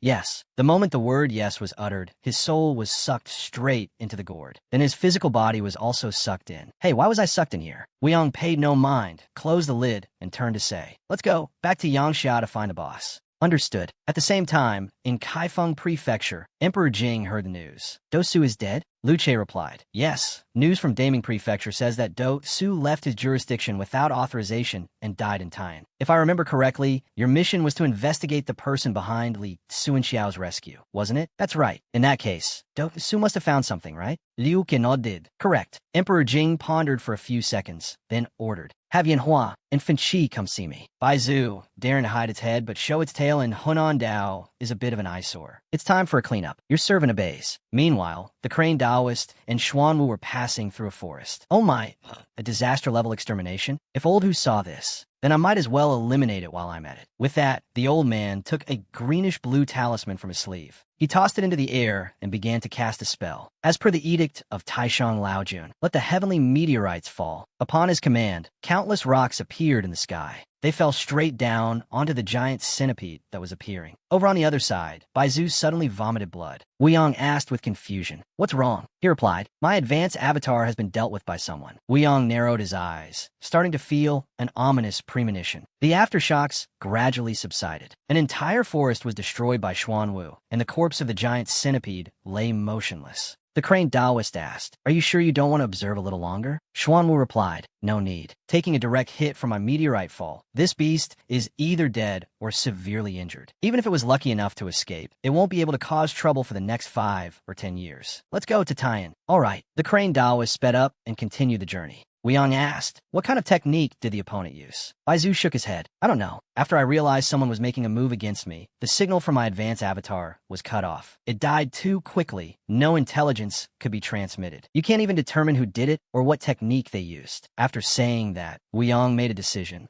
Taking out 2 red talismans from his clothes, he waved them in the air in front of him, and the Doraemon-colored gate appeared again. Bai Zhu asked, is it necessary to be so cautious? You probably only have a few of those one-step crossing talismans left, right? Weiyang replied, it's better to be careful. Among the 4 symbols, only Xuanwu and Zhuke have the ability to destroy your advanced avatar. Zhuke is fine, but I don't want to meet Xuanwu right now. Scene changed to Hunan Dao, Weifang. Ed Jianlian also noticed Weiyang had returned. He smiled and asked, a one-step crossing? How can you use it just to travel? A peak disaster-level entity with definite malice towards us has appeared in Hunan Dao. To avoid a confrontation, we could only use it to come to your place to hide for a bit. Ed Jianlian smiled. So that's how it is. Everyone was surprised when the yellow weasel spirit took a step forward. It asked, you've also become like this? Montak Li Tao. The statue was startled and looked straight at her, but said nothing. Jianlian found it interesting and asked, who's this girl? Weiyang replied, we met her in Dongyi. We sensed the reincarnated body of the immortal maiden true god. Scene change. Xuanwu and the other had arrived. Lord Wen's poison was still scattered all over the ground. Is this the place? If you're looking for the place where the Do Su Star Palace stopped, then this is it. This is the center of the poison swamp, no doubt. Xuanwu wondered about the green substance. This is a poison swamp formed by a mixture of miasma and plague poison. The old man bent down, dipped a fingertip in, and brought it close to his face to observe. The toxicity is both fast and potent. Even I would die if I were soaked in this swamp for 3 to 5 days. A first-rank martial artist would be beyond saving after 20 breaths. With this kind of poison, even a poison expert would suffer a backlash if not careful. Therefore, this poison swamp was likely left behind by the ghost-controlling Taoist who was with Do Su. The old man squinted at the distance. It's the statue erected by Murong's spell. The innate body protection, a secret art of the Xinbei tribe. The crane Taoist asked, what is that? Xuanwu explained. It's a non-orthodox foreign secret art, extremely difficult to cultivate. The last Xinbei person to master this secret art was 60 years ago. The crane Taoist asked, the expert who killed Do Su is from the Xinbei tribe? Perhaps, and it's highly likely they have cultivated the legendary divine human eye. The divine human eye, what's that? It's an innate secret art said to be created by Emperor Daowu Tuoba Gui of Northern Wei. This secret art is a bloodline inheritance. All descendants of Tuoba Gui have a chance to awaken the divine human eye. A Xianbei descendant who awakens the divine human eye can summon the souls of their ancestors before reaching adulthood, hidden deep within their sea of consciousness, to become their own guardian. If this secret art is so powerful, how is the Tuoba family of Northern Wei still replaced by the Yuan family of Northern Zhou? Because this secret art is very difficult to awaken. To date, there are only 2 or 3 recorded cases of people awakening the divine human eye. I see. If this poison swamp is left unattended, it might later give birth to a type of ghostly calamity that even I would find difficult to handle. It must be dealt with quickly. The crane Taoist asked, how do we deal with it? It's simple. I hope fellow Taoist will lend me the crane pearl for a moment. The wife heard this and reacted. What? You want to use my crane pearl to neutralize this poison swamp? Dream on. I won't let you suffer a loss, fellow Taoist. 40 silver river flying fish, a tribute from the North Sea. No, at least 80. 60 at most. That's all I can help you get. Then 60 it is.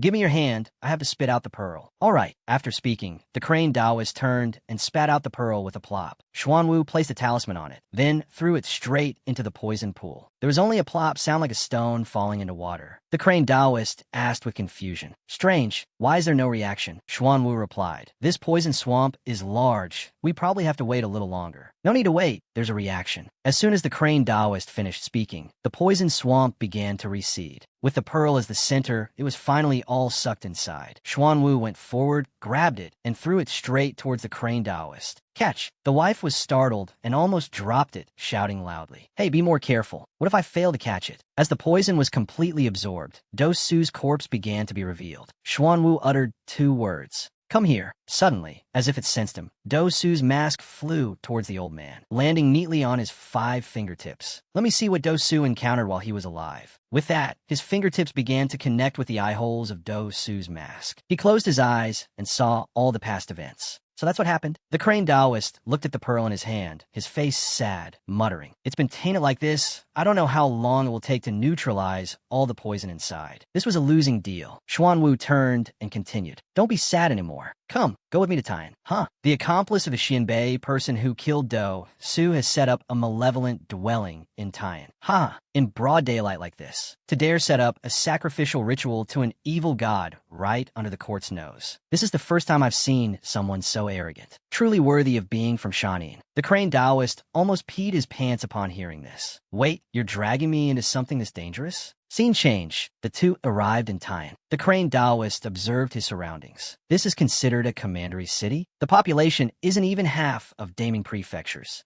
Xuanwu said, "I've seen the intelligence Do Su left behind. Tian Commandery hides a gluttonous, malevolent dwelling. For the past 2 years, it has been constantly luring living people inside and eating them alive. The sparse local population is likely related to it. So we'll deal with that malevolent dwelling first, then go find a martial artist guarding this place to hold them accountable?" "No," Xuanwu replied. "Let's go to the city god temple first. I need to confirm the situation over there." Scene change. The two arrived at the city god temple. Xuanwu only needed a glance to assess the situation. As expected, the crane Taoist asked with confusion. As expected of what? I found it strange before. With a city god here, how could that malevolent dwelling dare to act so audaciously right under the government's nose? It turns out the city god of this place has long been dead. The crane Taoist was completely shocked upon hearing this. "What did you say?" "Impossible. The city god has fallen. How could His Majesty the Emperor, the master of the world, not have noticed?" Xuanwu laughed upon hearing this. "Haha, this old man knows a way to conceal it, to prevent His Majesty the Emperor from sensing the truth that the Tian Commandery's city god has fallen. What way is that? Swapping the dragon for a phoenix, by conferring the title of city god upon a deity from another abandoned temple. If this is handled properly, it could be concealed for 5 or 6 years without issue." Scene changed back to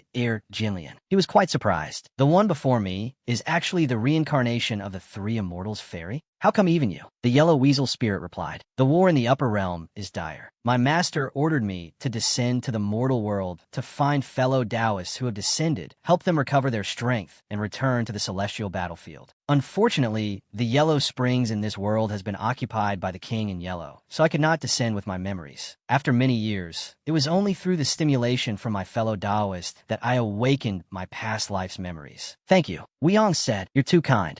Jianlian asked again. "So, your ladyship intends to?" She replied, "An immortal god's reincarnation must pass through 3 tribulations: descent into the world, early demise, and the coming-of-age ceremony. I passed my tribulation of descent under the protection of this body's elder brother. I passed my tribulation of early demise with the help of this body's senior brother. Now, their fortune has been drained by my tribulations of descent and early demise. I'm afraid they can no longer help me pass the tribulation of the coming-of-age ceremony." Jinlian asked, "So you want our help?" "That's right." He seemed hesitant.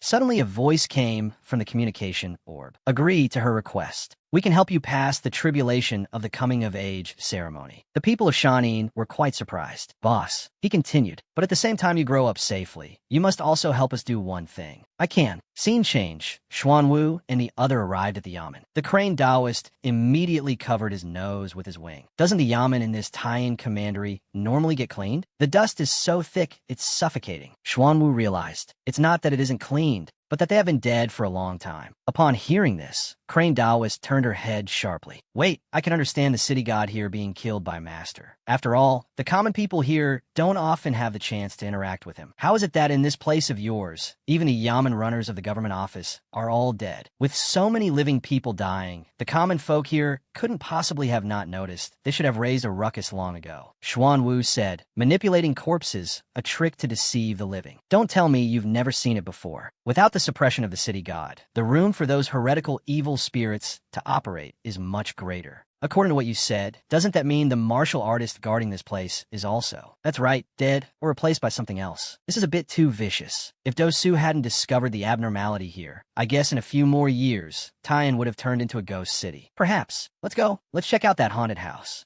Scene change. The two had just arrived at the gate of the Zhao residence. The two stone lions immediately moved from their spots. Xuanwu simply said 2 words. Move. They continued to growl aggressively. Xuanwu said, not moving, huh? Then don't blame me. The scene shifts to a view from inside the Zhao residence looking out. Crash! The gate shattered. The two stone lions were knocked back inside. Xuanwu and Crane Taoist stepped into the Zhao residence. He observed the situation, turning day into night, stealing the heavens and switching the sun. Huh? Crane Taoist asked again. What is that? Xuanwu replied, a set of Taoist immortal arts that has been lost for many years. I've seen records related to it in the confidential books at the Qingluo Bureau. The two stone lions communicated with each other in the language of the ghost realm. He's too strong. We can't beat him. What should we do? Go to the stone dragon for reinforcements. Having decided, they immediately turned and fled. Crane Taoist asked, they've run off to report. Is it okay not to chase them? Xuanwu replied, it's fine. With stealing the heavens and switching the sun, separating the inside from the outside, what happens in here cannot affect the outside. It's been a long time since I've stretched my muscles. It's rare to find a place where I can go all out like this. I can't let it go to waste. Xuanwu said, all right, let's go a little deeper into the compound. Crane Taoist was quite surprised. Huh, isn't that? It decided to dive down. After observing for a moment, Xuanwu wondered, what is it? I know this person. He is the sect leader of the Nanshan sect. His strength is not bad. Isn't the area managed by the Nanshan sect in Jiang? Why did he run to Taiyan County and die so tragically? Xuanwu pondered. Jiang? The two stone lions had run to the eyeless little ghost. It was quite surprised to see them leave their guard post. The eyeless little ghost asked, why did you come in here? The stone lion replied, a very powerful old man broke in. We couldn't stop him. Xuanwu said, leave me there. At the same time, the two of them ventured deeper inside. Crane Taoist observed, the rocks and trees here are very strange. They're stuck together. Xuanwu had also noticed, there's a deathly aura nearby. The stone lion reported, it's them. The eyeless little ghost was seen grinning slyly, its hand beginning to shake the drum in its hand. Crane Taoist wondered, what's that sound? As soon as she finished speaking, the stones from all around slowly came to life, as if they had souls. The eyeless little ghost ordered, kill them. And so, the whole group of golems charged toward the two of them. Crane Taoist whined, what do we do? It seems like they're targeting us. Is it that obvious? Xuanwu sighed, they're just some strange rocks. What's there to be afraid of? Besides, your acting is too fake. From his body, he summoned many orange talismans. A shout go. All those talismans quickly flew and stuck onto the stone man. Raising his arm, he shouted, freeze! And so, the giant stone men were controlled and stood still. A break was uttered, and at that moment, all of them exploded. To the astonishment of the eyeless little ghost and the two stone lions, Xuanwu turned his head to the right. If I remember correctly, the sound just now seemed to come from over there. The eyeless little ghost was scared out of its wits. Not good. We've been discovered. Run. And so, the three of them frantically kicked off their sandals and ran.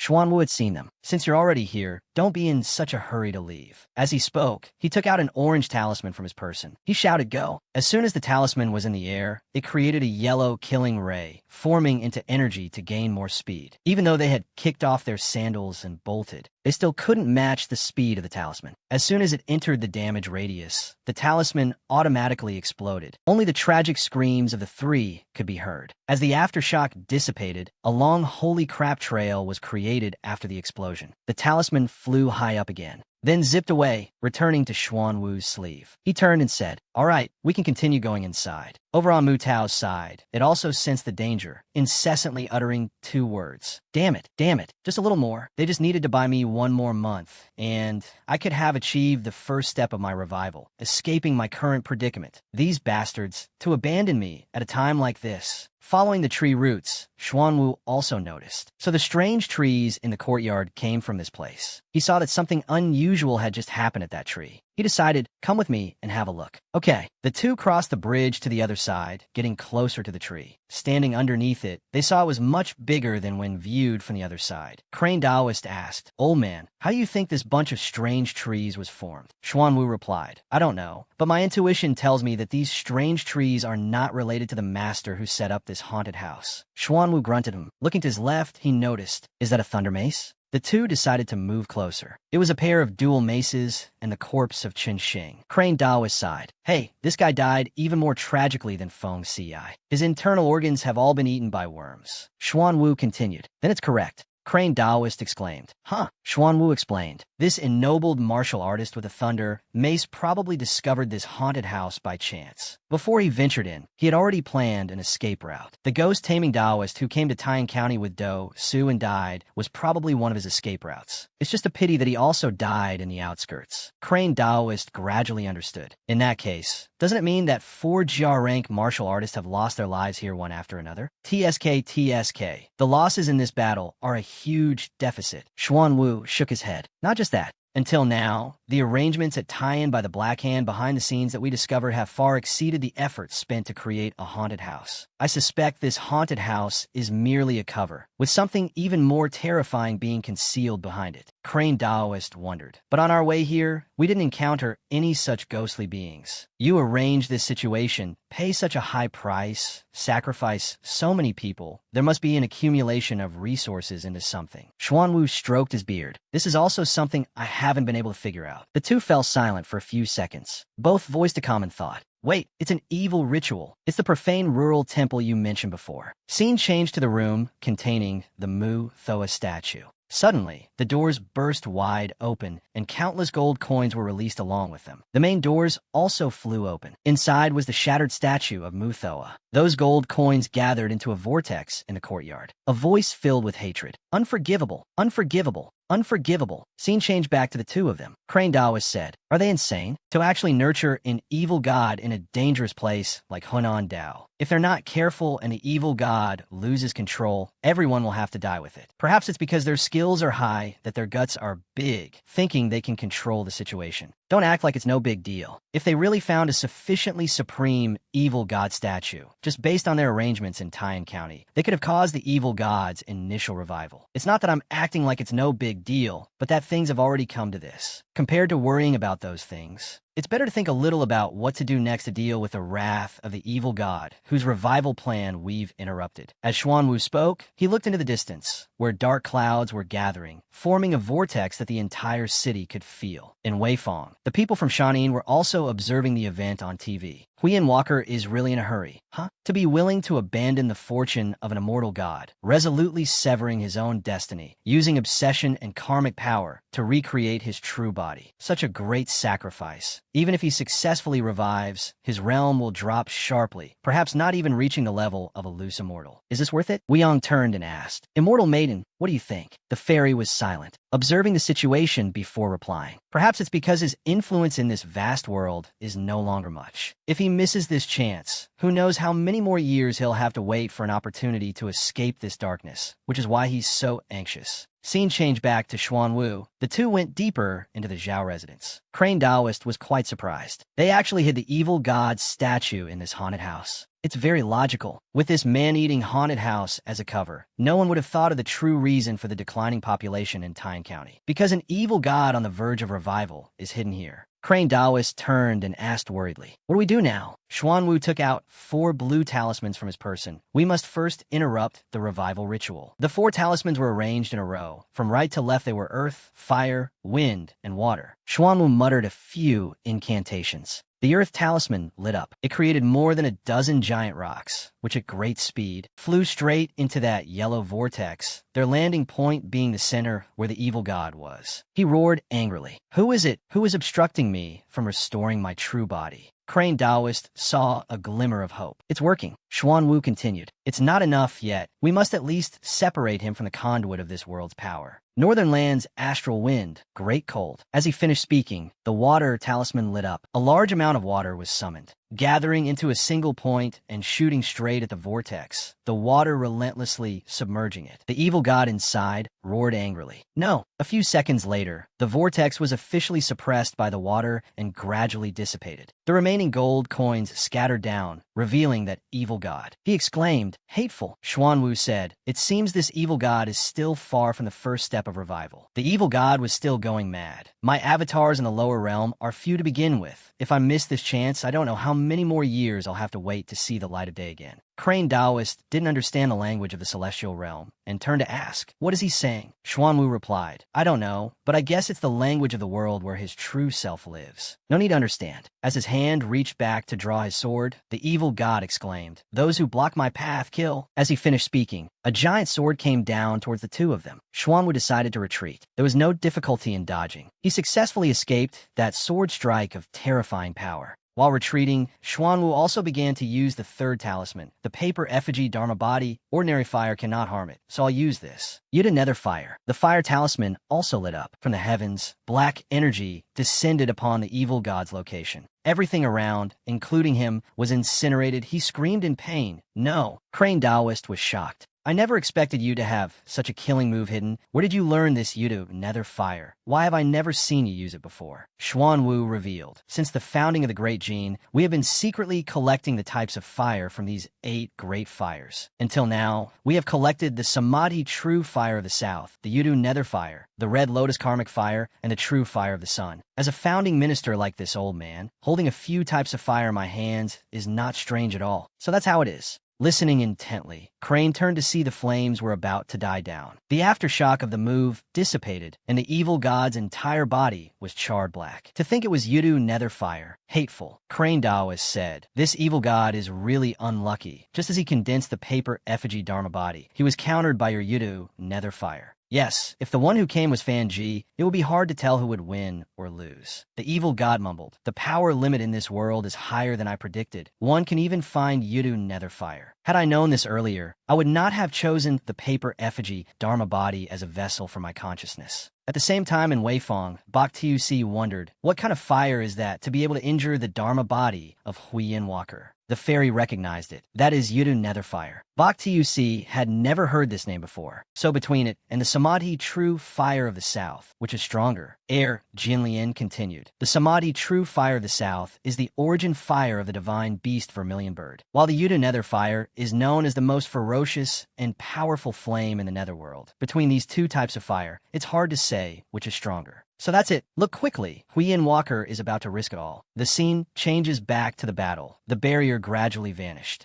Crane Taoist exclaimed, "Old man, look, the sky of the house has turned back to daytime. The immortal art has been dispelled." Xuanwu continued, "Don't talk to me for now. That evil god is about to risk it all. I can't be distracted." Suddenly, that evil god understood Xuanwu's words. "Evil god? Haha, you mortals truly don't know what's good for you. Void preserves essence. Reconstruct true body." After mumbling a few words, the outer layers began to fall off, revealing a golden skin underneath, which also gradually peeled away. Crane Taoist exclaimed, "He's shrinking from a huge 3-meter body back to a human form. Much fairer and more handsome." "Humph." Xuanwu spoke up, abandoning the damaged body, recondensing the Dharma body, using a more agile and nimble body to deal with my attacks. Very decisive. The evil god's voice was heavy and grim. "Since my ascension to immortality, you're the first mortal who has been able to injure me. State your name." He replied, "Xuanwu." Crane Taoist beside him was also startled. So he can speak human language. The evil god mumbled a few words. Huiyin Walker Muza Jia. As he finished, his body began to release electricity. Xuanwu realized, not good, this karmic obstacle wants to run. The evil god shot straight up into the sky. Then he swerved and weaved through the nooks and crannies. Although Xuanwu was old, his movement technique was extremely agile, rushing towards the mansion's gate. "Stop! This is troublesome. This karmic obstacle's speed is faster than mine. I must trap him first. Great water formation. Don't even think about escaping. Go!" The water talisman flared brightly. Water gushed out from nowhere, quickly enveloping the entire Tian city. Contrary to the worry, the evil god laughed inwardly. "Foolish. I never intended to flee. The ritual to revive my true body was interrupted. I'm holding such a huge grudge. How could I just leave like this? My main purpose is the remaining sacrifices in this city." He just zipped out to the street and shouted loudly, "Become one with me." Following that, everyone around, all of them turned into gold coins. Then they flew up towards the evil god. His triumphant laugh echoed throughout the city.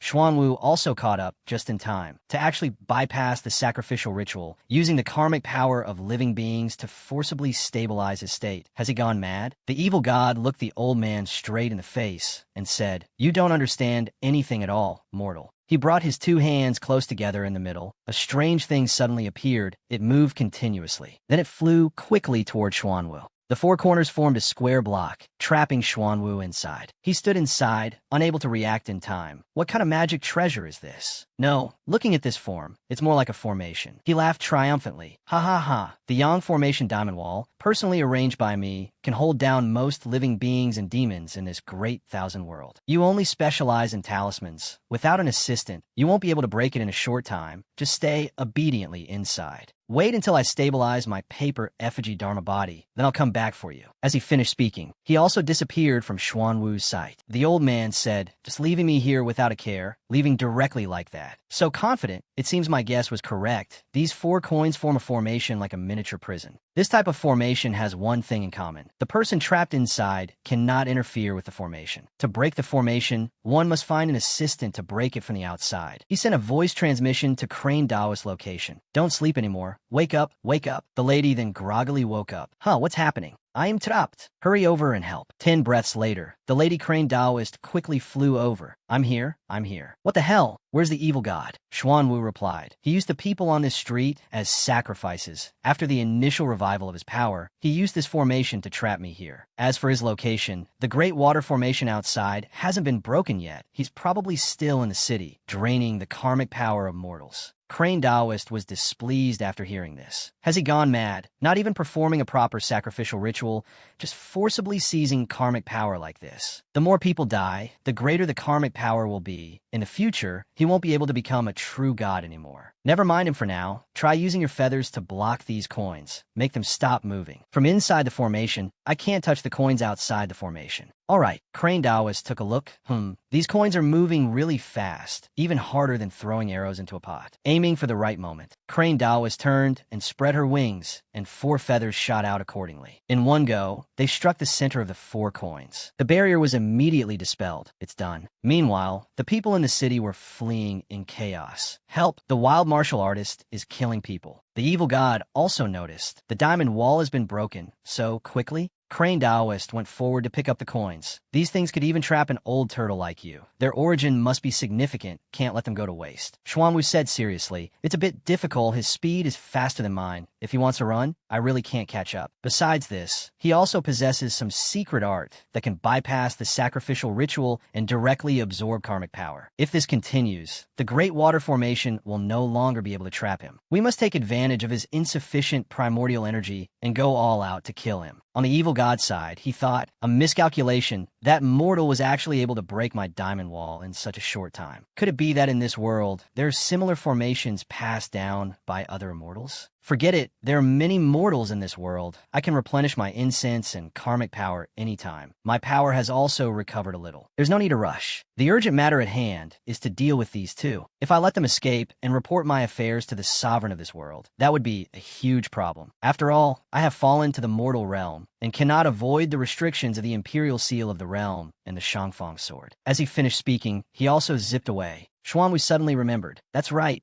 When we fight later, remember to hide a little further away. Huh, why? I have a premonition. The evil god who descended in Taiyan County has a significant background. Although he has taken the path of blood sacrifice to quickly restore his power, this method is something only a true god would possess. It's illogical. Logically speaking, the supreme beings who created the true gods in the great thousand worlds would not do things that damage their foundation like this. So you feel the opponent has some hidden circumstances? He won't give up his avatar in this world so easily. Does he want to risk his life against us? That's right, but it could also be that I'm overthinking it. Just as he finished speaking, the evil god appeared before the two of them. As expected, this mortal broke my diamond wall without much effort. Crane Daoist also realized he seems to be stronger. Xuanwu continued. Not only that, his Dharma body, which was damaged by the Yudu nether fire, has also been restored. It's even stronger than before. The evil god lowered his voice. Let's negotiate. I have no intention of becoming your enemy. After I'm done replenishing, I will leave this world on my own. In return, before I leave, I can give you certain compensation. Xuanwu didn't hesitate for a second and immediately refused. Forgive this old tiger for not being able to accept. The people of this city are all subjects of His Majesty the Emperor. They are not pawns for trade. After hearing this, the evil god sneered. They are just a few mortals. I'm also immortal. His Majesty the Emperor is also immortal. The lady was speechless after hearing this. As he finished speaking, he turned into a pile of gold coins. Xuanwu also shouted, "Do as I said before." All right, Crane Daoist turned and flew away. The pile of gold coins flew very quickly toward Xuanwu. The old man immediately used the Yuta Netherfire. The talisman's command was executed. Instantly, without a moment's delay, a ball of fire descended from the heavens, destroying that pile of gold coins. Xuanwu also sensed the evil god appearing behind him. Immediately, a bolt of fire struck that spot. His surprise attack having failed, he decided to reappear on the gate of the mansion opposite. Indeed, he possesses more than one portion of Yuta Netherfire. Xuanwu determined. That was just a probe to determine how much of my Yuta Netherfire is left. I can only fight a battle of attrition. Before he exhausts his Yuta Netherfire, I cannot make any overly risky decisions. His body vanished into thin air again, transforming into gold coins and scattering into the rooftops. Xuanwu also realized his intention. So, you're switching to a battle of attrition now, are you? But I won't let you have your way. Moving sunlit fire revealed the truth. The talisman in his hand flared brightly. Instantly, a formation circle appeared, spreading rapidly at a dizzying speed. Humph, quite cunning, actually known to split up and hide in multiple places. Lin, Bing, Doja all advance forward. Share position, go. And just like that, Xuanwu's vision linked with the Crane Daoist in the sky. I've seen them. Why haven't you acted yet? The evil god was gloating. Indeed, in a little while, that mortal Zhu, nether fire will also fade. Then suddenly, the Crane Daoist's 4 words, feathers filling the sky, echoed from the sky. Countless feathers shot out, imbued with Yuta nether fire, raining down on the evil god's clones. He screamed in pain. What the hell is happening? Not good. These feathers are tainted with Yuta nether fire. A must. And yet, he still had enough time to absorb that father and son. However much he replenished, his losses were just as heavy. Damn it, they actually found all the karmic power coins I scattered around here. The Crane Daoist noticed. There's still fish that slip through the net? The evil god realized. The newly converted karmic power coins have probably been discovered too. I have to move immediately. He decided to dissolve into gold coins and move away just as the Crane Daoist decided to strike down with another palm attack, shattering the roof and slamming into the spot he had just been. Did I miss? Xuanwu also saw it through their shared vision. He escaped. The evil god breathed a sigh of relief. Fortunately, this world's power limit is still high enough. The karmic power coins refined by 2 mortals can also become a characteristic part of the paper effigy Dharma body. Otherwise, if I had taken that full blow, I would have already been dissipated from this great world. The remaining pile of gold coins was moving as a single mass. Suddenly, it scattered in different directions. The Crane Daoist returned to Xuanwu's side. Old man, I can't find those escape coins. Xuanwu nodded. In the data. But if we just let him absorb the karmic cause and effect of mortals, once he's done replenishing, he'll come back to kill us. Do you still have enough Yuta Netherfire? It's fine. I still have another card up my sleeve. Hearing this, the Crane Daoist sighed in relief. You're impressive. Xuanwu thought to himself. It's just that those remaining coins are truly not easy to find. I'm old and my eyes are failing. It's easy to miss things. I've already let him use a copper coin for a golden cicada sheds its skin escape. If His Majesty holds me accountable. Let's do this. Great water formation. Contract. As he finished speaking, the barrier circles surrounding the city began to shrink. On the evil god's side, he continued going from house to house, absorbing, my body. No, the gold coins continued to gather, replenishing his form. He also sensed it. Has the great formation started to shrink? Xuanwu instructed, wait for me in a moment.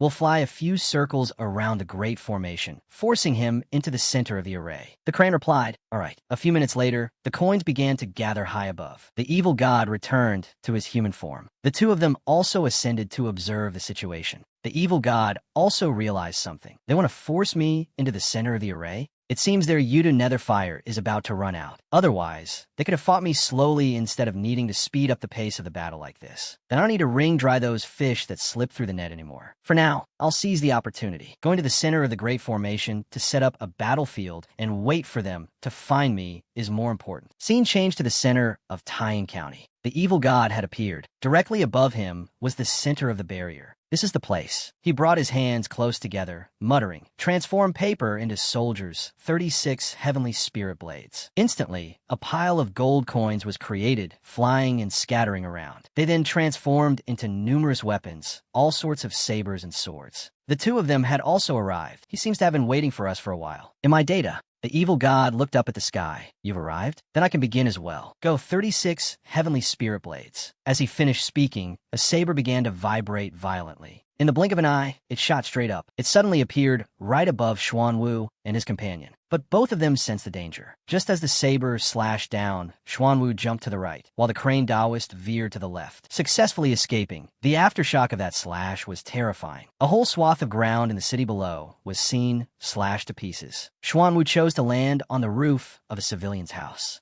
Looking at that giant saber, what school's technique is this? Sword control? It doesn't seem like it. While he was muttering, he didn't notice that a sword had appeared right behind him. But just a breath later, Xuanwu also realized there's more. Then the sword behind him began to vibrate, channeling a wave of power from the heavens straight down to where the old man stood. Boom! As for the crane Taoist, countless black sword phantoms attacked her from below, increasing in number. The moment there was an opening, another white sword phantom shot out from nowhere. The crane Taoist exclaimed, "Too dangerous," just as she was hit by a move. The crane fell immediately. The evil god also noted to himself, "Indeed, in my current state, controlling the phantom forms of the 36 heavenly spirit blades is still a bit of strain. 5 blades. This is the limit I can currently handle." All of these recent developments were being observed by the Weifang side. Bak Tuc asked, "That just now was?" CNCI replied, "Transform paper into soldiers." He was a bit surprised after hearing this. No way. It's not like I've never met masters who know transform paper into soldiers. They don't have the ability to turn paper money into Dharma artifacts, let alone so many at once. Transform paper into soldiers performed by an ordinary person naturally cannot reach this level. This move of Musa's can only be replicated by someone who has refined the paper effigy Dharma body to its absolute limit. What's so special about the paper effigy Dharma body? It's more special than you think. Jianlian also grew curious. "Could you explain a little, Lady Yinshao?" Cultivating the paper effigy Dharma body to a certain stage can grant one energy that fears no blades, swordsmanship, or unorthodox wicked arts. This causes most cultivators in the great world who reach this stage to give up on exploring later stages, focusing all their energy on destructive offensive arts. Is there something wrong with that? Very wrong. In fact, the paper effigy Dharma body at this stage still has immense room for exploration. As long as one continues to ceaselessly cultivate, one can gradually grasp immortality, an unfading body, an indestructible Dharma body. From this step onward comes the conversion of karma power copper coins and the transform paper into soldiers that you just saw. As I see it, Musa chose the paper effigy Dharma body as the vessel for his consciousness upon descent precisely because he saw its immortality and the feasibility of using karmic power copper coins combined with transform paper into soldiers to create the 36 heavenly spirit blades formation. According to what you've said, doesn't that mean that old man is sure to lose? Unless he has an even stronger trump card. Scene changed back to the battle. After that sneak attack, the gate was in ruins. The crane Taoist looked in that direction, thinking to herself, "The old man is a bit helpless against the evil god's methods. I never expected the paper effigy Dharma body could be used like this. It's truly an eye-opener. Old Crane here no longer has the ability to fight. The killing power of these sabers and swords is stronger than ordinary Dharma artifacts. Relying on me alone to both dodge these blades and fight the evil god would cost me half my life." The evil god asked loudly, "Still not coming out?" "I saw it very clearly. Just now, although the Kunwu sword hit him. But it probably wasn't at full power, otherwise it would be hard to explain the strong life force within those ruins." In the rubble, Xuanwu hid and assessed the situation.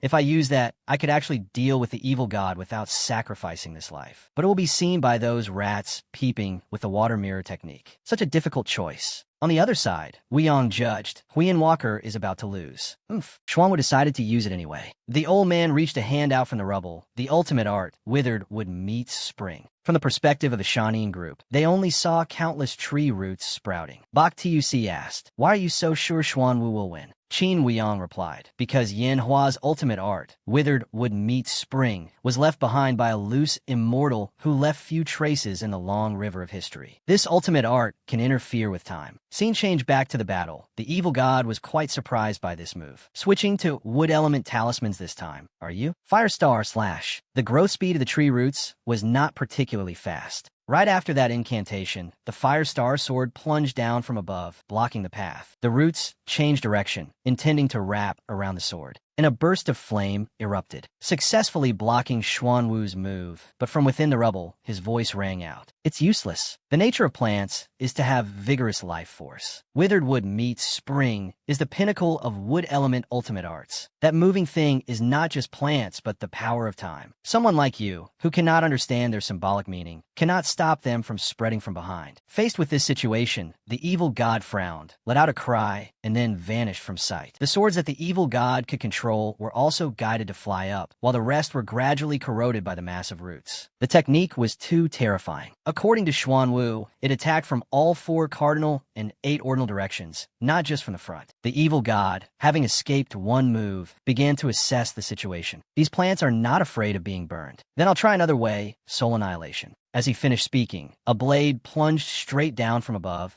the patterns on its edge also emitting a golden light, and the surrounding roots began to burn dry. The evil god gloated. Not fearing being burned shows it has extremely vigorous life force. But no matter how vigorous the life force is, without a soul to anchor it, won't it die instantly? The soul extinguishing sword specializes in attacking souls to deal with these things. Just as he was feeling smug for a moment, from that withered spot, the plants grew back again. What the hell? Xuanwu sensed that the time was almost right. On his hand, another character began to appear. River of Time, Decay. And so, the blade that had plunged down gradually rotted away. Not just one, but the remaining blades and sword in the sky were also gradually turning back into gold coins. The evil god's face was filled with shock as he exclaimed, "What's happening?" The mirror live-streaming to the Shanin group was also melting. At the same time, in Weifang, Qin Wugong noticed. It's reached its limit, and so their water screen also turned into a harmless puddle of water. Jianlian was quite surprised. How did he break our water mirror art? I don't get it. Weiyang continued. The duration of the Taoist art is limited. Yanhua has adjusted the flow of time on his side. After the water mirror we placed in Taiyan Prefecture ages to its limit, the water mirror art will naturally be dispelled. Baizu felt a chill after hearing this. Truly hard to imagine this ultimate technique. Weiyang decided. Let's go. The Huiyan Walker can no longer win. We'll go to Yangxia to find the boss. Jianlian agreed. All right, cutting back to the battle. After the swords vanished, the evil god's body also began to corrode into gold coins. Damn it, it's the art of time and space. I've been tricked by him. Xuan within stepped out from within. As expected, as long as the evil god's connection to his consciousness vessel is severed, he will be exiled. The problem of the evil god is solved. Next, let's adjust the time back first. He raised his right hand, and the character on his palm gradually changed. The roots accordingly began to retract. The whole process took just over 10 seconds. Everything had been drawn back into Xuanwu's body. Done. At the same time at Yu Mountain, Lu Duan also sensed it.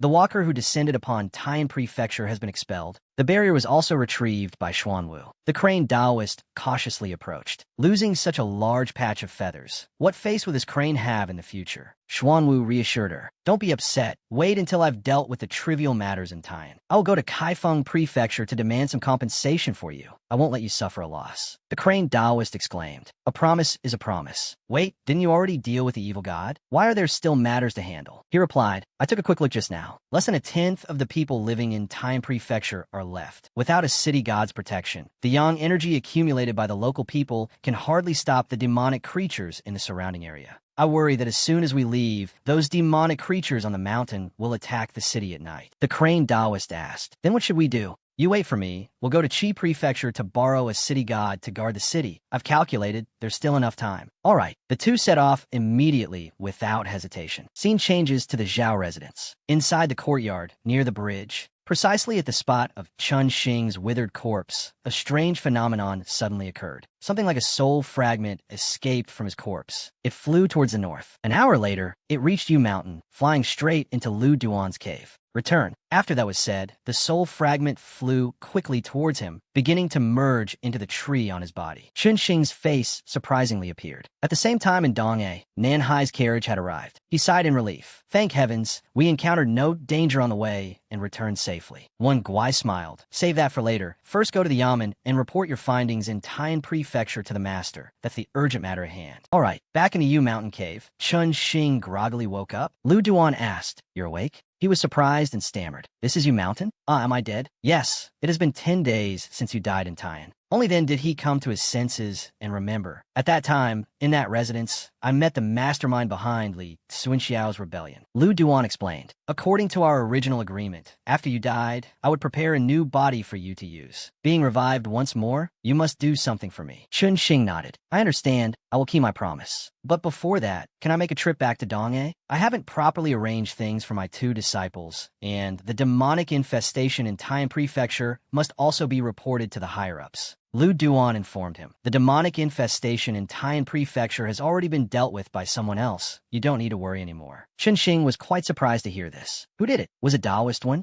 It was Xuanwu. After hearing this, Chun Xing began to ponder. To think they've already used the court's highest combat power. It seems His Majesty the Emperor has taken notice of Li Xuanxiao's rebellion. Lu Duan continued. As for your 2 disciples, Chun Xing was startled and asked quickly, what happened to them? Scene changes to Nanhai. After reporting to the Yamen, he found out that Lu Feng was dead. The Yamen runner nodded. Yes, half of his body was burned to ashes, very tragic. Nanhai's face was filled with shock. Not good. Without another word, he immediately turned and ran. As soon as he reached the inn's door, he called out Shi Yan's name loudly. Shi Yan, are you here? Big brother is back. Just as he thought, Shi Yan was no longer in the room, when Guai rushed over in a panic. What's wrong with you? Why did you suddenly run back before finishing your report?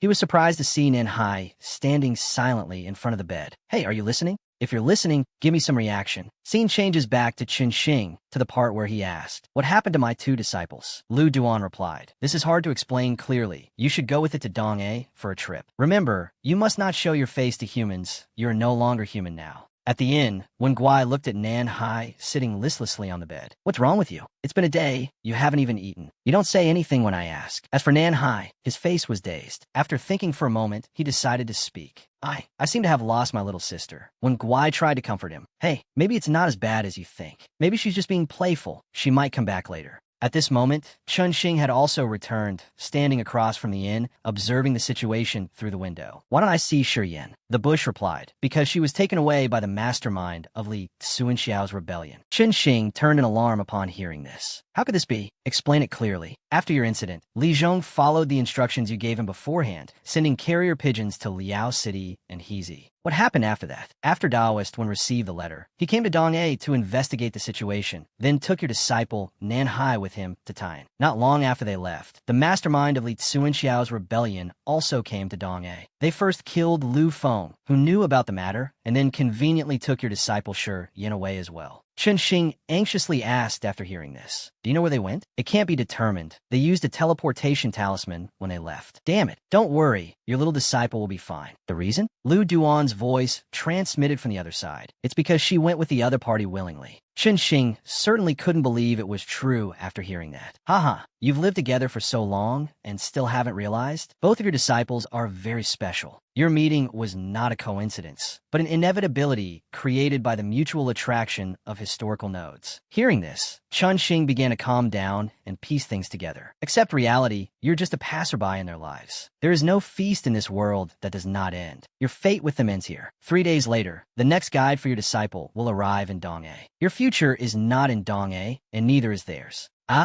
Scene changes to the Netherworld's Umbral Mansion. Nanhai has returned after a very long time. You sensed him and spoke first. Long time no see. Alai continued. Didn't I tell you? Come here less often if there's nothing important. With your current strength, you still can't withstand the soul corrosion of the Umbral capital. Nanhai's face was still extremely pale. My little sister was taken away. You asked, what happened? He recounted, 10 days ago, my master received a letter, and after reading it, he told us he had to go to Taiyan Prefecture to handle a matter, but he has never returned since he left. We followed master's instructions before he left and found his fellow Taoist in Hezi. I left my little sister in Dongye and went with that person to Taiyan to find master. And when you came back, your little sister was gone. That's right, where's Feng Cheng? Didn't he look after her for you? Nanhai replied, he left Dongye a long time ago, right after you all helped me resolve the trouble at Guguan town. You just listened and pieced things together. Alai asked, do you have any clues about the person who took your little sister? He replied, yes, they came from Taiyan. You spoke up. It's good that you have a clue. Let's do this. After you return, use the method I taught you to awaken me in Elias, sacrificial wooden effigies. You take them to Taiyan. If you encounter danger, we will lend you our power through the sacrificial effigies. Nanhai could only do as he was told, right? Returning to reality. Nanhai also opened his eyes, exiting the Umbral Mansion. In Taiyan Prefecture, at the city god temple, Xuanwu and the other had arrived. Successfully brought the borrowed city god back. He sighed in relief. This should hold for a while. Let's go. Come with me to Kaifeng Prefecture to report the matter here to His Majesty, right? Scene changes to the bush. Are you sure? Leaving just like that, without talking to him? Chun Xing smiled and replied, No, my inheritance was already incomplete, and I have nothing more to teach him. It's good for us to part ways like this. All right, then. Meanwhile, in the inn room, Nanhai opened a tile on the floor and took out a box. When Guai asked with curiosity, What are you doing? Getting something. Inside that box, there were 2 statues. When Guai recognized them with alarm, are these semi-finished statues of a civil god and a military general? Nanhai took out a knife and cut his palm, dripping blood onto the 2 statues. They reacted immediately, their eyes glowing brightly. Following that, a golden light shone down in the sky of the Umbral Mansion. Did it succeed? Yes, it succeeded. Nanhai wrapped up the box. Let's go. We're going to Taiyan. When Guai asked again, are you sure? We clearly almost died there last time. Don't you remember? Is your brain damaged? In Yangxia, at the city god temple, the Shanin group had already arrived. Bai Zhu asked, haven't Huang Chao and Wan Fa arrived yet? Shanin Batsi, Kingua, Bai Shi replied, Wan Fa is on his way. Huang Chao has a mission. It seems his arrangement in Xinzhou was discovered by the martial artist guarding there. Wu Yang asked, the Liu Bang? As soon as he finished speaking, the city god statue suddenly emitted a golden light. Everyone looked towards it, and from that golden light, a person gradually formed, wearing a Shanin uniform. It was Shanin Batsi, Gongua, the city god of Yangxia. He asked, has Wan Fa said anything? How much longer until he arrives? Bai Shi replied, about a quarter of an hour. Then let's wait a little longer. The scene changes to Yu Mountain. Lu Duan reminded, the wooden body I created for you can give you a lifespan of 1,000 years, powerful vitality, and high compatibility with wood element ultimate techniques. Its drawback is that from now on, you will lose your sense of taste and the ability to eat. You must periodically absorb telluric yang qi to supplement the life force you expend. Is there anything else? Are there any other drawbacks? The wooden puppet Dharma body has a very strong assimilation ability. It will gradually sever your 7 emotions and 6 desires. When your emotions completely disappear, the Dharma body will lose control and you will turn into a tree. Is there a way to avoid this? Yes, a living heart can give you new emotions. Before the heart's owner dies, the emotions produced are endless, so you don't have to worry about the Dharma body losing control. So, for the sake of my life, I have to constantly kill people. If you don't want to kill people, you can use animal hearts as a substitute, but the effect will be weaker. Or you can use the heart of the Shanghai you obtained in Zaazhuang. The scene changes to the Kaifeng Imperial City. A servant announcing commander of the Qingluo Bureau Lu Che and Marquis of Wuyang Fanji for an audience. Liu Kebod, greetings, Your Majesty. Beside him was the descendant of Fan Kuai, the current Marquis of Wuyang, White Tiger Fanji. Emperor Jing asked, why didn't Yanhua come? Lu Che replied, he went to Taiyan to retrieve Do Su's star chart mask. Is that so? At the same time, at Tianqing Temple, the temple master and Ning Zhong were sitting and playing chess. Do Su is dead. You're not at the Qingluo Bureau awaiting orders, but instead ran over here to play chess with me. That's not very appropriate. Do Su belongs to the Northern 7 Mansions, so in principle, he is not under my jurisdiction. If Commander Lu heard you say that, you would surely get an earful. That's why I came to your place to take refuge. At the same time, in Yangxia at night, Yangxia said, you can use the incense power I've accumulated to pass the ritual tribulation. In return, after you return as a Hongqian immortal, you must help us seize the imperial dynasty in this world. The fairy replied, no problem. Another person appeared and asked, who brought this little girl? It's truly strange for one body to contain so many souls. Jian Lian turned to introduce. She is the reincarnation of a true god, immortal maiden. The one currently controlling this body is Lady Yin Xiao. He praised, interesting. Are the great figures of this great 1,000 world getting used to living simply, descending to the mortal world one after another? It seems the war in the upper realm is even more brutal than we predicted. Wu Yang turned and said, we can discuss this matter later. The Wan Jun have been afflicted with a very potent poison that we cannot cure. Oh, let me take a look. The scene changes to Nanhai's group. When Guai asked with confusion, I don't understand. Why are you in such a hurry to go to Taiyan? It's fraught with danger over there. You know that yourself. Can't you wait for Master to return and discuss it together?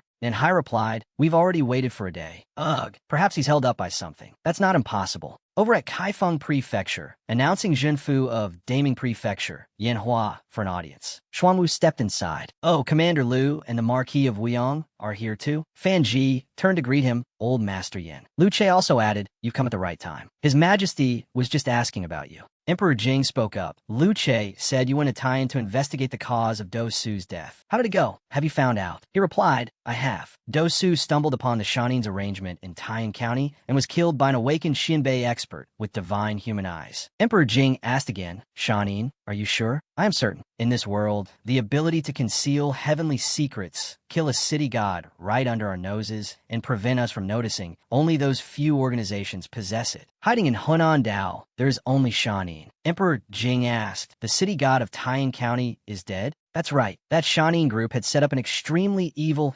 sacrificial ritual in Taiyan County. They used the common people in the city as offerings, plotting to summon a fallen god or Buddha. Fortunately, I discovered it in time and interrupted the descent ritual before the evil god could be revived. Emperor Jing pondered for a few seconds and asked, "How many commoners died?" "Less than 1/10 were lucky enough to survive." The scene changes to the Shanin group. The man in the mask examined the poison. The soul of Qi Jun asked anxiously, "How is it?" "You've been poisoned by a Xiong Xing Dao Lao Gue. This poison is both fast and potent. After it takes effect, death follows within half a day." "Is there a cure?" "Yes. Find a crane demon that is cultivated for over 60 years, kill it to get its crane pearl, grind it into powder, and consume it. The poison will be neutralized immediately." Hearing this, Bai Zhu shook his head. An old crane demon is not easy to find. Wu Yang, on the other hand, knew a place. The Shanghai division in Daming Prefecture raises many cranes. We can go there to find a suitable crane demon. Bai Zhu interrupted, "Wait, Daming Prefecture is Xuanwu's territory, isn't it? If I remember correctly. If we kill a crane and steal its pearl right under his nose, could it trigger a full-scale war with Great Gene ahead of schedule? If we do it cleanly, he won't find out. Bai Shi asked, we'll go. Jian Lian volunteered, let me. Your methods are too ostentatious. You can't handle this kind of thing properly." The scene changes back to Kaifeng Prefecture. Emperor Jing asked with confusion, "So what you mean is?" Xuanwu replied, "It's highly likely that Shanin has set up many evil god altars in Hunan Dao. If we cannot destroy the altars before the fallen gods and Buddhas descend into this world, Hunan Dao will likely." Emperor Jing thought for a few seconds, then asked, "How much longer until Ning Zhong's fate is healed?" Lu Che replied, "Your Majesty, at the earliest, it will be the Mid-Autumn Festival of next year. That's too late. Have him stay in Kaifeng Prefecture."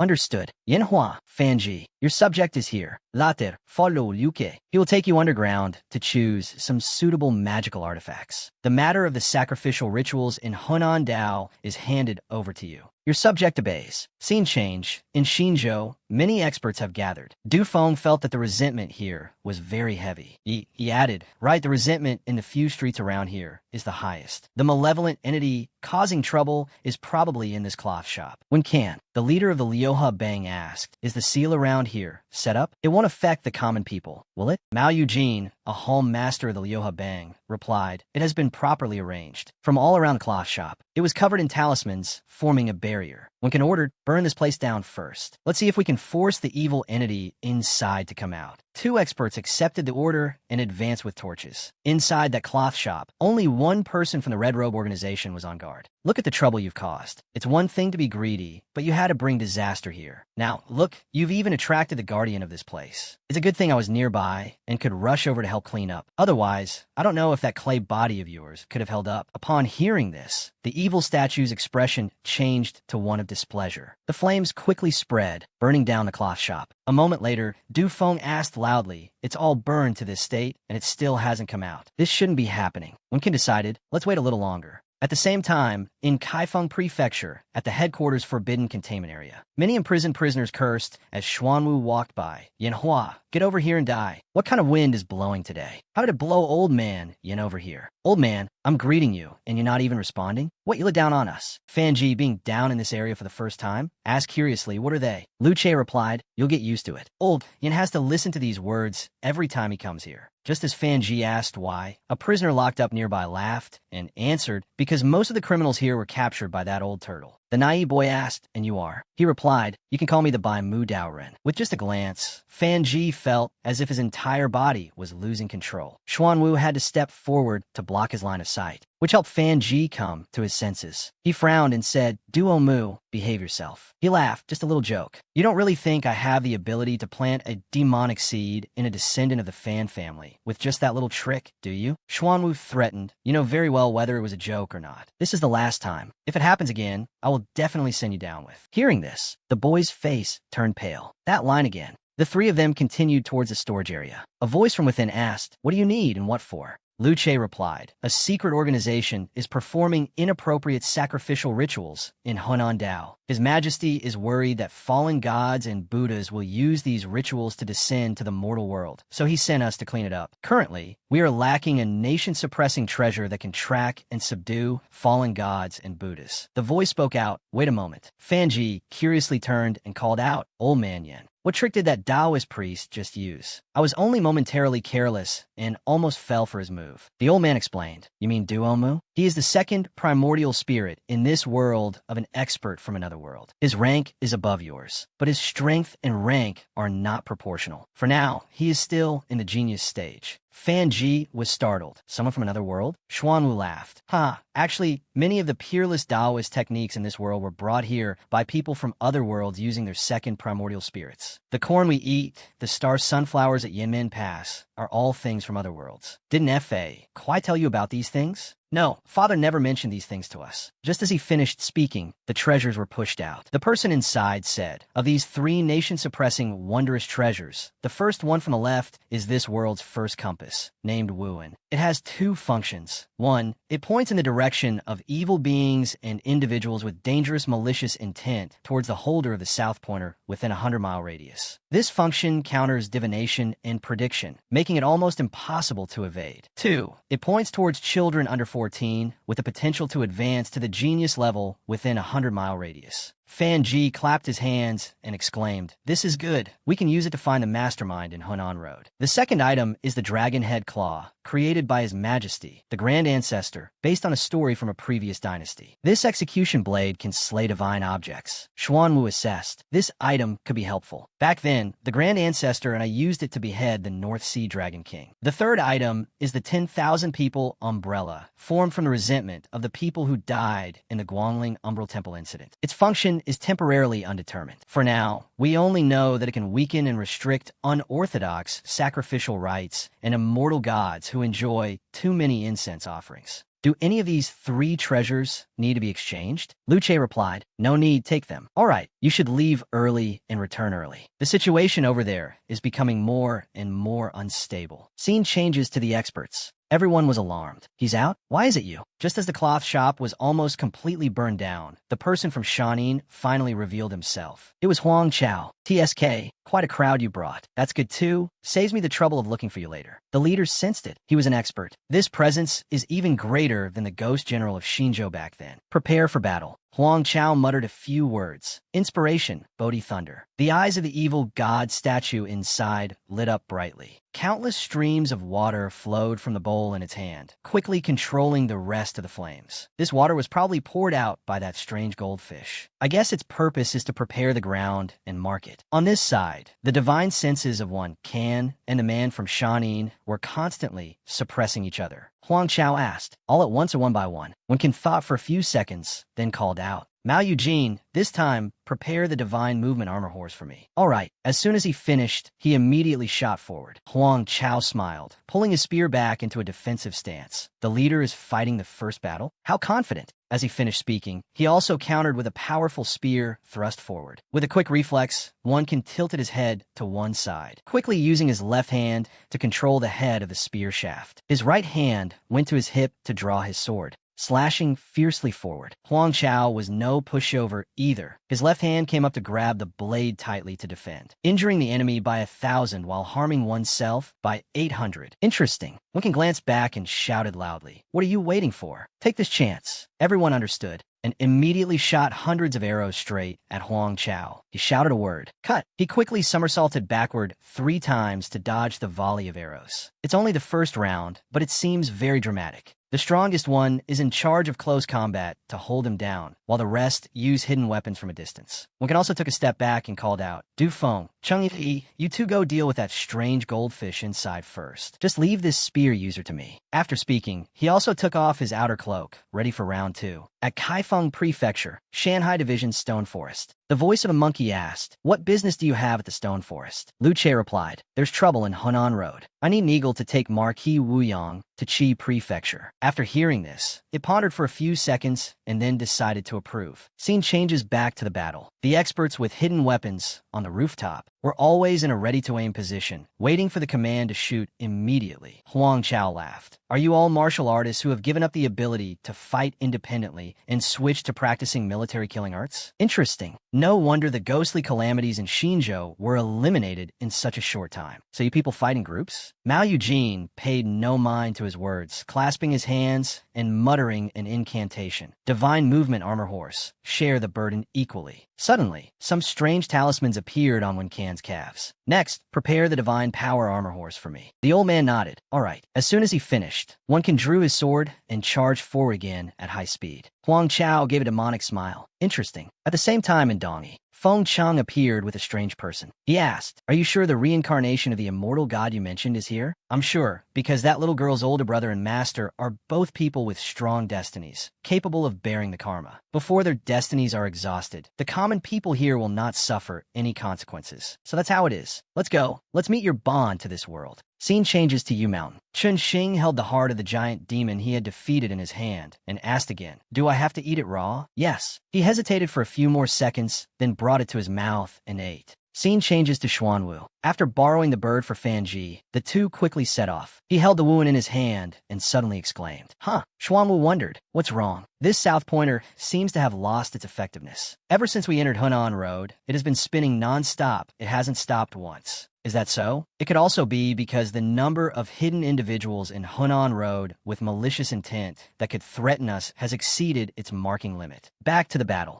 As soon as he got close, Wencan shouted loudly, "Die." One sword cold light, one shield 8 blades was executed with dozens of slashes at once. It seemed like a one-hit kill move, but unexpectedly, Huang Chao vanished from sight at high speed. He decided to charge straight towards where Wencan had just been standing. Wencan also realized his intention and shouted loudly, "Stop him from getting his spear." The experts above received the order, "Fire arrows." Although he reacted in time, he was still hit by an arrow. He shouted angrily, "That hurts," then continued to change direction. Wencan immediately gave chase. "Don't run." Huang Chao was quite surprised by Wencan's speed. Looking closer, it was because of the strange thing Mao Eugene had summoned on Wencan's legs that helped him accelerate, like having 2 rockets attached to his legs. Huang Chao had just turned his head when he saw he was being caught up to. So fast. Wencan drew his sword, muttering as he executed a sword technique. One sword cold light 16. This time, it wasn't dozens of slashes at once, but nearly 100 at a time. Scene change. On the incense burner, an incense stick suddenly burned out. "Huh?" Bai Zhu turned and asked, "Did something happen to Huang Chao over there?" "Look, his incense stick broke." Wu Yang provoked, "Don't compare him to Wan Qi Jun. He's not the type to get arrogant and underestimate weaker opponents like a certain someone." The one from Wan Qi Jun's side, whose soul had not yet returned to its body but was still being trashed, retorted bitterly, "Hey, who are you talking about?" Scene changes back to the battle. The sword technique was executed, and hundreds of slashes appeared on Huang Chao's body. His physical body shattered into pieces. His mouth still managed to spit out bitterly, "Damn it, I was careless." Wencan sheathed his sword with a cold expression. "Tell the brothers outside to lift the surrounding seal, then send a carrier pigeon to the Prince of Qi's mansion in Qi Prefecture to say that no reinforcements are needed for this ghostly calamity." On the Shanin side, the masked man's voice was a little worried. "This is not good. Something happened to Huang Chao. The death substitution puppet I arranged for him has broken just now." At the same time, after Huang Chao's body shattered, it revealed a slimy skeleton. "What is this thing? A corpse transformation? So disgusting, you."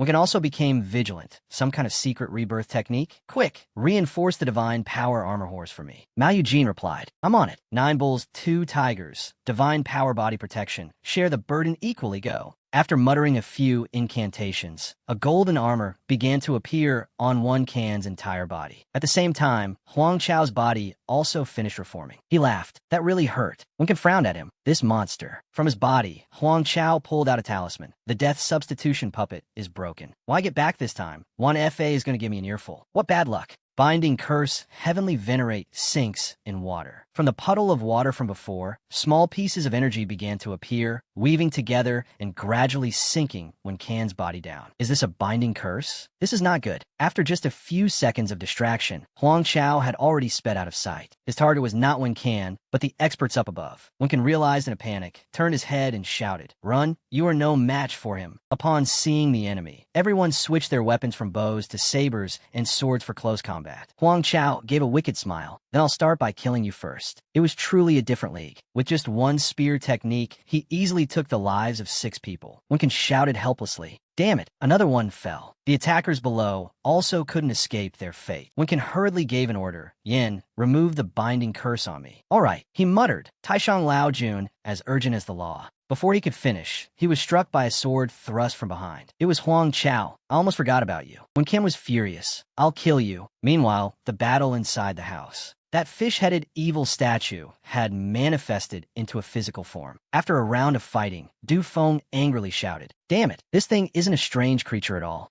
Cheng Yi, where are you?" Looking around, Yi had gone outside. Mao Yujin's desperate cries for help before he died. "Help, help me." Du Feng, inside the house, also turned in alarm. "Mao Yujin," Huang Chao cursed. "What are you doing? How are these 2 brats still alive and hopping around here? Inspiration, are you even capable or not?" Scene change to the prince's manor of Qi Prefecture. Xuanwu and his companion came to see Prince Cheng, the 6th younger brother of the great Jin Emperor. "Are you certain that the Shanin people would dare to brazenly set up an unorthodox ritual plotting to summon a fallen god?" The 2 said in unison, "We are certain." Prince Cheng pondered for a few seconds, then asked, "Is there anything this prince can help with?" Xuanwu replied, "Yes. Please trouble your highness to notify the guardians of the major cities in Hunan Road to have them confirm the status of the city gods there. If the city gods' conditions are abnormal, immediately send a flying letter to the prince's manor to inform us." "All right." As they were talking, a messenger falcon flew in. Prince Cheng asked, "Where's the flying letter from?" The subordinate replied, "Xinzhou." "Xinzhou? I seem to recall something strange is happening over there." Fan Ji honestly asked, "That? What is it specifically? Would it be convenient to elaborate a little?" Scene changed to the battle. Huang Chao officially sent Mao Yujin to the chopping block. "Don't look at me with that kind of gaze. It's very embarrassing."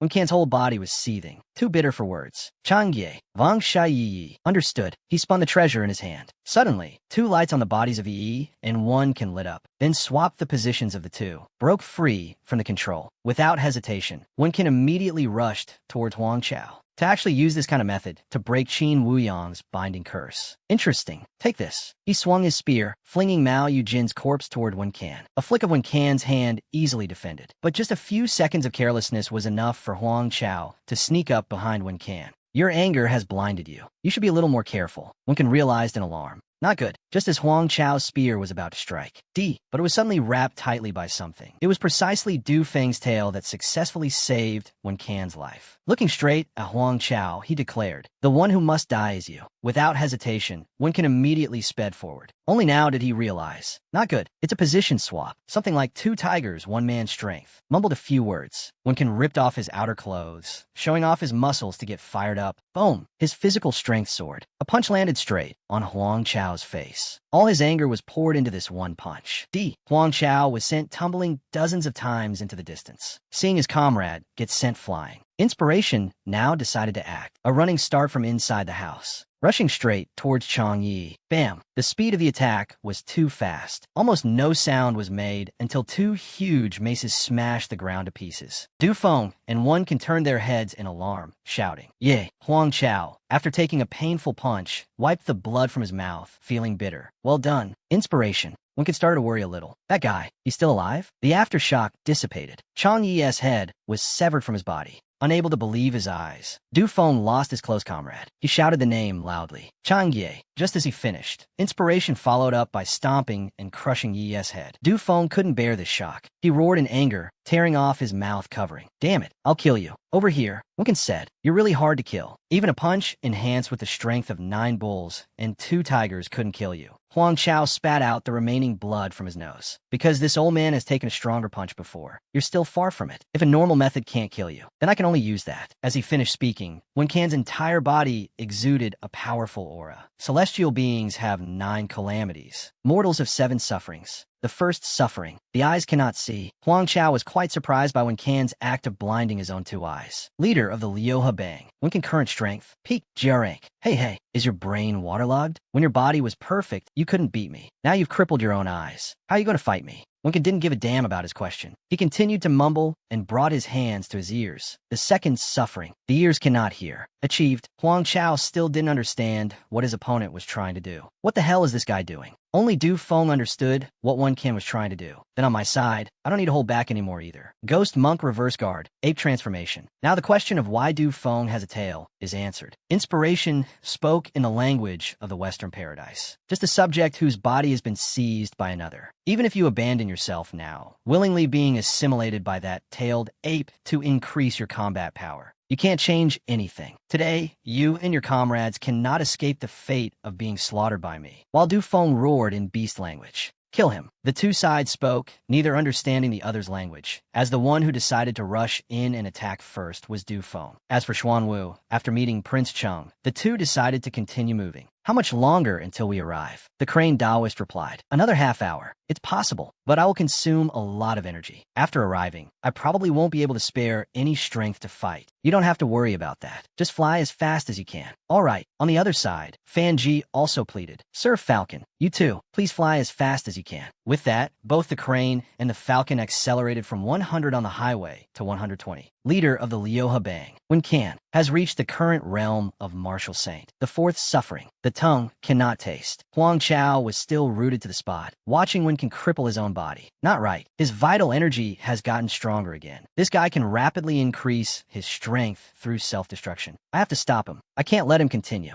Wen can finally open his mouth. You've realized it now? But it's too late. Having gathered the power of the four sufferings, my strength is no less than that of a ghost calamity genius. Let's die together. You bastard. Only a terrifying aftershock was heard with a loud bang. In Dongyi, at the Xiaofuan, Feng Cheng, along with the ghost-taming Taoist, and Zhong Gui, arrive at the two brothers' room. The person you mentioned isn't here. Also, I just used the Dongruo Guanhao to take a look around. There are no martial artists with strength above Bing rank in the city either. The person you mentioned. Isn't it possible he's no longer in Dongyi? Feng Cheng continued. Impossible. The karmic thread between me and him hasn't been severed. If he moved to another city, I would have sensed it. Then something must have happened here. I can only trouble you to open your heavenly eye for a bit. Zhong Gui agreed. All right, yin-yang eye, open. As he finished speaking, the third eye on his forehead lit up brightly. Looking towards the window, he saw the past image of Shi Shan. Is it that little girl? No, she is the reincarnation of the immortal god I mentioned to you before. Just as it happened in the past when Qin Wuyang cast the spell. Shi Shan, drowsy, slumped over. Is this some kind of area of effect Taoist art that can make people quickly fall into a dream? Not a Taoist art. It's an immortal technique. It's called the Yellow Millet Dream. Scene change to the battle. After a period of fighting between the two sides, the surrounding houses were seen shattered. Half of Huang Chao's face was peeled off. Damn it, almost failed at the last moment. Beside him, Inspiration was also heavily injured. 15 minutes until Yin Hua and Fan Ji arrive in Xinzhou. Qin Wuyang transmitted his voice through the orb. So, you were pushed into a corner by a few Jiarank martial artists and almost used up all the binding talismans I gave you? Huang Chao replied, yes, but there's a reason for it all. The leader of the Liuhe Bang has mastered a very bizarre cultivation method. He can raise his realm through self-destruction. After discovering it, I got serious too, but I was still beaten half to death. You can't blame me for this. I'll take your word for it then. Bai Zhu heard this and laughed. Finally, Xuanwu and his companion arrived in Xinzhou. The remnants of the recent battle left behind ruined houses. Fan Ji sighed. One can of the Liuhe Bang has been defeated. Xuanwu continued. According to the data, during the Li Sunxiao incident, the Liuhe Bang had two masters stay behind in Dongyi. For the past 2 years, they still haven't found any suitable martial artists to pass on their legacy. Their way of concentrating power is still very flawed. It's normal for their formation to be broken by other masters. Not to mention their opponents are Shanin and a fallen god. The gap is too large. Let's go. Let's go down and regroup with them. All right. As he finished, the two dismounted the crane and the falcon and jumped straight down. The two Shanin men also heard the noise. Sensing it, they turned their heads to look. Qin Wuyang asked, "What is it?" Huang Chao replied, "Someone's here. 2 people. Very strong." The two arrived before the barrier created by Mao Yujin. Fan Ji asked, "Old man, when we meet the enemy in a moment, how should we divide them?" "I'll take the Shanin guys. The fallen god is yours." All right, the barrier was opened. Inspiration was alarmed. Prepare for battle. They're here. Xuanwu took out a talisman. Let's break your formation first. The water talisman lit up. Northern Land's adamant wind of great cold was cast. The water's surface immediately froze over. Huang Chao was still bewildered. What's happening? Inspiration's formation was broken? How long did that take? Wei Yang's voice echoed out. Go quickly. Use the one-step crossing I gave you. In a critical moment, Huang Chao's ego still flared up. What? I haven't even figured out who has arrived, and you're telling me to leave. Well, I put my face. Wei Yang, from a distance, also sensed it. The one who has come is Yanhua. If you don't go now, it'll be too late. Just as he finished speaking, Xuanwu had already reached the two of them. Huang Chao clicked his tongue. Really? Inspiration. Help me buy some time. All right. Xuanwu recognized what talisman he had just taken out. Trying to run? He immediately bit his fingertip to draw blood and wrote on his right palm. The sword was drawn to defend against the pair of maces. And yet, Inspiration's size was now even smaller than Fanji's. Fanji teased. Adults are working. What's a shorty like you interfering for? Inspiration heard this and was so bitter he couldn't speak. The talisman was cast. A doorman gate gradually appeared. Huang Chao's heart pounded. A little faster. A little faster. On the other side, Xuanwu had cast a tree technique. Go. The tree roots quickly spread toward Huang Chao. The gate had also fully appeared, gradually activating. Xuanwu said, stay here. On the Shanin group side, the gate was gradually opening fully. It suddenly stopped and didn't move anymore. Baitsuvundat. What's wrong? Why did the door stop after only opening halfway? Weiyang replied, because the speed of time in Xinzhou has been slowed down. The speed of time over there on the other side of the door has been slowed down? Wait, then doesn't that mean? Originally, the door would automatically open after just 2 breaths. Now, it might take thousands or even tens of thousands of breaths. At Huang Chao's current level, before our reinforcements arrive, Yanhua will have already succeeded. I sure hadn't thought that far. They are both at the calamity level, and with Inspiration's help, Huang Chao won't lose that quickly, right? Weiyang laughed. Haha, Huang Chao has killed far fewer people in this life than in his previous one. His current self can only be said to be slightly stronger than the calamity level, but Yanhua is an existence extremely close to a red dust immortal. Do you think they're comparable? Huang Chao knew he couldn't use the portal to leave and angrily shouted, damn it, why did that dog emperor send him a Tang Hanan? Interesting. Although this is our first meeting, you give me an inexplicably familiar feeling. Huang Chao tried to use a technique. I'm no match for him right now. There's no other way. I can only use this to stall for some time, hoping the boss's reinforcements arrive in time. Still want to struggle? Interesting, he exclaimed. Human figure 100 refinements heavy spell. Xuanwu responded to him with a talisman. Go. In the air, it lit up brightly, then formed a destructive force that surged forward. Hey, this is too exaggerated. Boom, a sky-shattering sound. On this side, Bai Shi was dissatisfied, so we can't just stand by and watch Huang Chao get killed. Taking a step back, even if he's captured alive and doesn't die, based on the interrogation capabilities of Great Jin's Dinut, our arrangements in Tang Hanan will be exposed. Without the restraint of the Buddhas in the world of ultimate bliss, with our current combat strength, we absolutely cannot shake the fundamental roots of Great Jin in the Central Plains. Qin Weiyang was silent for a few seconds, then said, actually, there's still a way, but it requires you, Bai Zhu, and the boss to pay a small price. Bai Zhu, having been called out, asked what way. Returning to the battle, the aftershock gradually dissipated, revealing a huge gash. Xuanwu on this side was quite surprised. Just now, I was clearly aiming for that door, but why was only a corner of it cut off? Could it be that he used some trick to deflect the slash? Huang Chao's face turned pale. Just a casual blow had such power. Even Li Zuanxiao back then wasn't this strong. No wonder Qin Weiyang always told us to act cautiously if the 4 generals of Great Jin are all at this level. Xuanwu took out 2 more talismans. Oh well, I'll just slash again. Yi. 2 more clean slashes flew towards Huang Chao. His face filled with shock. He exclaimed, there's more? Suddenly, from the portal, Bai Zhu's centipedes emerged, forming a shield to help Huang Chao defend. Reinforcements? From behind, Bai Shi's hand stretched out, successfully grabbing Huang Chao's cloak. Come here. He was immediately pulled back. How could it be so easy? Xuanwu drew 4 of his talismans. Trying to run? The Yudu Netherfire was quickly activated. Fire is indeed the counter to centipedes. The defensive layer Bai Zhu created was instantly incinerated. Bai Shi's speed in pulling him was very fast, but the speed at which the fire spread was even more terrifying, burning straight through to the other side of the door, incinerating Huang Chao instantly, and continuing to spread to Bai Shi's hand. She turned her head and called Qin Weiyang. Understood. A talisman was drawn. Slash. As he finished speaking, a clean slash cut right through the part of by Shi's arm that hadn't been burned by the fire. Well then, the person stays but the hand goes. In less than 3 seconds, the entire severed arm turned to ash. Bai Zhu shouted, "Wind fire Dharma Pearl go." The pearl flew out from his body, sucking back all of Xuanwu's fire. "If you're not dead, make a sound."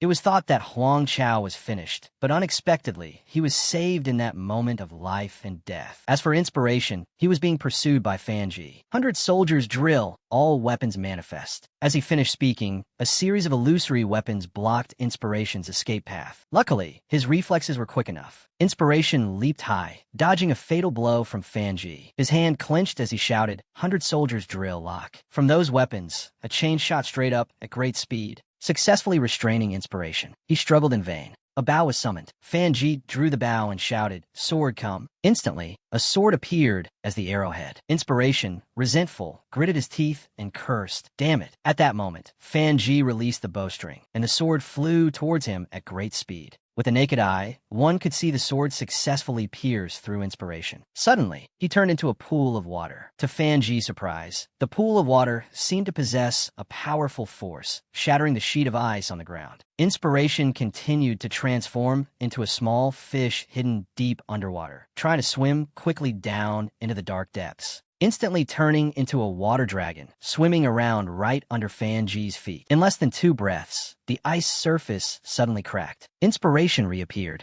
Fanji's reflexes were fast, but this lightning-fast attack from Inspiration was not slow either, successfully opening its mouth and snapping Fanji into it. A spear was quickly drawn to try and block Inspiration's biting force. He shouted loudly, "100 soldiers drill, all weapons manifest." As he finished, countless weapons were summoned, piercing through Inspiration's body. He roared in pain, and seizing the opportunity, Fanji leaped back quickly, successfully escaping its hold. He took out the dragon head guillotine from his person. "Sacred treasure, manifest your spirit." Suddenly, a giant bao gong appeared, and the dragon head guillotine also grew to match Inspiration's size. The giant hand of Bao Gong reached down, gripped Inspiration's head tightly like a fish's head, and placed it on the guillotine. Even though he struggled, he could not break free. It only awaited the command of the treasure's user, execute. At that moment, Inspiration's head was severed from its body. As soon as the dragon's head hit the ground, it gradually transformed back into Inspiration's head. Job done. Fanji put the treasure away. He slowly approached Inspiration's head, yet it could still speak. "Don't be complacent. I am the weakest among the incarnated Buddhas. If it were Lord Musa." Before he could finish, Fanji's spearhead plunged down, officially sending him to his death. "Your Lord Musa has already gone 1 step ahead of you. I'm afraid he won't be able to avenge you." Just then, Xuanwu returned. He asked, "That carp spirit from the upper realm, you've dealt with him?" Fanji replied, Although it was a bit difficult, its dharma body in this world has been shattered by me." "What about on your end?" "That member of Shanin has been marked by me and released." "Released?" "Haha, if I didn't let him go, how could I locate the rest of those Shanin people? Those dog thieves have been causing chaos outside for so long. How could killing just one be enough? After we finish dealing with the fallen gods and Buddhas in Tang Henan, I will go to the Tianxiang Bureau and ask Wai Zhu to help me pinpoint his location. Then find their lair and wipe them all out." The two of them took a few more steps, arriving at Inspiration's statue, which had officially shattered into pieces. Xuanwu breathed a sigh of relief. "It seems the left sacrifice in Xinzhou has been thoroughly resolved." Fanji added, "But the Sinan still can't pinpoint the direction of those with malicious intent towards us." "That's normal. Tang Henan is the main base of Shanin, and with the fallen gods and Buddhas they've invited, the number naturally exceeds the Sinan's limit. Once we destroy a few more altars, this thing should start working." The two decided to mount their crane and bird and continue on their way, returning to the Dongyi Inn. The past event where Qin Weiyang sought out Shi Yin was also reenacted. No wonder Erjian Lian said that the next historical knot at Taiching Dao would become our formidable opponent. So the problem lies with you. Zhong Kuei determined. This person is very strong. Fengqing also couldn't believe this could happen. In that past, Weiyang asked, "Forgive my impertinence, but is your Dao protector not in Dongyi?" Lady Yinxiao replied, "He has gone out on business and is not in Dongyi at the moment." "Is that so? Then I must offend." His hand was seen reaching out, pressing firmly into Shi Yan's sea of consciousness to do something. He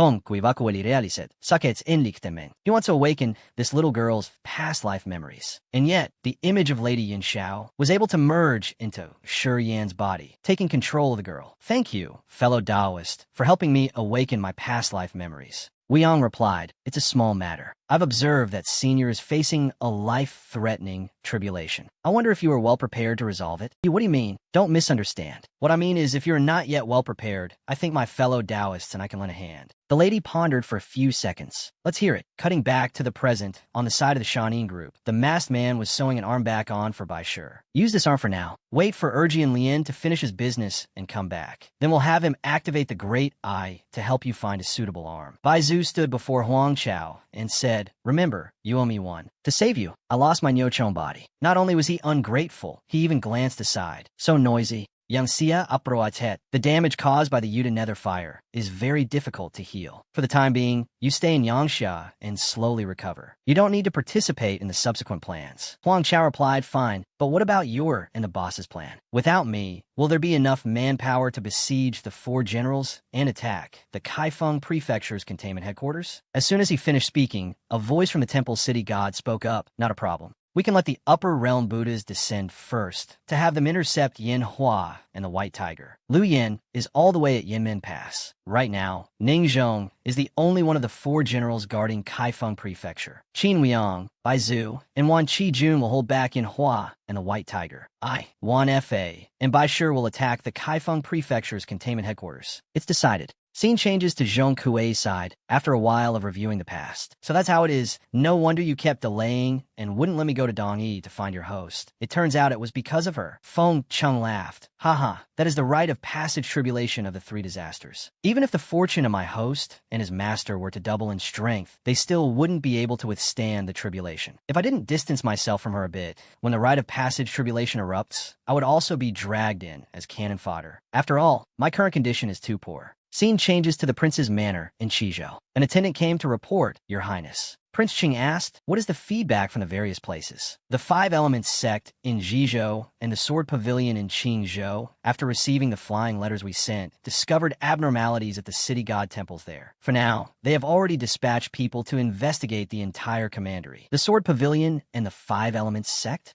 Based on their strength, they are more than capable of dealing with an incomplete evil ritual. If they can't handle it, they will still have time to send news back. Scene changes to Qingzhou, Beihai Commandery, Weifang. Zhan Feng, the head of the Sword Pavilion, led his men here. If it weren't for Prince Cheng's reminder, I wouldn't have realized that some arrogant fool was organizing an evil emperor ritual. Humiliating, truly utterly humiliating. Indeed, inside there is an evil creature standing before a Buddha statue. And yet, the statue is bleeding from its eyes. Zhan Feng raised his hand, muttering, Heaven and earth are limitless. Qian and Kuan evil arts. Mother-son Mandarin duck sword. Unleash the move, violet sword splitting art. From one sword, hundreds of swords emerged, taking the temple as their target and stabbing into it. Scene changes back to Zhong Kuei's side. The 2 continue to watch the part where Nanhai returned to find Shi Yan. Are you here, little sister? Big brother is back. Zhong Kuei asked, Is that him? Fengqing nodded. Yes, that's him. The simulation was fast-forwarded to the next morning. It reached the part where when Guai asked, What's wrong with you? It's been a whole day, you haven't eaten, and you won't say anything no matter what I ask. Then Nanhai finally spoke. It seems I've lost my little sister. Zhong Kuei observed. It seems this matter was a huge blow to him.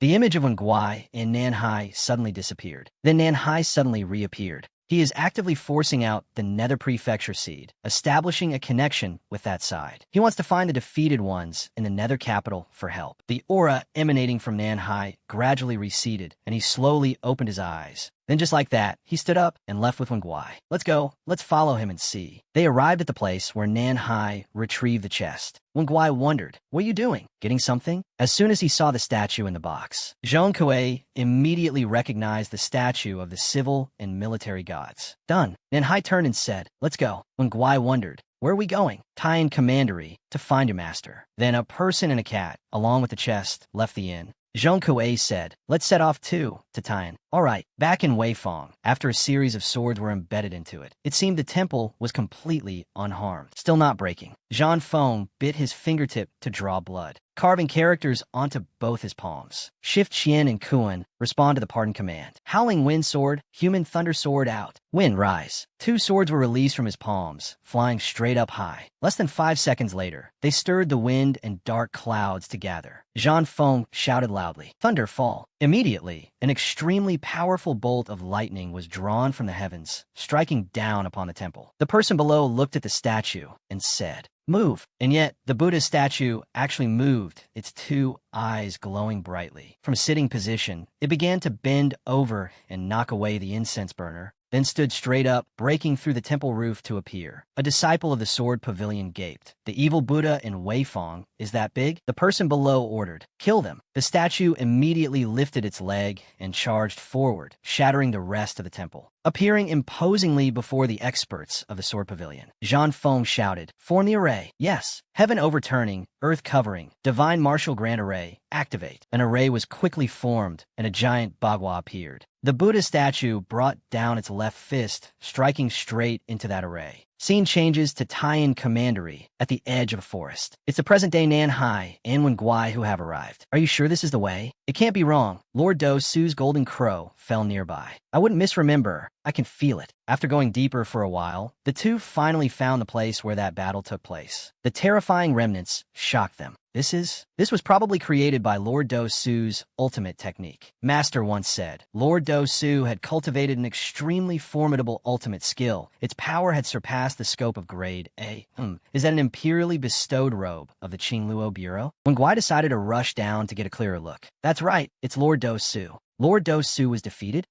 How is this possible? He was already at the peak of grade A. Nanhai discovered the head of Taoist one. He called out, "Pussycat, come here. I've found you, master." Meanwhile, Feng Cheng and Zhong Ke were riding on a human-faced butterfly, a type of ghost that feeds on the yang energy of the living, heading towards Nanhai's location. Zhong Ke asked, "Can you pinpoint that boy's location now?" Yes, ever since we left Dongyi, the entangled threads of karma have gradually separated. Just fly along this red thread of karma a little longer, and we'll be able to find him. All right, scene changes to Nanhai's side. He moved the bodies of Do Su and Daoist went to lie neatly in one place. Can you determine why they died? Your master and this person named Do Su, there are no fatal external injuries left on their bodies. When Guai stated firmly, they died from poison. Nanhai was quite surprised to hear this. Poison? Aren't they poison users? How could they be killed by poison? Because Master was forced to use the Sword Prison Ghost. Sword Prison Ghost? What is that? Is it very powerful? When Guai explained, that was the collection that Master's master was most proud of during his lifetime. It is a very powerful type of ghost, and to invite it into the world, a ghost-taming Taoist from mid-tier grade A and below would have to risk their life. With Master's current realm, he still couldn't control it well. To be able to force him to use the Sword Prison Ghost and risk his life, the opponent must have been so strong that he felt despair. Is that so? That's right. Next I want to go to that ghost residence to find my master. If the expert who killed your master hasn't left yet, it's very likely we'll run into him there. Want to come along?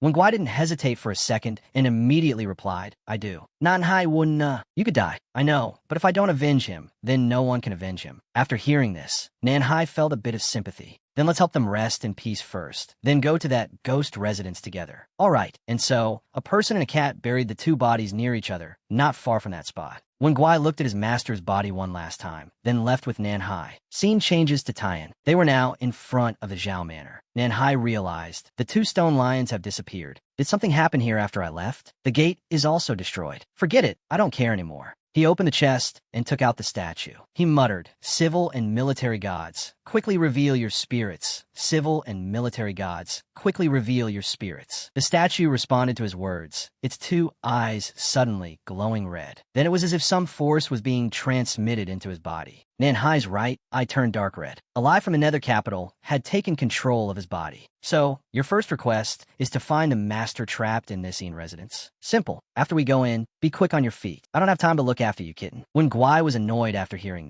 this old master is not a kitten. Also, who are you? Where have you taken Nanhai? Me? I'm the reinforcement this little brat invited. Aha. At the same time, Feng Cheng and the other had arrived at the two graves. What is it? A ghost-taming Taoist is buried here. Feng Cheng didn't quite understand. There's something you don't know. The entire lineage of ghost-taming Taoists in this place was created by me. Therefore, anyone who steps onto this path will have a karmic connection with me. Not only that, their resentful energy will also form a karmic debt with me. Scene changes to Elias' side. The two entered the Zhao Manor. What is it? An amateur Taoist died over there. Elias' weapon appeared. He swung it forcefully forward. The blade plunged straight into Feng Xi's corpse. Nanhai wondered aloud, "What are you doing?" Eli replied, "The underworld in this world is already damaged. After you die, you can't report to King Yama's hall. This Taoist corpse is intact, and his strength when he was alive was passable. If we just leave it, it will definitely undergo a corpse transformation later. It's better to deal with it now. Do you want to leave it to cause more trouble for those who come later? Let's go. There's nothing left to see here. Let's go a little deeper." Scene changes to the battle on the Sword Pavilion side. It seems that the array is gradually losing control against the Buddha statue's fist. "Master, the grand array is about to collapse." Zhang Feng replied with a cold expression.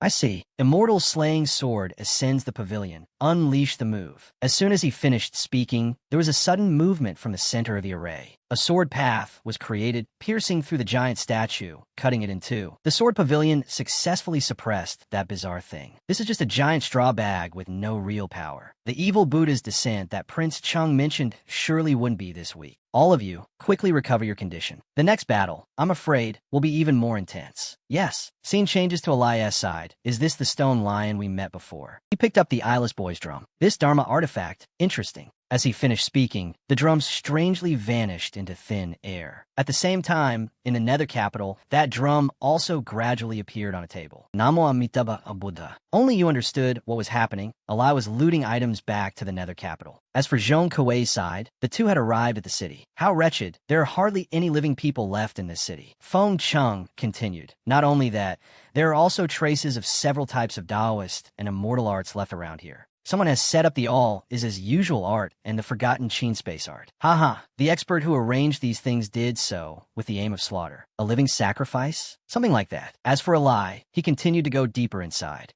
Quite grand. The two of them crossed that bridge and approached the tree, when Guai noticed something to the left. Look over there. Eli turned his head to look. What's over there? He saw the corpse of Chun Xing along with a pair of twin maces lying there. Nanhai was instantly shocked and regained control of his body. He shouted loudly, "Master!" running quickly in that direction while calling, "Master." His limbs went weak when he saw that Chun Xing's corpse was almost completely decomposed. The overwhelming grief of losing a loved one. Nanhai knelt down, his mouth stammering. "How could this be? You clearly agreed with me. You clearly agreed with us. You said you would come back. You, liar, liar." When Guai could only call out helplessly, Nanhai, Zhong Kuei, and the other had also arrived at the gate of the Zhao Manor. "Is it in here?" "Yes." Yet from that tree, something was stirring restlessly. A strange one-eyed creature, a wood spirit, just peeked out and immediately retracted. But when Guai still noticed it, it called out, "Nanhai, get up quickly, something's not right." He turned his head and asked, "What's wrong?" "I can't quite explain it. It's just..." Then this time, it wasn't the small, one-eyed, grotesque creature, but a tall figure stepping out from behind the tree. Nanhai stood up, wiped his tears, and asked, "Is it an enemy?" When Guai replied, "In this cursed residence, there probably aren't any of our own people now." It took a few steps forward, and the two sides looked at each other. Its body felt extremely excited, and it tensed up and let out a loud roar. Nanhai had to cover his ears. The sound was too loud. It seemed very excited. After a few seconds of roaring, like a crazed, starving wolf, it lowered its body, getting into a charging stance and rushing straight towards Nanhai. He hurriedly called out.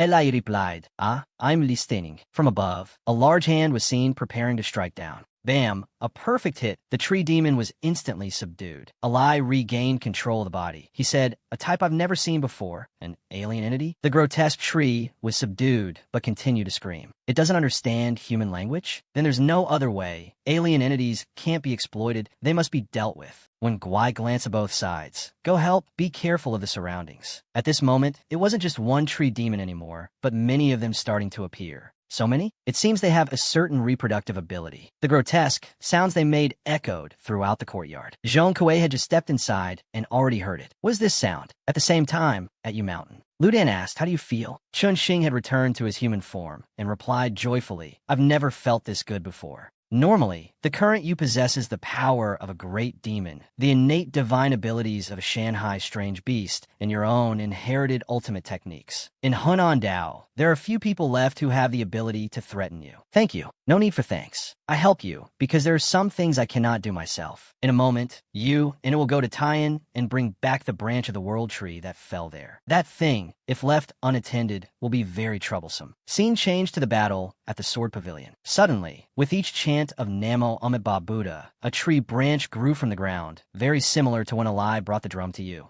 a god and Buddha descend upon the world. The heavenly king of the West, Ma Lis-ho, officially appeared and stepped out. Zhang Feng smiled and asked, "The main character has taken the stage?" Ascending pavilion sword, slash. Yet, as a greeting, he had already unleashed a sword technique. The mink on Ma Lisho's body took a stance. Its mouth opened wide, and it simply sucked Zhang Feng's sword technique into its mouth without any harm. The disciples were shocked. Master's ascending pavilion sword was swallowed by it? Hey, how is this possible? Zhang Feng assessed. The innate divine ability of that mink is somewhat similar to the heaven and earth gathering pouch of the Tianqing temple. This is troublesome. Scene changed to the prince's manor in Qizhou. Xuanwu and the other had returned. Prince Qing asked, "Has the matter of the man-eating carp in Xinzhou been confirmed? Is it related to the descent of gods and Buddhas?" It's confirmed. That man-eating carp was originally a carp spirit from the upper realm. However, its cultivation realm is not as high as we predicted, perhaps the weakest among those who descended. Prince Chung said, "It's good that it's resolved. What about the casualties? How many people has the Liuhe gang lost?" Yanhua sighed and replied, "The casualties." Prince Qing couldn't help but exclaim, "What? The Liuhe gang was completely wiped out?" Han Shi nodded. "Yes, we were one step too late. By the time we arrived in Xinzhou, they were all ready." Prince Chung poured tea and continued, "The combined strength of the Liuhe gang ranked third in Hunan Dao. When all the hall masters were gathered, they even had the strength to completely eliminate a heavenly calamity-level ghost plague. With such a formation, dealing with a goldfish spirit from the upper realm should have been more than enough. How are they all wiped out? Could it be that there was another heavenly calamity-level expert in Xinzhou?" Xuanwu replied, "Yes. After the people from Shanin set up the evil ritual, they specifically left one person behind in Xinzhou. The Liuhe gang was besieged by two heavenly calamity-level experts, which is why they were annihilated. So that's how it is." Xuanwu continued, "Therefore, we suspect that all the evil ritual sites set up by the Shanin people in Hunan Dao have someone left to guard them. If the guards at various locations are not prepared to face two heavenly calamity-level experts when dealing with the evil rituals, I'm afraid." This was indeed something for Prince Chung to ponder. Scene changed to a Lias battle. From above, large hands continuously descended to subdue the tree monsters. When Guai was worried, "There are too many of these monsters. We can't kill them all. This is troublesome. This body's strength is limited. If we continue to expend it like this, I might be overwhelmed by the sheer numbers of these alien entities. This won't do. We must find a chance to break the encirclement." Yet, a seemingly invisible ghost head suddenly appeared, unnoticed by both Alai and Nanhai. It said, "This little boy is truly strange, clearly of great good and great evil, with a face of incomparable value. Yet I can smell the scent of one without fortune or blessings. Could it be that someone has stolen your destiny? Not just one head, but 5. They are called the 5-flag ghosts, and they feed on the luck of those who are of great good and great evil, yet without fortune or blessings." Next, something suddenly seemed to be moving underground.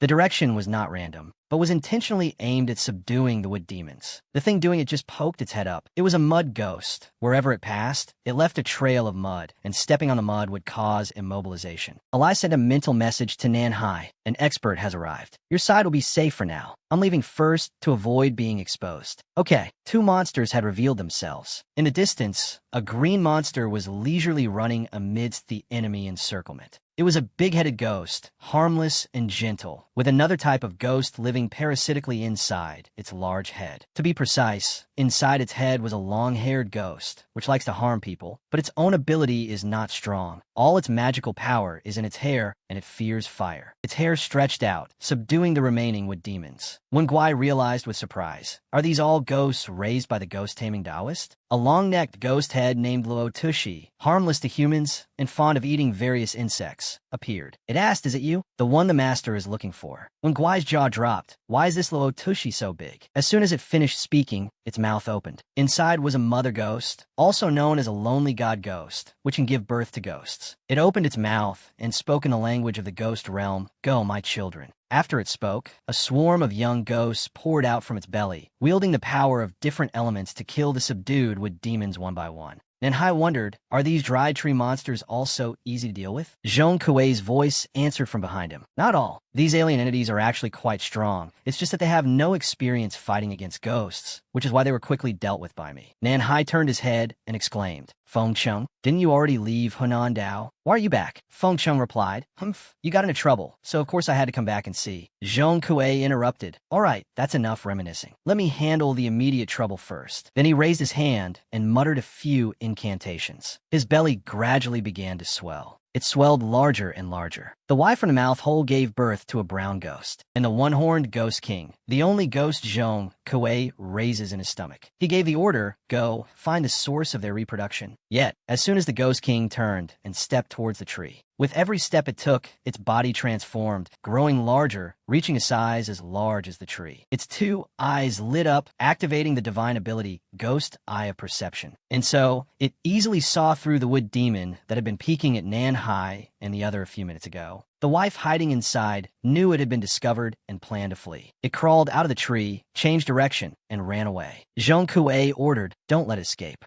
The Ghost King clasped its four hands together and unleashed the divine ability, One Horn. Its horn lit up brightly and then released its power, flying straight in the direction the wood demon was running. It noticed, but it was too late. A single strike cut it in half. It immediately turned into a tree branch broken in two. Scene changed to Qin Xing. He was moving with that bush. Why does Lord Lu Dan care about that branch? Because it is a living thing. A living thing? On the first day, from day to night, it is motionless like a normal piece of wood. After it awakens, by the second sunset, it will slowly activate and gain a certain ability to act. By the third sunset, it will begin to divide, and at the same time. At the same time as what? The individuals it splits into will actively attack all living things around them. To be honest, an existence that has both infinite proliferation and great malice towards the world is even more dangerous than the white-boned spirit you encountered before. Chun Xing interrupted, wait, something so dangerous. Why would Lu Dan give it to me? What if it gets out of control? Because Lord Lu Dan is temporarily unable to destroy that branch. Also, the anomaly that occurred in Hunan Dao has severely weakened Lord Lu Dan's power, so he could only find a suitable expert to watch over it. But the martial artists in Hunan Dao have not had a day of peace because of the ghost plagues here. His lordship waited for many years to find someone with a destiny that can suppress the branch, and that is you. Chun Xing asked, so what is that branch like now? Has it already left Taiyan Commandery? Counting from the moment your heart stopped, it has probably already split into individuals with combat capabilities above grade A. As for whether it has left Taiyan Commandery, haha, for now, Taiyan is the best place for it to hide. Before it has accumulated enough forces, it won't leave that place. The scene shifts to Zhong Kuei. He approaches the tree demon to examine it. Strange, the source of all the anomalies in this courtyard is on such a small branch. What on earth is the origin of this thing? Nan Hai from behind asks quietly, who is this bushy bearded fellow? Feng Chung replies, he is Zhong Kuei, and from a certain perspective, an old friend of mine. Old friend? You have friends in this world too? Feng Chung confidently replies, why not? At my level of longevity, as long as heaven and earth. In that long river of time, it's not strange to randomly meet someone like me. Zhong Kuei turns his head and says, I want to go to the deepest part of this haunted house to have a look. Are you coming? Feng Chung replies, of course. You should come along too. It's time for you to get a basic understanding of this world. Haha. The whole team continues deeper into the house, containing the statue. Evil god Musa.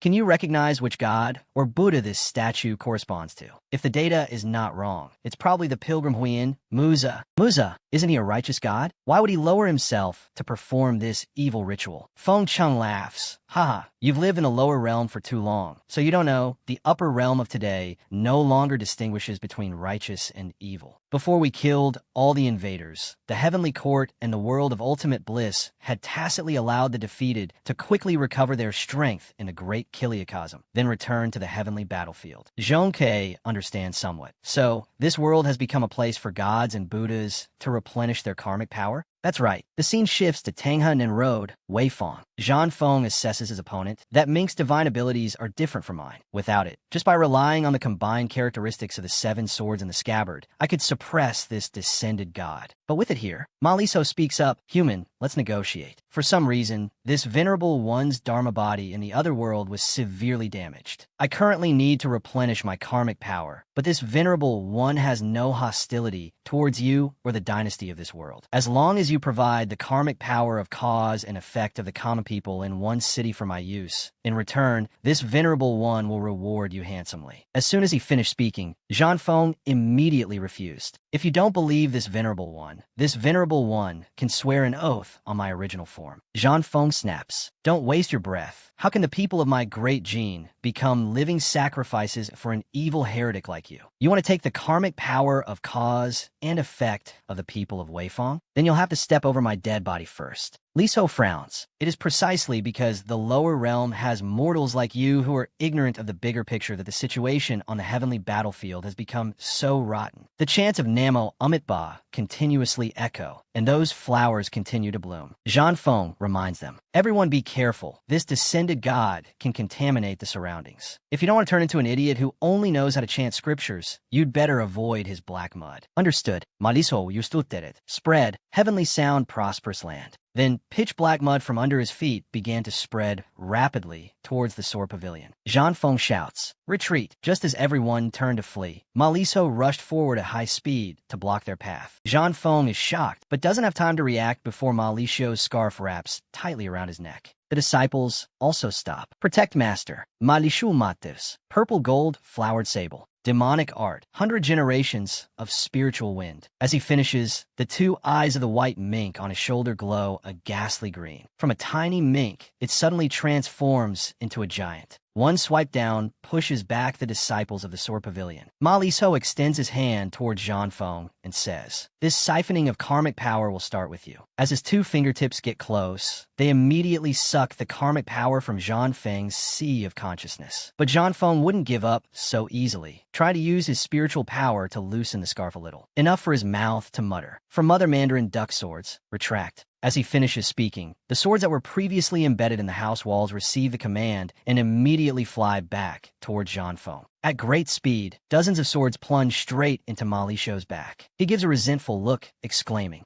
"You!" Zhang Feng breaks free. "No matter how sure you are of victory, you should still watch your back, you arrogant god." But he spoke too soon, just as he noticed the pool of black mud spreading from Ma Lisho's feet. Zhang Feng immediately retreats a step. Guanshan's sword out. The scene shifts to Fengcheng. Those things have already set their sights on this world, but the heavenly war is urgent, and the immortals and Buddhas cannot spare the power to set up a defensive line here. If those descended gods siphon too much karmic power of cause and effect, depleting the strength of the mortal dynasty, by the time those things arrive in this world, we will be completely unable to resist. Zhong Kuei ponders for a few seconds, then decides, "All right, later we'll go meet the leader of those gods and Buddhas and negotiate with him a bit. If he doesn't agree, then we'll use some tricks. Whoever has the stronger fist gets to call the shots. Kid, do you want to come with us?" Nanhai replies, "I refuse. I have other things to do." Zhong Kuei asks, "Is it to find your younger sister?" Nanhai dit sapi. "How do you know?" Feng Chung interrupts. "When we were looking for you, we happened to find the whereabouts of your younger sister. Don't worry, she is safe and sound right now, and she won't be in any danger for the time being." For the time being. Wait, do you mean she will be in danger after that period? Feng Chung glances at Zhong Kuei, who understands and explains. "Your sister's previous life was a major figure in the upper realm. This kind of high-level existence needs to pass through 3 tribulations after reincarnating. Right now, she has already passed 2 tribulations. The third one will occur when she comes of age." Feng Chung continues, "When the third tribulation arrives, not only her, but everyone who has ever had contact with her will have to face the tribulation together. Those who overcome it will live, those who don't will die. You were lucky to get out of the center of that vortex, so don't rush back in. At your current level, never mind having the defeated from the netherworld to help. Even with the 2 of us, we wouldn't be able to withstand the killing intent hidden in the tribulation." After hearing this, Nanhai understands, but is still a bit hesitant. But Zhong Kuei cuts in sharply. "I understand your desire to find your sister, but if you stay by her side, your fortune will only be continuously drained by her. When the great tribulation comes, not only will you be unable to help, you will also implicate her. If you want to save her, then strive to become stronger, so strong that you won't fall even if a myriad of tribulations befall you."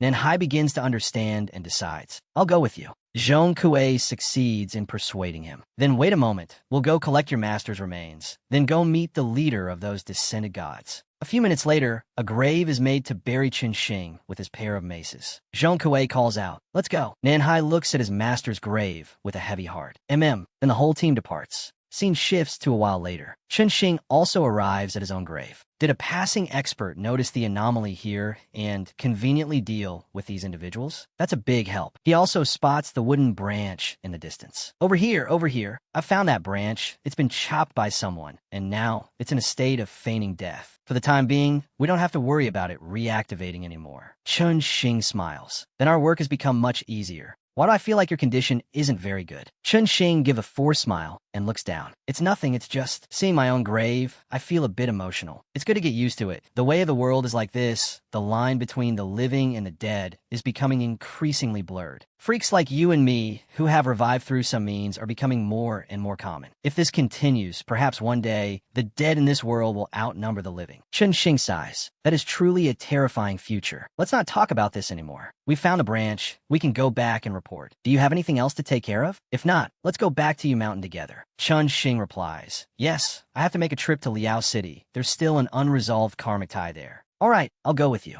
Scene shifts to the prince's manor of Qizhou. Pan Qi reacts with surprise. A large number of people have gone missing in Qingzhou and Qizhou. Prince Cheng replies, yes, combining this with the intelligence sent by the Liuhe gang earlier, I have a speculation. The mastermind behind the conflict in Tanghe, Nan Road, probably deliberately set up evil god altars in Xinzhou, Qingzhou, and Qizhou. These are the three places with the strongest combined strength of martial artist garrisons in Tanghe Nan Road. When encountering an unidentifiable demonic disaster, they would usually choose to investigate themselves without reporting it upwards, waiting for reinforcements from other places. This gave the mastermind behind the scenes time to react, and furthermore, the descended gods who follow the path of unorthodox rituals will quickly form a fighting force. Even if the martial artist leaders of the three commanderies discovered something was wrong during their investigation, it would be difficult to break through the encirclement of two disaster-level experts. The one behind the scenes is plotting to wear down the garrison forces of Great Jin in Tanghe Nan Road. The scene shifts to the battle in Weifang. The bald one shouts, it's no use. This beast's hide is too thick. Our swords can't pierce it at all. I know. Just as he finished speaking, a golden sword descended from above. The white mink reacts, but not in time, and is stabbed straight in the back of the neck by the sword, slamming it to the ground. The disciples of the sword pavilion look up. It's Master. On the other side, Zhan Feng's direct opponent, Ma Lisho, is growling with anger. Unforgivable.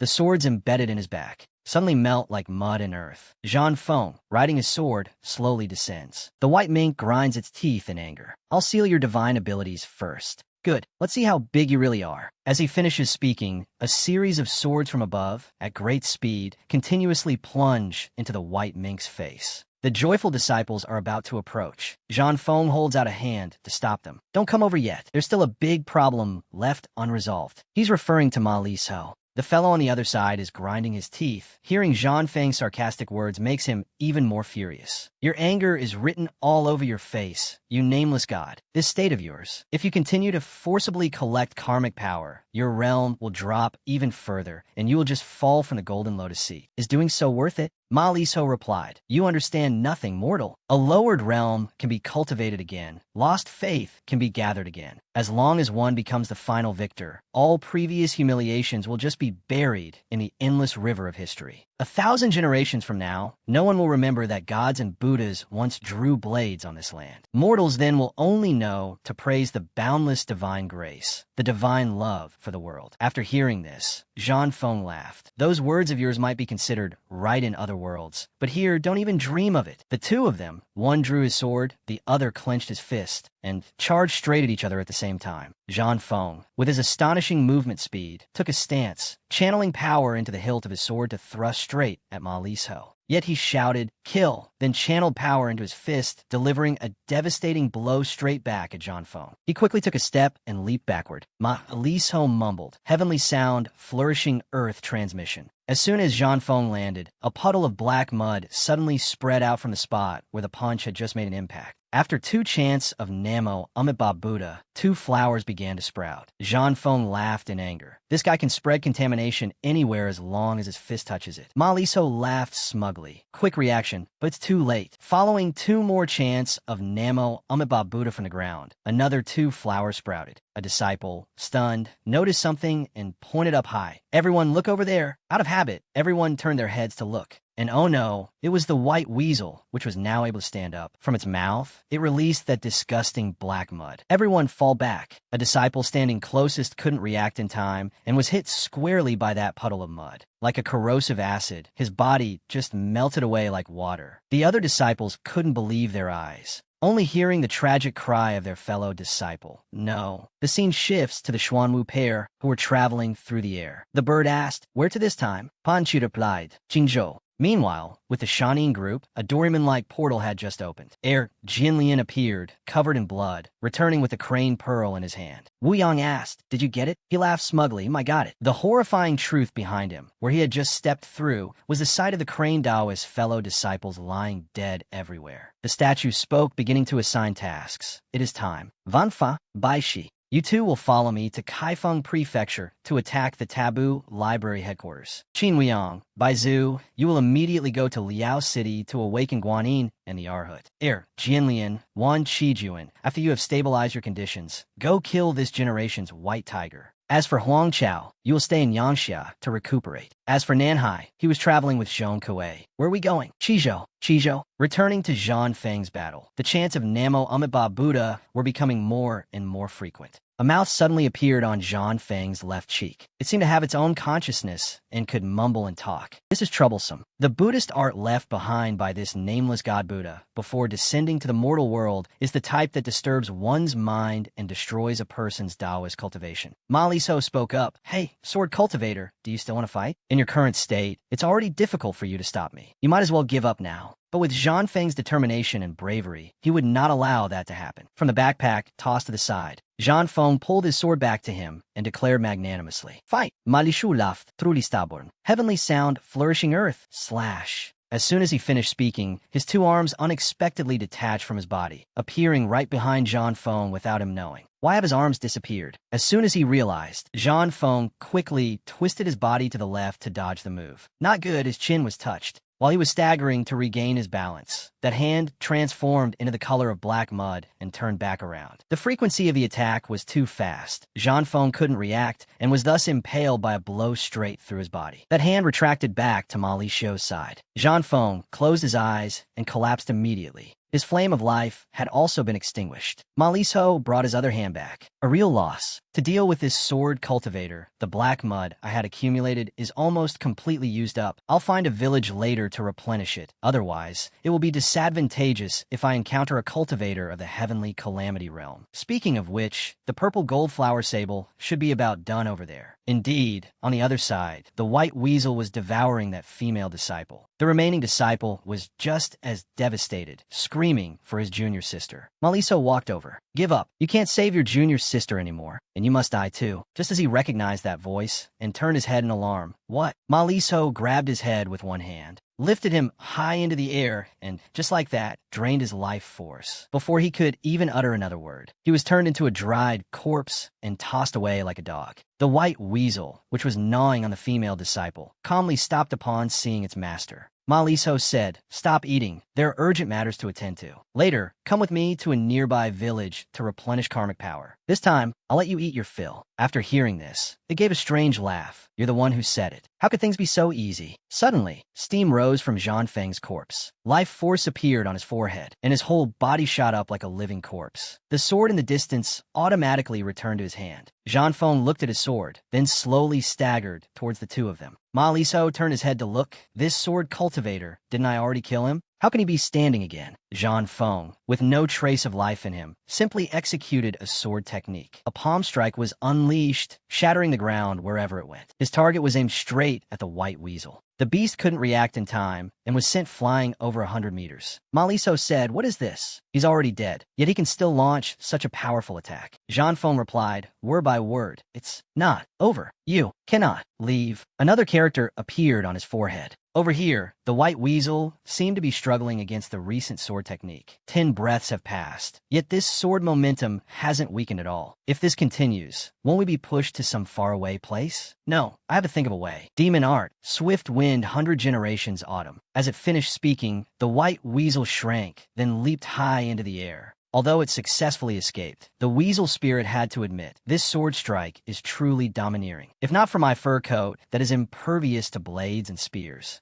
Then with this one strike, I would have completely lost my ability to fight. On the other side, the two stood still, staring at their opponent. Ma Liso thought to himself, I've never heard of a sword cultivator having a method to resurrect after death. Has he turned into a lingering obsession? That's not right either. He has none of the greed or resentment of an obsession. Forget it. I'll just stall for time and wait for the purple gold flower sable to return. After a few seconds of mumbling, cannot let you leave. I must protect the people of Qingzhou. Zhan Feng summoned the Howling Wind Sword and the Human Thunder Sword. The Human Thunder Sword returned before him. His eyes were cold, filled with killing intent, along with a powerful aura of lightning emanating from him. The sword Qi gradually took form. A white lightning tiger appeared, letting out a roar to assert its dominance. Zhan Feng opened his mouth and said 3 words. Tear him apart. The white lightning tiger immediately rushed towards Ma Liso. He also quickly clasped his hands, mumbled, and cast a technique. Heavenly Sound Flourishing Earth Mirror. A mysterious black circle suddenly appeared in front of him, just as the white lightning tiger was sucked into it. Suddenly, an identical black circle appeared behind Zhan Feng. Although he noticed it, he still didn't understand what was happening. Ma Liso said, returning it to you. And indeed, from the black hole behind him, the white lightning tiger rushed out again, quickly closing in on Zhan Feng. Only now did he realize he was being hoisted by his own petard. Zhan Feng quickly spun his sword. In one full circle, seizing the moment, he deployed a defensive shield.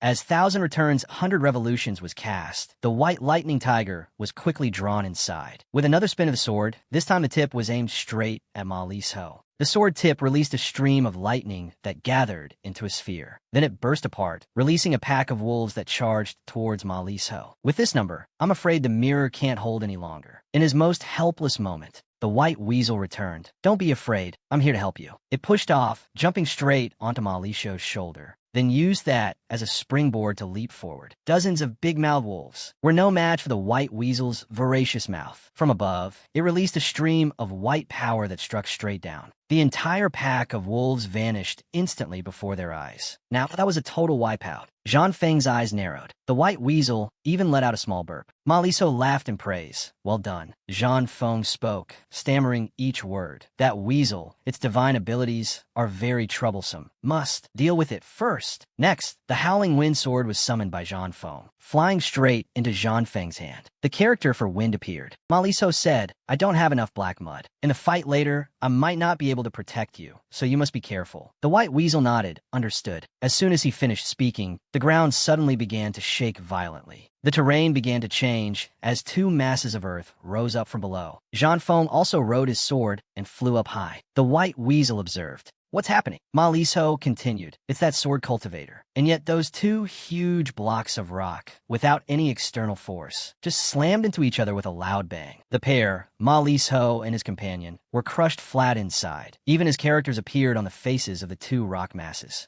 The strongest martial guardian of Hunan Road, head of the sword pavilion, Zhan Feng. His ultimate cultivated technique consists of 2 parts. One is the sword curse of the oxbone. This cultivation method was created by the previous head of the sword pavilion with all his heart and soul. Its principle is that the cultivator takes one of their own bones and refines it into Sword 9. Then, Sword 9 is endowed with the power to slay evil, ward off disasters, and other mystical abilities, compensating for the user's own deficiencies. When cultivating this method, the chosen bone is a vertebra from the spine. The divine abilities it grants its master are longevity and resurrection. Simply put, after Zhan Feng dies, Sword 9 will awaken and take over Zhan Feng's corpse. If the fate changing is successful, Zhan Feng will be resurrected. If it fails, Zhan Feng's soul will be scattered. For the past 20 years, Zhan Feng has relied on this ultimate technique, along with the Sword Pavilion's secret sword box, to fight and defeat one enemy after another in the war-torn Hunan Road, fighting until this very day. Back in the present, from the crack in the middle of the stone box, black mud began to pour out. Ma Liso slowly crawled up. Fortunately, when I descended this time, the Buddhist art I used was the thriving land of heavenly sound. Otherwise, it's highly likely that both the purple gold flower sable and I would have been sent off just now. Zhan Feng raised 2 fingers, ascending tower sword. Retract. He mumbled word by word. This still hasn't solved it? Then how about this? Ma Liso discussed tactics. I can use my black mud at most 2 more times. In a moment, I'll teleport you next to that sword cultivator, and you use your divine ability to seize his sword. All right. As soon as the words were spoken, the weasel spirit's heart suddenly throbbed, and it writhed in agony, rolling back and forth. Ma Liso asked worriedly, "What's wrong?" "That guy's sword is wreaking havoc in my stomach. I can't take it anymore." "He can still control the sword you swallowed?" "He couldn't before, but just now, suddenly." "No, I can't hold it in anymore." In the end, the white weasel had to open its mouth and spit the sword out. The sword flew straight back into Zhang Feng's hand. Endless, unceasing ascending tower sword realm. As he finished speaking, a stream of energy descended from the heavens. Fall. The stream of energy vanished. In the clouds, a sword mark began to appear, stretching all the way to the ground. The two Mali's house were bewildered. What is that? The sword mark moved towards the stone box at a not-so-fast speed, and with just a whoosh, it sliced off a piece cleanly. The two of them stared, dumbfounded, their mouths agape. Zhang Feng shouted, "Fall again." Many other sword marks began to be released from the clouds. The speed hadn't improved much, but the quantity had increased significantly. Ma Lishu yelled, "Quick, take cover." Once again, the two of them escaped into the pool of black mud. The stone box was thus sliced to pieces. In the distance, Xuanwu and the other person also noticed the strange phenomenon. Is that the ascending tower sword realm? Sword realm? Is that the trump card of this place's guardian? I remember the martial guardian of Qingzhou is a sword cultivator. Not exactly, but close enough. Let's speed up. All right, the two headed straight for the battle. The scene shifts back to the ruins of the fabric shop. Ma Lishou's statue began to crumble into pieces. Before fading away, his eyes were wide open, and he mumbled, "Unbelievable, I was actually defeated by a mere mortal." His head fell off first, shattering to pieces upon hitting the ground. As for Zhang Feng, after that fatal blow, the wounds on his body began to slowly heal. His consciousness began to recover, and color also gradually returned to his face. He looked at the remnants of his recent technique and said to himself, "Did I defeat the enemy this time using the mountain ceiling seal and the ascending tower sword realm? It seems my luck isn't bad. I've cheated death once again."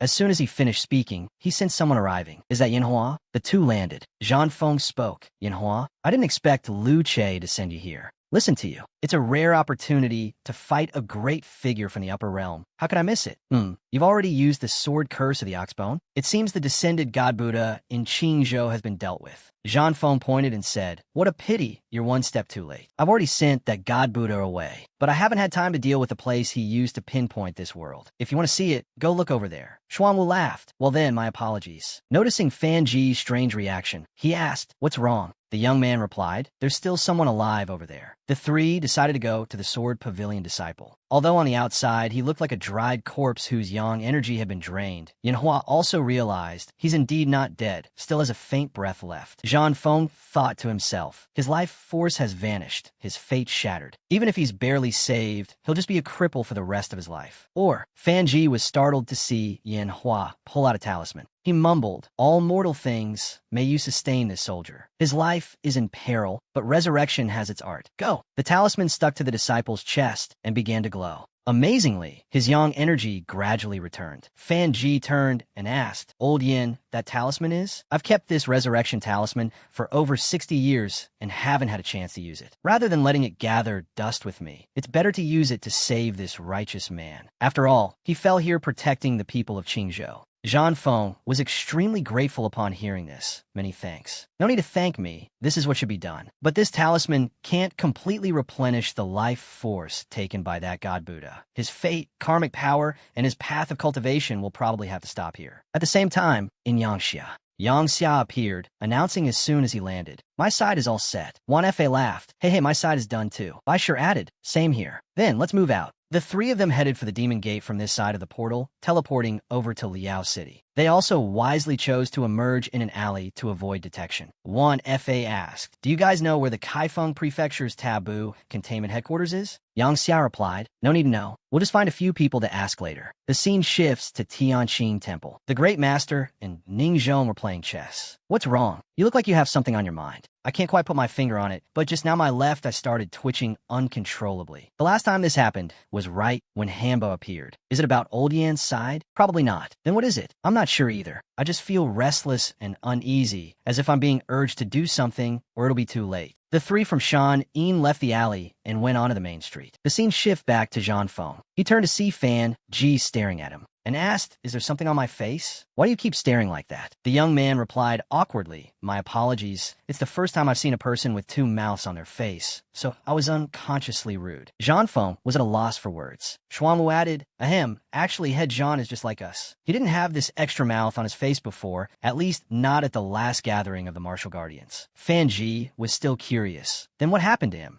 Jean Feng replied, "This is something left behind by the upper realm god Buddha I fought just now. Don't worry, I'll find a way to get rid of it later." But then, the mouth itself opened and spoke. "Why make me leave? What did I do wrong?" The three were stunned, realizing it had a consciousness of its own. That's right, besides Qingzhou, Qi Prefecture has also discovered an unorthodox ritual. "Mr. Jean, would you like to go with us to reinforce Qi Prefecture?" Yanhua interrupted, "Don't talk nonsense. Once Head Zhan's ultimate technique is used, a significant portion of his combat power is lost. Not to mention Head Zhan's own current wishes. Just with his current condition, whether he can keep up with our pace in the chaotic situation to come is still an unknown." Jean Feng was furious inside. This old turtle is starting to needle me again. He blurted out, interrupting, "All right, I'll go with you on one trip. Is that good enough? But I have to make arrangements for my disciples first. You can surely wait for a little while, right?" This was just what Xuanwu was waiting for. He smiled and said, "That's simple. I'll have Crane take him to Qingzhou City for treatment. You wait for me with the Guanshan sword. We'll split into two groups, so as not to delay things." Jean Feng saw the old man's attitude and knew he had been cornered. Damn it. The scene shifted to the two from Baizu.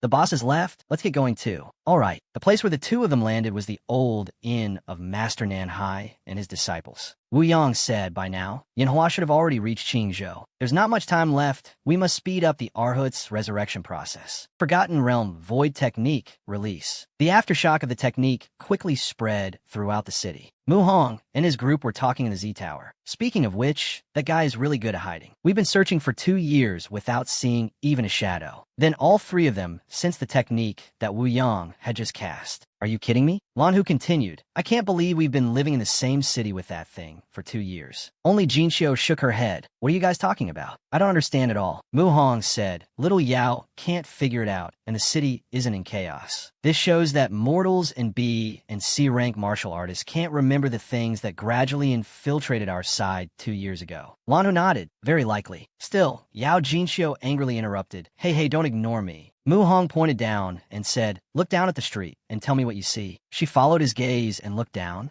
replying, "Is there a problem? What's wrong?" Mu Hong again said things she didn't understand. It seems the opponent has 2 kinds of methods. One makes those with insufficient strength unable to distinguish between the living and the bronze-armored monks. The other makes those with enough strength to sense this abnormality forget about this abnormality, forcing the people of an entire city into an illusion. It's truly hard to imagine. Lanhu continued, "Let's rendezvous with Lord Wei Su first, before the caster realizes someone has escaped his control. We must quickly get the news out."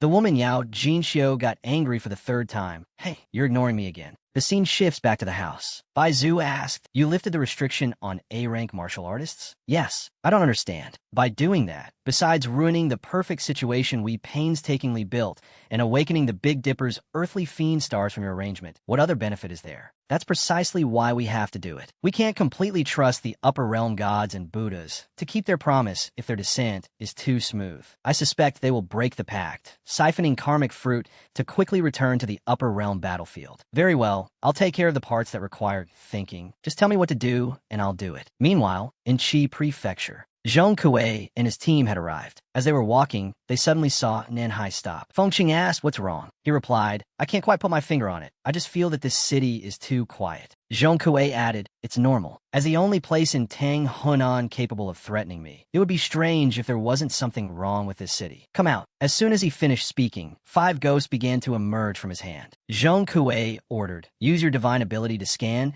and see how many living people are left in this city." Understood. The one-run, beaming divine ability was activated. The 5 monsters began to sense through the frequencies. In this city, there are no living people left. Zhong Kuei was startled upon hearing this. None at all? Activate the yin-yang eyes. Right? He checked again to be sure. Then what is inside these rooms? Cut to Fan Ji's group of 3. "Oh, master, the Sinan is working again. Oh, is that so? The direction of this Sinan stopped at Qi Prefecture in Yin Prefecture. The stop at Qi Prefecture was quite short, while the one at Yin Prefecture was rather long. Xuanwu deduced, this proves that the threat in Yin Prefecture is much greater than in Qi Prefecture. All right, put the Sinan in the box for me. You go to Qi Prefecture to help the Five Elements sect first. Sect Master Zhan, and I will go to Yin Prefecture. After you've dealt with the descended God Buddha in Qi Prefecture, bring the sect master of the Five Elements sect to Yin Prefecture to help me. Understood. That same night, Mu Hong's group rushed back in a panic. This is bad. Wei Su is already waiting. I was just about to look for you all. You tell me your situation first. Lan Hu replied, Mu Hong and I have just escaped the art of suggestion, but Yao Jinxiu has not. Wei Su narrowed his eyes and asked again, only A-rank martial artists are the exception? I've already sent a messenger bird to the prince's mansion in Qi Prefecture. Before reinforcements arrive in Tang Henan, we must gather the combat-capable people in the city who have recovered their memories. Understood. As soon as the words were spoken, the messenger falcon unexpectedly hit a barrier and was instantly logged out. In the distance, Chun Xing's group of two also realized the airspace has been sealed.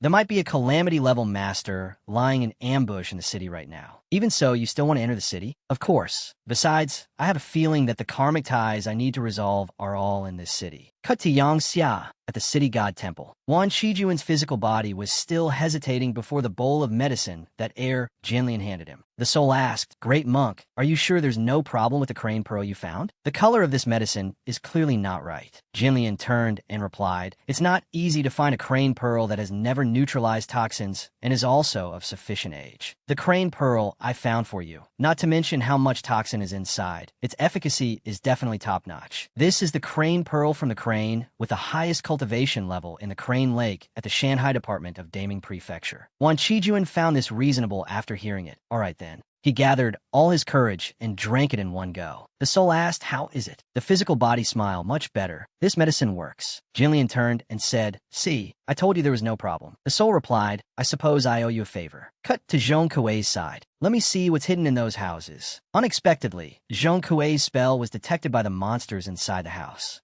Huh, we've been discovered? Prepare for battle. Nanhai was bewildered, not understanding what he was saying. Crash. The monsters smashed through the doors and rushed out in front of the team. Why does a human body have the skin color of a fish head? What kind of demon is this? This is the first time I've seen such a strange species. Feng Chung, however, knew. They're deep ones. I encountered them during the battle at the Yellow Springs Ferry. They are minions of the outer evil god Cthulhu. Their strength is average, but they win through sheer numbers. When you discover one deep one, it means there are at least over 100 of the same kind nearby. Nanhai pointed and asked, So what if we discover a whole crowd like this? Feng Chung replied, Then it means the people of Qi Prefecture have been completely replaced by them. A deep one opened its mouth wide and let out a loud scream. The frequency began to spread to every corner of the city. Indeed, all the houses were inhabited by the same kind of deep ones, and they swarmed out. Quickly, they gathered in the direction of the frequency that was just emitted. In less than a minute, they had completely surrounded the team. When Guai worried, Why do I feel like we're completely surrounded by these monsters? Zhong Kuei added, Save the demoralizing words for after the fight is over. Suddenly, two hands shot up from the ground, grabbing tightly onto Nanhai's and Zhong Kuei's legs,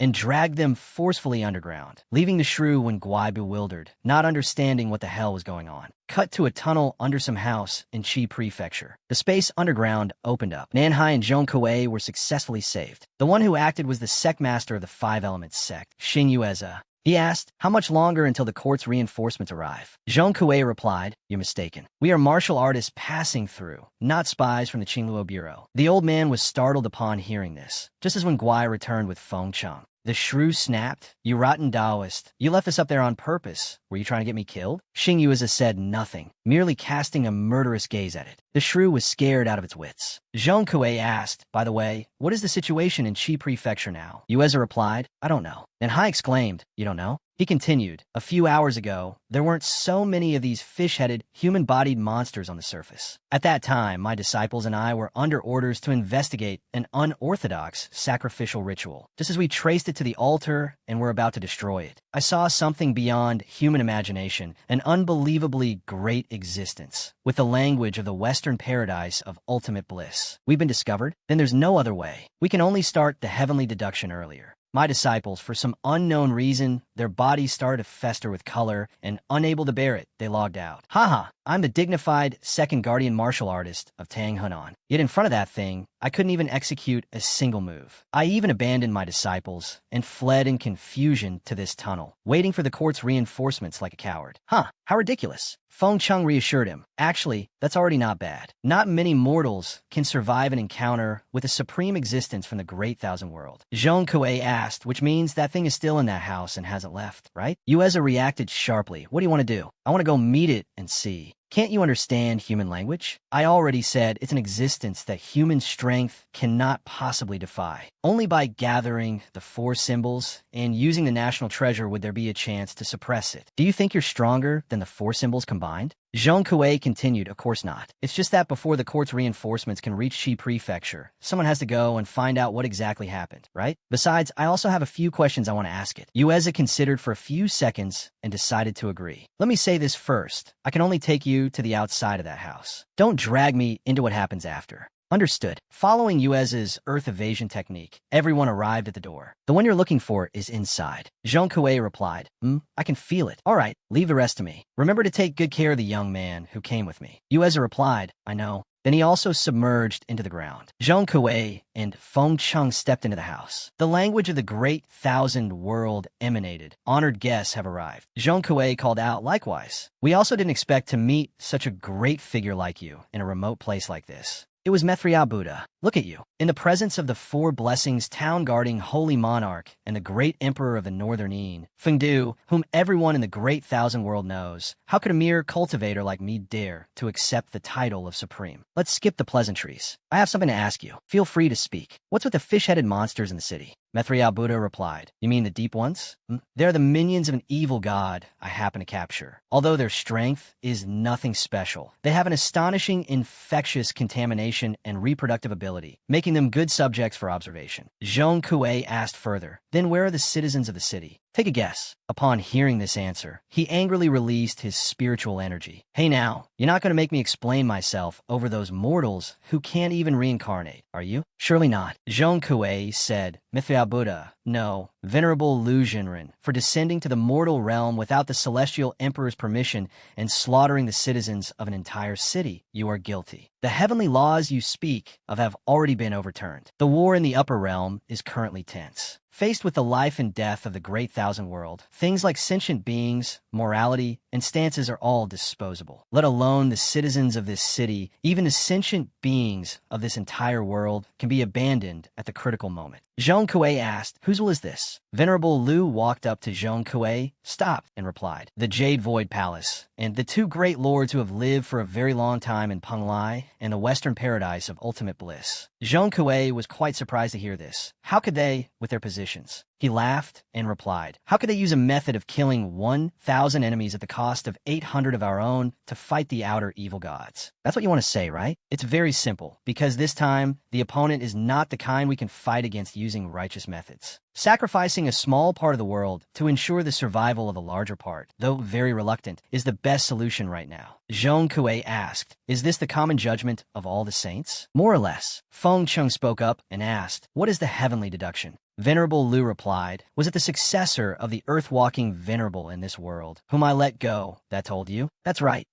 You can think of this as a test. Zhong Kuei exclaimed, A test? Yes. Although I don't want to admit it, this opponent's strength is comparable to ours, and they're also a high-level, immortal existence. During the time you all were down in the mortal realm playing around, the main forces of both sides have already clashed several times. As a result, both sides realize that this will be a protracted battle. Only by deeply investigating and attacking the opponent's point of immortality can victory be achieved. Zhong Kuei asked again, What does this have to do with the fish-headed monsters you released? It's very much related. Our immortality trait relies on every person in the Great Thousand World. After I myself die, without external help, the one who bears the karma needs a long time to recover their strength. But those outer gods don't need to go through such trouble. They live in the word of mouth and faith of their kin. As long as there are kin who still believe in their faith, they will rely on that flood-like faith to coalesce a new divine body and resurrect once more. It was the first time Zhong Kuei heard this. Is there such a thing? Feng Cheng continued, Hearing you say that, I've figured out too. King Qin Guang, Jiang of this world, and I only lost on that point. At that time, the the outer gods came to invade this world's underworld, using some unknown method to constantly resurrect, watching as Jiang was worn down to death and then defeating me. I thought they held some secret that allowed them to reincarnate while ignoring the basic rules of this world, but it turns out that's not it. I truly regret not dealing with the Huangsha Kim back then. Otherwise, I wouldn't have fallen into this situation. So, you released those fish-headed monsters to clarify the relationship between those outer gods and their kin, and thereby break their immortality trait? Venerable Liu shook his head. No, you're mistaken. Huh, that research was concluded long ago. I released them merely to verify the results. As soon as he finished speaking, suddenly, in a well within the city, the water inside surged up and overflowed. The aftershock occurred deep underground, and Yuez's location also felt it. And Hai wondered what's going on. There's such a big earthquake above. Could it be that the bushy-bearded old man and the Buddha you mentioned are fighting?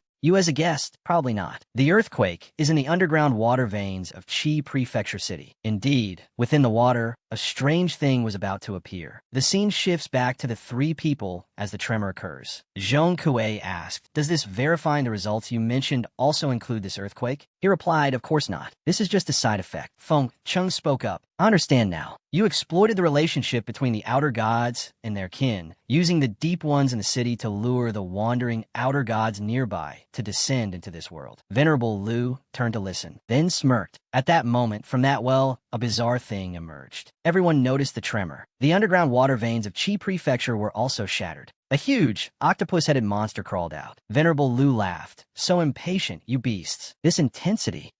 It's very close to the original body." A monster, another type of monster. Its entire massive body emerged, its two wings unfurling. It opened its mouth and let out a roar of intimidation. At the same time, Venerable Liu sped away. Zhong Kuei asked, "Venerable Liu, what on earth are you trying to do?" He paused for a beat, turned his head and replied, "Didn't I already say?" Verifying the results. Then he continued to accelerate.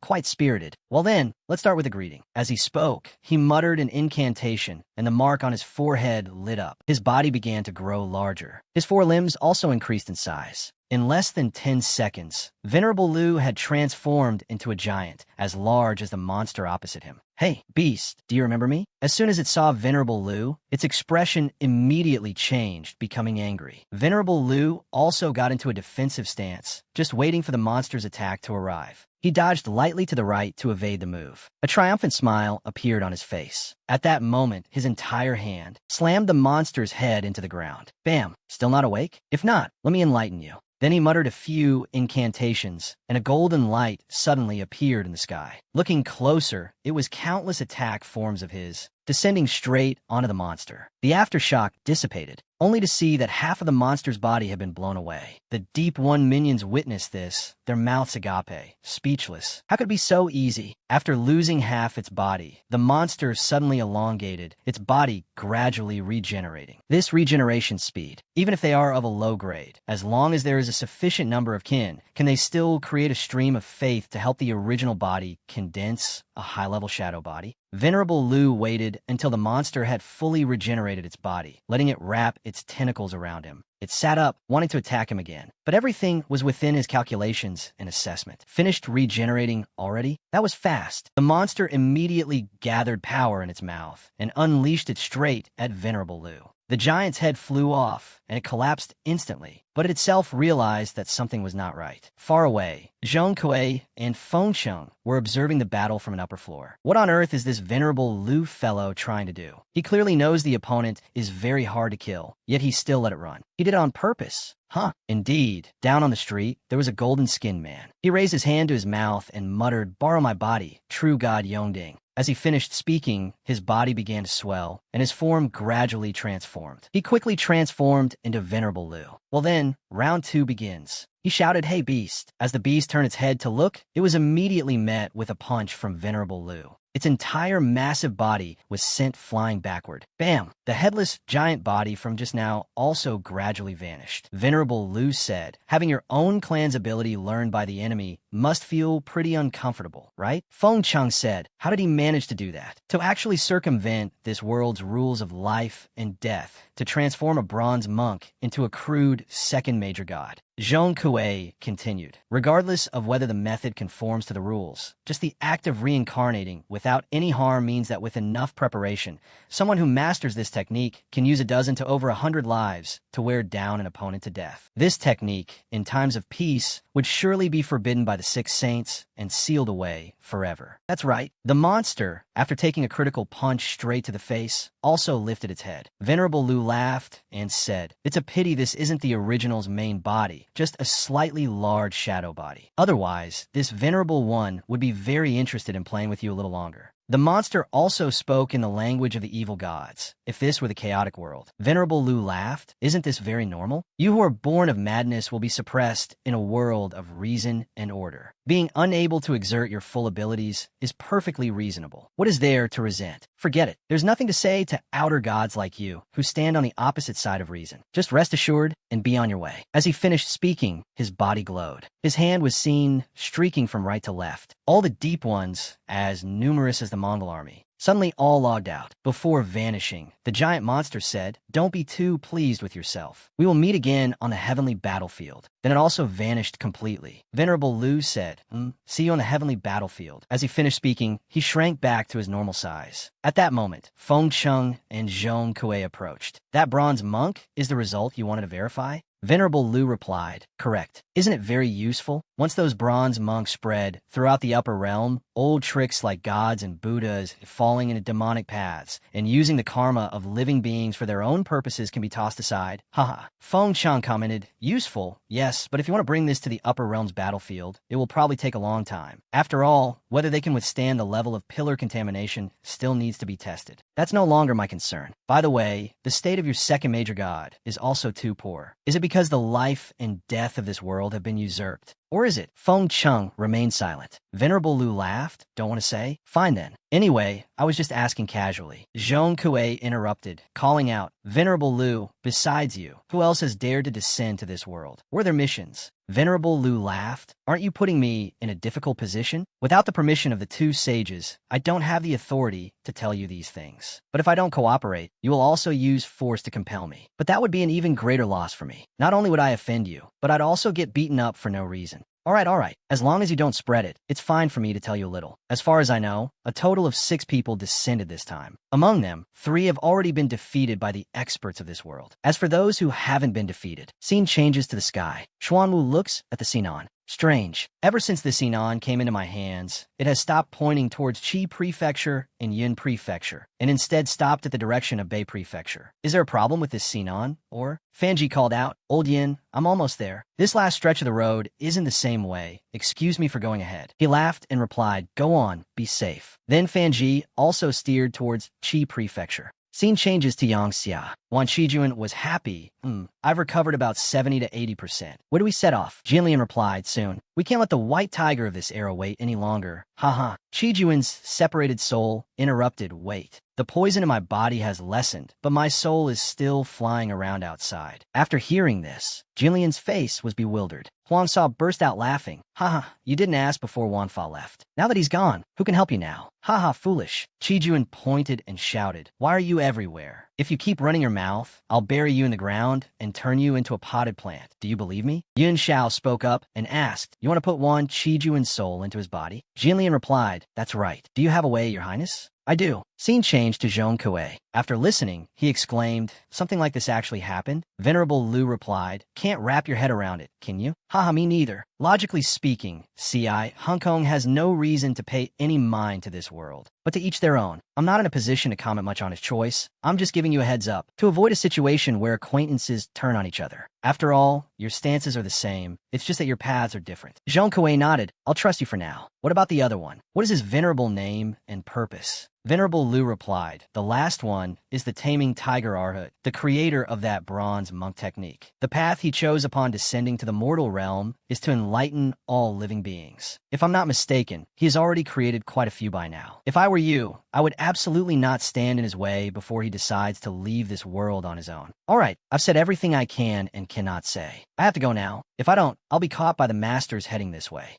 Zhong Kuei said, "Consider us indebted to you for this." Venerable Lu laughed and said his final words, "A favor from the holy monarch of the four blessings guarding the residence and the great emperor Feng Cheng of the Northern Yin.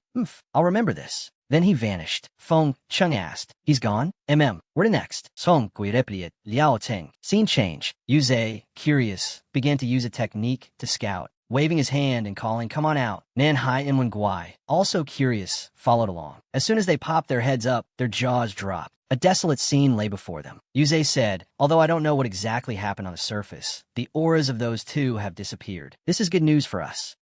Just as he finished speaking, Yuze sensed something behind him. He turned his head and saw Zhong Kuei. There might still be a descended god or Buddha in Liaocheng. "Coming with us?" Yuze refused. "I'll pass. Although I don't know how you managed to drive those two away, it's very clear that you are much stronger than someone like me, who barely managed to keep his life in front of them. My methods are good for survival, but not for offense. Even if I went to Liaocheng with you, I wouldn't be of much help. Besides, I'm the only one left in the Five Elements Gate. Until I find a suitable successor, I can't risk our lineage being cut off by fighting a life-or-death battle with you." Zhong Kuei nodded. "I understand. Let's go." To Liaocheng. "Nanhai not that, Anzai." Then the group departed. Yuze watched them go, muttering, "Since when did such a powerful person appear in the Henan region?" At the same time in Yangxia, Qijuan asked, "Do I just need to lie face down like this? I don't need to do anything else?" Yinxiao replied, "No need." "All right." Then she began to perform the technique. Heaven and earth are limitless. Transmit the spirit and inscribe the law. The whole body is present. The primordial spirit returns to its refuge. As she finished the incantation, a chain began to appear on her hand, gradually extending, connecting one end to one Qijuan soul. She continued to mutter, her eyes shut tight. The other end finally attached firmly to his physical body, and she pulled his soul in sharply. In a whoosh, his human form turned into a gaseous state and re-entered the body. Yin Xiao opened her eyes, still for a few seconds. Scene changed to Liao Zhou City. Fan Ji had arrived. How did Liao Zhou City become like this? At the city gate, the two, Chun Xing and his companion, used an illusion technique to pass through the gate. "All right, you can pass." Okay, as soon as they passed through the gate, they dispelled the technique. Where to next? "First, let's resolve my karma in Liaocheng." Scene changed to an inn. It's Wei Su's group. Yao Jinxiu wondered, "Why does this martial arts hall feel like it's been empty for years? Are you sure the resident martial guardian lives here?" Mu Huang turned and asked, "Lan Hu, after we arrived in Liaocheng, have you ever met the resident martial guardian and his disciples?" He replied, "No." "Damn it, we've been tricked. They were likely already dead before we even came to Liaocheng. The most unbelievable part is that it's been 2 years and we never realized it. The mastermind altered our perception." Wei Su speculated, "No wonder the High Sect has no records of the Easter Hall participating in the siege against Li Tsunxiao. So they were wiped out before that. But there's still one more doubt. For the past 2 years, who has been dealing with the demonic infestations in Liaocheng and the surrounding areas?" Scene changed to Chun Xing Kai wondered, how can these common people live alongside the bronze monks? Aren't they afraid? Chun Xing replied, "Just an illusion technique. In the eyes of ordinary people, those bronze monks probably look like normal people too. A wolf in sheep's clothing mingling with the flock. Of course the sheep won't notice the wolf." "That's true." Scene changed to the two, Bai Zhu and his companion. He exclaimed, "Something's not right." Wu Yang asked, "What's wrong?" "My right eye has been twitching nonstop since the beginning." Just from that sentence, Wu Yang became vigilant. That wretch, Qi Juan, having just returned to his body, couldn't stop grinning. Jianlian said, "Your Highness, please stay in the temple. Wan Qijuan and I are going out to kill someone. We'll be back when it's done. We won't keep you waiting long." "All right." He turned and still saw that wretch Qijuan muttering, "Wait until I kill the white tiger, then I'll prove." Before he could finish, he got a slap from Jianlian. He turned, aggrieved, and asked, "What are you doing?"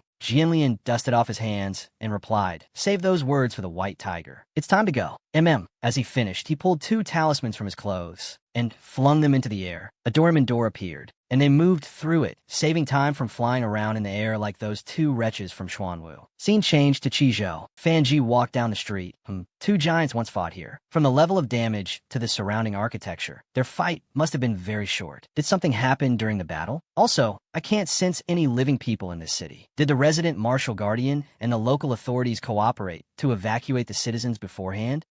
While muttering, he sensed something. It was the doorman door of Jillian's group appearing. The gate gradually opened. Qijuan stepped out, muttering, "Speaking of which, how is that idiot so sure the white tiger will appear in Qizhou City. What if it's Xuan Wu who shows up? Jian Lian replied, because Qin Wuyang and Yin Hua share a karmic bond. Fate dictates they will meet in Liaocheng. Excluding Liaocheng and the places where the great battles took place, Taiyan, Qinzhou, and Qingzhou, the only place the White Tiger could choose is Qizhou.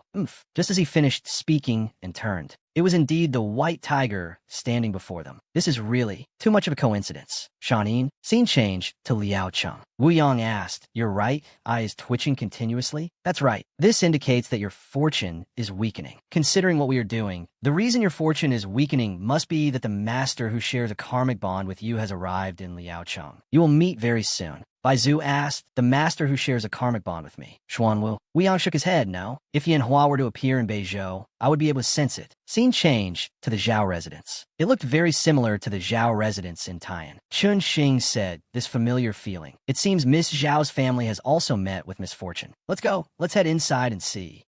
Just as they got close, before they could even step onto the stairs, the two stone lions revealed their true forms. Chun Xing said, I'm in a very bad mood right now. If you know what's good for you, step aside. They stubbornly roared, wanting to fight. View from inside. Crash. The residence doors were smashed to pieces. The two stone lions were also sent flying inside. Chun Xing slowly stepped in. Just as expected, the layout was the same as in Taiyan County. The two stone lions were intimidated and didn't dare to charge forward and counterattack. Kai detected something strange. Something was hiding and observing the two of them. He immediately dashed over to investigate. Your killing intent is so strong, it's overflowing, yet you're still sneaking around playing tricks? Are you that confident you won't be discovered? The center of the orb on its face began to glow brightly. Then in the blink of an eye, it shot past and shattered Kai's body. What are you yelling so loudly for? You almost scared me. Scene changed to Wu Yang. His eyes suddenly narrowed. Bai Zhu asked what's wrong. A master has broken into the Zhao residence. Guisu? No, it's not them. Bai Zhu wondered, then who is it? I already killed the people from the Eastern Army long ago. There shouldn't be any masters left in Liaocheng, right? Wait, it couldn't be that person I have a malevolent bond with, could it? Wu Yang nodded. It's very likely. Scene change to Chun Xing. Kai had just reformed and saw the two stone lions smashed to bits. That was fast. I say, have you gotten stronger again? He replied, I don't know. The wooden man body has no acupoints, so I don't know what realm I'm currently at. Let's keep moving forward. All right, deep inside, in a place called the Central Courtyard, another eyeless child was residing, interacting with Qin Wuyang through a screen. He warned, a master has broken into the residence. He'll probably reach your Central Courtyard in a moment. I've sent Bai Zhu to support you. You must hold out until he arrives. Understood. Chun Xing arrived at the bridge, crossing the pond in the garden. The layout seemed very similar to the Zhao residence in Taiyan. Just as he took the first step onto the bridge, the monsters in the water below lunged up. But all those movements were already in the data. He glanced over and asked, who's up? Let me go. As he finished, Kai dashed from one end of the bridge to the other in a single glide. And when he looked back, all the monsters had either been decapitated or had their dicks cut off. There was exactly one that had its dick cut off, and since Chun Xing was standing nearby, he got sprayed in the face. Wiping his face, he said, you're so vicious. Do you have a grudge against water demons? Kai replied, also, they aren't water demons, they're Jiren. Wait, Jiren? Something that ugly can be considered Jiren? Chun Xing corrected, it's not a sea jiao, but a river jiao. This thing often appears in the Jiang River and cannot communicate. They have a strong reproductive ability and love to eat human flesh. When I was still human, these damn things often attacked fishermen and transport boats. Kai recounted, during times of natural disaster, we didn't know how to reduce their numbers. They would take advantage of the night to come ashore and plunder from the living. After Taizu conquered the world, the first generation Azure Dragon led troops to deal with them. It took a full 20 years to kill them all, yet some still remain here.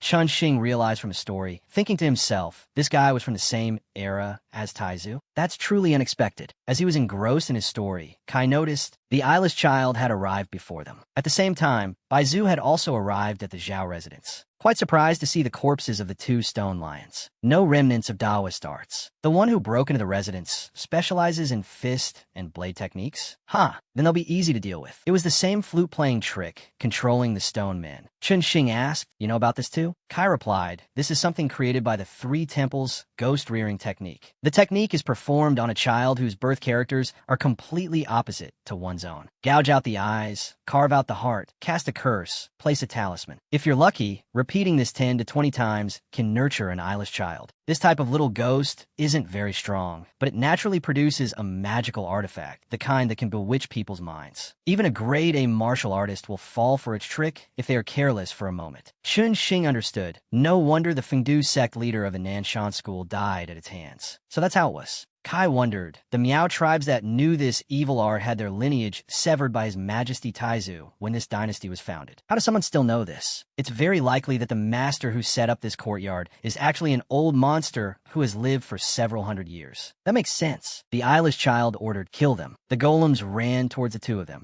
Chun Xing activated the divine transmission single chi art, too, reminded Kai not to interfere, then took a running start and shot forward. With the form of the hands and spear of the true form of Qing Yuan Yao Dao, Kai stood behind and shook his head, using the true Lord's Dharma form to deal with this kind of mountain spirit and strange creature. What a waste. However, it was fast and effective. With just one spin, Chun Xing had completely dealt with the horde of golems. The eyeless child was quite surprised. It immediately played its flute to summon more golems. But Kai wasn't about to stand by and watch it keep summoning them. Noticing the eyeless child was distracted, he immediately dashed from his position, rushing straight in front of it. A sneak attack from behind? You'll have to get past me first. Slash. As the word was spoken, there was a swish, and the eyeless child was instantly cut down. Over here, with a second series of moves, Chun Xing also neatly finished off the foolish golems. Now, only a pile of rubble remained. He glanced around and saw that the danger was gone. He also returned to his normal form. Kai approached. You think if we cause such a ruckus on someone's territory, the owner will come to stop us personally? Probably not. Based on last time's experience, the one who comes will likely just be a centipede spirit. Kai asked, "You mean that Baizu guy?" "Huh. If he's the one coming to clean up the mess this time and sees your face, his expression will surely be interesting. Should we wait for him here?"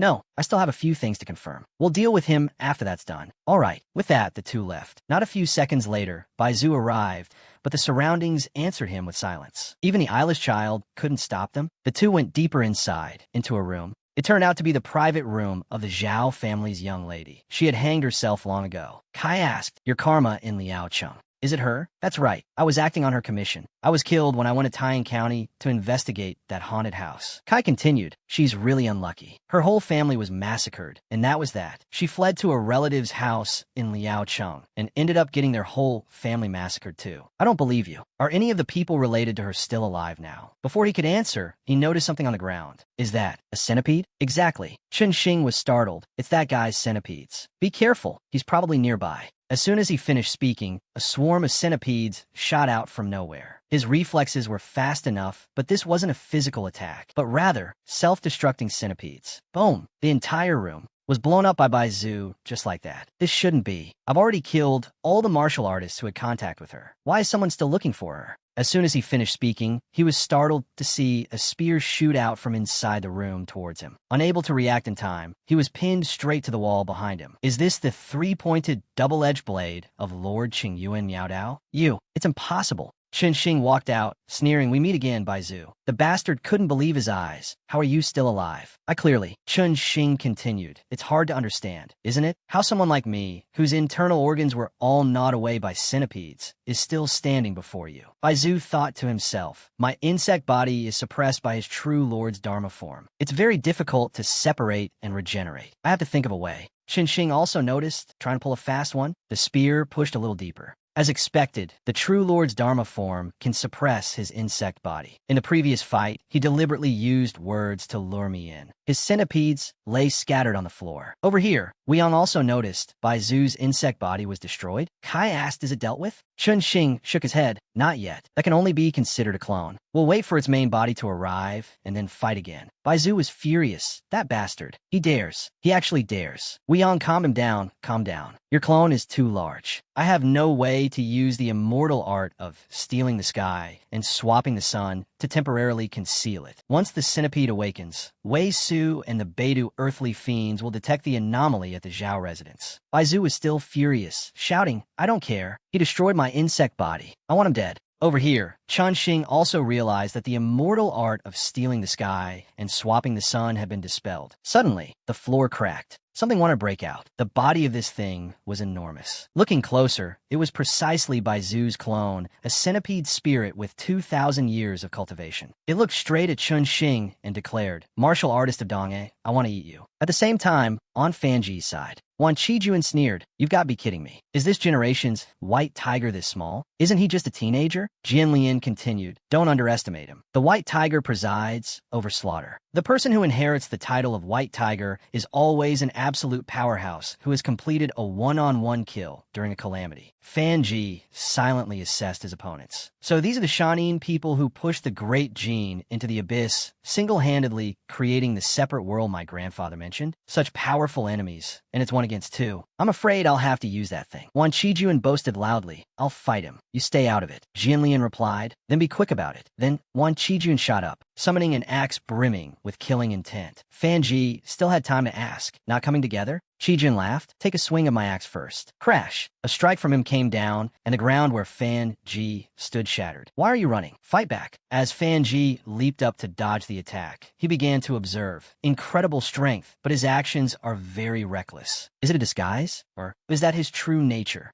I'll test him with the blade and sword mirror first. Suddenly, numerous blades and swords appeared from the ground. As Fan Ji landed, all the blades and swords shot straight towards Qijuan. Child's play. Watch me break it with one hand. With that, he slammed his right hand on the ground, muttering, "Innate guardian earthenware figurine, rise for me." It was an old trick, but effective for defense. The statue rose up, lifting Qijuan high, and blocked all of Fan Ji's blades and swords. That's the innate guardian earthenware figurine that old Master Yin mentioned. This is troublesome. With that thing here, my blade and sword mirror and all weapon formation will both be blocked. To win, I'll have to fight in close combat. But if I fight in close combat, I won't have the energy to pay attention to that monk. Qijuan provoked, "If you have any more tricks, use them all. I'll take them all on." Fan Ji felt bitter hearing that. The scene shifts to the centipede spirit, which was crawling all over the city to attack Qin Xing. Also passing by Mu Huang's team. You gotta be kidding me. A centipede spirit this large appears in Liao Cheng, and the city god here didn't give any warning at all. I have a suspicion. Has this thing been living under our feet for the past 2 years? Wei Su continued, "It seems the city god here is like the one in Dongguan, already dealt with by the mastermind behind the scenes before Li Sunxiao's rebellion. You guys go evacuate the common people. Mu Huang and I will follow that centipede spirit and see who summoned it." On the other side, the centipede spirit was aiming straight for Qin Xing. He shouted, "Split up." Understood. Crash. With that, the two split in different directions to dodge the centipede spirit's close-range attack. Qin Xing had just landed and didn't realize he was standing very close to the ground churned up by the centipede spirit's movement. Its head quickly burrowed back into the ground. At this moment, Qin Xing realized the danger behind me. The true form of Qingyuan Miao Dao was immediately used as soon as the centipede spirit's head emerged again. The Lord of Qingyuan Miao Dao manifested, punching the centipede spirit straight in the face. Although he successfully defended and even countered with an attack, there wasn't a single scratch. Its shell is really hard. The centipede spirit crashed to the ground. Kai assessed, hard enough to withstand the true Lord's Dharma form? It seems it's not useless after all. From a distance, Wu Yang said angrily, "This idiot by Zhu, causing trouble for me again. Once this clone of yours is out, won't it make it even harder for Wei Su's group to find the Arhut hiding in the city? No, I have to find another way." The scene shifts to the sky, where Xuan Wu was looking at a compass. The compass's direction is becoming more precise. This direction, is it Liaocheng in Bo Prefecture? Fengzi, change course. We're going to Liaocheng. Understood. My fellow viewers, let's pause and take a closer look at the map, at the movements of all parties. The Nanhai team is heading towards Fan Ji's battle in Qi Prefecture. Xuan Wu is changing course towards Liaocheng, to the battle between the centipede spirit and Qin Xing. The scene changes to the Zhao residence in Liaocheng. The first thing that caught the eyes of Wei Su and his companion was the enormous body of the centipede spirit in battle. Qin Xing had switched to his blood chi state. With a running start, the saber of the Qingyuan Miaodao, true lord, headed straight down towards the centipede spirit. It also opened its mouth, waiting. "Fool, you're walking right into a trap." As it finished speaking, it also took a running start and shot straight up, opening its mouth wide, waiting for Qin Xing to fly right in. How could it be that easy? A punch from the Qingyuan Miaodao true lord came from the side, striking the centipede spirit's face. "You're the fool." Qin Xing got close to the centipede spirit's back. Wherever he slid down, his sword cut into its body. But the hide of this centipede spirit was truly terrifying. Cutting it was like striking stone with a knife. Even the three-pointed, double-edged saber can't tear its shell. The centipede spirit exclaimed, "You think you're so clever?" It started to thrash its body, its entire form twisting and turning, flinging Chun Xing off. He quickly landed on the ground. The centipede spirit said, "Relying on your half-finished true Lord's Dharma body. You want to break the shell I've painstakingly cultivated for 1,000 years? Truly wishful thinking." Shu Yi appeared. "He can't do it alone. But with me, it'll be different." The centipede spirit sneered. "Just you, a blade of grass?" Shu Yi replied, "I'm a tree leaf, not grass. Also, for someone so large, how can you not understand that underestimating others will make you look pathetic? You have a sharp tongue. If you want to die, I'll grant your wish." As it finished speaking, it actively charged forward. Shu Yi whispered, "I'll attack. You pin it down." With that, he also shot up. Chun Xing clasped his hands and performed the Qinkuan Qigong. Release. Qing Yuan Miaodao, true Lord's Dharma body, appear. Just as Shu Yi got close to the centipede spirit's head, its halo lit up, area slash. And just like that, the ground shattered. The centipede spirit screamed in pain, as if hundreds of cuts were being made on its body. Angry that it couldn't defend itself, it continued to charge. "Useless, useless. You're just like that martial artist of Dong-A who used a true Lord's Dharma body. Even if you slash more, you won't be able to break my shell." Shu Yi said, "How did this centipede spirit cultivate? My all-directional slashing strike can't even find its weak point. This is too absurd." So that's how it is. It has split its weak point into countless smaller weak points all over its body, dividing them into many parts, evenly dispersing the damage. "Mutu, help me stop it." Chun Xing replied, "Got it." He immediately controlled the Qing Yuan Miaodao, true Lord, to charge forward, pinning the centipede spirit to the ground with one hand.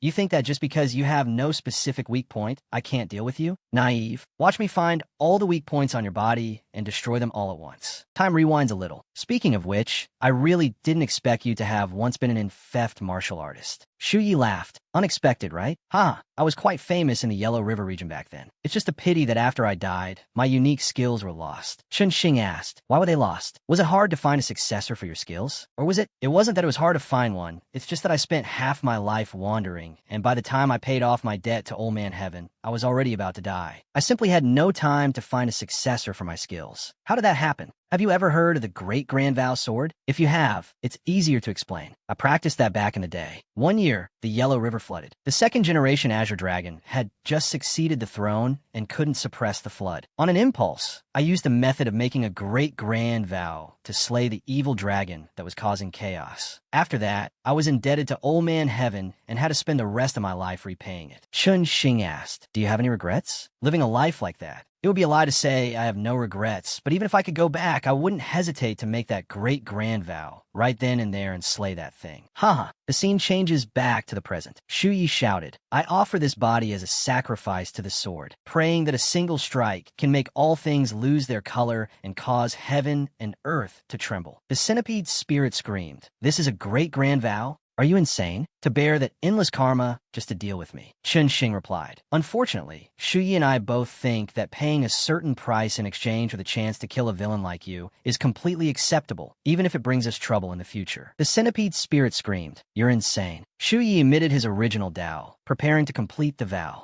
Mutu, fall back. Chun Xing understood and did a backflip. Shu Yi gathered momentum and began to spin. One instant heaven. Countless leaves were shot out, embedding themselves straight into the centipede spirit's body. They actually managed to penetrate inside the centipede spirit's body and continued to spin. The centipede spirit's internal organs were damaged, and it coughed up blood in pain. It was also at this moment that Qing Luo's group arrived. "Weisu?" Mu Huang was also quite surprised. "It's you. Aren't you the guardian martial artist of Dong-A? What are you doing in Liao Cheng?" Wei Su asked, "Did that calamity-level centipede spirit follow you here?" Chun Xing replied, "That's right, my friend and I discovered that someone had set up an evil sacrificial altar in Liaocheng. During the investigation, we ran into this centipede spirit." After hearing this, Mu Huang interrupted. "Wait, I remember 2 years ago, you were only at the lower Jia rank. In such a short time, how could you have reached a level where you can fight on par with this calamity-level centipede spirit?" He smiled. "You're mistaken. The one who can fight it on par isn't me. I'm just the assistant. The one taking action is my friend." Just as he finished speaking, Shu Yi returned. Mutu, who are they? Wei Su's group immediately went into a defensive stance reflexively. Chun Xing intervened. Don't be tense. This is the friend I just mentioned. I can guarantee he's on our side. Shu Yi continued. That's right. Don't look at me like that. Actually, a long time ago, I was also human. Mu Huang was still suspicious. So what if you were once human? Many of the ghost plagues in Hunan Dao were also caused by transformed humans. Wei Su asked. That's right, the bronze monks in the city, have you seen them? Any thoughts? I've seen them. There's an unusual number of them. The danger hidden behind them is obviously something we can't interfere with. How long until the court's reinforcements arrive? I don't know, but I've already sent a carrier pigeon.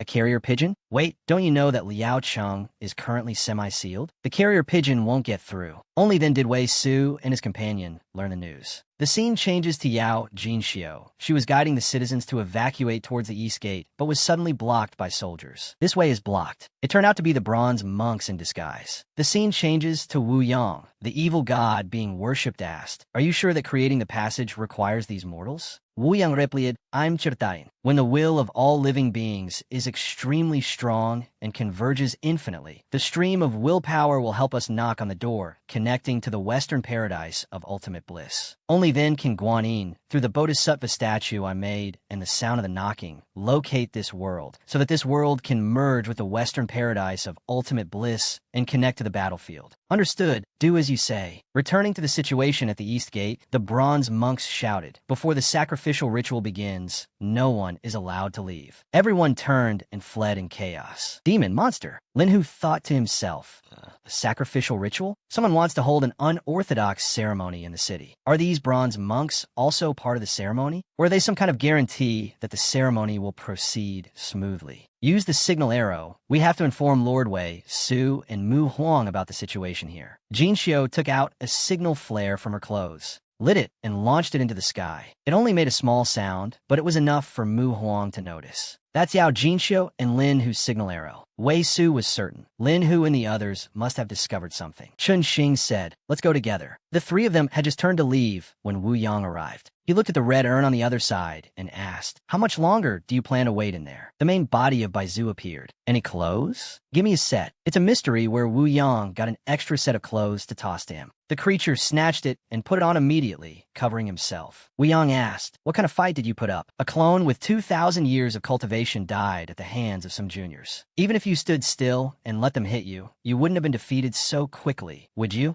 Baizu replied, Special circumstances. The one who killed my clone cultivates the Great Grand Vow sword. He was willing to bear immeasurable karma to activate the Great Grand Vow to strike me down. I had no other choice. Wu Yang continued to ask, Then how do you explain that martial artist of Dongye? When he broke into the Zhao residence in Taiyan Prefecture, didn't you already kill him? Why has he appeared again now? You can't blame me. He was definitely dead at that time. I confirmed it several times. I suspect he has an expert backing him. Otherwise, it's impossible to explain how he escaped our pursuit that year. Then he was the lucky survivor of the Li Sunxiao rebellion, and moreover, he was clearly killed by me, but could still return alive and well. After hearing this, Wu Yang understood. The troublemaker is hidden very deep? How long do you need to recover this clone? Half a shurchen. All right, I'll wait for you. The scene changes to the two bronze monks. After all the citizens had fled, only Lin Hu and his companion remained. This will be a tough fight. If the city gate guards turning into bronze monks wasn't an illusion technique, then their predecessors were clearly human. If they were human, it means all the citizens in the city have been replaced by bronze monks. The worst-case scenario is that even among us. Before Lord Wei, Su, and Mu Huang return, let's test their strength first. All right. As she finished, Jinxiu immediately used the Earthly Fiend's 72 arts to help Lin Hu become invisible. The two bronze monks were startled by this. Lin Hu assessed, They have emotions, which proves these bronze monks have a certain level of intelligence. Well then, how about this? Lin Hu decided to approach them step by step. His footprints were clearly visible to the two bronze monks. Just at the right moment, one of them decided to thrust its staff forward.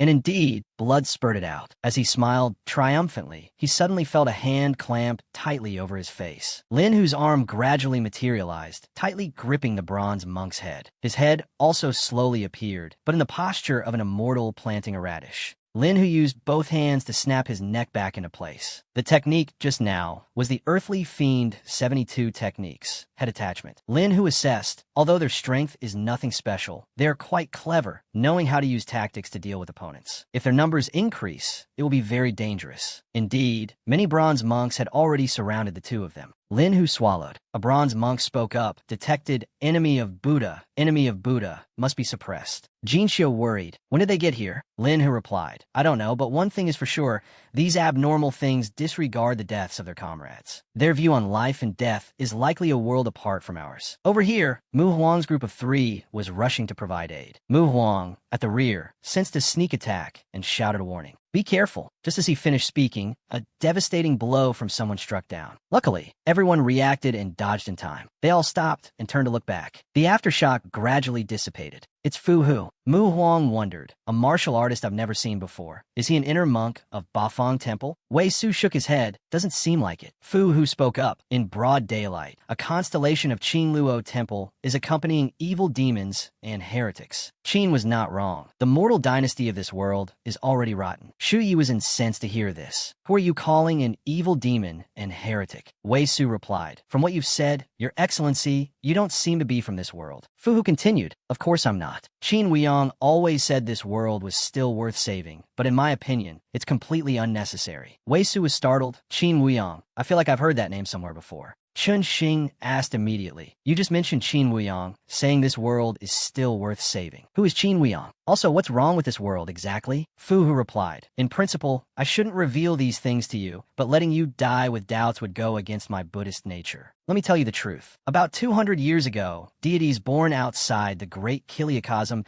took notice of this world. Qin Weiyang observed and realized their arrival was imminent, knowing their power better than anyone else. So in a desperate situation, he proactively contacted us. He then learned an even more shocking piece of news. It turned out the infiltration of the outer gods into the great Kiliacosm had already begun long ago. The immortals and gods couldn't even fend for themselves, so they basically couldn't spare enough manpower to help his world. Hearing this, Chun Xing and Wei Su had extremely surprised expressions. Fu Hu continued, such a predicament gave Qin Weiyang a bold idea, which was to go against history, quickly destroy the Jin dynasty, and establish a separate world. Then, in these chaotic times, he would select and eliminate all those unworthy of conquering the world, until this land could produce a monarch strong enough to use a dynasty to resist the outer gods. Mu Huang shouted, has chanting scriptures made you dizzy? This great Jin empire was established by the founding emperor and heroes at the risk of their lives. How did it become a gift in your mouth? Besides, I've never heard of the Qin Weiyang you speak of. Fu Hu smiled. Believe it or not, it's up to you. I'm just telling you what I know. Chun Xing spoke up. There's one thing I don't understand. Go ahead. If the Great Jin is a powerful dynasty recognized by Qin Weiyang, then why are you standing on the opposite side of the Great Jin? He replied, because your founding monarch and his successors are going down the wrong path. If this continues, even without those outer gods descending, this world will be destroyed by him and his successors. After hearing this, Wei Su shouted, nonsense. You think we'll believe your devilish words? Fu Hu smiled. Whether it's nonsense or not, you just need to make a comparison. Before he could finish his sentence, Qin Weiyang's voice cut in. That's enough. The whole group turned to look. Qin Weiyang had appeared. He said with a frown, Fu Hu, you've revealed too much. Stop here. He replied, what does it matter? In any case, they won't survive today.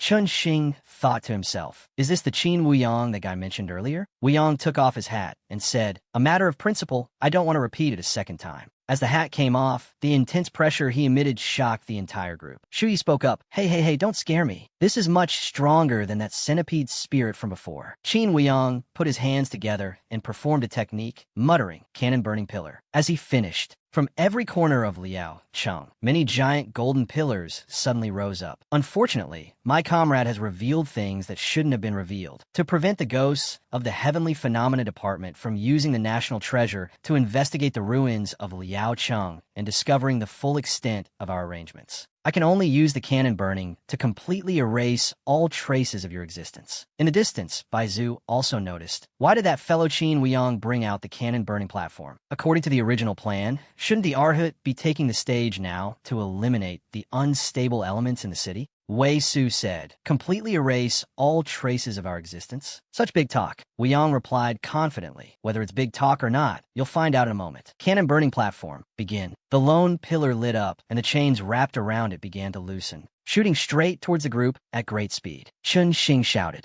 scatter. The attack was too fast, too dangerous. Luckily, no one was injured yet. Fu Hu approached Wuyong and said, "They're just 4 kids who haven't even reached genius level. Is it really necessary to use a high-class Dharma treasure like the cannon burning?" Wuyong replied, "Even a lion uses its full strength to fight a rabbit. Reinforcements from Great Gene are coming. Before they arrive, all obstructing variables must be cleared away." Understood. Listening to your nonsense. If I hadn't intentionally let it slip just now, you'd probably be hiding in the shadows, reaping the benefits like a fisherman, watching me and them fight to the death. Mu Huang veered west to run, but the speed of the chains was too fast. So annoying. As he approached the next rooftop with a spin, Mu Huang turned back towards the chains and pulled out the cross symbol on his pendant. Restriction released, fixed light shield. As he spoke, the cross formed a shield, fixing itself under the roof, ready for the chains to strike. Just as they were about to hit the shield, the 2 ends of the chains were stopped by the spiritual power emanating from it. This side is done.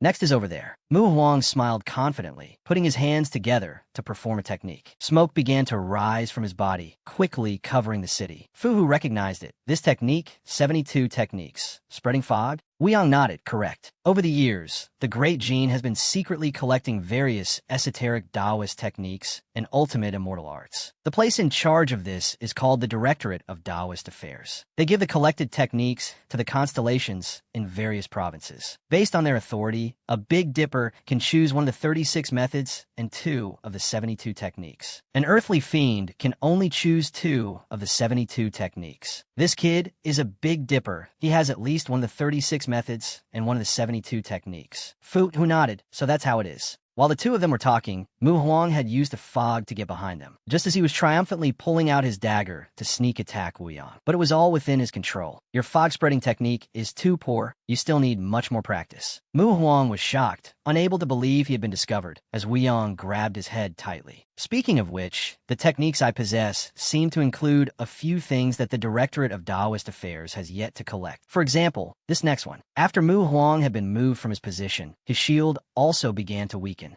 The chains from Wuyong's pillars counterattacked, restraining him tightly. Then the punishment will start with you. At the other end, by the pillar, the chains began to move, pulling Mu Huang back, tightening around him so he couldn't move. The sigil on the pillar lit up, and the entire pillar became hotter than a furnace. The only sound in the city was Mu Huang's tragic, blood-curdling screams. Wei Su called out worriedly, "Mu Huang." Chun Xing and Shu Yi were also startled and turned around. "Let's go save him."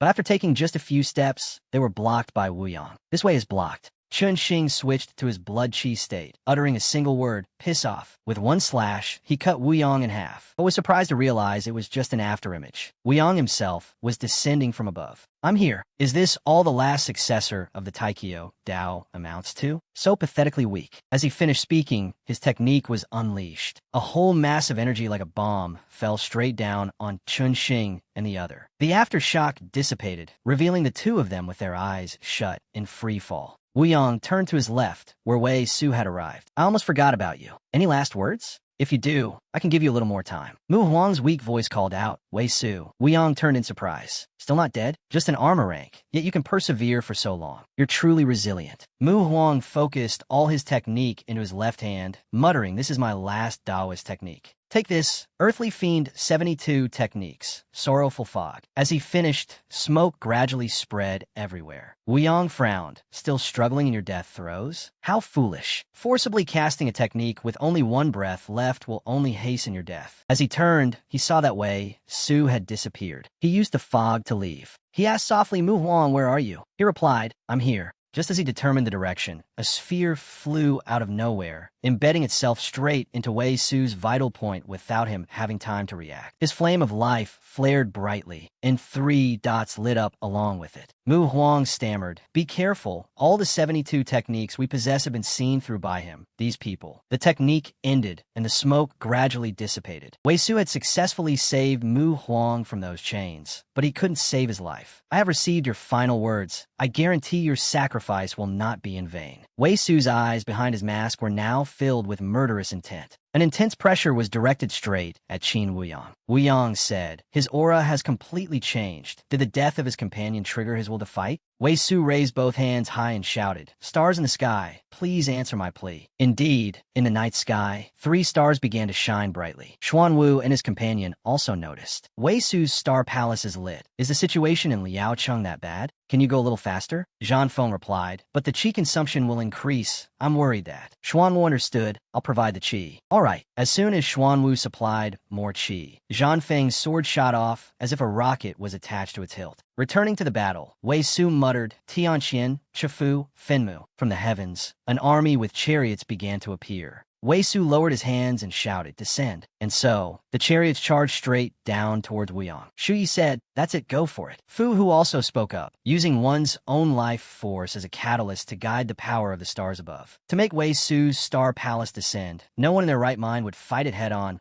Let's see how you handle this next. Returning to the one receiving the attack, Wuyang remained still, raising his hand and snapping his fingers. The immortal art Hui Tian Fan Shu was cast. From where he stood, a light burst forth, brilliantly illuminating the entire night sky of Liaocheng. Wherever that light touched, the chariots vanished. Wei Su couldn't believe his eyes. Wuyang asked, "Do you have any other moves?" "Bring them all out." Wei Su exclaimed, "Are you kidding me? I drew upon half of my remaining lifespan, plus the qi that Mu Huang gave me just to activate this technique, yet he broke it so easily." Wuyang laughed.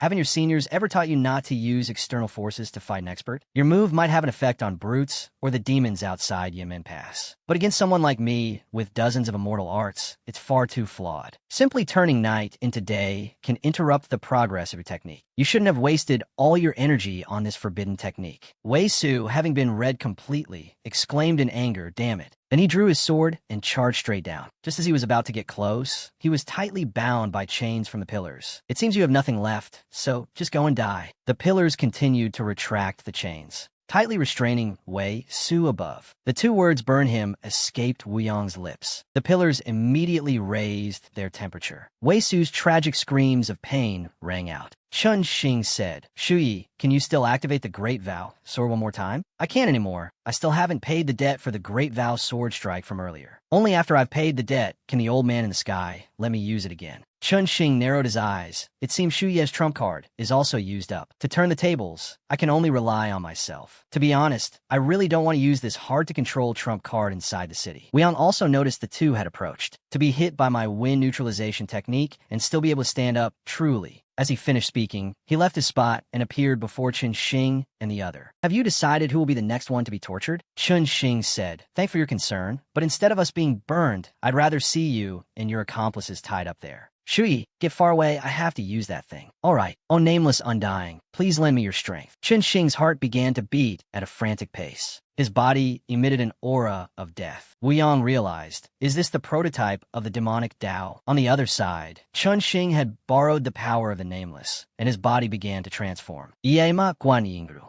Wuyang said, "What's this?" The last successor of the Taiking Tao has actually stepped onto the path of the demonic Tao. If Li Tong knew this in the underworld, he would probably get angry enough to come back to life. Hearing this, Guan Yingru was stung. "Shut up. Come, let's have a duel." Wuyang smiled. "Interesting, combining the prototype of the demonic Tao with your half-baked Dharma idol. It might actually have the ability to kill a disaster-level combatant. But can you still be considered human in this state?" Guan Yingru replied, "As long as I can kill you here, it's worth it." As he finished, Guan Yingru slammed his great blade down on Wuyang's position. Boom! Kill me? What a delusion. While dodging the attack, he performed a technique. "Come forth, true Lord of the South Pole Dharma idol." In the sky, a blue light appeared. The true Lord of the South Pole materialized, facing Guan Yingru. Wuyang said, "Let me show you what the proper way to use a Dharma idol truly is." The true Lord of the South Pole also gradually emerged from the blue light, revealing his full form. His eyes opened, and he asked, "Who has summoned me?" Wuyang replied, "It is I, Qin Wuyang. Why have you called me?" He pointed and replied, "See that demonic Tao cultivator over there? Help me eliminate him." The true Lord of the South Pole thought for a few seconds and agreed, all right. He stepped towards Guan Yingru's position. Guan Yingru decided to take the initiative, charging forward to attack first. The true Lord of the South Pole dodged to the right, his left hand firmly grabbing the spear shaft. Shu Yi watched from a distance. Speaking of which, that blockhead is quite something to actually skip past divine abilities and go straight to the prototype. It took me so much effort to master it back then. Just as he was muttering, Fu Hu appeared behind him. What's the matter? It's just the two of us here. Stop pretending. I don't understand what you're talking about. Do you want me to say it plainly? You fiend who relies on wandering ghosts to prolong your life. Shu Yi seemed to have been struck a nerve. The two giant monsters were fighting on equal footing. Over here, the two sides were in a standoff. Shu Yi said, I don't understand. In terms of being a fiend, the cricket spirit I killed was more obvious than I am. In terms of blood debt, compared to Qin Wuyong, the one who caused chaos in the dynasty, I'm afraid I'm far behind. This humble one is merely a nameless junior. Why must you insist on clinging to me? Fu laughed. Stop pretending. Under these Dharma eyes of mine, how many people you killed when you were alive? How many wandering ghosts you devoured after you died? I see it all clearly. Shu Yi was stung for a second time. When you were human, you committed all sorts of killing karma. I couldn't be bothered to settle that with you. But even after death, you couldn't rest in peace. To prolong your life, you devoured so many wandering ghosts, cutting off the chance of reincarnation for so many. If this isn't creating evil karma, what is? Shu Yi continued, if I said that the people I killed when I was alive were all evil, and after turning into this state,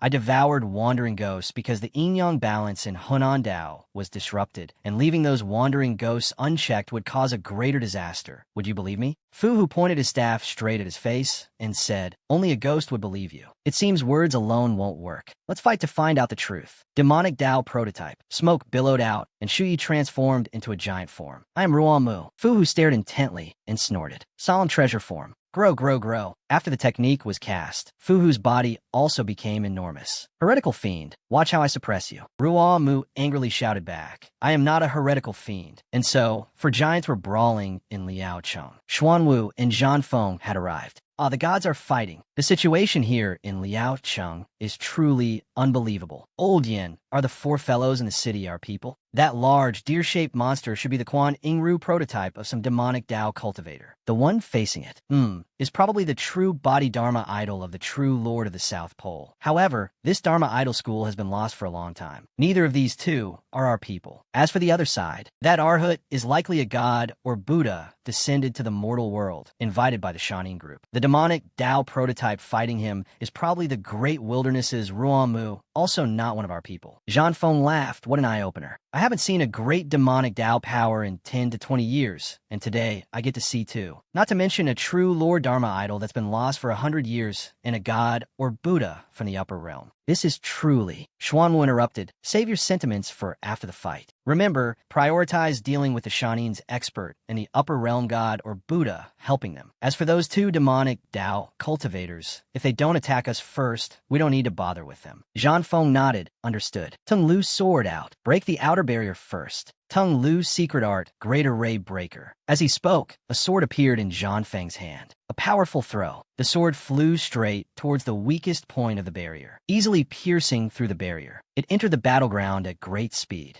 Wuyong noticed that's the Tung Lu sword. From the Qingzhou Swordmaster. Have reinforcements arrived? On this side, Ruan Mu seems to be gaining the upper hand. Fu Hu took a step back, spun his staff several times. 5 fires rotation. Incinerate all evil. As he was preparing to launch his move, he sensed something flying towards him. But he couldn't defend in time, and it plunged straight into his left arm. A perfectly round hole was punched through his entire left arm. Ruan Mu also realized reinforcements have arrived. Fu Hu, having been sneak attacked, was furious. Who is it? Who ambushed me? Zhan Feng replied from the sky. It was me. Fu Hu looked up in a daze. The mouth on Zhan Feng's cheek spoke up. We're screwed. We're screwed. You've poked a hornet's nest this time. Xuanwu also landed on this side, facing Wuyong. Unexpected that we would meet again in this situation. Wuyong smiled. Indeed, 100 years have passed in a flash. You've gotten old too, haven't you? The mouth on Zhan Feng's cheek worried. I told you not to pick him as an opponent. Wouldn't it have been better to pick that guy in red? This big guy is an Arhat who has cultivated 9 fruits. We can't afford to provoke him. Fu Hu recognized it. That second mouth on your face, it seems to be a derivative of Ma Li Shou's Zen, sound prosperous land. Did Ma Li Shou lose? Zhan Feng shouted, "An Arhut. It's an Arhut. I want to fight." Quite the big talk. On Wuyong's side, he replied, "That's right. 100 years have passed in the blink of an eye. You've gotten old too, haven't you?" Xuanwu said, "This disciple dares to ask a question. Tell me, were the sacrificial rites in Taiyan, Qingzhou,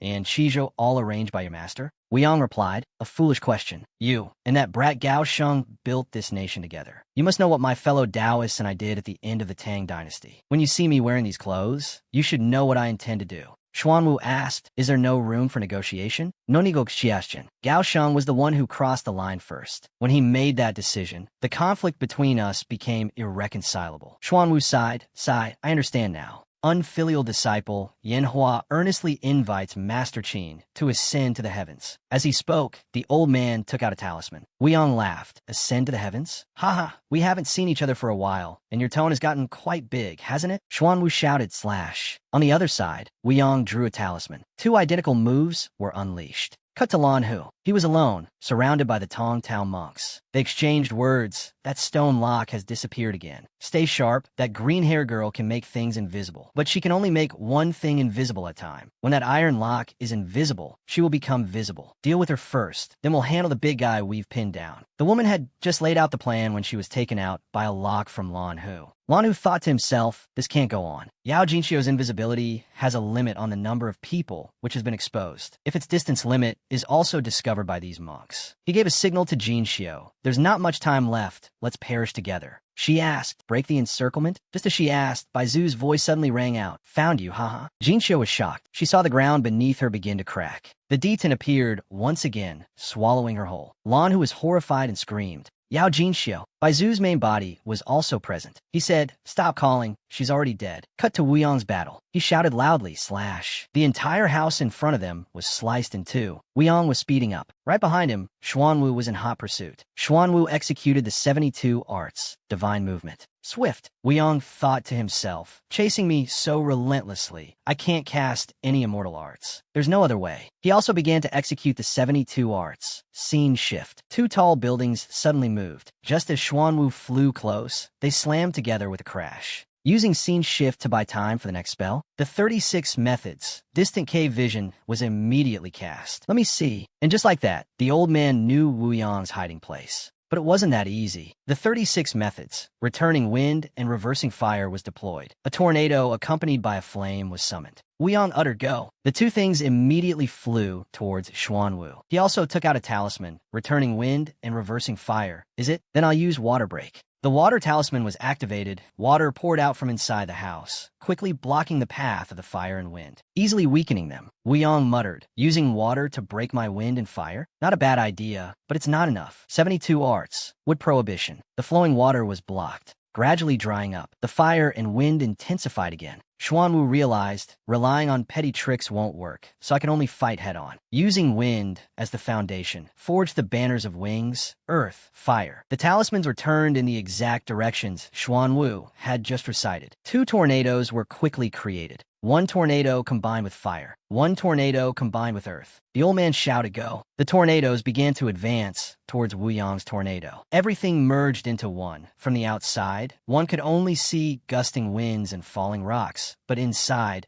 it was like a true battle of the 5 elements. The mouth on Zhang Feng's face said, "Oh my, why do I get the feeling that the guy in red over there is harder to deal with? Be careful." Luckily, Zhang Feng reacted in time, escaping a grab from Fu Hu. That was dangerous. Zhang Feng wondered, what's the deal with that Arhut? How can he still move after I pierce his arm? Does his body not have bones and meridians? The mouth continued, "This is the form of the solemn treasure visage. Unless its strength is depleted or its head and heart are destroyed, it will continue to fight." After hearing this, Zhang Feng found it troublesome. The guests in the city have not yet been evacuated. I can't conveniently use large-scale techniques, but if this continues, sooner or later I will be caught by him. Ruamu's voice came from behind. "It's all right, leave it to me. Grow." Adio muchanted. A 3-meter radius around Fu, who began to sprout green shoots. They quickly grew into lush, climbing roots, wrapping around his body. "What kind of trick is this?" Ruan Mu appear before him. The seeds of the great desolate Ruan Mu are very small, so small they are no different from pollen. Whether they can become useful mainly depends on the amount of life force where the seeds reside. A famous figure, are you? Arrogance made you overlook the tree seeds I scattered. It is precisely because of your arrogance that these Ruan Mu seeds have been able to continuously multiply and grow. Become food to nourish them. As he finished speaking, the roots had already tightly bound Fu Hu's giant body. From a distance, Bai Zhu looked in that direction. Is that Fu Hu daydreaming? He was pinned down so quickly. What about the rest of the plan? Just as he finished speaking, a palm-shaped strike flew out of nowhere, striking the D-10's body directly. Bai Zhu was stunned as he felt the tremor. What's going on? Whoever hit me, come out here. He was startled to see below, among the Tao monks. One of them had transformed into Fu Hu, frowning. Speak with some respect, or I won't mind casually exorcising a demon. Bai Zhu clicked his tongue, then controlled the D-10 to drill straight into the ground and escape. Fu Hu didn't pursue, just snorted coldly. On the other side, the mouth called out, "Hey, what are you doing? Those seeds are very dangerous. Didn't you see what happened to that Arhut? He's turned into a potted plant." Zhan Feng reassured, "Don't worry, he won't act against us. At least not before this battle in Liaocheng is over." The mouth continued, "Fine, whatever you say. Who asked me to be just a useless, redundant mouth anyway?" Zhan Feng asked, "Are you and Quanning Ru spies sent from outside Yemen Pass?" Ruan Mu replied, "No, we're not like them." Zhan Feng was stammering, about to speak, when the mouth shouted loudly, "Feng Feng, look over there." He turned to look towards Fu Hu. The pile of roots was gradually disappearing, and Fu Hu was nowhere to be seen inside. "Didn't you say the solemn treasure visage would be maintained until its power was exhausted?" The mouth continued,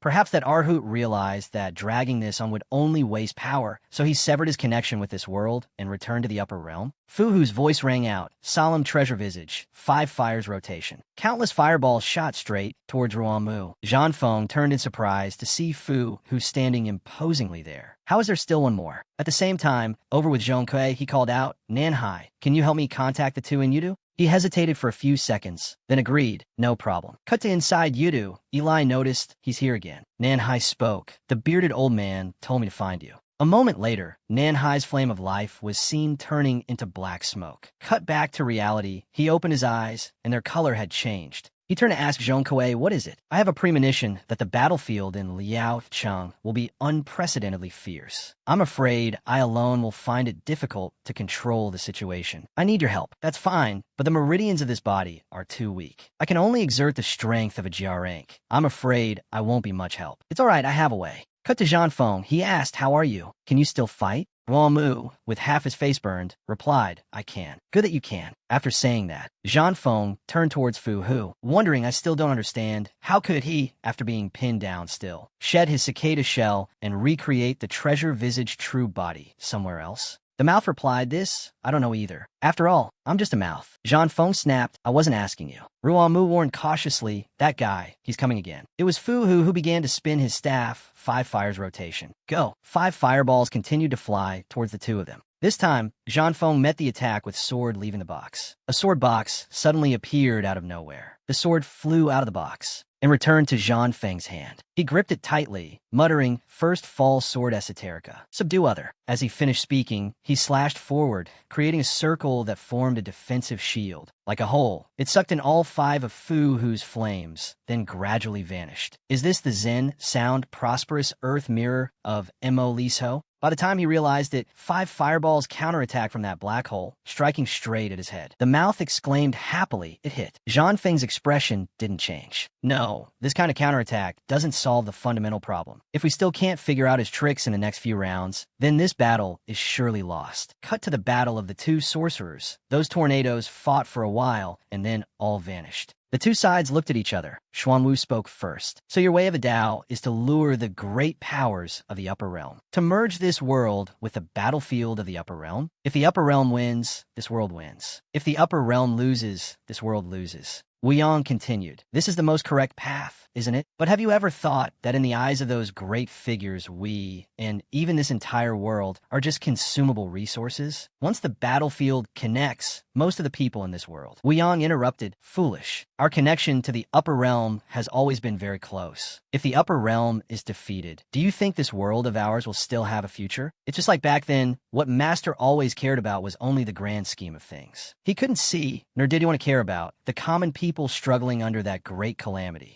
After hearing this, Wuyong fell silent. Xuanwu bit his fingertip and began to draw a seal on his palm. With Xuanwu as the center, the tree trunk began to spread out in all directions. Wuyong also knew this technique. Withered would meet spring? He replied, "We will prove that your path is wrong. The one who fights for the weak throughout the world, like His Majesty, is the true savior of this world." Returning to the South Pole, true monarch's battle, he had taken advantage of an opening, placing his hand on Xianing Ru's head. Viken, Rot, Visa, D. And indeed, Chunxing's phantom image began to gradually disintegrate. The giant combined form had shattered, and he just fell freely. The horrifying thing waiting right below was the centipede's spirit. Thud. No one to save him. No help at all. Around him was only darkness with a crunching sound. Opening his eyes, he fell into an illusory realm. "Where's this place?" A giant entity spoke up. "This is the lowest level of the world, the prison of all things." Chunxing stood up, wondering, "Who are you? Your hands are clearly human, but your body is that of a beast." He introduced himself. "I am the original bloodline of the heart in your body, the ancient tree Xianing Ru." Chunxing asked, "Did you bring me to this place?" "That's right, because I sense the aura of Fong Tan on you, so I conveniently saved you."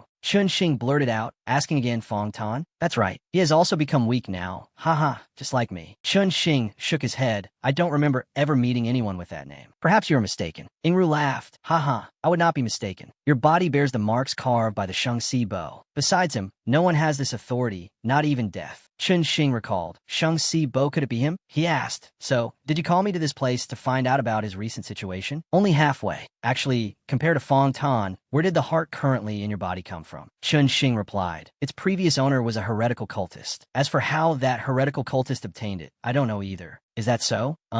If possible, could you let me go back first? My companions are still fighting. I'm afraid if I'm gone for too long, there will be danger." "Of course you can. But before you go, can you satisfy my curiosity? Why do you all fight with so many worries? What are you concerned about?" "Because we have to protect the common people in the city. We have some reservations. So many techniques cannot be used." "Are you satisfied with this answer?" "Satisfied. But do you know that the subjects you are protecting are actually no longer considered human?" After hearing this, Chunxing was startled. "What do you mean? Haven't you discovered it yet?" "Haha, those mortals were converted a long time ago by the mortal dust immortal from another world. Just a single thought from him turned people into Tong Tao monks. This transformation is irreversible. Strictly speaking, you're actually protecting the derivatives of the Buddhist law of that mortal dust immortal." Chunxing was horrified upon hearing the truth. "Is what you said true?" Returning to reality, after taking a hit from that taste of his own medicine move, Fu, whose giant body was covered in marks. A mouth spoke, woe completely unscathed. "How are we supposed to fight this?" Zhan Feng asked. "Weren't you on the side of the insects before? Does this Arhut have any weaknesses? Think for a moment." The mouth replied, although I am a creation of Lord Amo Liso, I only know what Lord Amo Liso allows me to know. Do you think his lordship would tell me important information like weaknesses? But aren't your creator and this Arhut from the same group?" You see, the mouth laughed and continued, "The difference is too great. Lord Amo Liso and that true fruition Arhut actually come from different lesser thousand worlds. Although their second-in-command important minister in the upper realm is on the same side, it doesn't mean that I, a creation of Amo Liso, need to sacrifice my personal interests to help that Arhut. Having said that, do you understand now? I will serve my master, but between survival and my master's allies, I will not hesitate to choose the former." Zhan Feng replied, "I understand a part of it, but there are too many proper nouns in your words. I'm a little confused." Ruamu moved. Zhan Feng wondered what's wrong. He said, "Xianing Ru and I have been defeated. Not only that, the centipede spirit that died by my hand has also revived and is hiding beneath our feet. Everything is heading in a direction unfavorable to us." Zhan Feng looked at Ruan Mu, contemplating their next move. Xuan Wu's tree roots continued to creep into every corner of the city. The South Pole, true monarch, said, "In the end, you still had to take that step." Qin Wuyang. Wuyang said, "Surely you didn't think I hadn't prepared any tricks to counter withered would meet spring, did you?" Xuan Wu continued, "Based on Master Qin's personality, you must have prepared everything thoroughly before waiting for me here. Although it's very likely my efforts will be in vain, I still need to try, right? What if the trick you prepared doesn't work?"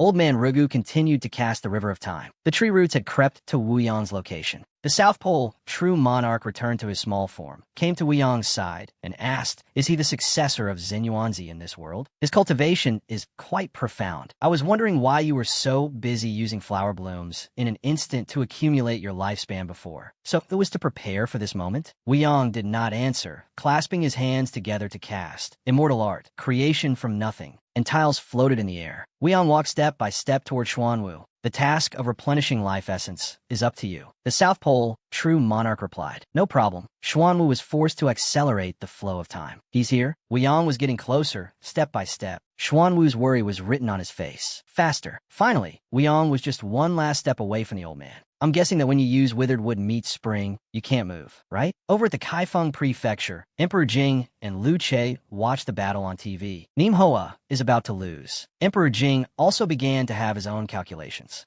On the other side, Zhang Feng wondered, strange, why has he become motionless? He's not even releasing fire anymore, just standing still like a statue. Ruan Mu guessed, perhaps it's because his long-range attack methods have been sealed by you all. If you were to fight up close, I have also arranged Ruan Mu's seeds around here. He's afraid that if he fights his way over, he'll make the same mistake again. The old man spat blood. So, the one who left the water mirror in Taiyan was you? Wuyong replied, correct. Suddenly, Xuanwu burst, old, lowing.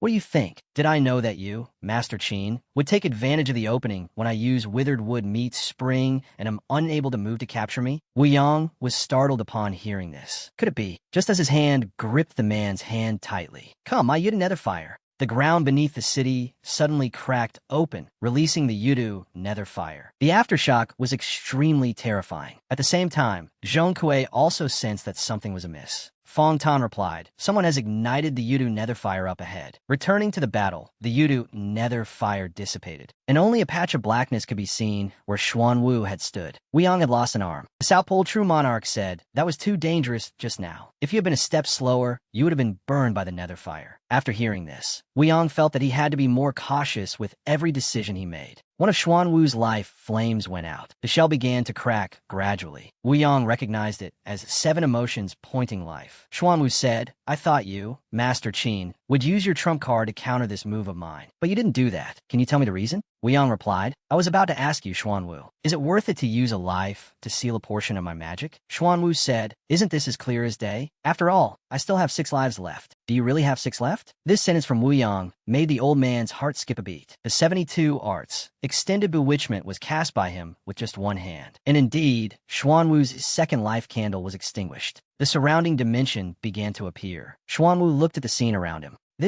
I've been hit by the bewitchment art. Ruan Mu lay gasping for breath, and Zhang Feng lay miserably on the ground. Impossible. If you had opened a bewitchment scene, I would have been able to detect it, right? Wuyong explained. Recall, when you used Gu Yuan Dong Xian to bypass the obstacle to see what seal I was forming, what did you see? Xuanwu began to realize, which is to say at that time you were casting the bewitchment art, not returning wind and dividing fire. Because I also used Gu Yuan Dong Xian, I happened to run right into your magic. You used the shifting scene to block me, not to buy time, but to lure me into using Gu Yuan Dong Xian. Yes, precisely. So from that moment on, the one fighting with me, Fu Hu continued, but 2 lives were taken down by that plant guy and that martial artist joining forces. They were also hit by this art. Luckily, I have you. Otherwise, based on my current methods, it really wouldn't be easy to deal with that demon and the person you brought to help. Xuanwu wondered, then why did you dispel the bewitchment art? You could have completely waited until I had exhausted all my lives in the bewitchment scene, and then dealt me a fatal blow. Wuyong replied, let's just drop this kind of probing. You surely have some countermeasure on you that would be activated upon continuous deaths. Although I can't determine on which death it would activate, compared to being actively discovered by you and getting trapped in return, it's better to dispel the illusion first. In any case, my side already has the advantage. Xuanwu's side, so that's how it is. You even calculated this? I have truly been defeated at your hands.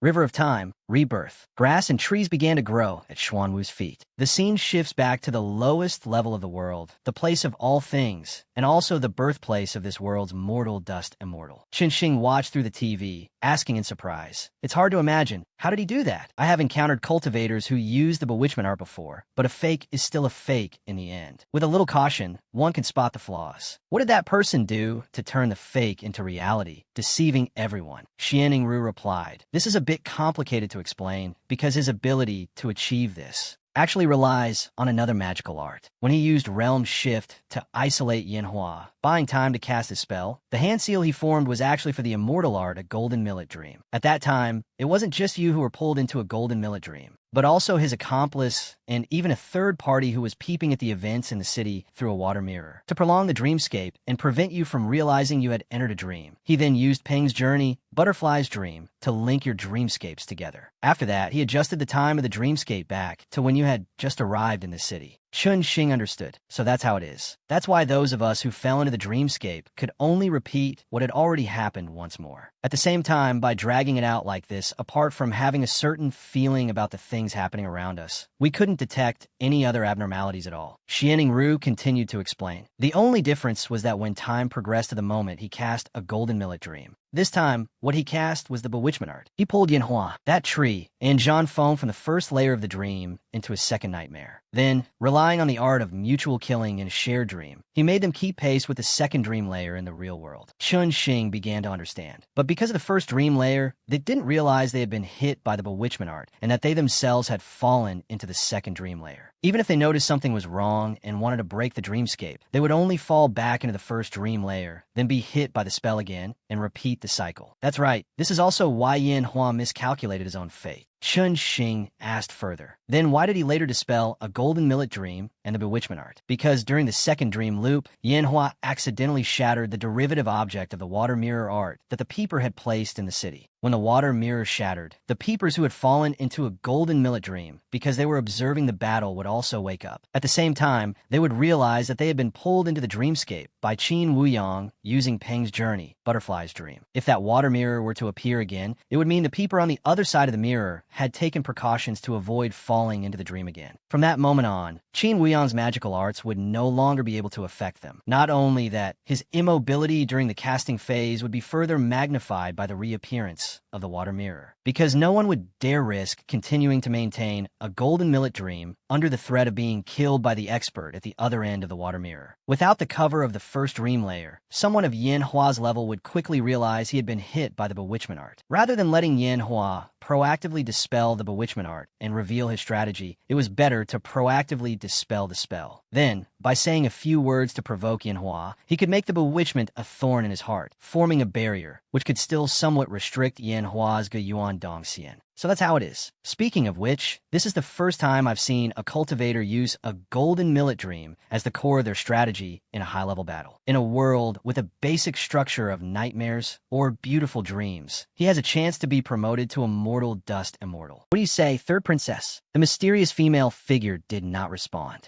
At the same time, Xuanwu's art began to seep toward Zhan Feng and Ruanmu. He also pulled out the sword that had been stabbed into his abdomen. He had originally intended to save this move, to use when joining forces with Lu Yin and the others to destroy your lair. It seems there's no chance for that now. Fu Hu wondered. The effects that Yudu, Netherfire, and Witheredwood meets Spring had on them have been reversed. What kind of technique is this? The South Pole True Monarch replied. This is Chen Yuanzi's technique. He can not only control the flow of time now, but can also rely on localized time reversal to dissipate the injuries on himself and his allies. Indeed, the tree had grown back completely. Wuyang exclaimed, "Reversal, how? So this is your trump card, returning your body to its most vigorous state to fight us in your best condition." Xuanwu emerged from the tree trunk and replied, "That's right. Cool, me." Wuyang looked at his six-pack body and wanted to switch genders, pulling a talisman from within himself. It flew towards Xuanwu and immediately exploded. He got into a stance, flexing his arms, muscles bulging, and threw a powerful punch that shattered the attack. He let out a long breath. He beckoned provocatively. "Come again." Fu Hu's jaw dropped. What's going on? Was he a martial saint when he was young? Wuyang turned and said, "You guys hold him off. Give me some time to activate the Dharma Cannon." Got it. With that, he leaped up, using the 72 transformations, invisibility art. Xuanwu decided to take the initiative and charge forward. Don't even think about leaving. Fu Hu spun his staff. That's not for you to decide. With that, he also got into a stance, twirled it a few times, and charged forward. The staff aimed straight for Xuanwu's flight path, but it was still within his observation. He stopped at the right moment, his right hand grabbing the staff tightly. "Is this all the skill you have? It seems you chose the wrong path before descending to the mortal world."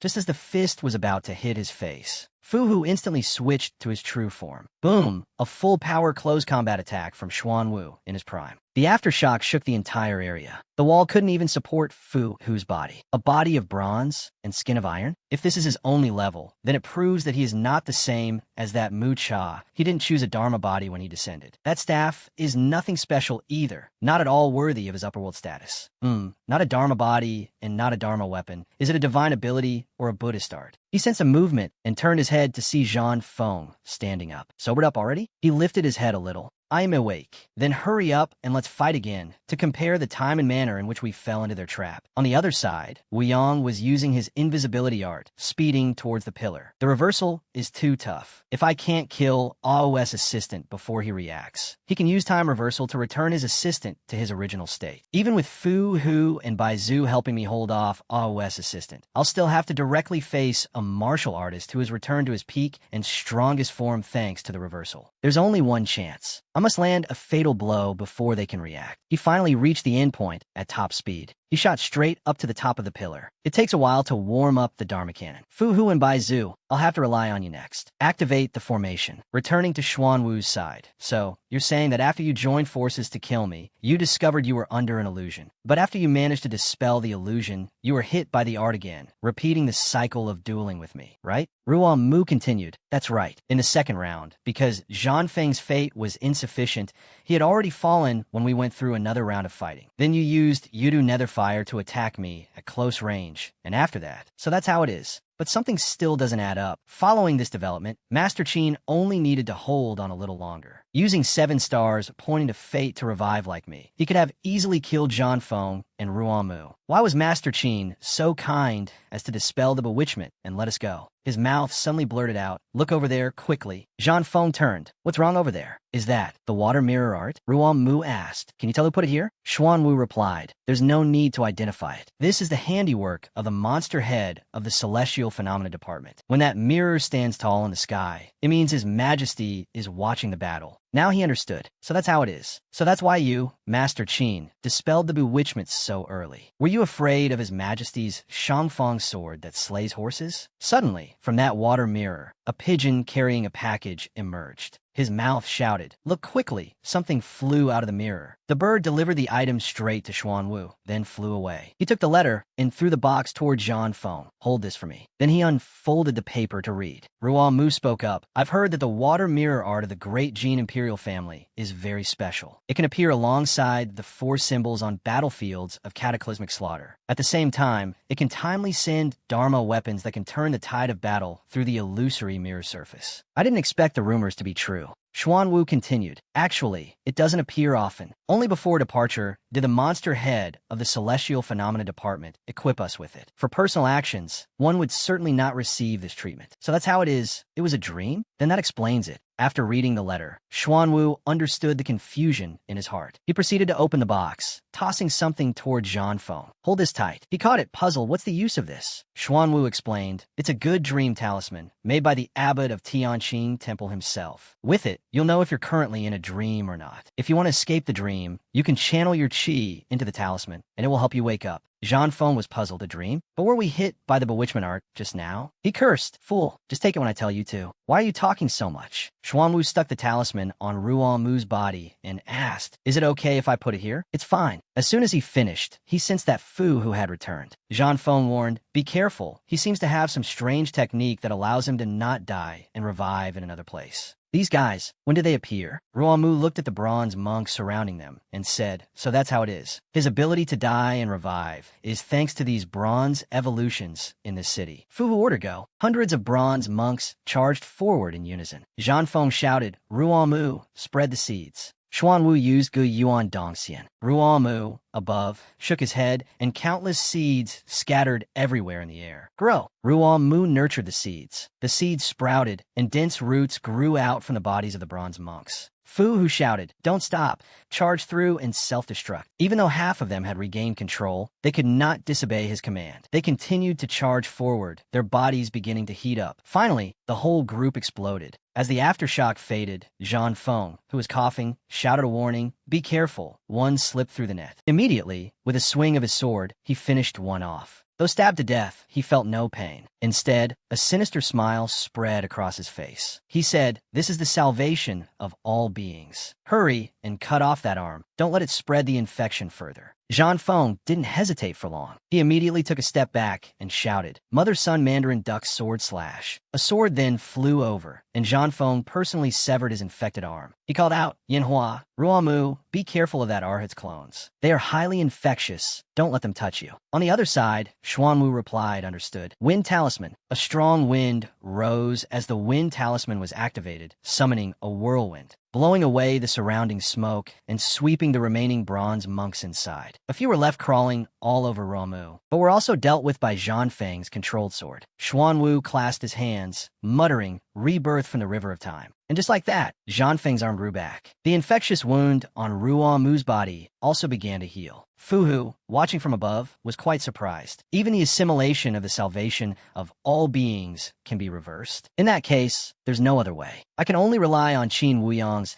Paluo Grand Formation. Ruamu bowed his head. Many thanks. Xuanwu replied, You're welcome. What exactly are those Arhut's clones? Zhan Feng explained. From what he said, this technique is called the salvation of all beings. It's a type of magical art that great divine beings of the upper realm use to subdue evil beasts and those who do not follow discipline. Its characteristic is that when someone of a higher status uses this move on someone of lower status, the latter cannot resist. This one move can control the target's consciousness, change their appearance, and even assimilate them. Xuanwu asked, even a slight touch will cause one to fall under the spell? That's right. In the eyes of the divine beings who specialize in this magical art, even brief physical contact is enough to be infected and begin assimilation. Ruamu added, then this is troublesome. There are many bronze monks hiding in the city. Among us, only you can counter this move. Scene change. Chun Xing observed the battle through the mirror, which reflected his expression. He asked, do you want to go over there with them? Is it possible? It's possible, but with my Dharma idol and your fledgling Dharma idol, going there now won't change the tide of battle. After all, you've seen that Qin Wuyong's abilities. But if I just wait here and watch the situation worsen, I can't do it. Suddenly, the third princess's voice spoke up. Let me go over there, Xianingru. Huh, I can feel another me approaching this world. I want to ask this little brother to pass on a message for me. Xianingru continued, but my pure bloodline on the surface world has withered under the pursuit of the Qiayu. If even he falls, then my water mirror art bloodline may never have a chance to be used again. The third princess said, then let him become stronger, strong enough to protect himself in this cataclysm-level battle. If I'm not mistaken, the Dharma idol he uses is the primordial Windao, true monarch, right? Don't we also have a mortal world immortal who studied under the true monarch? You help him awaken his innate divine ability first, then ask that mortal world immortal to perfect his Dharma idol. Wouldn't that solve it? Xianingru pondered. At the same time, another wave of bronze monks rushed towards Zhan Feng's group of three. Old Yin, do you feel it getting hotter and hotter? It might be Master Qin's doing. Ruamu, I'll transfer half of the fire from the Gui Yuan Dong Xian to you. You're in a high position. Help me see what Master Qin is doing now. All right. As he finished speaking, he immediately used the Fun Gon Tong Wei. Go. After receiving the enhanced vision, Ruamu rose as high as he could. He muttered, let me see. There he is. It's him, over there. Wuyong is kneeling, his hands clasped as he performs an art. Qian, Xun, Gun. The pillar beneath his feet lit up brightly, then released a beam of white energy. It flew towards the nearest pillar. As it approached, Wuyong shouted, son. That pillar also lit up brightly, then linked up with the other pillars in the same way. Ruamu said, he's standing on a bronze pillar. It seems he's preparing something. That bronze pillar is very strange. Why don't I remember it? Wait, the bronze pillars are changing. The pillars corresponding to the Qian and Sun positions have linked up. It seems something is. Xuanwu continued, bronze pillars? It seems they weren't here when we arrived. He glanced towards the pillars and shouted, Zhan Feng, guard this place by yourself for a moment. That form, that low sense of presence that's easy to overlook the rising ambient temperature. Could it be? Indeed, it's the Paluo pillar. Feng Zi, use the ascending tower sword with all your strength. Zhan Feng was still bewildered, not understanding what was happening. Huh?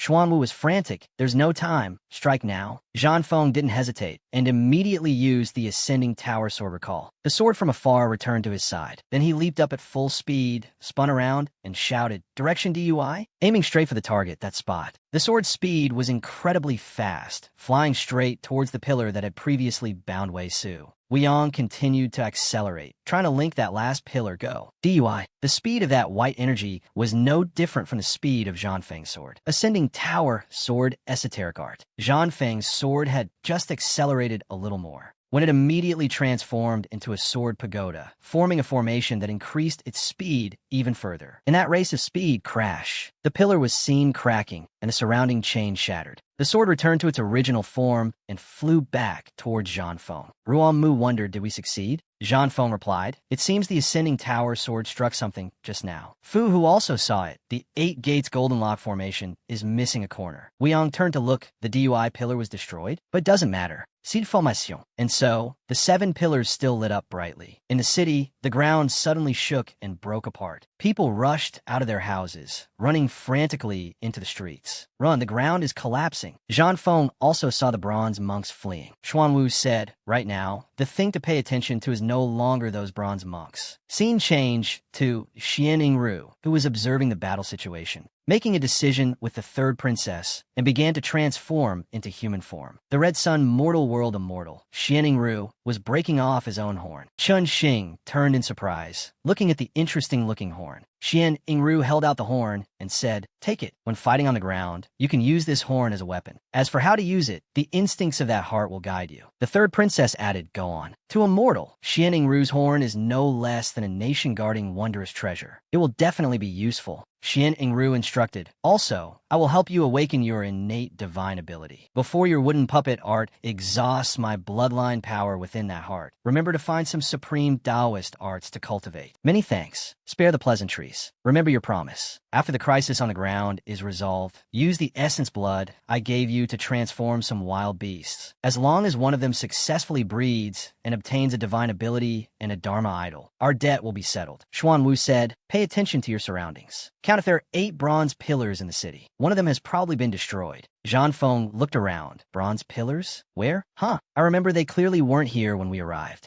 Xuanwu continued, these bronze pillars are likely the Paluo pillars that Master Qin commissioned the statue people to forge. This kind of magical artifact, no, it should be called a nation-guarding wondrous treasure, has a low sense of presence that's easy to overlook. Those burned by it will also be infected with this characteristic, becoming overlooked and forgotten. Ruan Mu added, your reminder just made me think of something. Before you all arrived, it seems my friend and I were fighting someone, but I've forgotten. Jianfeng asked, besides that, are there any other points to be aware of? According to related records in the Great Qin Historical Archives, people or demons burned by the Paluo cannot use qi or supreme arts to resist the damage it inflicts. For most living beings in this world, being tied to a Paluo pillar has only one outcome, being burned to death by the Paluo. Jianfeng asked, if supreme arts can't be used, can it be broken with physical strength? Impossible. The chains of the Paluo pillar are forged from the core of an extraterrestrial meteorite, something that human strength and ordinary soldiers cannot break or sever. After hearing this, Jianfeng grew worried. Does that mean we absolutely cannot let that thing capture us? On the other end, Weiyang began to cast the water mirror art. 1,000-mile sound transmission talisman. Out. Xuanwu also realized it's Master Qin's water mirror art. His 1,000-mile sound transmission talisman appeared near Fu Hu. Weiyang's voice came through. I have to use the Paluo to capture people. You send out those monks to pin them down. Understood. Xuanwu didn't understand what was happening, but decided to be vigilant. He bit his fingertip and used the blood to draw on his palm. Ruan Mu shouted, those bronze monks have appeared again. Xuanwu instructed, I cannot move while casting this magical art. Protect me.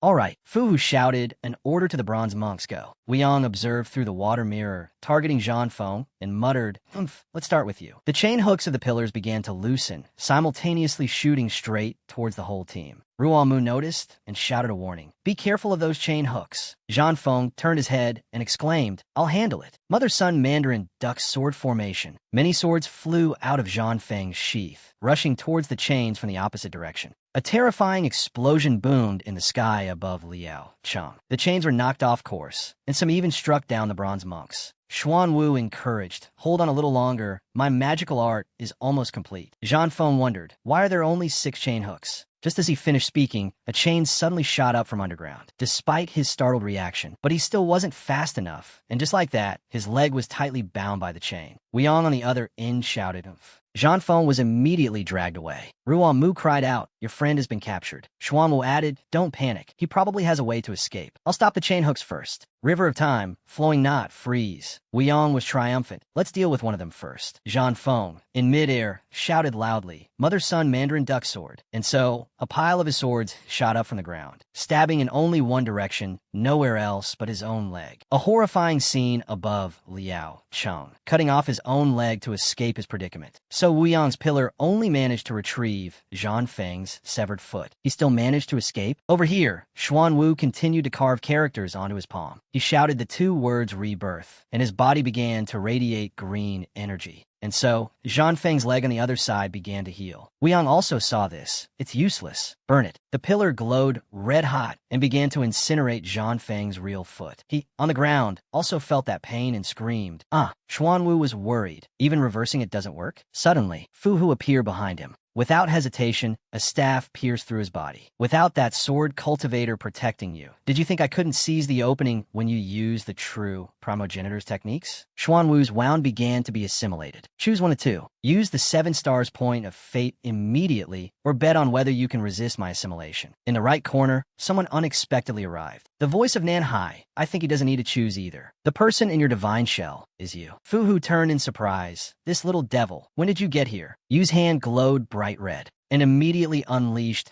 the 100 weapons martial dance blade and sword mirror. Hundreds of blades and swords erupted from the ground towards Fu Hu. He also quickly let go of the staff, somersaulting backward a few times to escape. Yu immediately gave chase, passing by Xuan Wu, and said quickly, "Leave him to me. You go deal with the one who set up the formation in the city." The old man still didn't know who Nan Hai was, but seeing someone helping, he agreed. All right. Not only the 100 weapons martial dance, but even a unique netherworld killing aura of the Fan family can be awakened to such a profound level. Is this youth the reinforcement sent by the Fan family? Wuyong, observing through his water mirror, had also seen Nan Hai arrive. A new variable? Just as he finished speaking, Zhong Kuei appeared behind him. "Yes, your plan is about to be shattered. Ghost Dao's secret art, 5 senses deprivation." Zhong Kuei's ghost began to rush forward. "Your hearing, I've taken it. Your sight, I've got it. Your sense of smell, give it to me. Your sense of taste, I want it now. Then I'll take your sense of touch." Wuyong froze, his whole body trembling, unable to react at all. Zhong Kuei continued to launch wooden planks forward. He clasped his hands and performed a technique, Celestial Master's secret method, black coffin sealing art. The wooden planks immediately grew larger, enveloping Wuyong inside, forming a living coffin, then fell straight onto the pillar. Bam! Feng Chung appeared. Zhong Kuei glanced over and said, "This person is very strong. I can't suppress him alone. Lend me a hand. Help me condense a soul-suppressing nail." Feng Chung nodded. "All right." Zhong Kuei began to use a brush on a bowl of blood. He drew on the surface of the coffin. Wuyong inside resisted ceaselessly, causing the coffin to shake continuously. Feng Chung had almost finished condensing the nail. Zhong Kuei finally finished writing. He raised his hand and shouted, "Seal." Then, many talismans flew out from his sleeve, plastering themselves all over the coffin. He turned and asked, "Is it ready?" Feng Chung had just finished condensing the nail and replied, "It's ready." Zhong Kuei approached and took the nail. As he raised it high, he muttered, "By the order of the Supreme One, I carry out the command. Sweep away the lonely ghosts. Suppress the baleful stars. Suppress, suppress. Suppress for me." As he finished, the old man slammed the nail down onto the coffin's surface with a thud, aimed straight at Wuyong's body inside. His blood-curdling scream echoed throughout the city.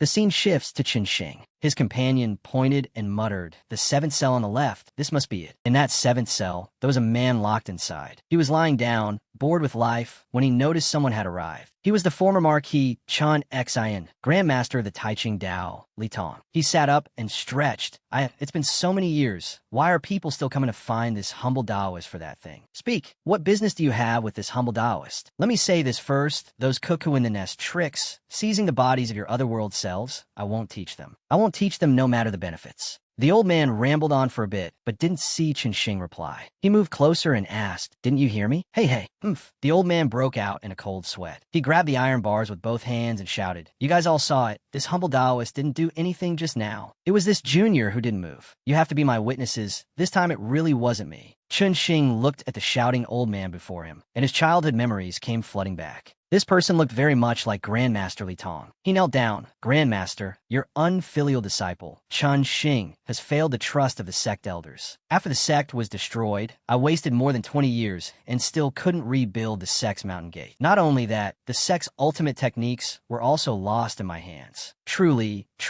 I truly have no face to meet you, Grandmaster. The old man was stunned after hearing this and took a step back, exclaiming, "Huh? The Tai Ching Dao is no more?" Chun Xing raised his head and replied, "It's gone." The old man asked, "What happened? Did the demon sects from outside Yinmen pass attack? Or did this generation's sect leader not get along with the emperor and want to follow Zhang Jiao's example of changing heaven and earth?" Chun Xing replied, "Neither. A Hamba was born and attacked the mountain gate." After hearing this, Li Tong was silent for a few seconds, then asked, "Just one Hamba? No other tricks?" He replied, "Probably not." At that time, this disciple was out training and happened to escape the disaster. When I returned, the mountain gate was already destroyed. That Hamba was suppressed by a master from Hanzhong who arrived a step too late. After hearing this, Li Tong sighed and slapped himself in the face. What kind of successors are these? After hearing this, Chun Xing felt like a complete failure. But it was also true, in this world, nothing lasts forever. The Great Han was so powerful, but didn't it eventually fall? For this humble Taoist lineage to have been passed down for 1,000 years is already not bad. It's a bargain, a bargain, a bargain. He hyped himself up, but no one joined in and decided to move closer to the bars, looking at the failed successor before him with slight annoyance. He kicked the bars and yelled, "Aren't you going to get up? What are you kneeling for? Don't you know a man's knees are made of gold?" "Yes," Chun Xing replied, then stood up and dusted off his pants. The old man asked, "So, you paid such a great price to come down here. What do you want? To complete your cultivation method?" He replied, "It's like this. A master has set up very evil sacrificial rites in Hunan Dao. They want to use these unorthodox rites to summon celestial gods from the upper realm. Through this, they hope to achieve some goal. My companions and I are at a disadvantage against them, and we are in dire need of combat power right now." Li Tong was quite surprised to hear this. Playing for such high stakes? Isn't the madman who set this up afraid of being entangled in karma and not dying a good death? Even Zhang Jiao back then wasn't this reckless. Chun Xing continued, "The very survival of the world now depends on this." Li Tong raised a hand to interrupt and asked, "Wait, what does this have to do with us?" He was stunned and didn't know how to answer. "This land isn't ruled by us. If the sky falls, there are the imperial relatives and the great clans to hold it up. Your sect was destroyed, your lineage lost. You're just a nobody with nothing. Why are you meddling in the affairs of the state?" Chun Xing just opened his mouth to say, "But if we don't stop it." But the old man cut him off and continued, "Then let me take a step back. When the Tai Ching Dao was annihilated, did the imperial court send reinforcements? Don't tell me that Hamba went from south to north, directly through the mountain gate I set up, without meeting any resistance, and that's why the court couldn't reinforce in time." Chun Xing lowered his voice. "It seems there really weren't any. This shows that the dynasty didn't care about the annihilation of the Tai Ching Dao." Chun Xing just said, "Hey, perhaps it wasn't that bad," when the old man reached out and rapped him on the head. "Why not? I don't believe your imperial court doesn't observe the celestial phenomena. With so many masters, how could they not have predicted that a Hamba would appear and the Tai Ching Dao would be destroyed? Their failure to show up proves one thing. It proves they knew long ago but didn't act." The more Chun Xing listened, the more shocked he became. How could it be like that?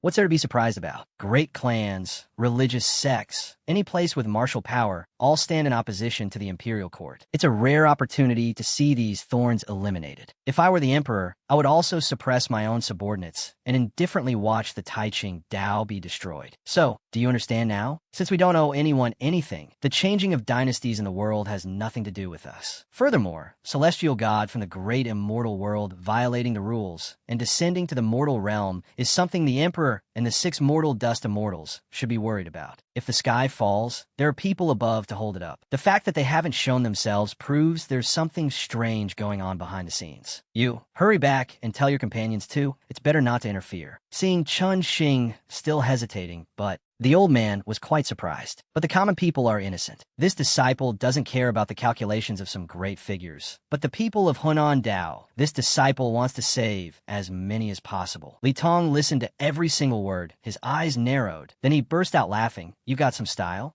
Gumin, I don't think you have much time to delay. I will focus on explaining the missing lineage. Let's make the most of our time." After hearing this, Chun Xing was overjoyed. Yes, the scene shifts back to Xuanwu's battle. He was performing a technique to heal the spread of the assimilation. I'll block these 6 chain hooks. Please help me watch them for a bit. I'm going to find a formation master to suppress the formation. Ruomu asked, what if someone comes and takes them, or if they move on their own? How do I alert you? The old man replied, it's simple. He immediately cast a directional sound transmission talisman. If the situation changes, use this to inform me. All right, I'm going now. After speaking, Xuanwu sped off. He arrived at Zhan Feng's location. How is it? Zhan Feng replied, very bad. The severed leg was pulled up onto the cannonball pillar. No matter how many times it regenerated, it would repeat the process of being burned by the cannonball. Xuanwu thought to himself, unlike the records, Qinshi's cannonball pillar also had the characteristic of being unable to heal or reverse damage. This seemed to be custom-made to counter the 7 stars pointing fate. He said, I'll go find a way to break the formation. You take care of yourself first. After the matter in Liaocheng is resolved, I'll return to check the records and see how to nullify the effect the cannonball pillar has on you.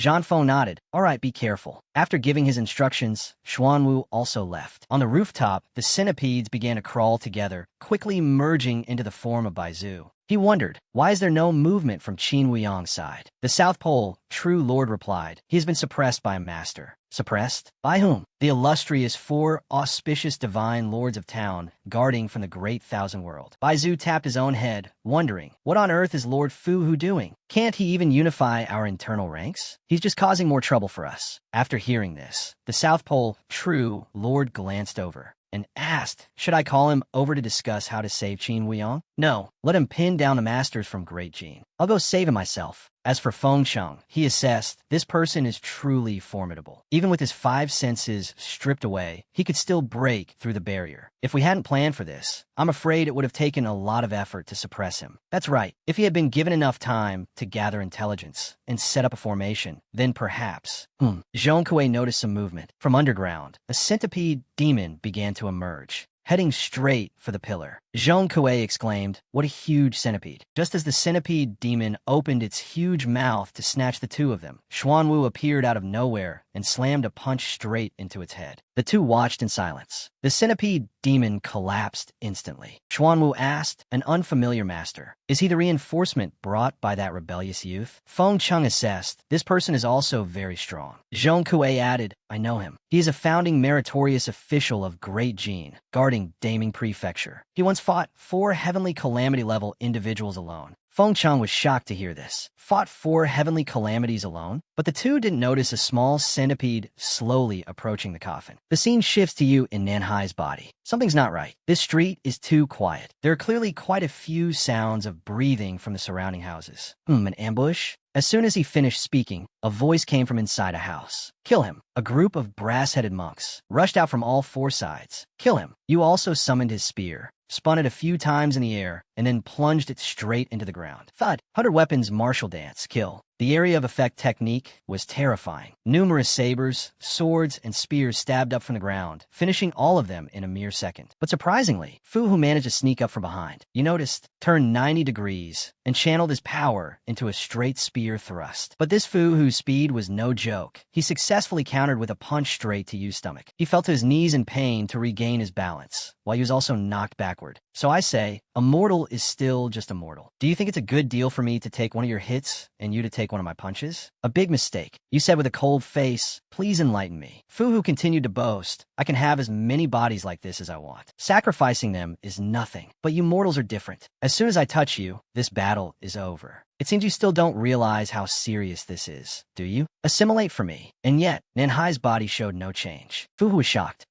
How is this possible? You laughed triumphantly. Fool, you don't understand anything. You're mistaken. This young man's body has long belonged to my underworld. As he finished speaking, you executed the Overlord Dharma form, a swift strike piercing straight through to finish Fu Hu. He coughed up blood, furious. Damn it, don't get cocky too soon. A dark shadow was seen darting out from the house behind you. Fu Hu's voice followed. It's just the underworld of a minor world, just a mortal who has reached the peak of his era in a short time. You turned around into a defensive stance. Fu Hu appeared in another body. Before me, a mortal dust immortal. Then he charged forward, continuously engaging you in close combat. He noticed an opening, knocking down Fu Hu's staff with his spear, then quickly drew a knife from his person and aimed it straight at his heart. Let's end this. Is this what you call the power of a mortal dust immortal? It's nothing special. Is the unfavorable war in the upper realm making lofty, celestial gods like you so impatient? Or is it that you and your accomplices have encountered resistance beyond your expectations in this world, making you feel confused, perplexed, and even doubtful? You're starting to have doubts, doubting whether your plan can still be carried out, doubting whether the war in the upper realm will end because of your complete failure. That's right, before you descended to this world, you chose the Buddhist technique body manifesting into myriads. Could it be that you're actually terrified of death, and that's why you deliberately chose this life-preserving ability? Fu Hu, in physical pain and having to listen to the nagging in his ear, angrily shouted, "Shut up." Then his body began to prepare to self-detonate. As soon as he finished speaking from the right, Yu's Origin Dao arm punched him away. I knew you would use this move. Scene shifts to inside Yudu. Nanhai watched the battle through the war table and exclaimed that, "That's a deity. How could he?"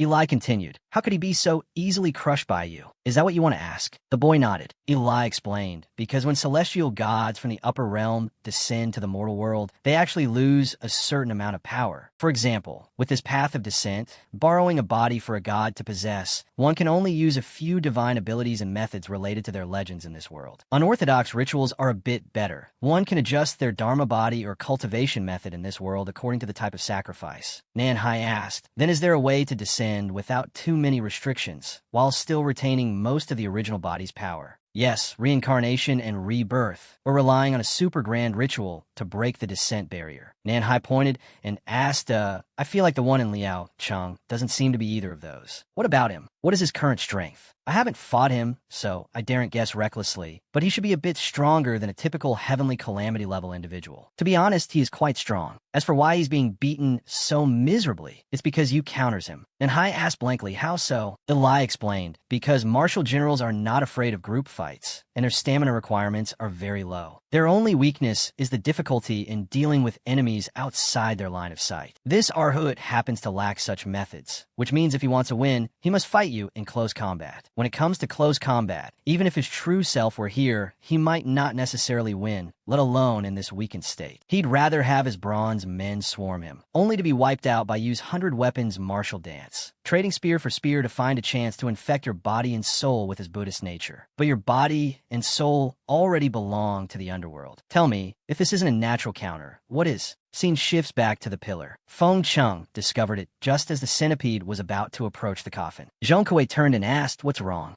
He replied, just some trivial things, no need to pay attention. You guys continue. Baizu returned to the South Pole, True Lord's side. His mouth still stained with blood, said a miscalculation. The master at the Qin pillar has discovered my hidden centipede. I have to think of another way. I'm going to activate the backup plan that Qin left. As he finished, he transformed into his centipede form and scattered everywhere, burrowing into the ground and then regrouping. From his body, he took out a sympathetic life puppet made by Run Wanfa. He muttered my apologies. As he finished speaking, he used his hand to break the head off the effigy. Up above, Xuanwu was asking, are you sure they're preparing for a super grand descent ritual, wanting to invite a major figure from the upper realm? Meanwhile, inside the coffin, Wu Yang's head also detached from his body. A shining uniform floated in front of Baizu, then suddenly began to spinning, revealing a complete person. It was none other than Qin Wu Yang. He opened his eyes in this new body and asked, has the backup plan I left behind been activated? The great Jin Imperial family has used the horse-slaying sword. Baizu replied, no, someone else oppressed you. Wu Yang asked, a new variable? Then I must reclaim my protective body. I need to find out why I was defeated so helplessly before. But my forces in Liao Cheng are already at a disadvantage. Both Fu Hu and the Arhut have encountered strong enemies. Wu Yang continued, no problem. The 8 Gates Golden Lock formation is still active. I can still restart the cannonball pillar and find another opportunity. As he finished speaking, he clasped his hands and activated the auxiliary cannonball pillar. Activate. On the other side, Ruo Mu had completely controlled the brass man. Wu Yang was shocked. Why is my technique not reacting? A moment earlier in Chengchi Prefecture, Qi Jun pointed and said, if you have any other moves, use them all. Hearing this, Fan Ji showed a displeased expression, raised his hand towards him, and cast a technique. Get down here for me.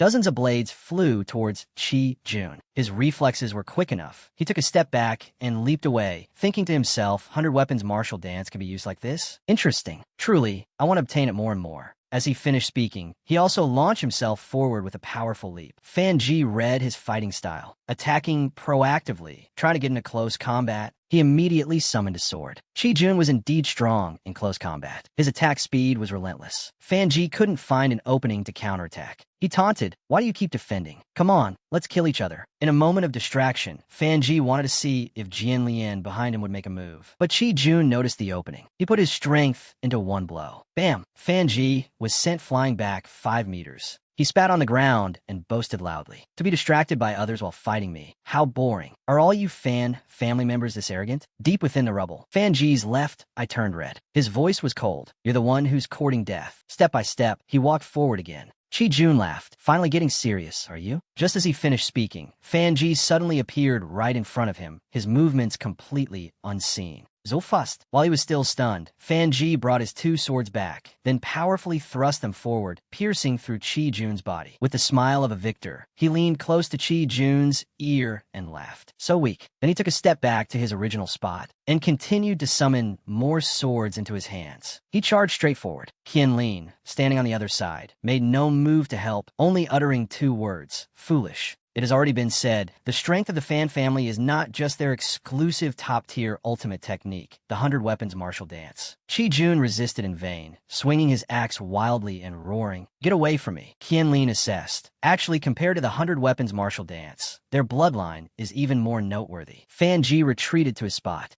Depleting him to this extent should be enough. Chi Jun, stop boasting. Are you kidding me? How did his speed become so fast? I can't track him at all. Unbeknownst to him, Fan Ji had pulled out a bow and sword. Ki Yun exclaimed, "A bow." The wretch's hands and feet trembled as he barely managed to defend himself. But he still successfully struck Fan Ji's sword, knocking it far away. "You've already beaten me into this state, and now you want to use a sword to shoot me dead? Are you insulting me?" As he finished, the wretch also coughed up blood. "No, I can't even stand properly anymore." Fan Ji didn't give a damn what his opponent was saying and continued to draw his bow, but this time it was an arrow, not a sword. Chi Jun planted his axe handle on the ground, executing the innate body-protecting terracotta warrior technique. At the same moment, the arrow was released. Boom! Fan Ji thought he couldn't block it, so he also put away his bow, took out the jade pendant from his clothes, and shouted, "Vision!" He scanned a 200-meter radius around him. The aftershock dissipated, and Chi Jun had successfully defended himself behind the statue he had erected. Divine Man's Eye, cough cough. Fan Ji clearly saw his opponent hiding behind the statue. He immediately summoned numerous weapons in the air. His eyes lit up as he shouted loudly, "Fall!" Dozens of weapons fell right on Chi Jun's position. Boom! The formation was off by a hair's breadth. Murongu took control of one Chi Jun's body, speaking with a frown. "These two, why did they only call me out at such a critical moment? If I had been a step slower just now, I would have been pierced by blades and swords, and it would have been impossible to save him." Fan Ji was quite surprised. It didn't hit? Was it purely good luck? Or did he do something? I'll just have to try again. As he finished speaking, dozens more blades and swords shot out from his side. Murong laughed confidently. "It's useless." Fan Ji clenched his fist. Chi Jun's statue couldn't withstand it, and a part of it exploded. But surprisingly, Murong still had his eyes open, smiling confidently. "I told you it's useless." This Sai Chi Hali formation was created precisely to counter the 100 Weapons martial dance. Just after boasting, he coughed up blood and turned to scold Qian Lin. "You over there, stop just watching and come help. I'm a bit seriously injured." Qian Lin laughed. "Is that Tone Morongo? All right, this little monk is coming." As he finished, he slowly walked over. Fan Ji calculated, "I can't let them join up." The 100 Weapons martial dance was used once more. Go! Before Qian Lin could reach Chi Jun's position, dozens of swords flew towards him. Qian Lin was seen walking calmly without even glancing over, and not a single sword touched his robes. Fan Ji was startled. This didn't hit either? Then it's confirmed they did something. Qian Lin walked over to Murong and explained a bit. "I wasn't just watching the show. It was that weak descendant of yours who wanted to fight that Fan family member alone." Murong felt indignant upon hearing this. This foolish brat only knows how to cause trouble for his ancestors. Damn it! Cough cough. Qian Lin saw that Murong's condition didn't look good and turned to Fan Ji, saying, "Kid from the Fan family, let's negotiate. Stop throwing those weapons. They won't hit anyway, so wouldn't it be better to save some energy?" He replied, "Are you trying to bait me into close combat with your words? Do you think my vision is just for decoration? I've already seen the trap you've set." Qian Lin mumbled, "World-honored Kitagarbha, Prajna of all Buddhas." The pile of flowers gradually appeared. "He still won't come over even with this? This Fan family kid is very cautious." Murong added, "That's because you're dangling the bait so directly. Even a fool would realize something's wrong." Qianlin laughed after hearing that. If the fish won't bite, so be it. I'll help you heal first. Those purple petals formed a hand, which then pulled out all the swords still embedded in Murong's body. Swarms of yellow microbes and bacteria crawled out. Lean's mouth said, "We are wound monsters, wound monsters." Qianlin said, "Next, shall we go together, or?" Murong sure stood up and took off his outer robe. "You stay out of it. Let him and I fight." Hearing this, he turned his head and laughed. "All right, it's up to you. Then take care of yourself." With that, he leaped back to his spot. The swarm of bacteria crawled after him. "Wait for us. Wait for us." Fan Ji also observed. His injuries have all healed, so that big monk's technique was for healing. Murong slowly walked out, saying, "Actually, you just made a bet to see if you could overcome Ni Qianlin's methods and kill me. That was your last chance." Seeing that he said nothing,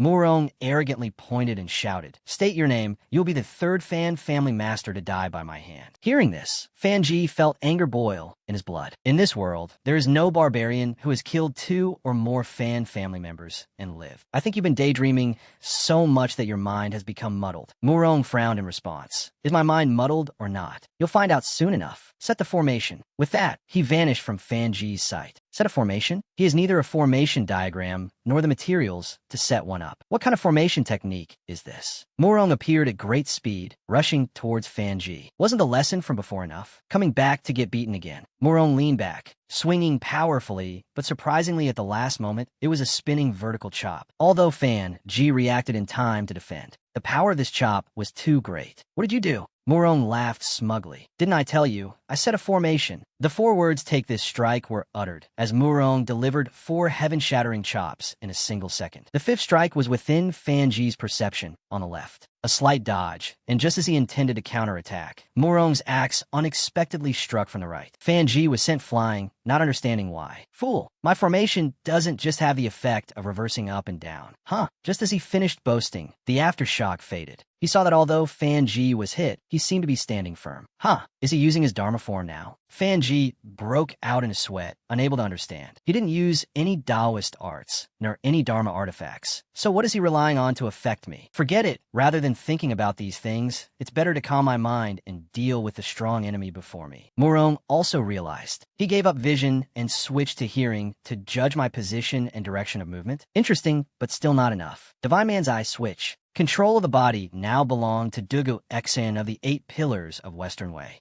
They've grown up. The moment I arrive, I run into someone from the Fan family, and a dead one at that. Though I don't know which kind soul left this top-grade item for me. He smugly raised his hand to execute. Gentleman's 6 arts. Archery right. Suddenly a dark-skinned man appeared, his bow already drawn, and fired at Fan Ji. The speed of the attack was too fast. He was lost in thought and couldn't react in time. What's going on? Why did his attack make no sound? Dugu XN was smug, and just as he said, "Good," again, someone unexpectedly burst up from the ground. The one who came to help was Hang Viet Trake. A kick straight to Dugu Xion's waist. He angrily shouted, "Who sneak attacked this old man?" Fan Ji on the other side had his eyes closed and still didn't understand what had just happened. Dugu Xion was knocked towards Qianlin, asking in confusion, "Where did this guy jump out from?" "From underground." "Huh? From underground?" Hang Viet Trake quickly reached Fan Ji. "Don't resist. I'll take you to a safe place." Fan Ji was breathing very weakly by now. Hang Viet Trake quickly used a technique. "Take him away." Dugu Xion exclaimed, "He wants to run." "Qianlian intervened." "Forget it. We can't hold them." If I'm not mistaken, that bald man is the sect master of the 5 Elements sect, one of the 5 best formation masters currently. If someone like that wants to run, the 2 of us can't possibly stop him. Dugu was dissatisfied. "But isn't killing the white tiger your and one Chi Jun's mission? If the mission isn't completed, how will you explain it to the boss later?" Qianlin smiled. "Although we couldn't hold them, it doesn't mean they can escape our tracking range. We'll just find a chance to chase and kill them later." Over here, Viet Trake had successfully brought Fan Ji back to their hideout. A sword was unexpectedly summoned by him. Viet Trake approached a chest, rummaging through it while saying, "To have both the 100 weapons martial dance and the netherworld killing aura at the same time. You must be..." Wait a minute. You first don't." Before he could stop that wretch Fan Ji, he had already stabbed himself with the sword. Viet Trake gave a faint smile. "I have medicine for external injuries here." As for Chi Jun's side, he wondered. "These threads are..." Qianlin replied, "Good karma and bad karma. The red thread connects to those who have a close relationship with you, while the black thread connects to your enemies. Dugu Xian understood, which also means we just need to follow it to find the white tiger. Qianlin smiled. That's right. At the same time, Fan Ji's flame of life flickered out for a moment. He opened his eyes and woke up. Pulling out the sword, he asked, "How long has it been?" He was startled upon hearing this. 20 breaths? Not good. This regeneration speed is useless in actual combat. Viet Trake tossed a medicine bottle over. Catch. Inside is the Kim Zhang powder that I previously exchanged my merits for. Next time you're injured, just use it. Don't waste your lives. Fan Ji asked, "You're giving it to me, so what will you use?" My 5 elements escape technique is perfected. Ordinary weapons can no longer harm me. This Jinxiang powder, I don't need it anymore. Fan Ji happily replied. All right then, and put it in his pouch. That's right. Why is there no one in Qi Prefecture City? Did you evacuate the common people beforehand? Or? Viet Trake sighed after hearing this. There was no evacuation. They're all dead, including my disciples. He was startled upon hearing this. They're all dead? Just as he finished speaking, Qianlin's swarm of bacteria suddenly appeared. What is that? They laughed sinisterly. We've found you.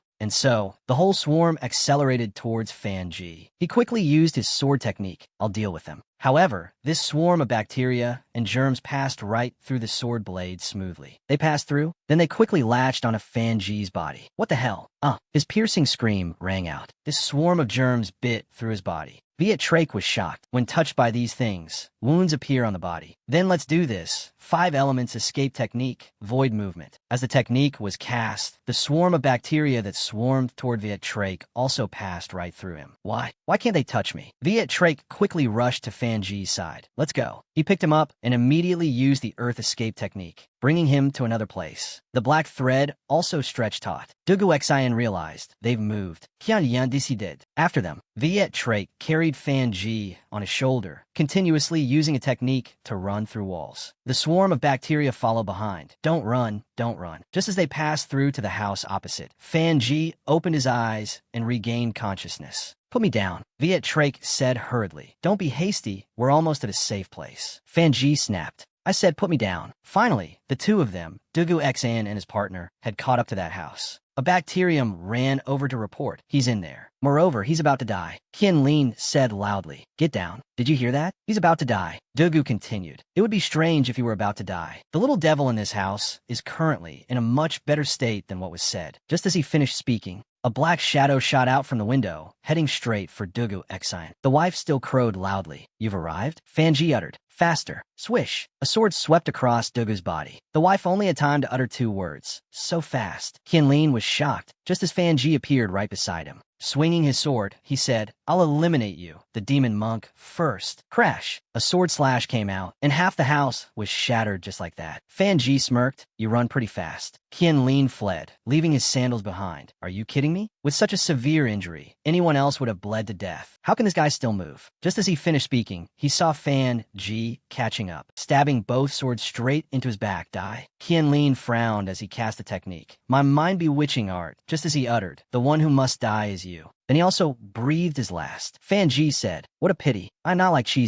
This mind-bewitching trick is useless against me. Suddenly, Dugu Xian's voice was heard. 6 arts of a gentleman, archery right. At the same time, an arrow flew over, but Fan Ji dodged it with a slight movement. He stood up and said, I didn't expect you to still be alive. Dugu Xian, on the other side, was shocked. How did it miss? Then he continued to fire another arrow. All 3 arrows were lightly dodged by Fan Ji. Dugu Xian shouted to the black-skinned man, keep shooting, don't stop. Thwack, thwack. None of them hit. My archery right has been seen through. Then there's no other way. Divine human eye switch. Fan Ji also smiled, realizing there was a problem with his left eye. The character in Dugu Xian's eye changed, and an axe was immediately summoned to block Fan Ji's close-range attack. He exclaimed, You're from the Fan clan? Fan Ji also realized they've switched people. The person who had just been switched in was Murong Tui. After defending 1 blow, he immediately somersaulted back. Such bad luck. To encounter a Fan clansman overflowing with killing intent right after appearing. My life-bound weapon is broken too. This is really trying to kill me. As he muttered, a series of weapons appeared above his head, raining down. Hey, you can't be serious? Fan Ji shouted loudly. Fall. Crash! A dozen sabers and swords fell straight down on Murong Twee's position. Somehow, he had escaped onto the roof. Is that little devil from the Fan family insane? At that distance, using the 100 weapons martial dance makes it very easy to hit oneself. Didn't his family elders tell him these things? Just as the wife crowed, Fan Ji's voice echoed behind his ear. It's no problem at all. He turned his head to see a sword slash across his face. Swish! The wife with the most multiple personalities in Shanin has logged off. Fanji, his face full of killing intent, shouted, "Because I have 7 lives." Let me briefly explain the current state of Fanji, the Yudu seed. It is considered a plaything tool of the 6 Yudu great emperors who manage life and death, and also one of the 6 rare red dust immortals of this world. Its function is actually very simple. That is to greatly enhance the root bone, enlightenment, and killing instinct of the person using it. This comprehensive growth causes almost every person who uses the Yudu seed to be able to develop powerful martial arts in their own era, gaining fame both during and after their lifetime. And among these lucky ones, the person who impressed Yudu the most deeply, no one surpassed the first-generation marquis of the universe, Fan Kuai. Unlike other users of the Yudu seed, the later half of Fan Kuai's life was dedicated entirely to ensuring that the Yudu power continued to extend according to the method of bloodline inheritance. He wanted his descendants to also be able to obtain this demonic divine power. Yudu noticed this small move of his and recognized him as one of the few mortals who could bring new experiences to Yudu in thousands of years. Yudu decided to satisfy his ambition. A few years later, a monster was born with Yudu's power, and at the same time possessed extraordinary talent. However, this child who inherited his father's demonic divine power has too many congenital defects. But with just the 100 weapons martial dance that Fan Kuai obtained from the hands of the Marquis of Western Zhou and the demonic divine power in his bloodline, it was enough to guard a 1,000-year-old general's gate. Fan Ji's voice turned cold. You seem to have grasped some kind of power similar to the bloodline of the Fan family. But unfortunately, a defective product is ultimately just a defective product. You and your clansmen will never surpass the Fan family. A red-clothed figure suddenly appeared from behind and struck at Fan Ji, but missed. Another star-level person? Are you all idiots? Get in line to die. The red-clothed figure thought to himself. Did something go wrong with the old general's internal arrangements in the Great Battle? The strength of this white tiger generation is fundamentally not like the intelligence reports we received. Fan Ji saw him silent and not speaking. Is that right? Then go die. Scene changes to below the Huangyang Temple. Huang Xiao saw Yun, Xiao, Nyang approaching and announced, "Your companions are in danger." He asked back in surprise, "Are you certain?" "Yes, my fate in this lifetime has changed, and as a guide cultivator, there's a risk of losing people. The clearest right now is that Fan Jing, the Buddha demon, and that lake person have multiple souls in their eyes." Huang Xiao shouted loudly, "Come out, Rindo Dharma Body." As soon as he finished speaking, a red-clothed figure gathered, resembling the one who had just fought with Fan Ji. He said to Yun, Xiao, Nyang, "Take care of yourself. I will go save them." Scene changes back to the battle. Fan Ji shook his head. The enemy's blood and resentment gathered to form a body. "How disgusting," Rindo replied. "It's the same thing, a monster created by people blessed by heaven." As soon as he finished speaking, both sides engaged in combat. Below where Murong Tui lay, a red-clothed figure also appeared. He asked, "Can you move? I have opened a gate on the street ahead. Let's retreat first." Murong Tui smiled. "It's a bit difficult. My eyes have gone blind." The fat man helped him up. "Forget it then. Let me carry you." As soon as he finished speaking, he sensed someone coming. It was Han Viet Trake chasing after them. But the movement technique seemed unable to match that fat man, so he was knocked flying backwards. "I'm certain you have cards you haven't revealed yet." The fat man recognized him. "Han Viet Trake, you haven't died yet? What's D-Lac doing?" Scene changes to the side of D-Lac Qianlin, a red-clothed figure holding a death substitute puppet in hand. A human figurine made by 10,000 dermas can die in place once. Qianlin asked, "Are you certain that it is because Nyang's fate has changed that this caused me and Wan Ti's army to appear as corpse culpas?" "It shouldn't be. Clearly before we departed, I already made a proxy." The small red-clothed one answered, "Believe it or not is up to you, but I suggest you listen to Yun Xiao Nyang's words. The matter of killing the white tiger. Let's find another opportunity later." Qianlin just agreed. "Fine, I'll go first then." Suddenly a sword pierced straight down to where they were with a loud crash. Both were startled and turned to look. It was Fan Ji with overwhelming murderous intent, holding twin swords, and stepping forward. Are you all snakes or what? Clearly I've already killed you all, yet you keep coming back to life to make me nauseous. The head who had just fought with Fan Ji appeared and said, Bing, you restrain him first, I'll take the second Qianlin to find E. This young master of the Fan family has something wrong. The difference is too great compared to the intelligence we have. Understood, you go first. Qianlin grabbed his companion's neck and rushed off. Fine, you hold on. Fan Ji exclaimed, wanna run? Immediately accelerated and charged forward, engaging Bing in close combat. At the same time, Han Viet-Trake was fighting with the fat man, using the earth escape technique, appearing behind him and launching a fire attack. Boom, boom, boom. The fat man angrily swung his sword to slash, but Viet-Trake used the void technique, making his slash pass through empty air. The wife complained, damn, why can't I hit him? Qianlin, and that head arrived where Murong Tui was. That white tiger is really vicious with his attacks. His eyes are ruined. Tell me, can he still use the divine human eye in the future? Can you talk a bit less? Qianlin carried Murong Tui on his back and turned to ask, where is the gate? The fat man answered, the street ahead. Qianlin and that head looked at the fat man's expression with a hint of reminder. Master, don't get agitated. Getting angry harms the body. That's true. If you can't win, then forget it. You see, I also can't win, right? The fat wife heard this and became even more furious. Do you need to manage this? Fan Ji was already chasing down, accelerated, and charged down to join the fight. The fat wife continued attacking Viet-Trake. Kid, I don't believe you can always dodge every time. Huh? What trick is this? Viet-Trake was about to counterattack when he saw an opening, but with a crash, Fan Ji swooped down and finished the job with a single sword strike. He landed, turned his head,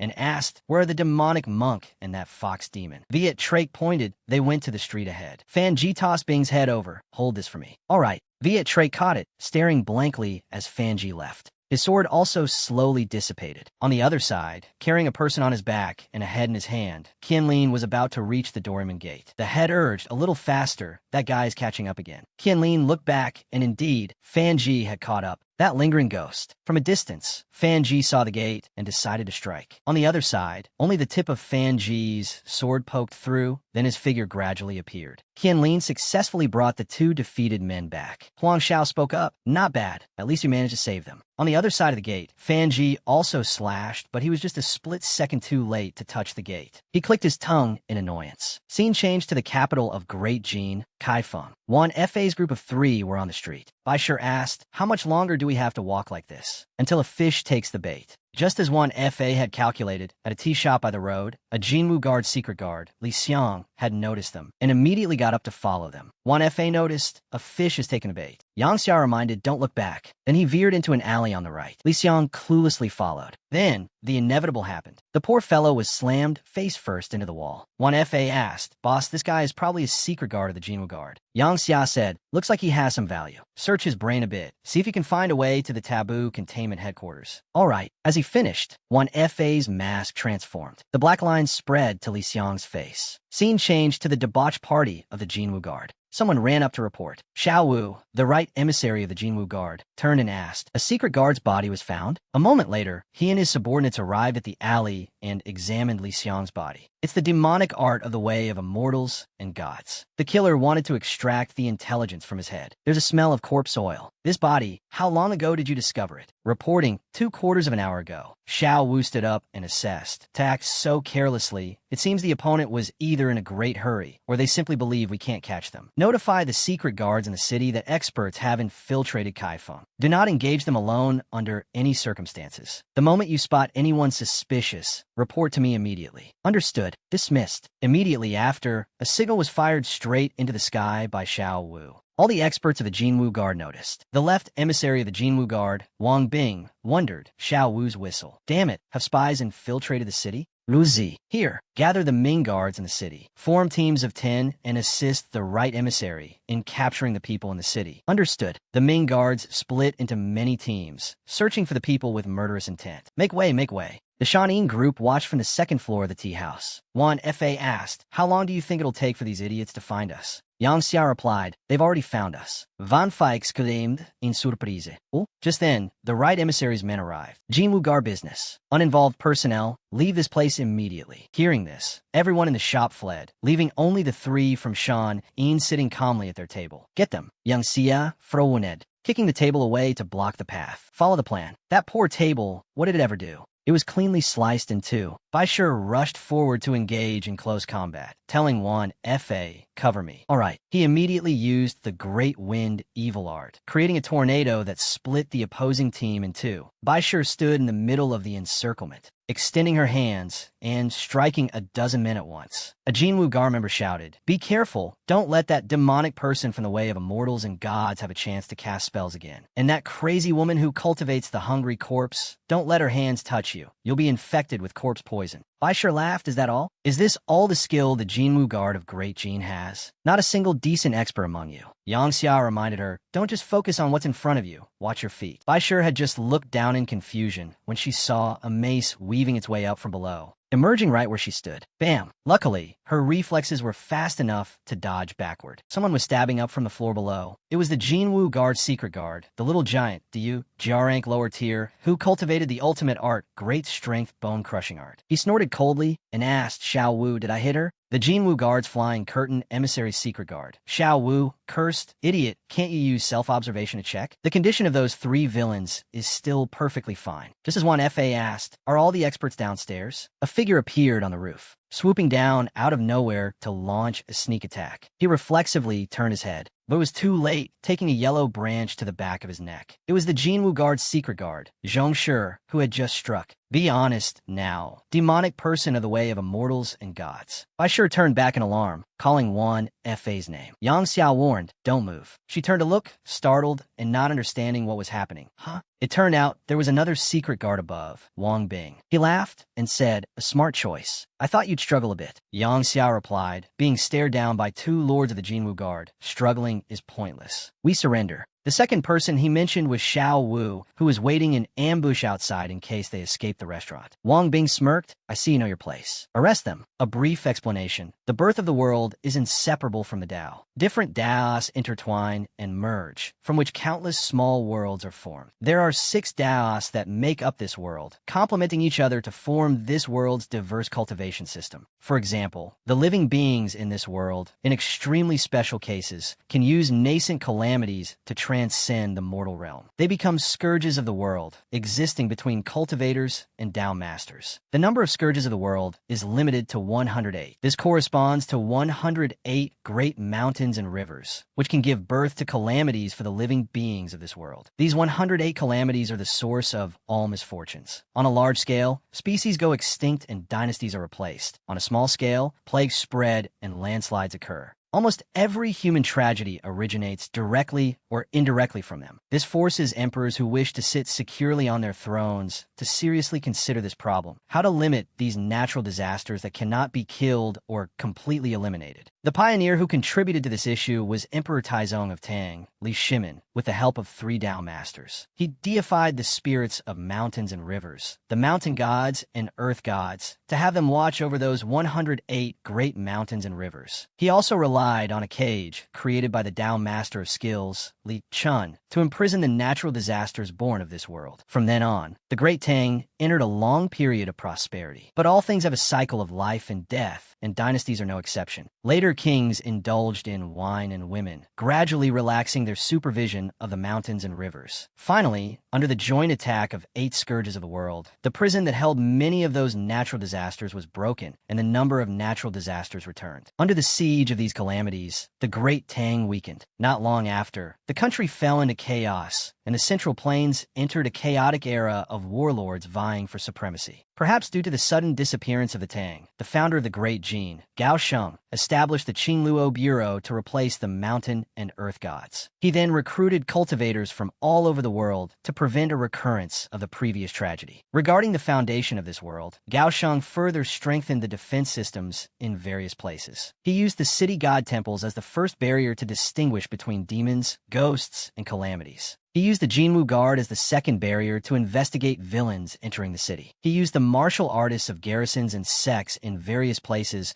as the third barrier to periodically eliminate surrounding demons and monsters. He used the 12 earthly branches and the Imperial Guard as the fourth barrier to guard the Imperial City. He used the 4 symbols Azure Dragon as the fifth barrier to guard the sky prison beneath Kaifeng City. Scene changed to a while ago, in the alley. After infiltrating the opponent's consciousness, One Fa said. In addition, His Majesty the founding emperor also placed the sky prison on the Dragon Vein. Only the left and right emissaries of the Jinwu Guard, the commander of the Qingluo Bureau, the Azure Dragon, the Black Tortoise, and a few other officials are allowed entry. To have such a strict arrangement, this is forcing us to go capture the left and right emissaries of the Jinwu Guard, isn't it? Bai Shi worried, but if we capture them, it will reveal that we want to break into the Sky Prison. Based on Great Jin's deployment in Kaifeng, even if we call for Qin Wuyang's group, we still can't win. Not to mention that only the three of us are responsible for Kaifeng. Yang Xia spoke up, don't rush. I've already acted to conceal our nature as calamities. The Kaifeng city god didn't issue a warning. As for the Jinwu Guard, we only have 3 Jiarank individuals, but doesn't the Great Jin Sky Prison have a section for imprisoning Jiaranks? We just need to pretend to be demonic people from the way of immortals and gods who want to rescue our comrades. And the Jinwu Guard will surely lock us up in the Sky Prison.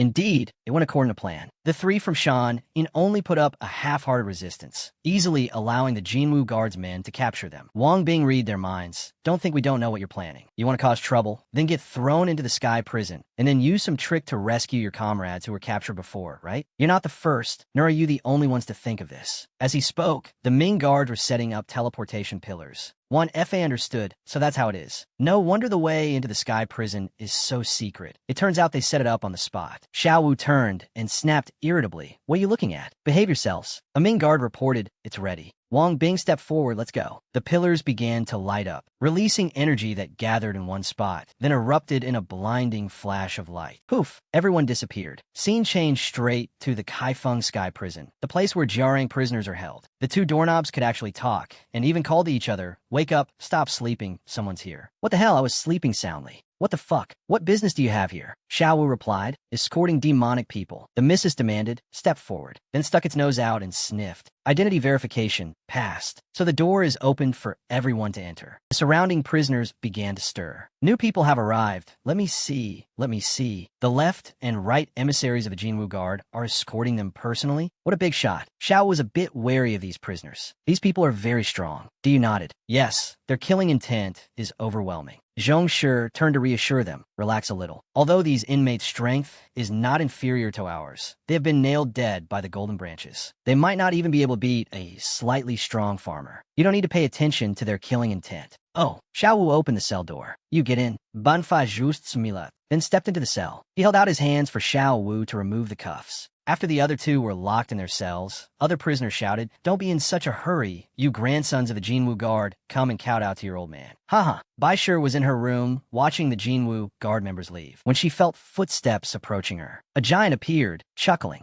Bai Shi snapped, stay away from me. I don't like people standing behind me. As soon as she finished, the large man grabbed her mouth and shoved her face against the bars. He said word by word, let's begin. Then, the giant who just acted was the cannibal, Guiyi, Jiarank middle tier, who cultivates the ultimate technique, the heterophagic sutra. A moment later, only the sound of Guiye's chewing could be heard. A pile of bones from the prisoners locked up with him was stacked in a corner. In the next cell was Wan Fa, locked up with the shadow puppet master, Zhu Ping, a Jiarank lower tier with the ultimate technique paper artisan. He sighed and said, that little girl is really unlucky, getting locked in the same cell as a monster like Guiyi, swallowed alive so tragically. Hey, newcomer, your companion is about to die. Don't you have any reaction? One Fa just replied coldly, she won't die. Zhu Ping saw him struggling and asked, are you pulling out the golden branch? I advise you not to. That thing is connected to our spine. If you force it out, your whole body will be paralyzed. Forget about cultivation. Even sitting up to eat will be a problem. Wan Fei didn't give a damn about what he said and continued to pull it out. In agony, but he finally succeeded. Zhu Ping had a stunned look on his face. Does this madman not want to live anymore? Suddenly, Guiye's shrill scream echoed throughout the camp. What did you do? It hurts, it hurts, it hurts. The surrounding prisoners heard this and started discussing. Guiyi is suffering? It shouldn't be. Once the golden branch is inserted, you're helpless no matter what tricks you have. The size difference between that little girl and Guiyi is so huge. How could she possibly kill him instead? Be careful. There's something not right about these 3 newcomers. Bai Shi approached the door. She extended her hand, forming it into a key, and just like that, opened the door and walked out as if no one was there. At the same time, the door of the cell next to hers exploded with a bang. Juan F.A. slowly stepped out and asked, "You lost quite a bit of flesh, didn't you? Need me to help you deal with it?" Bai Shi replied, "No need. After we get back, I'll ask Jian Lian to find me a bunch of villains and take their flesh to compensate." All right.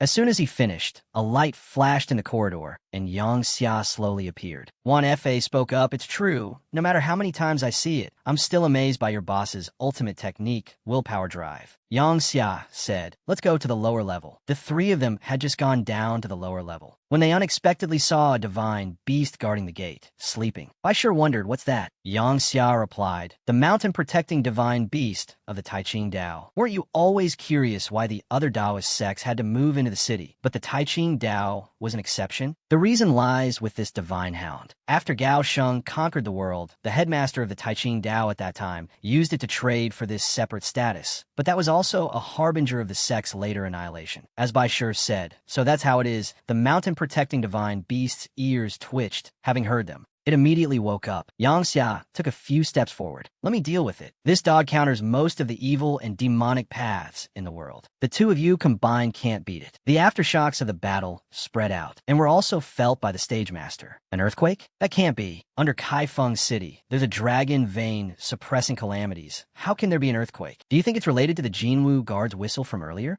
Huh, where did you go? The old man turned around and didn't see Ning Zhong anywhere. A few minutes later, the mountain-protecting divine beast was seen defeated, and the gate was also shattered. Back in the prison corridor, the prisoners were shouting, "The heavens have eyes. Someone finally kill that dog. Listen, that beast has stopped countless Jarang prisoners from escaping over the years. You three in red leopard robes, hurry up and let this old man out." Yang Xia didn't give a damn about what they were saying. According to the intelligence Sheen has gathered over the years, the Great Jin's nation-guarding Imperial Seal is most likely kept on the third level of the underground sky prison, used to stabilize her condition. The purpose of our trip is to deal with the Guardian here and determine her current state. Finally, we will take the Imperial Jade Seal hidden somewhere on this third underground level. Based on the importance of this third underground level, the Guardian there probably has strength far exceeding the divine arts on the first level. As soon as he finished, Ning Zhong appeared. "You can't be too careful." They turned their heads to look. Hey, can't be, right? Ajure Trakon, Ning Song. Ning Zhong continued. "The Great Tang was overthrown by scoundrels like you. If His Majesty hadn't been vigilant, lingering spirits like you would surely stir up more trouble." Yang Xia warned, "Be careful, the person in front of you. That is the only genius of the Ghost Dao since the founding of Great Jin, to have cultivated the 1,000 rampaging ghosts to the highest realm. In terms of threat alone, he possesses the Qinling twin ghosts, the vicious Jiaolong and the Han Yin, with strength no less than the Black Tortoise." After hearing this, Ning Zhong let out a cold snort. "You've even investigated this? It seems our Qingluo Bureau has a mole you planted, and a high-ranking one at that. After I'm done with you, I'll go find and kill them." Yang Xia replied, "The premise is that you can get out of here alive. That's not funny." As he finished, Ning Zhong's left eye glowed brightly. Yang Xia also began to act, instructing Juan F.A. prepare that thing. "Got it." As he spoke, a golden light appeared behind Ning Zhong. Yang Xia got close, raising a golden needle, intending to sneak attack Ning Zhong, but a ghost emerged from his body to block the attack, grabbing Yang Xia's wrist tightly. Ning Zhong recognized it, willpower drive. "It seems your identity is also very suspicious.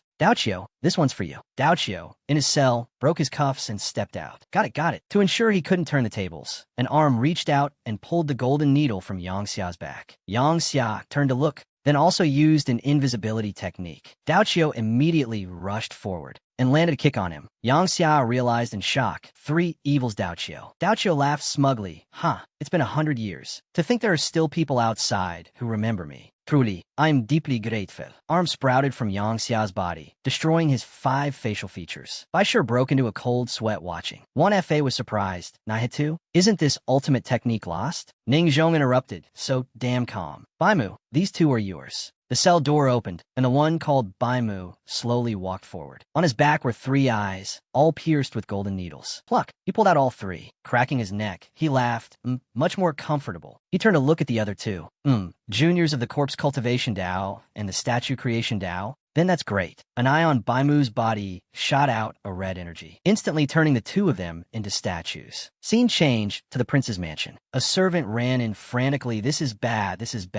Your Majesty, something big has happened. Luce was also in the room with Emperor Jing. A calamity has evaded the city god's pass and infiltrated the sky prison. The prison-suppressing mandate, Fire Divine Art on the second level, has weakened and may have been severely damaged. Emperor Jing also deduced it's probably the Shan group trying to repeat the miracle of that year. No need to bother. The subordinate asked worriedly, "Are you sure we don't need to send an expert?" "Not necessary. With Ning Zhong there, the sky prison will be fine." "Right, Shun." He stepped out from the side. "Your servant is here. Go get the horse-slaying sword. The battle in Liao City is about to end." Understood. It turned out Emperor Jing had been observing the situation in Liao City through a water mirror. Scene changed back to the battle. After destroying Yang Xia's 5 facial features, Dao Qiu retracted his hands.